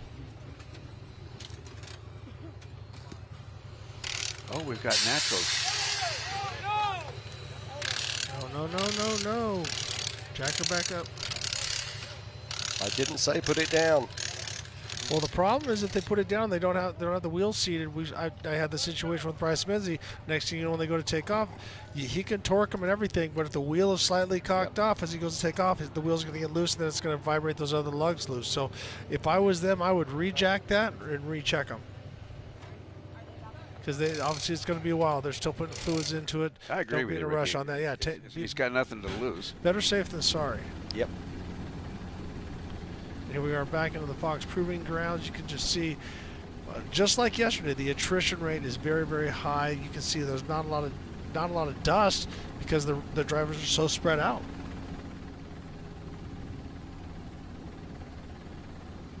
And that is Brent Fox. Yep. Easily identifiable by the fact that he has actually almost zero bodywork. He's now in the buggy class. Yeah, he is. Speaking of dominant cars, how about the Shark that the Herbs had? That thing, how many Class 1 championships did that thing win before it? It's got to be one of the winningest race cars of all time, or at least in off-road desert racing. And it burnt to the ground. Yeah, I heard they were redoing it though. Yeah. Well, they're redoing it, but it's just to bring it back alive so they can park it in the lobby. Yeah. It's not going to race again. I was there during the fire, and I thought it was pretty telling that they have those big Lexan covers in their lights. Yep. They melted. Looked just like the Truggy was in tears. Wow. Well, Wiley, obviously they got that fixed. Got new skins on the back, and away he goes. And smart man, take a little extra time, put those lights on, because if you need them, he should be fine. It was just he was under 2 hours on that lap, just under 1:59.52. So a couple more seconds in the pit, he would have been over 2 hours. But that's going to put him in a good position. More than likely, he's not going to need those lights if he keeps that kind of pace up, because that'll put him finishing right at 6 o'clock. So just as the sun's down. All righty, so speaking of Wiley, we had Tiffany down there with his pit boss. Tiff? All right, so we just saw Wiley come through. What was going on? Leaky, fitting on the valve cover was loose, so they've been losing a lot of oil. And of course, then they're like, I hope it don't catch on fire. So we, looks like the guys tightened up the fitting and put some more oil in it. We did some tires and fuel, and I think we're 5th or something on the road, so it's pretty good. We're just going to go to the finish. So, and talking about the finish, the sun's going to start to set fast. You saw you guys put on some lights. How crucial is putting on that light and making that decision, especially with the possibility of driving through the night? Yeah, you of course you can't go anywhere, but the Mint 400 dust doesn't help with lights. So depending on where they're at on the track, which is clear sailing in front of them right now for probably 5 minutes or more. So they'll get a make-up time on the guys that are in the dust right now. So it looks good for us to make up a little more time on the leaders. So.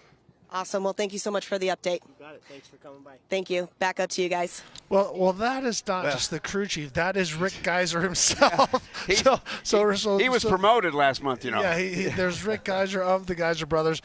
He's the one that builds all those trucks and stuff. In fact, this looks like another Geiser brother truck out there. So I think they have won more trophy trucks than any other truck races than any other manufacturer.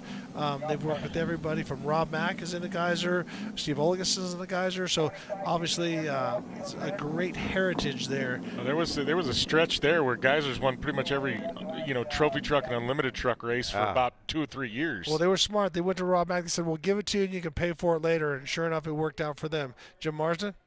Yeah, I'm just looking at some results here. We saw Kira Mura there just working through, and that looks like that is Brent Fox once again making his way through. Is that the Lossy Proving Grounds? Yes, it is indeed. Okay, just some news. In Class 1, James Dean has crossed the line to start his 4th lap and is still leading Class 1, so great stuff from him. And then also in the Unlimited Trophy spec, it's Terry Householder. I believe it's Adam Householder that might be driving though, and he has crossed the line in 1st in Unlimited spec.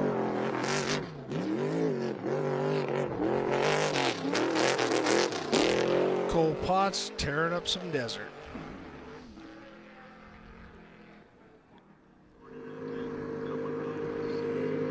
Terry Householder working his way up to Sandwash, working their way around past KJ Junction. They're going to be heading out towards Joshua Tree Highway here in a little bit. They got to go all the way up and around the mountain, so starting the last lap.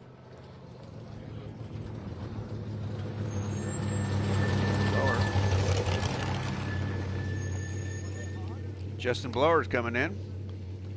Fuel, no tires? Fuel only looks like, huh? Yeah, tires look good. Yes, but he can't afford the fuel, to be honest. He's just got to put in what he's got. That's right. Just what I need. Just what I need. $20, please. And a set of glasses. That's right. Eisenhower. I love this truck. I do too. It's just that front end. It's just so Sano. Yeah. Got that old school look to it. Okay, I'm just looking on the trackers here. It is possible that Rob Mack is stopped again on track, so I'll keep an eye on that. Here comes Thor. Thor, yeah. His early lap times were real close to his dad's. Yeah. Real close.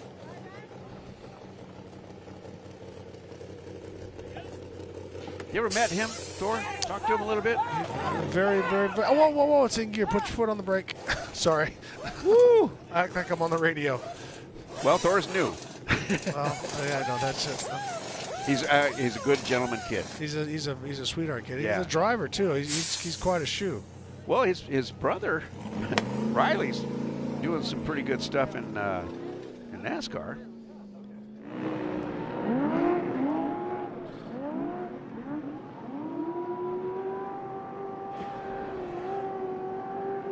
Just listen to the engine note of the Eisenhower car. Isn't that great? It's very Robbie Gordon-esque, isn't it? Yeah.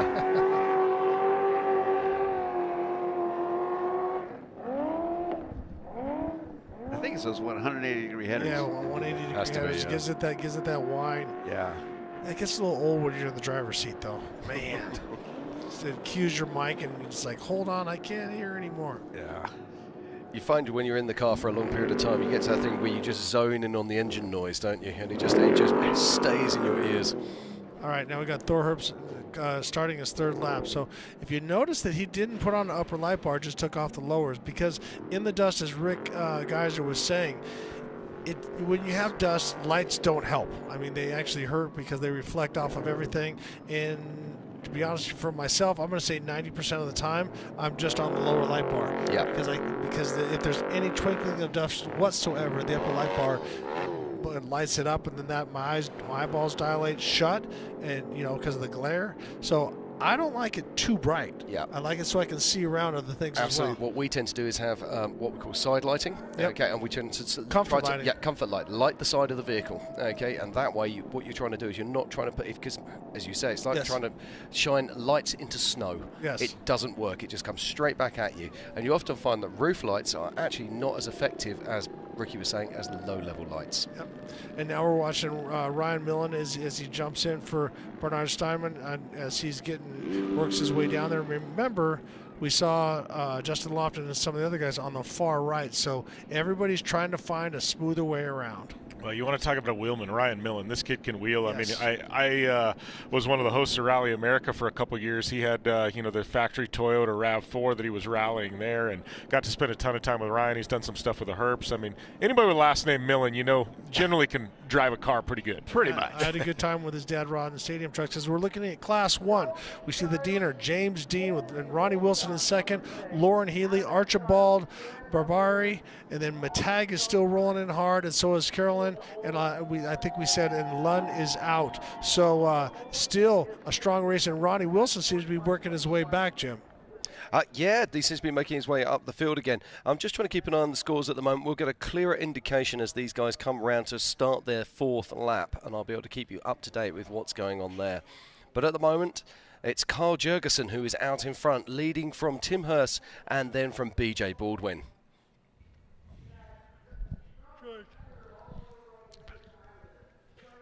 All right, George has been on his phone, been talking to different people, has quite a few different things. So I'm going to step down for a second and let him take over for you.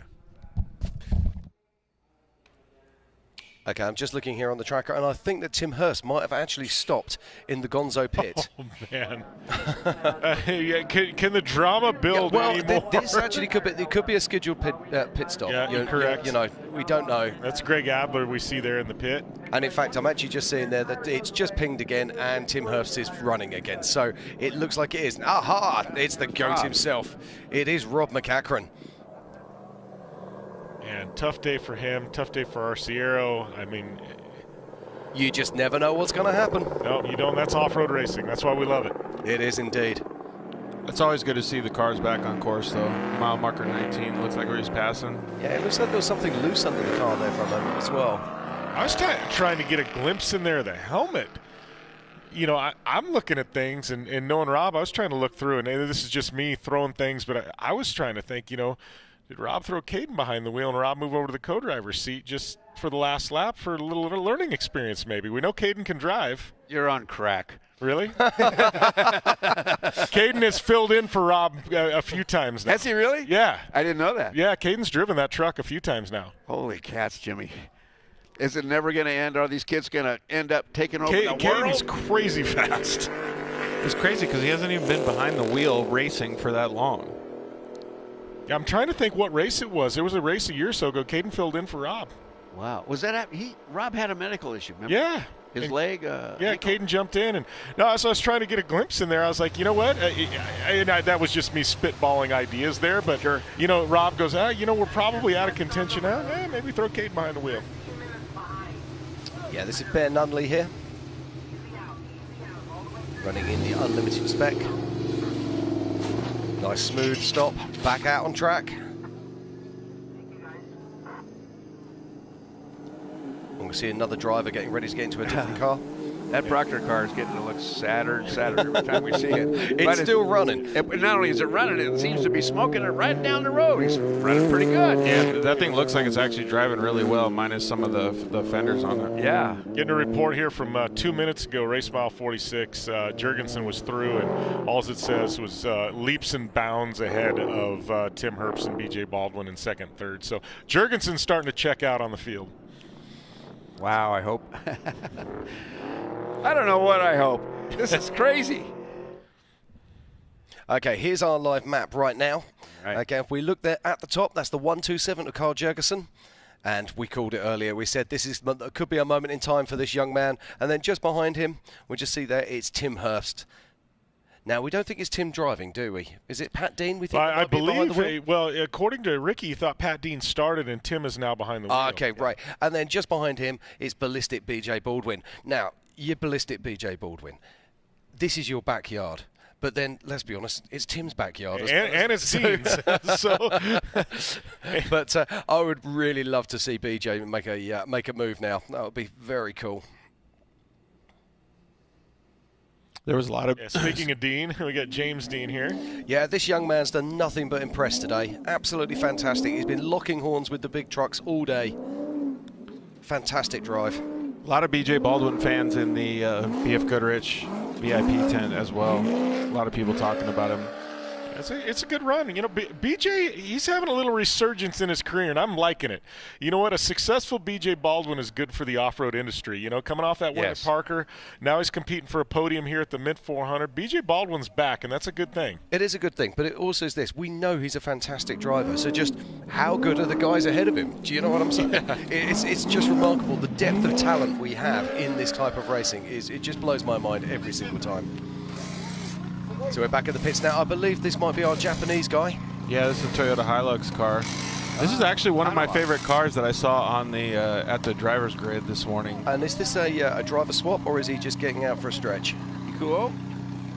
Yeah, it looked like he just kind of climbed out, climbed back in. And he is the kind of guy that would relax during a pit stop. Now, is he gone for a comfort stop? Well, not bio comfort stop. Maybe a stretch my legs comfort stop. Yeah, and you guys do know that this thing is a right-hand drive, right?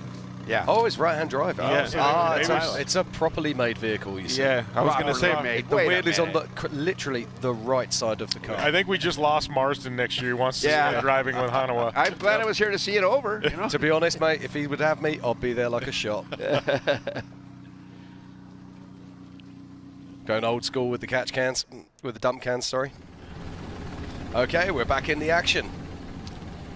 I hear those big sand whoops. Yeah, this is the King Zone. Look at this. I mean, what I can't get with this is when you watch the limited class races yesterday and how they're sort of like pitching over one, then pitching over the other, and then we see Tim Herbst here just absolutely on the tops of the crests, nailing it right the way through.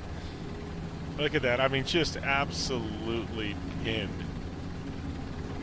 Wouldn't know that truck's got, almost 350 miles on it today. No, it's incredible to watch. Especially when they're coming out of the corner. I mean, he had a little bit of momentum, but like the amount of speed that they can build going down those straightaways in such rough terrain is just phenomenal. George, how would you like to be the left front tire? Just want to.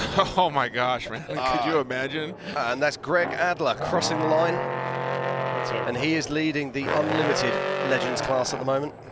And I just want to come back to Thor Herbst. We said that he was going out to start his 3rd lap. He's actually going out to start his 4th lap. That's right.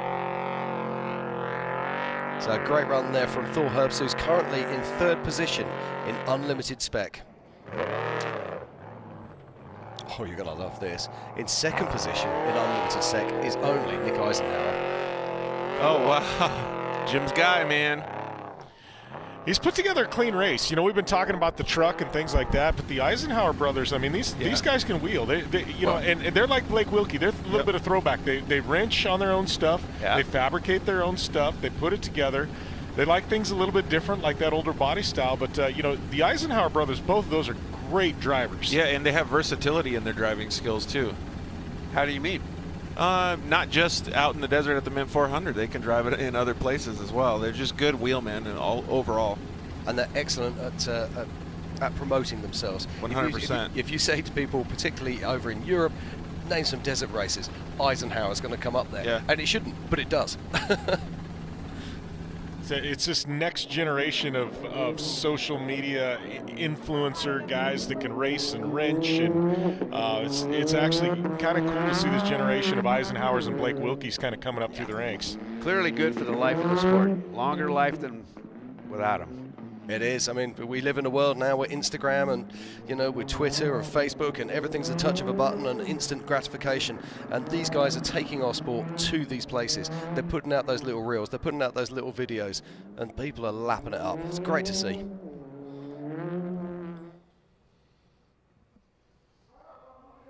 Okay, who's this?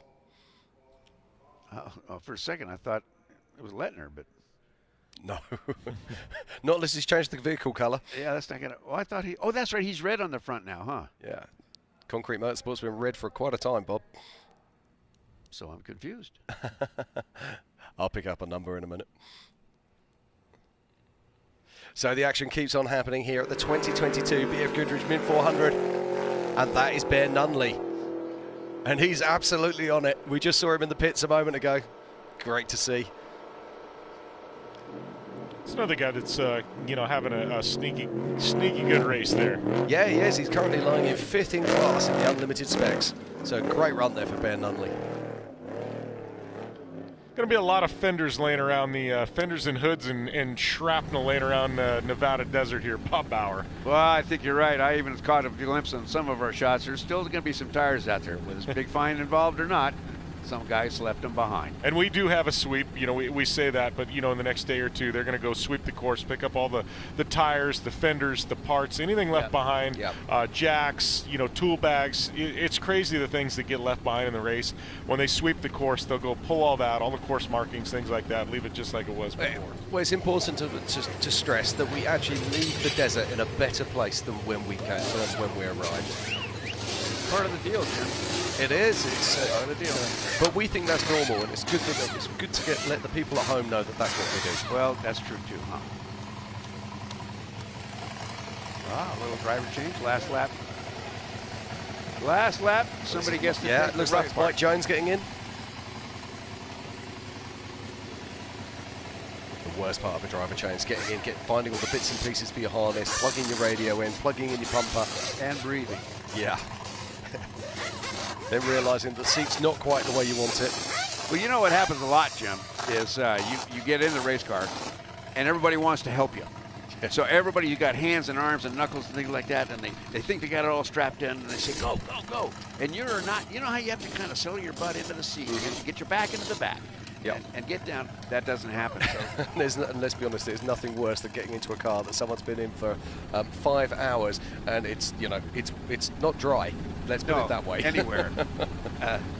You know, before we had all the equipment we currently have. Yep. It was. I know what you're going to say. Then I don't need to continue. That'll work. Everybody else knows what I'm talking about too, huh? Nature takes its course. Is this Preston Brigman? I think this might be Preston Brigman making his way down through here. Getting an update here on car number 1044, Mark Lewis, going back to our Class 10 race. Looks like he has a broken rear of the car and out of the race at race mile 22. Tough break there. Look at this. Class 10 perfection. 61:12. Looks like that is Amanda Sorensen. Looks like she's having some issues in race mile 27. So it's been a little downtime. No, that's Cade Garcia. I do apologise. Someone coming now into the Fox areas.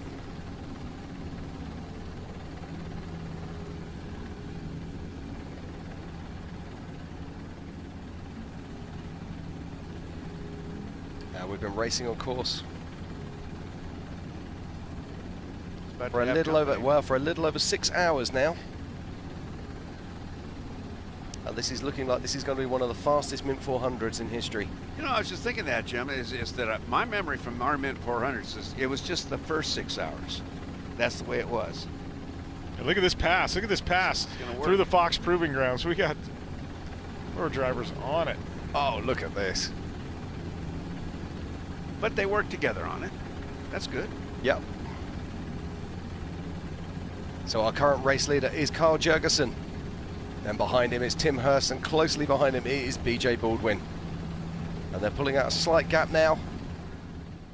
Taking a look at Jeff Proctor and his Honda Ridgeline, going through what I like to call off the track. Off the track? Ricky would correct me, say he's still in the lines. I'm showing Justin Lofton also stopped on track again just before the Gonzo pits. It's been a rough day for Justin Lofton. Yeah, it has indeed. Rob Mack is definitely back up and running again. Oh, thank goodness, which is good man. news. But still, I think the Mint has broken a fair amount of hearts this week. Yeah, it's well, today at least.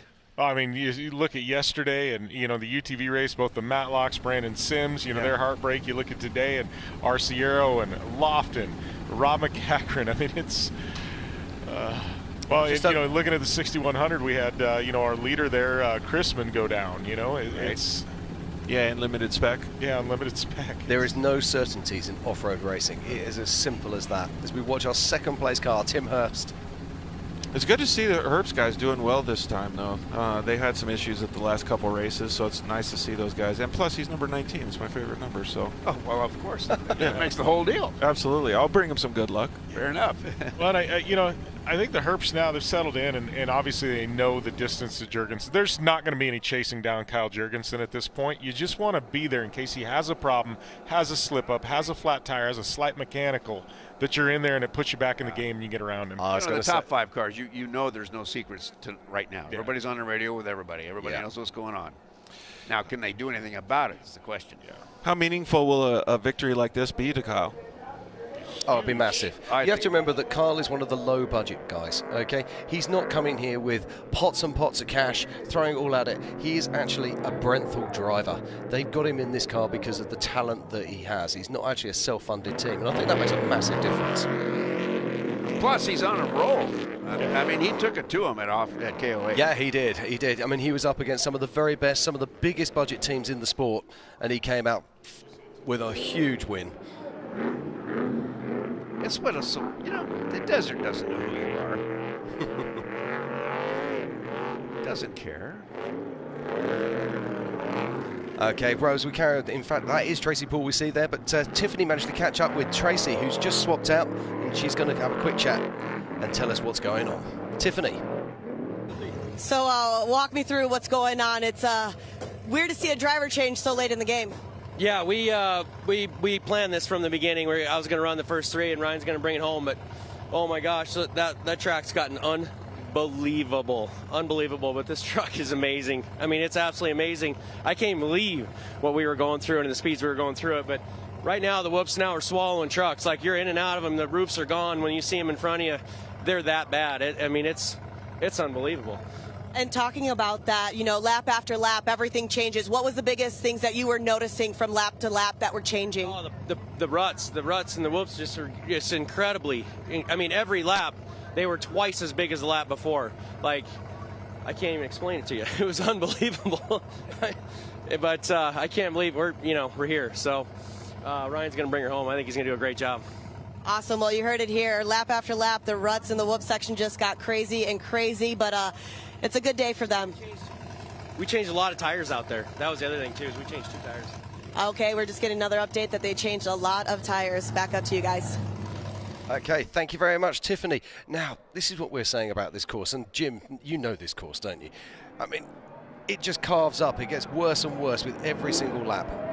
And so that was what was more remarkable about Rob Mack actually placing the fastest lap on lap 3. Yeah, Rob was on it. I mean, and the advantage he's got is there's multiple lines, and by lap 3 you've got it figured out, so you know which lines you're gonna take. But yeah, I mean, we had 4 laps of racing yesterday, 4 laps of racing today. We got 8 laps around this track. I mean, this is it's not a fun lap 4. Indeed. Now Ricky joins us back in the booth. Ricky, how you doing? I'm doing good. As we're watching, we saw Ryan Millen and George. You got a point. Well, I wanted to just gravitate towards Tracy's comment about the track doubling every lap, the whoops getting twice as big every lap. You really get the truth serum out of a driver when they just get out of the driver's seat. That's when they can explain to you how they really feel. Whether it's an exaggeration or not, that's to be decided. But that's when you can really understand the emotion that he just had going around the course. Well, and as a driver, you get hit once in the kidney. Right. You get hit second time in the kidney in the same spot, and then you get hit a third time in the kidney. Even though it's the same pressure, it feels 3 times worse. Exactly. So I mean, it is not getting 3 times as bad, but it is definitely starting to sharpen up. And Jim Beaver made a very good point of this, running the other direction yesterday and early today. We saw that the bumps were laid down. Now they're getting steeper and steeper as we're watching Tim Herbst as he works his way through the gun range. And it is getting worse, absolutely, but your truck is starting to fade a little bit. Your body is starting to fatigue a little bit. Your emotions, the shadows, everything that goes along with it, you're just like, oh, my God, I got to do it one more time. It's like that last climb on a bicycle where you got to stand up and just grind it out. And as we're watching B.J. Baldwin working his way through the exact same gun range. So B.J. has been tough all day, but the track, I agree, the track is getting worse, but it is not 3 times worse. Yeah, I can agree with that. And when I hear you talking like that and giving such detailed analysis of how you feel in the driver's seat, it really makes me want to at least experience it at least once, right? Because absolutely. That's something that all of us want to be able to experience. I mean, there's been many, many times that us as enthusiasts go out there and we, see the shadows at the end of the day. Just think about it with being this tired. Yeah, we're just looking at this now. You can see how as the sun starts getting lower and lower, you'll see how it penetrates the dust and makes the dust almost impossible to see through. Well, and then the holes get filled in with shadows. You can't tell how deep that is. I know that when I did all 4 laps at the end, I about knocked my co-driver out a couple times, hitting so hard as you're looking at the Fox Proving Ground and how rough that is. Man. Now everyone's trying to just stay way over to the right and now go way over to the left, trying to find a smooth way around there. And we got so many flats that day, and we had terrible tire changes between he and I. He was in tears. Last time he's like, please do not get another flat because I can't change the tire. And as I said, it was so rough. We were off the course, bouncing around, trying to find a way around it. And that's the Mint. It's one of those things that, as Jim Beaver said, on Sunday night, you're like, or when you get out of the car, I'm never doing this again. As we watch Wiley as he works his way in that Geyser truck. So great to see him with a good run. But to finish my thought is, as soon as you're done, you're like, I'm never doing this again. But then a week later, you're going, you know what? If I did this and if I did that, I think I could do that much better, and it won't be as bad. Absolutely. We convince ourselves it will never be. They say off-road's a drug, and it's totally the truth. It gets its hooks in you, and it's all over. Okay, this looks like this is our current race leader, Carl Jurgensen, and he is in the quarry section. Yes, so he's in the quarry section, and that's putting him about mile mark, just before mile marker 65. And so if he keeps this pace up, once again, we don't want to jinx anybody, but he has got a good run, and he knows what it takes to bring a vehicle back. King of the Hammers was very, very similar to this as far as the track deteriorating throughout the day, so he knows what it takes. And it's a weird thing that when you start winning races, you learn how to win. I know that sounds ridiculous, but it's so true. And it's a slightly different mentality. If you're a guy that hasn't won a race, I think it's much harder to actually bring a car home. Well, Jim Beaver just mentioned that off-road is a drug, but confidence is also a drug as well. I like that truck better. Yep. I like both drugs. If I put them both together, it makes a hell of a cocktail. But we've seen it in motocross many times. Is some riders have kind of, I'm going to say almost lucked into it, a big mud race or something like that, then all of a sudden they taste victory. And this has not been the case with Kyle Jurgensen. Kyle has been the guy that's worked very hard, was very dominant in the trophy truck spec, and then came into trophy truck, had some issues, had some bad luck, and had some made some big mistakes. But this year and last year, he's working so well with that Brenthel team with Jonathan and Jordan, and he loves that truck. And he's bringing it back. So bringing it back home to the checkered flag. Once again, if he does it today, it is going to be a monumental year, winning back-to-back King of the Hammers and the Mint 400. Yeah, there's still a long way to go yet, though, Ricky. So we'll have to keep an eye on it. But fingers crossed for Kyle Jurgensen. All right, as we're watching this truck, cars that's going through the Losi rockers. That is Doug Matag. That is Doug Matag. But it looks like he has a little bit of an issue. He's not quite backing her down a little bit more. He's slowing down. Yeah, that's. I'm thinking that's looks like a right rear flat. It does. Because all of a sudden it was starting to crab a little bit to one side, and then we're back to the leader, Kyle Jurgensen. We can see Highway 15 off to the distance. So if you do look at the map, he is up around the top about race mile 65, and he is heading home. We're going to see him go through the Fox Proving Ground and then to the Gene Hurst pit. So as we watch Healy Deegan, I love this. She had a problem the first lap, but Jim, she continued to push on through. She didn't just like, well, it didn't work for me, it didn't work out. Yeah, no, I appreciate that, and I think this is lap 3, so she's still got. I think she's still got another lap to do after this, but it's great to see that. Like you said, there's so many drivers that just go, I'm over it. Healy Deegan continuing to push on, continuing to try and get to that finish line in her first Mint 400. Gotta appreciate it. We got Tim Herbst. Looks like approaching some slower traffic, trying to get around here in the quarry. See how he sets this up all the way to the inside. Look at that. Make a little extra room, thread the needle. Tim Herbst making it look clean.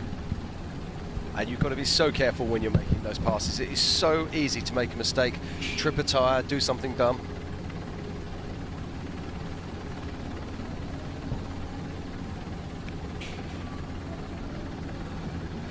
So as the racing continues here at the 2022 BFGoodrich Mint 400, and the racing just gets better and better. We've had so much drama already today.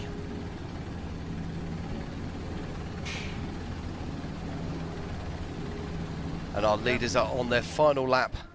As we cut across the car 181, I believe that is Doug Matag. Yep, Doug Matag. Looks like Dougie's up there putting the other spare back on.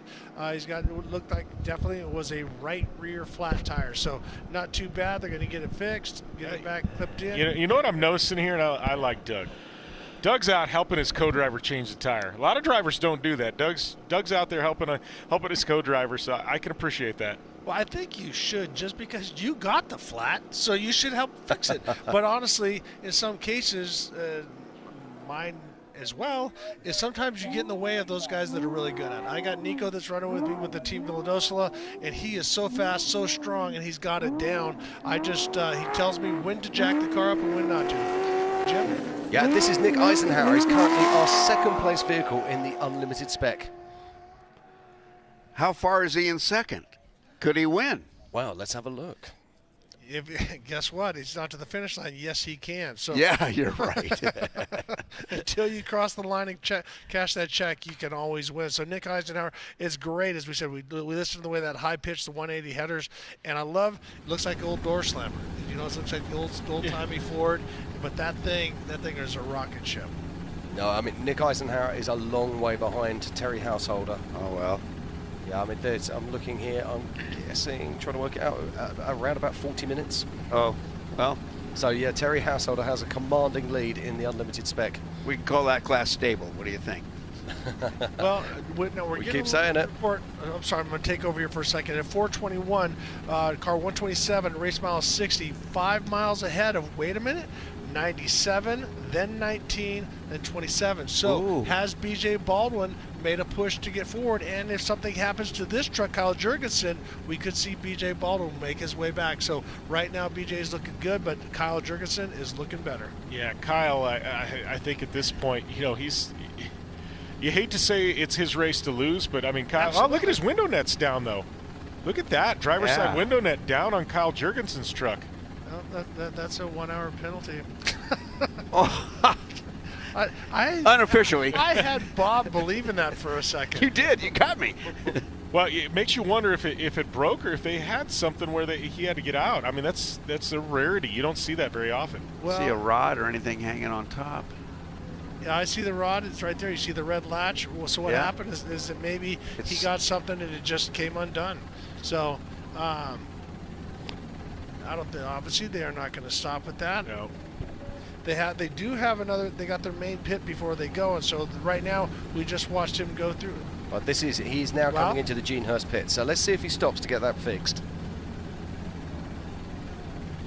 He's like, don't speed, don't speed. Yeah, and this is tough because it's a big horseshoe. You got to go up and then you got to come back, and it's.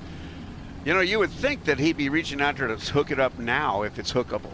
Yeah. You know, unless he's going to pull into the pit and take 5 seconds. Yeah. You know, if he's radioed his crew, let him know. You know, it'll be a quick swap, or it'll be a quick fix. Well, and if the officials had anything to say, they would have held him at the check. I've seen them do that at stop checks. They'll hold you till you get your window net up, you get it latched, and then they let you go. But that's if they knew and if they could see. Now they're going around the horseshoe, and now he'll head back in the other direction. Yeah, so he's going to be coming down. Stays 25 miles an hour. They do have radar guns in here. That's Andre Lauren in the Motul truck. Oh. Tough break for Andre. Had a straw. He was competing for a podium and spec earlier in the day. Okay, I think he stopped. I think he stopped. There he is. He stopped. He is. Let's see if. Oh, that's not good. They're looking at more than just a window net here. Yeah. Is it a? Yeah, they got the cone on the hood. Anytime the cone hits the hood. Oh, this race is.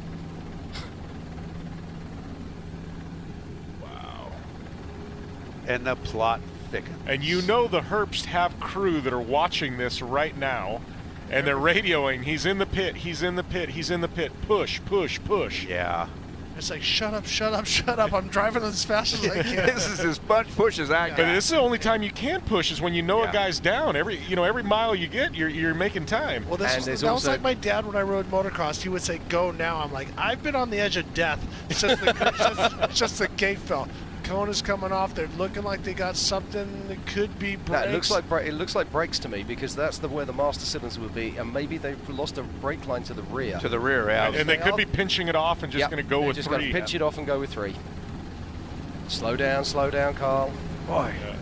You know what, Jim? Andre's back on. That's going to help. That's going to help Kyle Jurgensen. He wanted to get out in front of Andre Lauren because Tim Herbst now is going to get in the dust of Andre Lauren. He's going to have to get through Andre to get to Kyle. Yeah, but and the sun, she's coming lower. But remember, how serious is this problem? We still have a lot of desert for him to go through. Right now, he's a race mile 70. He's got to go through the thumpers, so that on its own is huge. And then, so if he's got problems with brakes and issues and stuff like that, that could put him in a situation. Oh, lucky let him by. So here's a question, Ricky. I know in my trucks, I always ran like a 55 front to like 45 rear bias. So I had a little more front brake in my trucks than I did rear. Yeah. He can go and dial in even more front brake if he's down to 1 caliper in the rear, correct? Correct. He can dial that forward or back depending on what kind of system they have. I would typically run a little more rear, so it just gave me helped me set up the back a little bit coming in. So I was about 55 rear, 45 front, but it depends on the brake systems and what side the valves are and stuff like that. So as he rolls up through these, it goes down. Now he's going to go into the low C thumpers, and now we're going to see, obviously the truck is tracking straight, no issues, but if he's got brake problems, and it doesn't look like Kyle's holding back at all, so he's trying to make back whatever gap he might have lost going into the pit, so he's very confident. Look at that, he's just sitting in it. Well, you know, I was looking at the back there, and he have brake lights, but they aren't blinking. Even when he should be trail braking, you would expect a trail brake. So it's very possible he's making sure that pedal doesn't get anywhere. Does Kyle Jurgensen use the brakes? He certainly, if he certainly hasn't much today. No. Pads are going to be pretty good. fresh. Yeah, I'm just trying to look at the back. Yeah, you can see there's a pipe dangling down there at the back. Or those are the limiter straps. No, they were under the axle, so I think that is probably a brake pipe. Right. But it's not slowing him down much, is it? Look at this. No. Carl Jurgensen here. Well, how many miles does he have to go? 30? Yeah, but 30 miles. Yeah, something around there. Yeah. Right now he's at race miles about 72. But see, notice how he'll come in and then he'll dip and then he'll jump one and then he'll skip two and then jump. So he's doing a lot of that with left and right foot driving. Most of it just right, letting off a little bit coming in, absorb one and then try to jump another one. So he's got the formula down absolutely right. If you are watching and learning, you're going to master class right now. Indeed, and for those people who are watching at home, as we watch our current race leader, Carl Jurgensen, in Class 1, James Dean is in first position.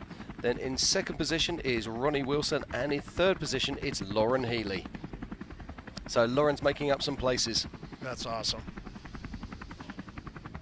Once again, our race leader. This is the 2022 BFGoodrich Mint 400. We are winding down. We are at race mile around 74, and you're watching Kyle Jurgensen, who is the overall leader and physical leader, and also on corrected time. Tim Herbst is still physically and on corrected time in second, but as you can see, Kyle Jurgensen is not holding back. Nor should he. Well, if you got a truck that you just went into a pit stop, so I'm going to be interested to see what Scott Rain says to him, or Tiffany says to him at the finish, of why that long pit in Gene Hurst pit. What were they working on?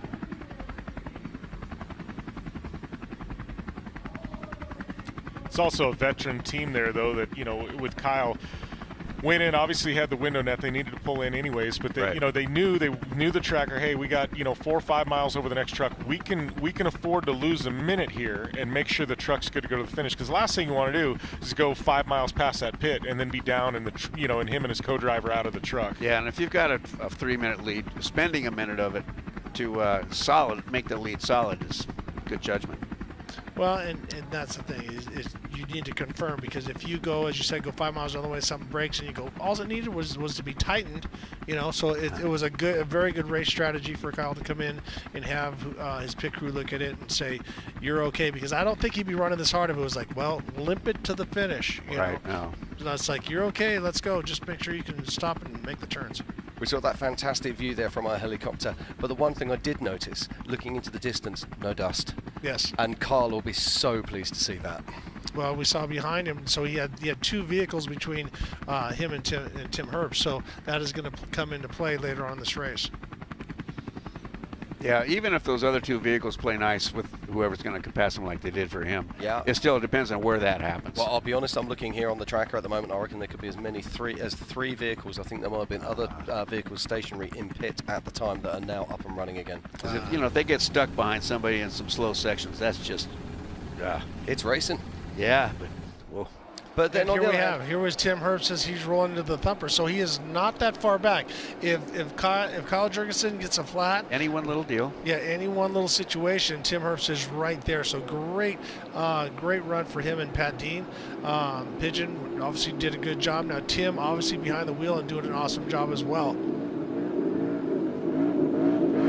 we also have to remember that Tim Herbst does have a 1 minute on adjusted time. He's down 1 minute. He started 1 minute behind Kyle. 1 minute behind okay, Kyle. correct. Oh, you had me questioning myself. So he doesn't have to physically pass. No, if he gets within a minute of Kyle, a minute, he's got her. Yeah. 59 seconds would be nice. I think you would take that. Every second counts. Absolutely. The trouble is when you come in and you're those few small seconds behind that guy in front of you, you start thinking to yourself, that one corner, that one little bit. We saw Carl Jurgensen qualifying earlier this week, and we saw him blow that corner. The difference between blowing that corner and not blowing that corner would probably have put him into second or third. So this is that same streeter that we were looking at with Bernard Steinman, and you see Doug Matag all the way over to the right. Obviously, that's a new line that people have broken in, and it looks quite cozy. Now we're back to the leader, Kyle Jurgensen, as he works his way back around before he gets starts coming home to the finish. So he's working his way around the other side of that mountain, and then he'll be making his way down and around to race mile 79.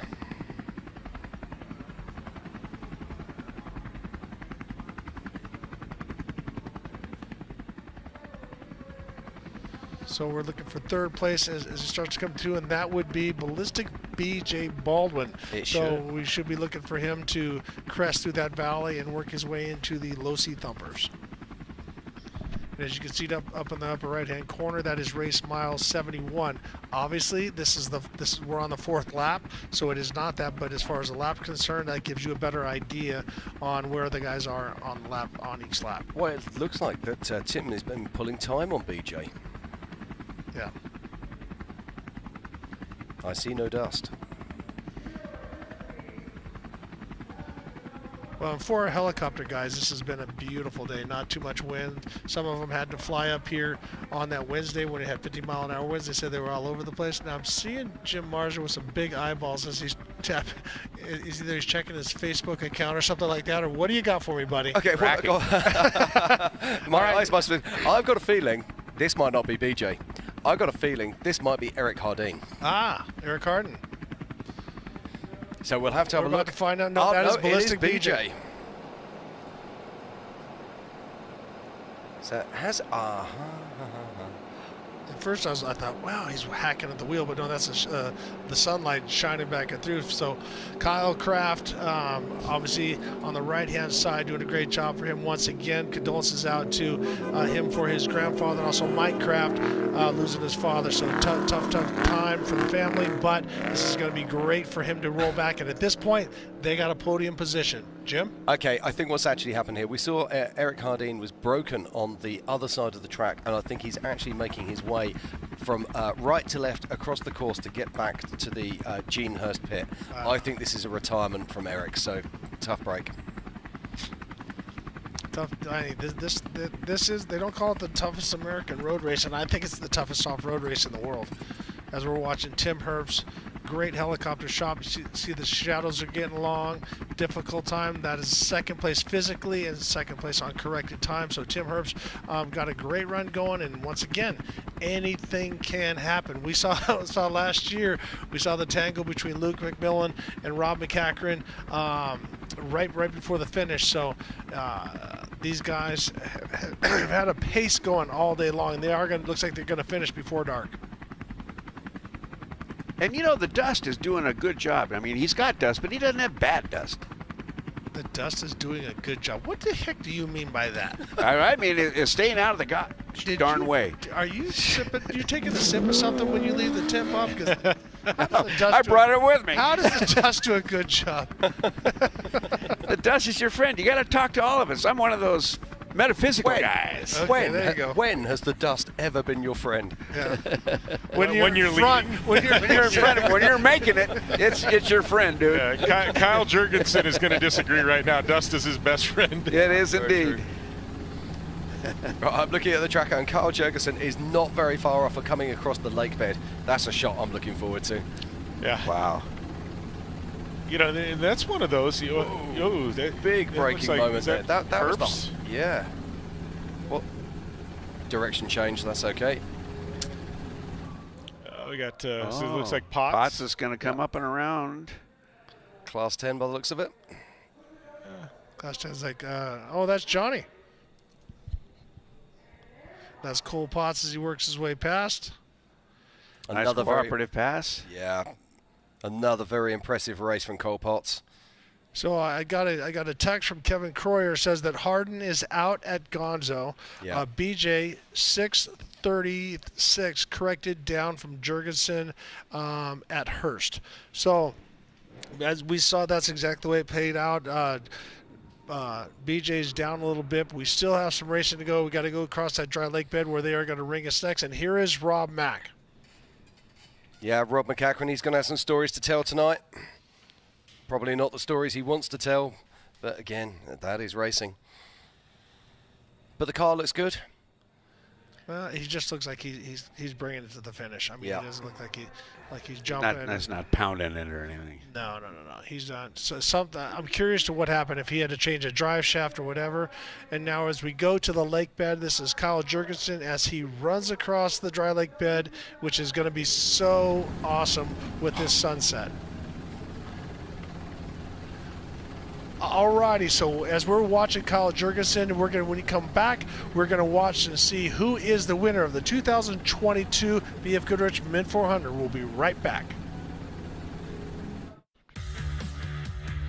2022 BFGoodrich Mint 400 live stream is brought to you by 01, the official Arrive and Drive partner.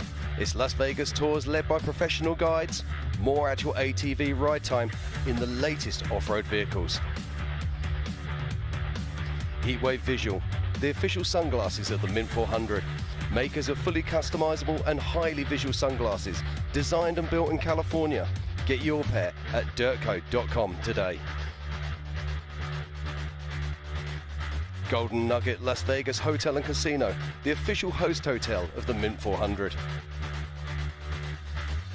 Tread lightly, promoting responsible recreation through stewardship, education, and communication. Orba, the Off-Road Business Association. United, we are stronger.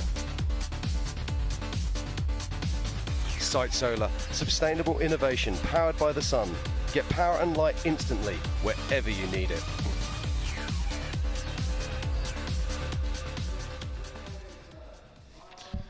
Alrighty, we are back at the 2022 BFGoodrich Mint 400, and it is winding down. We are coming down. If you're probably just tuning in, you've been doing something all day long. We've been doing this all day. Your leader right now is Kyle Jurgensen. He is at about a race mile. I'm going to say he's about just past 80 as he starts to work. As we're watching Kyle Jurgensen work his way back towards Prim, Nevada, where the finish line is. So, Jim Beaver, what's your thoughts with him right now? He came in for a long pit, and now he's definitely not milking it back. No, definitely not milking it back. And I think the big thing is I personally have had problems on that same dry lake bed that we saw took Ryan Arciero out. Last lap, I lost an engine in a UTV. So the biggest thing is I think he got through there because this truck has got almost 400 miles on it. When you got to take that engine and you got to just spin it to the max after 400 miles, man, it's tired. You don't want to lose an engine. He got through there. Now he's into the transit section.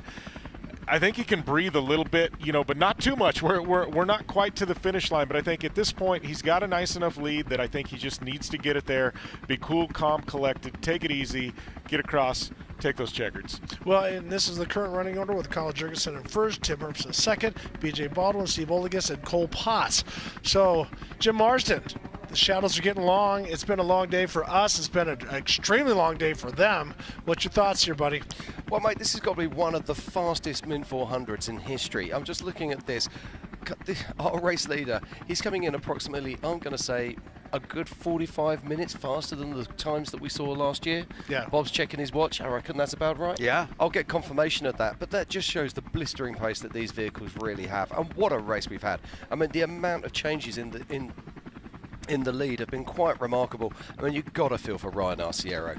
Well, Ryan Arciero, Rob MacCachren. I mean, we have a lot of problems. I mean, Ryan was definitely a heartbreak, and especially going across the dry lake bed, hear the motor just come apart, and it starts to eat itself, and out he goes. Yeah. So, Bob, so as we look down at this Class 1 with the Diener, James Dean out front, Ronnie Wilson, Lauren Healy, Barbieri, and then also Carolyn, and then Archibald and Matag. Bob Bauer, right now, are you hearing every little thing? Like, you can almost hear the rods moving and the valves moving in the car at this point. This is fact. You can hear every piston come up, it stops, things go boom, piston go down, every single beat. And you hear every Heim squealing, because I'm dry now. I'm very dry. And who knows what else, moves, but you hear clanks, you hear thumps, you hear clicks. The clicks are the ones that bother me. Exactly, the ones that sound like metal to metal. But as you're watching, notice how smooth the track is where the guys can't blaze through there and start digging. As we look at class 10, Jim Marsden, you want to take this one? Yeah, we've got Garcia, who's currently leading that up. Then second is Brigman, third is Gould. In fourth is Lewis. In fifth is Craig. In sixth is Aitchison. And in seventh is Patrick. Right. Now, I've got to go back to that Class 1 and just talk about James Dean again. Yeah. This kid is absolutely on fire. I mean, he's right up into sort of around about 6th place physically on track, which is absolutely remarkable. as we're seeing Steve Oligas as he rolls through the low-C rockers, and that thing looks absolutely perfect and sounds unbelievable. One of the things, I got a text from Ray at Dugan. He had told me that the problem was with Hardin, broken rear axle. So unfortunately for them, Hardin had a great run all day, but the Mint won that one. Yeah, and we're watching our current race leaguer, Kyle Jurgensen here. Oh, and then also I got a message from Barry Beach, and we saw somebody jump out. Only one person is in Rob Mack's truck. Okay. So I'm curious to what happened, if his son got sick or something happened, or whether he's just been told to get on and go. Yes, we don't know. So once again, I'm reporting as I'm getting my text on my phone as we're watching Kyle Jurgensen work through this painfully slow transition area, but it's one of the things that he's doing is like, you know what? I'm not hurting my truck. I'm just going to roll along and take it easy because nobody can catch me, and I'm not pulling away from anybody either. And the guy behind me's got to do the same doggone thing. Same Absolutely. thing. You're right about the surface of it, Ricky. I'm looking at it more closely now. It's just a little washboard here. Yeah. That's all. No mas. But imagine how rough it'd be if they let him race down it.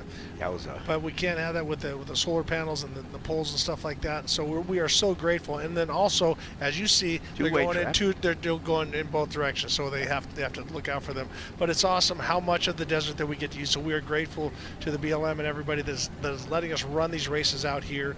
And it's awesome because we are off-road people and we love this. Oh yeah. And you know what's got me excited? Looking forward past this race. October. There we go. Martelli's are going to put on a big race in Barstow. Can't wait. This isn't a big race? This is a big race. I think this is a huge race. Yes, okay? yeah, for Barstow, it'll be a big race. Yes, exactly. But it's going to be great because they're going to piggyback the UTV World Championships along with the races there. It's been a while since we've had big pro races in Barstow, so it's going to be great. We all do testing out there as we're looking at the map. The transition, there's Kyle as he starts to drive through. He's made that turn down along the solar field, and then he'll cruise down, then he'll turn back off and back into the race. And there we look back is Tim Herbst. Has a ways to go. So if there's, once again, don't want to snake bite Kyle, but he's got to have a problem if Tim Herbst is going to beat him. Yeah, I mean, this is this time last year we hadn't even begun our dramas. Exactly. Right, yeah, it was all happy now. Yeah, this was, we were looking at a McMillan win. It was, in fact, we were looking at a Rob Mack win, but things are changing. But look here, this is BJ Baldwin. He looks like he might have started his charge a little bit too late, but you never know. No, yeah, you don't. But Jim Beaver, we saw that Tim Herbst was up to 135 on the last lap across the dry lake bed. That's going right into the sun, too. It's mighty impressive. It's very impressive. That these trucks have been through an absolute war right now, and the fact that he can still do 135 miles an hour, to me, it's just mind-boggling. And there's your man. I want to say your man, our man, whatever. Steve Oligas has done a great job all day long, and he seems like to be picking up the pace. I'm curious to what happened with Rob Mack as we're watching Ryan Millen in Bernard Simon's truck. Obviously, you can see he's caught some slower vehicles. He's in some dust, but it's great to see that People's Racing vehicle still moving forward, still charging, and as you can look, he's starting to head south, so he's on his way back down towards the finish of this race, but he still has a lot to do because trying to get through the dust in the sunset is unbelievable. Okay, and Kyle Jurgensen, he's only a few minutes out now from coming to the finish line of this quite incredible 2022 BFGoodrich Mint 400. Still the fantastic images coming in. It's an incredible race today. So many stories. Well, that'll give you a good perspective of what the son's doing. Look at, he's got to shade his hands, drive with one hand. Yeah. That surprises me. Most of these vehicles actually have sun visors. You know, sometimes that sun visor isn't right. It's not quite low Alrighty, enough. here we see our leaders. He's starting to work his way back into the section, so we could be seeing him very, very shortly as he's working his way back through the slalom turns. He'll go through the last pit, so we should be seeing the winner of the 2022 BFGoodrich Mint 400 within 10 minutes. And look at this, two fantastic shots here. There's Conor McCullen on the right-hand side in the unlimited spec, and there, it's big brother, Kyle Jurgensen, in the unlimited Brenthal car. Fantastic stuff. It's a Brenthal commercial right now. It is. And we go back, and on the right hand, we see James Dean as he's working his way. That car looks absolutely perfect. James has done a great job. One of the, as I said, one of the more aggressive drivers that you'll see, but also gaining a lot of maturity and faster all the time. Him and Kyle Kraft have run together in the trophy truck spec as well. So big things we're going to see out of the Diener. Now Kyle Jurgensen, our current race leader, is making his way back into town. Only a few short miles away. He'll have to come through the pit zone. There's Healy Deegan. Yep. Once again, if you want to win Healy Deegan's helmet, go to methodracewheels.com/Healy and then put in your name, no purchase necessary, and you get a chance at wearing a helmet that she wore one time at Troy Lee Designs, got the Las Vegas livery on it, as we're watching Kyle Jurgensen as he works his way back into Prim and the finish of the 2022 BFGoodrich Mint 400. Been an absolutely incredible race. Justin Lofton left the start line in first position this morning. He had a flat tyre. The lead was taken by Harley Letner. He had a flat tyre. Then Ryan Arciero picked up the baton and charged hard, only to lose his motor. Then Rob MacCachren, the greatest of all time, the man who won here last year. He took up the lead, only also to have problems. Step forward, this man, Kyle Jurgensen, who's making his way now towards the finish. He's just going to have to come into the pit zone now. Now, this must be nail-biting for him. He's got to go into a speed control zone. And it'll be interesting to see the guys in his pits as he drives past. Yeah, but he's got to know that there's nobody within a minute behind him. So right now, they're giving him radio stuff. They're watching back and forth. And brake lines hanging. Brake lines hanging, yeah. Yep. But he won't be careful. But he was able to stop, though. I mean, so he was able to stop for that check, and obviously this didn't slow him down much, so that just goes to show you he doesn't use much brakes. Now, Ricky. He didn't realize how he had a problem. Yeah. Now, Ricky, we've been saying it all day. You never sit in your car. You never think about the finish. You don't think about your podium speech. But, hey, right now, in a speed control zone, only, half a mile from the finish, he's going to be doing that. Oh, he has to be. Yeah, he goes, I got to thank this person, I got to thank my wife. If he's married, I don't know if he's married or not. I got to thank my girlfriend, I got to thank my dad, my mom. What did they teach me in charm school? Exactly. Yeah. My co-driver, just make sure him. But yeah, obviously we got something hanging out the bottom that looks like brake lines. But Kyle Jurgensen, this truck has had one heck of a year. It has. You know, you look at it's incredible. Yep. And right now, everything's still intact. You can look like he used that front balance a couple times, but as we were watching him, you know, he wasn't tearing the thing apart. But this is huge for Brenthal Industries. You know, they started out with the 6100 trucks, and now they jumped in with Richard Armstrong out of Canada. They decided to jump into the trophy truck class. Richard was a huge believer and said this Gen 3 is unbelievable. And then they brought in Kyle Jurgensen as a paid gun. And they are getting every penny out of him. He is one heck of a driver. Now let's just check this out. We're only a few short minutes away from seeing, it is literally seconds. Look at it. This is the final bend. Kyle Jurgensen is coming around, and he will be the 2022 BFGoodrich Mint 400 champion. This is Kyle Jurgensen, your champion. Good job, buddy. Congratulations. Congratulations to Jonathan and Jordan Brenthal and the whole crew. They did a phenomenal job, not just today, but King of the Hammers, Parker, everything. They have done a great job. Congratulations, Kyle Jurgensen and crew. I can't stop smiling. It's just so fantastic. He earned this one today. He absolutely earned this one. Absolutely. I can't wait to see him up on stage very shortly with our good friend Scott. And just listen to the crowd. I mean, we're sitting in the booth just behind the race course, and we're going to hear his engine any moment. Yeah, I'm getting a note. I'm getting a note from Amber MacCachren. She's texting me, trying to get some updates. She says, everybody good? She goes, yep. She goes, Caden's still in there riding shotgun. She goes, Rob's still driving. She goes, everything's good with the guys. She said the downtime on the last lap, Rob threw a belt. Oh, so what's what you said? What I talked to Dave Clark sent me and said Rob took a rock out the oil pump belt, and Rob is in on it to save the motor, installed a new belt, and that. So look at that. That was a replay of our winner crossing the line, Kyle Jurgensen. Now, I don't think he can be beaten, but where is Tim Herbst? And more importantly, where is BJ Baldwin? Well, I think Baldwin's behind. He's going to be a solid third place. I think so as well. You know, Bob, you say some of the most intelligent things. I am a wizard, an absolute, He's a Japanese driver. Where is he? Who is he? He's from Japan. Yeah. You know what? Good point. So what tyres is Carl running? Do we know? Yes, BFGoodrich. It's BFGoodrich. There we are. I'll just line them up. You knock them out. Fair enough. That's right.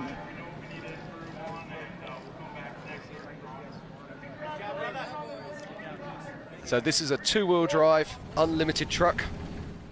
And that's one of the most coveted hats in racing. It is indeed. And not very many people have them. That's what we have to remember. He's smiling. I don't know why. And I believe this is probably our second place vehicle. Tim Hurst. There's Tim Hurst. He's got to just make it through here, and he's going to be here within a minute. He is. And God, this is going to be down to seconds. Well, but the thing is that, you know what, second, no one really wants to get second, but this is great to see Tim Hurst getting back into the game. He hasn't had as good a finishes as he's had in the past, so this is going to do wonders for his confidence and bring him back, and I hope that this starts to put the Herbst back up in the mix. And you have to remember that this is one of the glory times in off-road racing, in off-road desert racing. There are so many incredibly great teams. To be on the podium here at the Mint 400 is something incredibly special. Yeah, no, that's what I'm saying. I'm not selling the Herbst short on any sense of the matter. Oh, I know you're not. But I think I'm it's just great. saying, it's incredible. I think it's awesome for him to be back. And so right now we are down as we're watching Tim Herbst as he works his way around. We got Tiffany with your winner, unofficial at this point, Kyle Jurgensen. Tiff? Kyle, just want to chat with you just a little bit. We're still waiting for official everything, so this is specifically just about the overall. You finished the Mint 400, which is a feat in itself. We talked about it this morning at the grid walk. Like I said, we're still waiting for the official results, but how are you feeling right now? I think the official will go our way. I think we have a 4-minute lead on Herbst, and I don't think anybody else was in contention, so hopefully that sticks. But like I said earlier, the race has to come to you, and it did. We were just kind of staying patient behind Rob, and then we saw a trail of oil, and then we saw Rob pulled over. And then after that, we had our bundle of issues. These trucks, although it's an $80,000 motor, but they have like a weed whacker where you can, if it's low oil, it will turn itself off. So it got low oil, and it turned off like 15 times the last lap. Luckily, we were able to cycle the PDM, get everything to switch over and let it limp in. It'd go for like 5 minutes, turn off, 5 minutes, turn off. Once we got oil put back in it at pit B by our crew, it ran great. So it was a little excitement on the last lap, but we're here, and everything else ran great. Awesome. While we're still waiting for those results for you, I'm going to let you grab some water. It's been a long day. But Kyle, in one word, how does the Mint 400, or I'm sorry, what does the Mint 400 mean to you? Well, it means a lot for me and my team that I'm with. The Brenthel team works so hard, so a big team effort and another big team win for them. Awesome. Well, back up to you guys. I'm going to let Kyle enjoy this moment while we wait for the official results. Well, it's just so good to see. But when you see these drivers, he's in shell shock at the moment, isn't he? He's still collecting his thoughts. He's still like, did this just happen? And as we see BJ Baldwin, who's had, which is great to see him back in the mix, looking like he's going to bring it home in third place. But as you go, and we're all racers, we've been there. When you cross the finish line, it's like all of a sudden you rewind like a dust of glory. All the stuff that happened, as he said, the oil, low oil, Jason Robb. I mean, every time he said those little things, there was like a vivid picture that he saw. So you kind of relive your life in one moment. You do. Now, he was talking about recycling the PDMs. Now, anybody who's never used PDM-based systems before, it's not like when you switch on the ignition of a normal car where you switch it on and you can press the starter straight away. You have to switch it on. You have to let the PDM initiate. It takes a few seconds before you can actually hit the starter button before you can get it started again. Because it's an automatic transmission, you can't actually jump start it either. Oh, my God, that must have been so frustrating for him. Yeah, it wasn't a few seconds for him. It probably felt like hours. Hours, Jim Beaver? Well, what you were talking about, obviously I think it's going to be interesting to see, the interview we get, when he gets up on the podium, because you and I both know that the one time I have a physical, a mental, and an emotional dump all at the same time is at the finish of an off-road race. Yep. And it's hard to put it into perspective, everything that comes crashing down after 8, 10, 12 hours in the car. And, he's in the process of that, and the Kyle you get right there versus the Kyle you're going to get 5, 10 minutes from now are going to be vastly different. Oh, boy. Okay, here we go. This is our unofficial third place. This is ballistic BJ Baldwin. We've all seen the videos. We've all seen what this guy can do. He is an amazing driver. And he's coming round now. And he will be taking the unofficial third place. He's going to do it for the crowd here. Beautiful. Our unofficial third place finisher, ballistic BJ Baldwin, here at the 2022 BF Goodrich Mint 400. Look at these times, though. I was looking at his. It was 6 hours and some change for Kyle Jurgensen. Yeah, 6 hours. That in a Mint 400. Look at BJ's third, and he's still under 7. This is crazy fast times. Yeah. I'm just going to let me give you Carl's time here. 6 hours, 43 minutes, and 49 seconds. In second is Tim Herbst with a 6 hours, 47.09, and then BJ coming in with a 6:51.01. Wow. Remarkable times.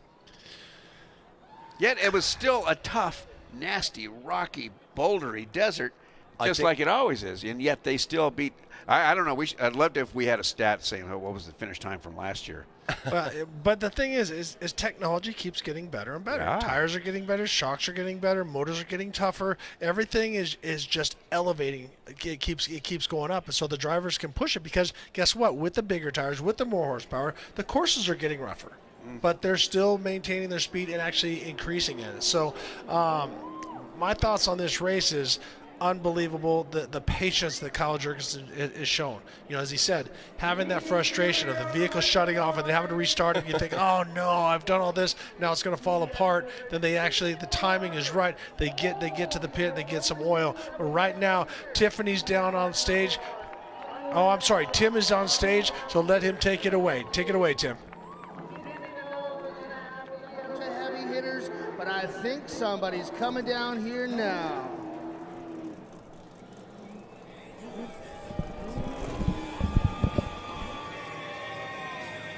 Come on off to the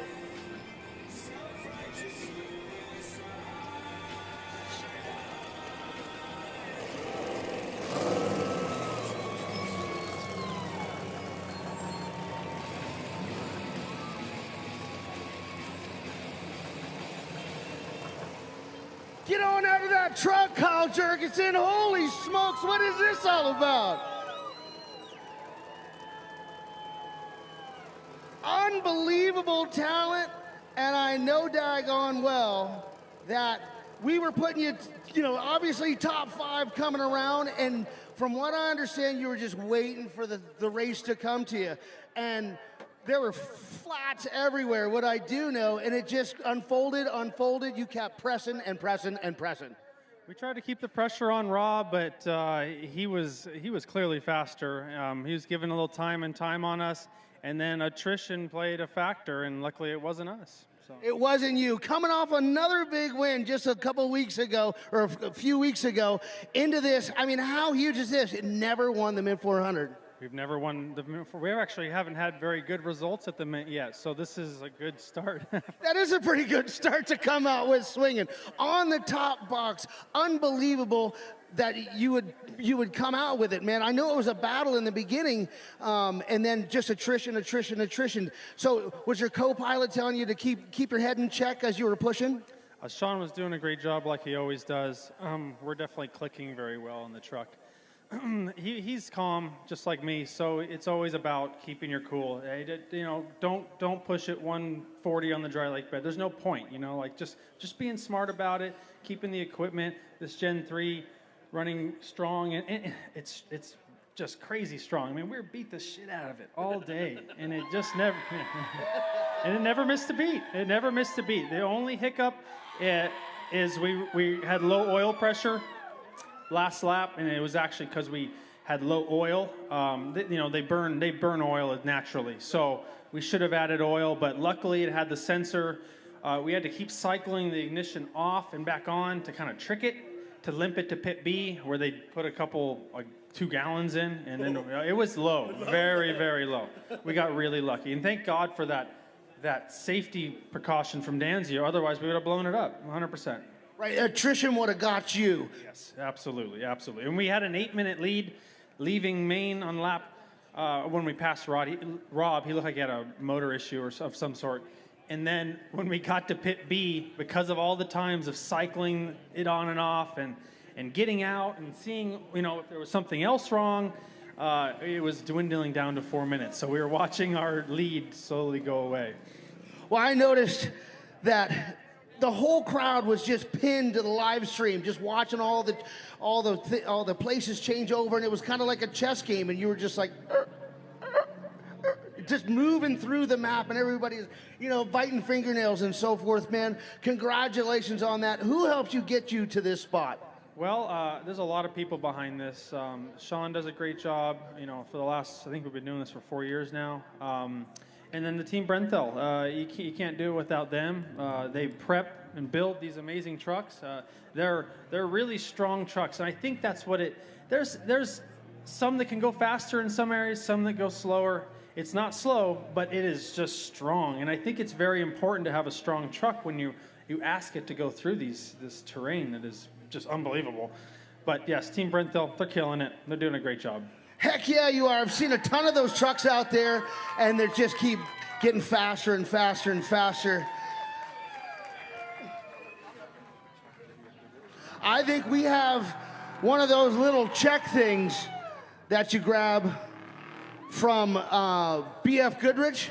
That little company that makes a tire. Right. Yes, and no flats today, so thanks to them. No flats. Isn't that unbelievable? I'm going to stand off to the side.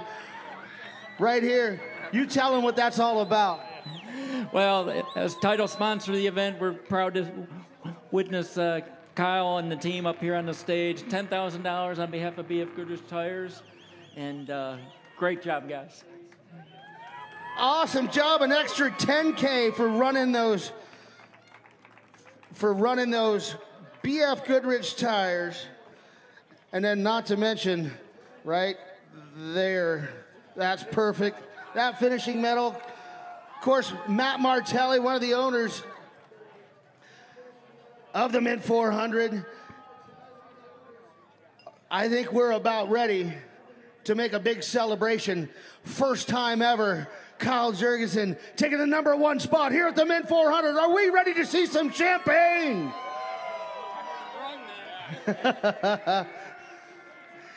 You guys want to get on top of the truck? I know this thing's strong. Let's see it.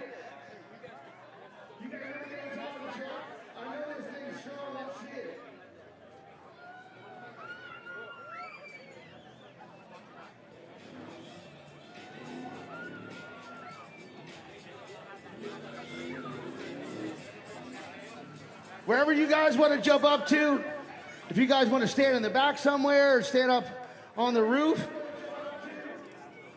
you're going to get up on the roof. Here we go. Matt Martelli delivering the goods. Let him hear it. Kyle Jurgensen taking the #1 spot.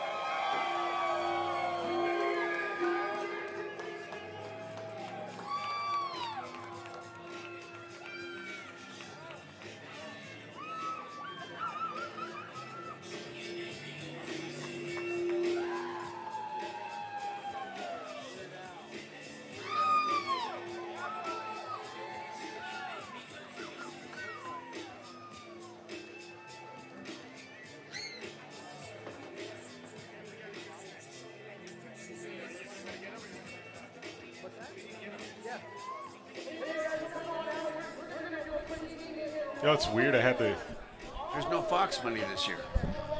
All right, as we watch some of the highlights, that was Kyle Jurgensen. He took off B.J. Baldwin, decided I'm just going to sit back and follow him, which he did all day long. As we watch some highlights, we see Kyle working his way through the Team Losi thumpers. But Jim Marsden, what is your thoughts on this? I mean, here we see him with the window net down. It was a big day for Kyle Jurgensen. It is, but I mean, we never know the full story until the end, do we? And that's why his window net was down, is because they actually had to get out of the vehicle to physically check, make sure that their oil was okay.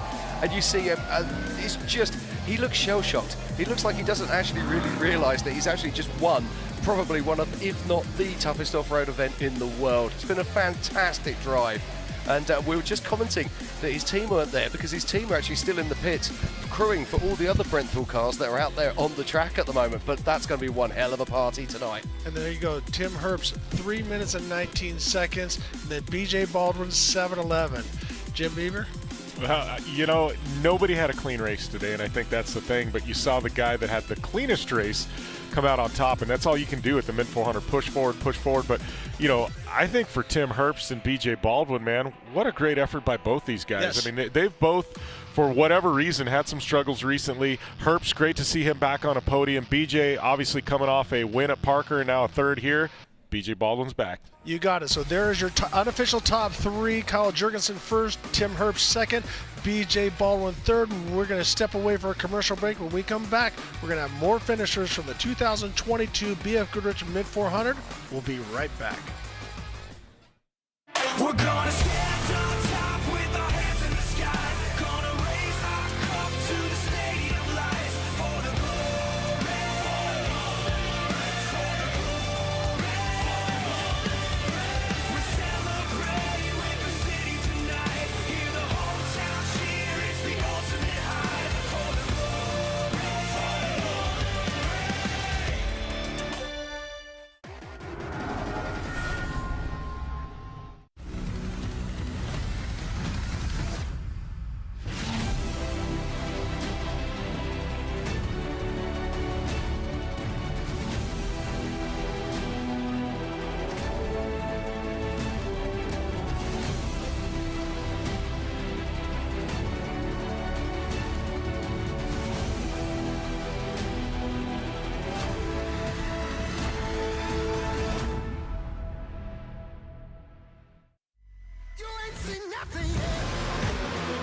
Yeah, I got that right turn. We're good. Let's meet up at the compound group up. At 10-4. Yeah, for sure, dog. Good, little driver, straight on through.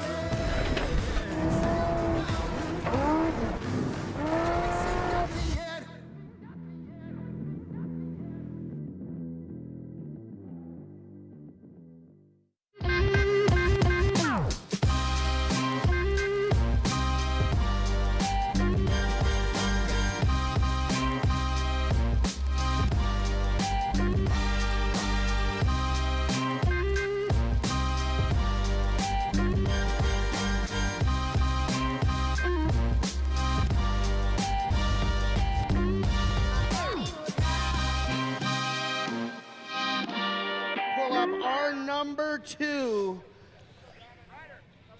All righty, here we go. We have Tim TPQ Herbst going here up on to the stage. TPQ. I'm gonna bring He's going to up be our back on the number stage, 2. so take it away, TPQ. Of Big Bad Timmy Herbst. Come on up here.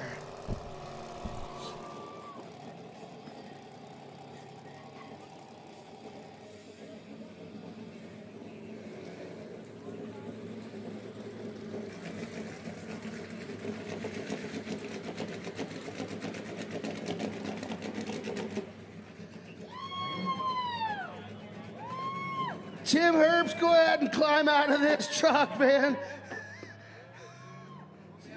Come on out of that truck, man. 58-year-old guy getting out of his fucking truck. I'll put some butter on the side of it. Yeah. As he said, 58-year-old Tim Herbst. Now, I know you've been driving a truck a day or two. Right there. There's one. There's the second one.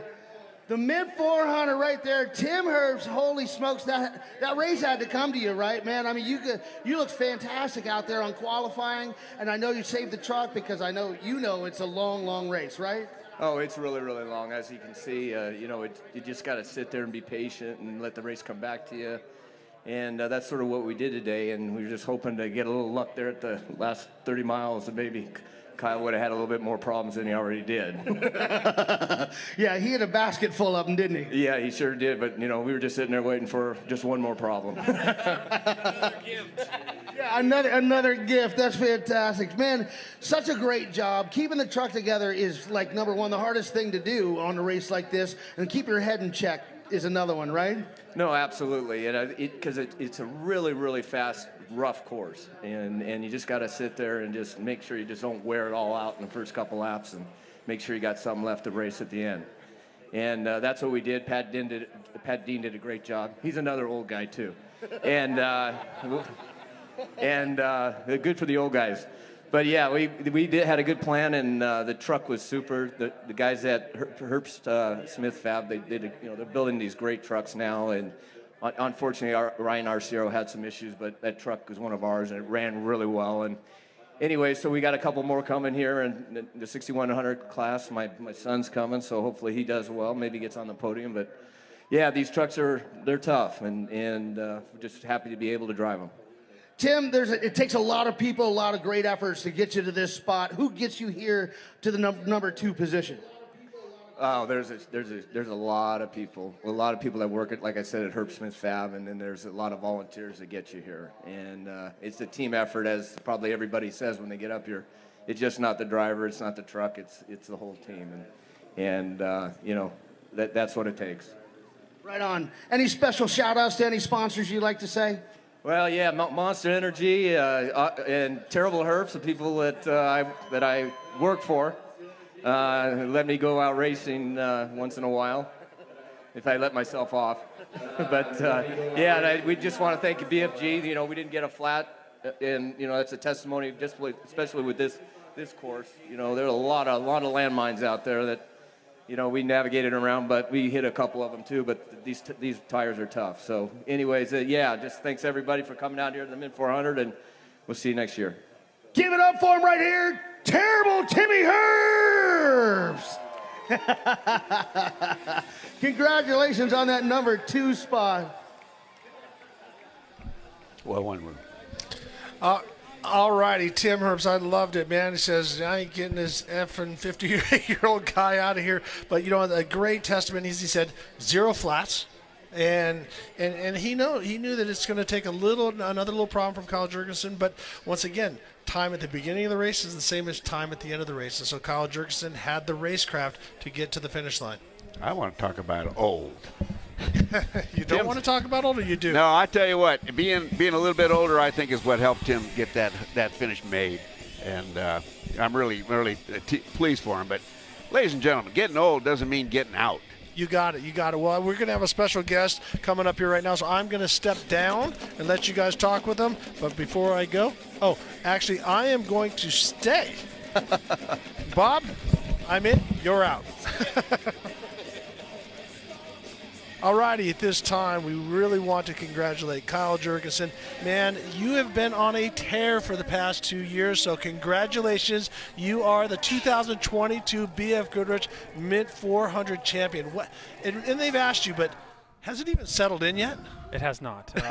You practice being calm in the truck, and when you do get a win, like we've gotten a couple in the last couple races, it's hard to make the transition from let's celebrate to keeping your cool in the truck the whole time. Well, one of the things that you said on the podium is that, this truck might not be the fastest and speediest truck, but it is so tough. And we were watching you through the timing section where the big rockers were really easy to rip the balance off. And I was watching you, and you seemed to have a balance of you. As we're watching you on the start, BJ kind of said, well, I'm going to sit back and let you take off and let you chase down those other guys. And you had a great race strategy. But let me finish my thought about you and your timing as you were going through. You seem like you know right where the edge is, like you're just clacking the bump shocks. I never saw you completely take it through and fill the cab full of dirt.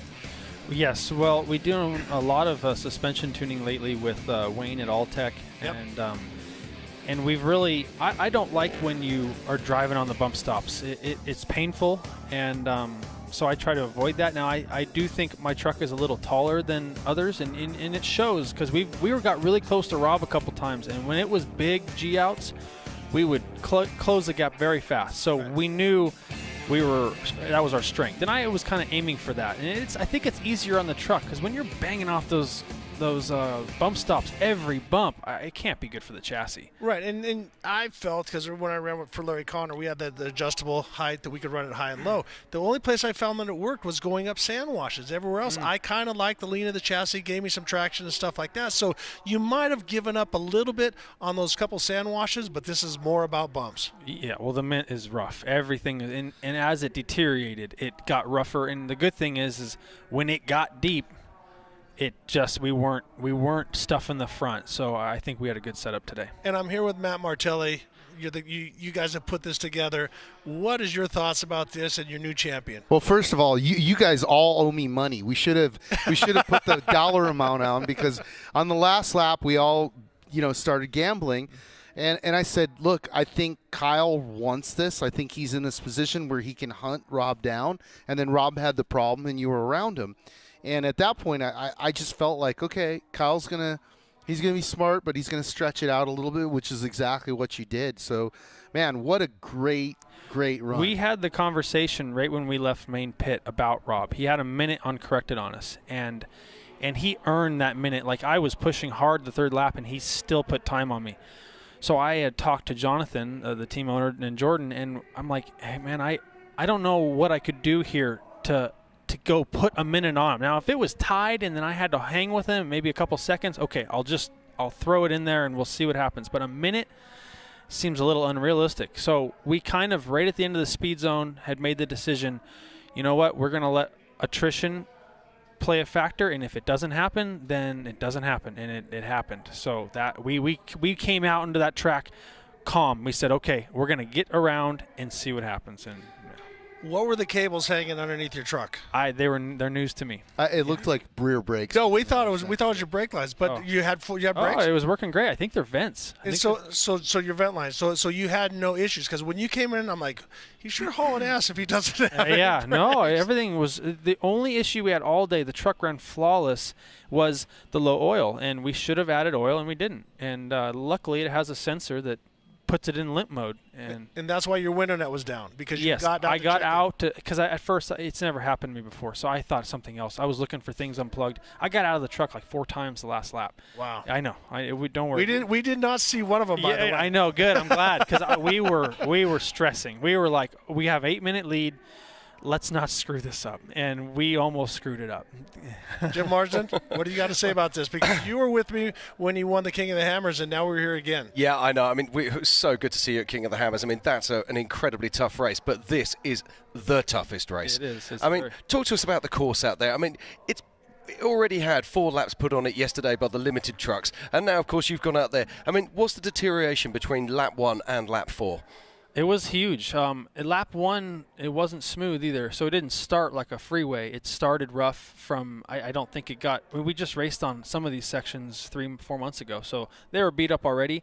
So when we went out there, me and my co-driver Sean were like, ooh, yeah, because you can feel it. I mean, the machines work great, but it's still rough in there. Like, there's no getting around that. So it deteriorated the last lap. If I had to push the last lap, that's what's scary. Luckily, I had a cushion and I could kind of stay calm and pick my lines. But pushing through that sounds pretty painful.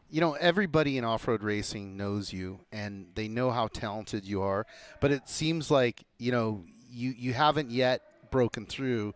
Do you feel like this is that thing finally? One of the biggest, if not the biggest, race of the year.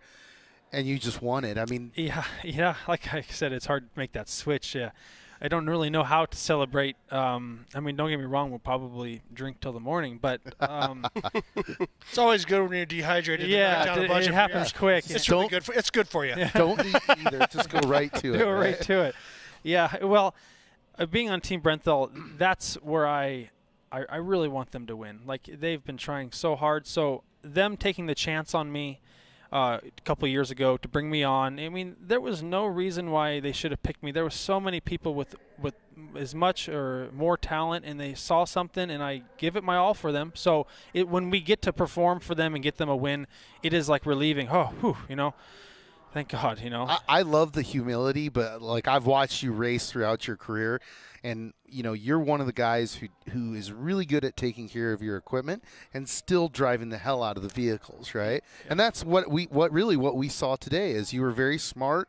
You're very disciplined. Like you're even talking about the discipline that you had in the last lap, and we're talking earlier about racecraft. I give you a ton of respect, not just for the win, but how you won it. So congratulations.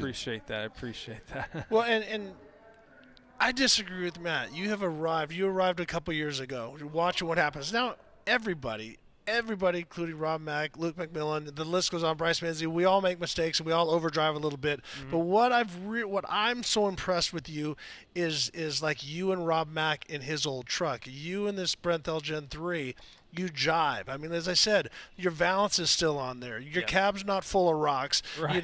You drive it very, very well, and you have that momentum. And you also have the maturity now, which you didn't have that a few years back to go, you know what?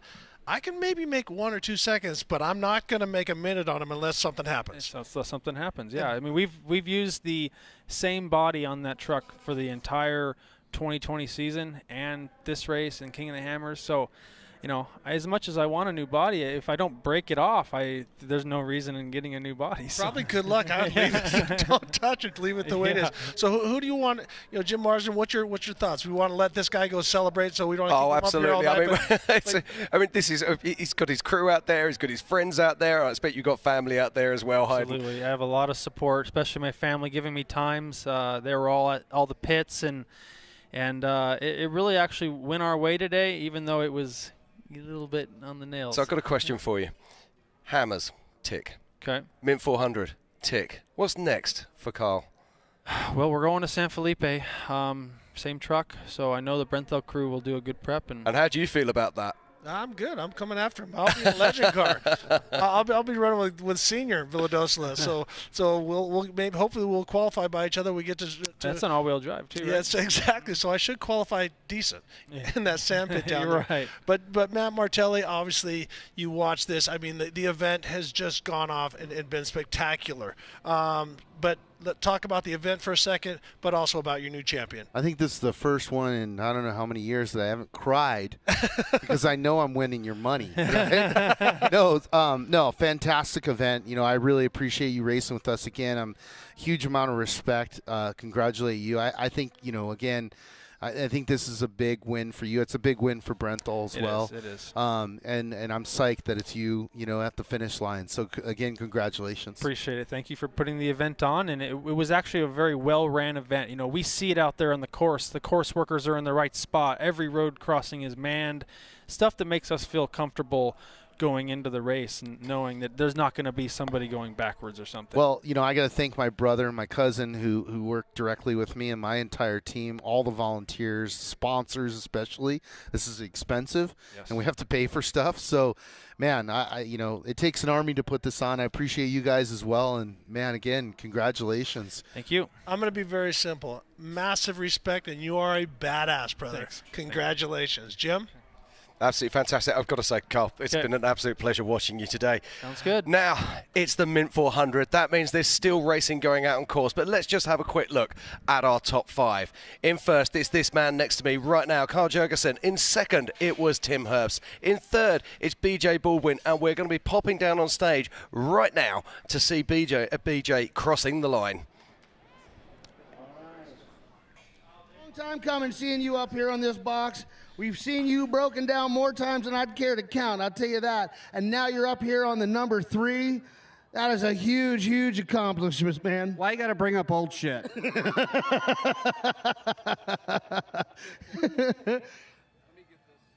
He's got to get untangled a little bit. Takes a lot to hold in that big hunk of man meat inside that truck going that fast. There we go. I'm sorry, I can't wear participation medals. I got like a thing with that. I'm sorry, but it's good to be here. Definitely. This is most of you guys know that I live here in Las Vegas, and I wanted to bring it home for V-Town. I love everyone here. We live in the greatest city in the United States. Tons of awesome people here. Tons of awesome off-road fans. I want to thank, I love you guys. I love you guys back. I want to thank Black Rifle Coffee, First Form Nutrition, Ultra Wheels, King Shocks. I want to thank my whole team. I want to thank Ramses. There he is. I want to thank Kyle, my navigator, my psychologist, one of my best friends, my brother, Paul, all the rest of my teammates, everybody that came out to see us and everybody that supports us. This is a very difficult sport to spectate. You have people driving out in certain areas of the course. They spend, an hour getting there to see us drive by for 11 or 15 seconds. So those are diehard fans. They're more passionate in this form of motorsports than there is in any form of motorsports on the fucking planet. So I love you. I love my team. I love my marketing partners. And Martelli Brothers did a great job putting on this Mint 400. So thank you all for coming out. I fucking love you guys. Jay, you're right over there. You've been there since the beginning. Thank you. BJ Baldwin right here. I can't say anything else. Give it up for him. Las Vegas native coming out here. Man, we're going to have another interview for you down the bottom of the ramp. Congratulations on that. I'm sure it was definitely a sign. Okay, thank you very much there, Tim. Now, there is Ballistic Potty Mouth Baldwin. And I'm glad we're not regulated by the FCC. Well, it's very happy that we're not. So if there's anyone offended by that at home, I do apologize. But there's passion when you get to that finish line, when after 400 miles of racing. Now, Jim, what a race. What are your thoughts? Man, another amazing Mint 400. First of all, I'm happy to be here. It was been fun calling the race with you guys all weekend long. You got to give a lot of credit out to Kyle Jurgensen. What an effort. Able to come out on top.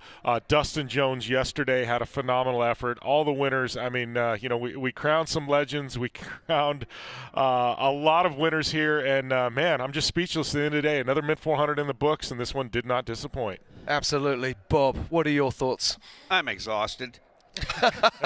Bob needs a nap. Well, I don't need a nap. I could use another full day's worth of this. I am so excited about it. I'm excited from an emotional point of view. There were so many highs and lows. Your heart goes into everybody's car with them, and then when they have to stop in the middle of the desert. So my real thought is I want to thank all you folks out there for sticking with us for all day long, yesterday and today. And I thank the Martelli brothers for being able to let us all do this, for letting me be here and for letting me share my day with you. Awesome. Ricky. Wow, so many things. For one, the event, a 10. All the way we had windstorms, 50 mile an hour down on Fremont Street. They pulled it off. We came out here, had an unbelievable limited class in UTV with Dustin Jones backing up his championship and just doing it in a classy way. Then today, so much drama. Ryan Arciero out front, breaks, gets a flat. Now he's in the mix with last year's champion. Yeah. Our pole sitter out in front, gets a flat. There's so much going on back and forth. And then listening to Kyle Jurgensen, the maturity that this driver has. And he says, you know what? My truck is tough. It may not be the absolute fastest point-to-point truck, but I can drive it hard. And he said on the last lap, I can't make up to hear maturity from that, I can't make up a minute on Rob Mack, but maybe a minute or so. So I'm just going to sit back. And sure enough, a rock took out Rob Mack, and we are crowned a new champion. And all respect, and he is a badass. I'm not going to go as deep into the cuss words as BJ Baldwin, but Kyle Jurgensen is a badass, and a massive respect for him. And for the Martelli brothers, thank you for letting me be involved. And for the viewers, I'm going to jump on Bob's train here. Thank you guys for putting up with us. I know that we miss our mark a lot of times. You guys chew us up on the message boards, but I don't give a crap. We're having a good time, and we're giving you the information as quick as we can. And I want to thank my cast of guys. Jim, you're doing both Jims awesome. Bob, love you, brother. Jim Marsden, you close the show. Thank you very much, Ricky. Ladies and gentlemen at home, what a day of racing. What a weekend of racing. This is all about a festival of off-road. So it's been a wonderful time. Thank you very much for joining us here at the 2022 BFGoodrich Mint 400.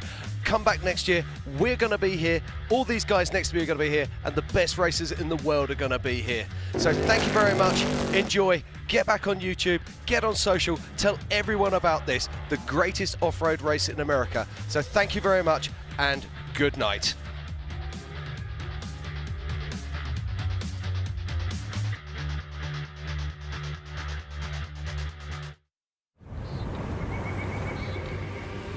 Many people preach that growth happens when you reach the edge of your comfort zone. We disagree. We think growth happens much further out than that. Introducing BFGoodrich On Trail, an app that integrates exploration into everyday living. It features continuously updated trail data from a network of other off-roaders that includes missions, rewards, and more. Find trails you never knew existed and discover a community you never thought you'd meet. All by seizing the opportunity to see what lies beyond the next bend. Because the only true way to test yourself is to push the map past its furthest edge. BFGoodrich, what are you building for? At O'Reilly Auto Parts, we know how important it is for your car to look sharp and run well. And we're here to make that as simple as possible. Get all the parts, accessories, and tools you'll need for your next project delivered right to your doorstep. Just place your order online and leave the rest to us. You'll have everything you need at your door with free shipping the very next day. Oh, oh, oh, O'Reilly.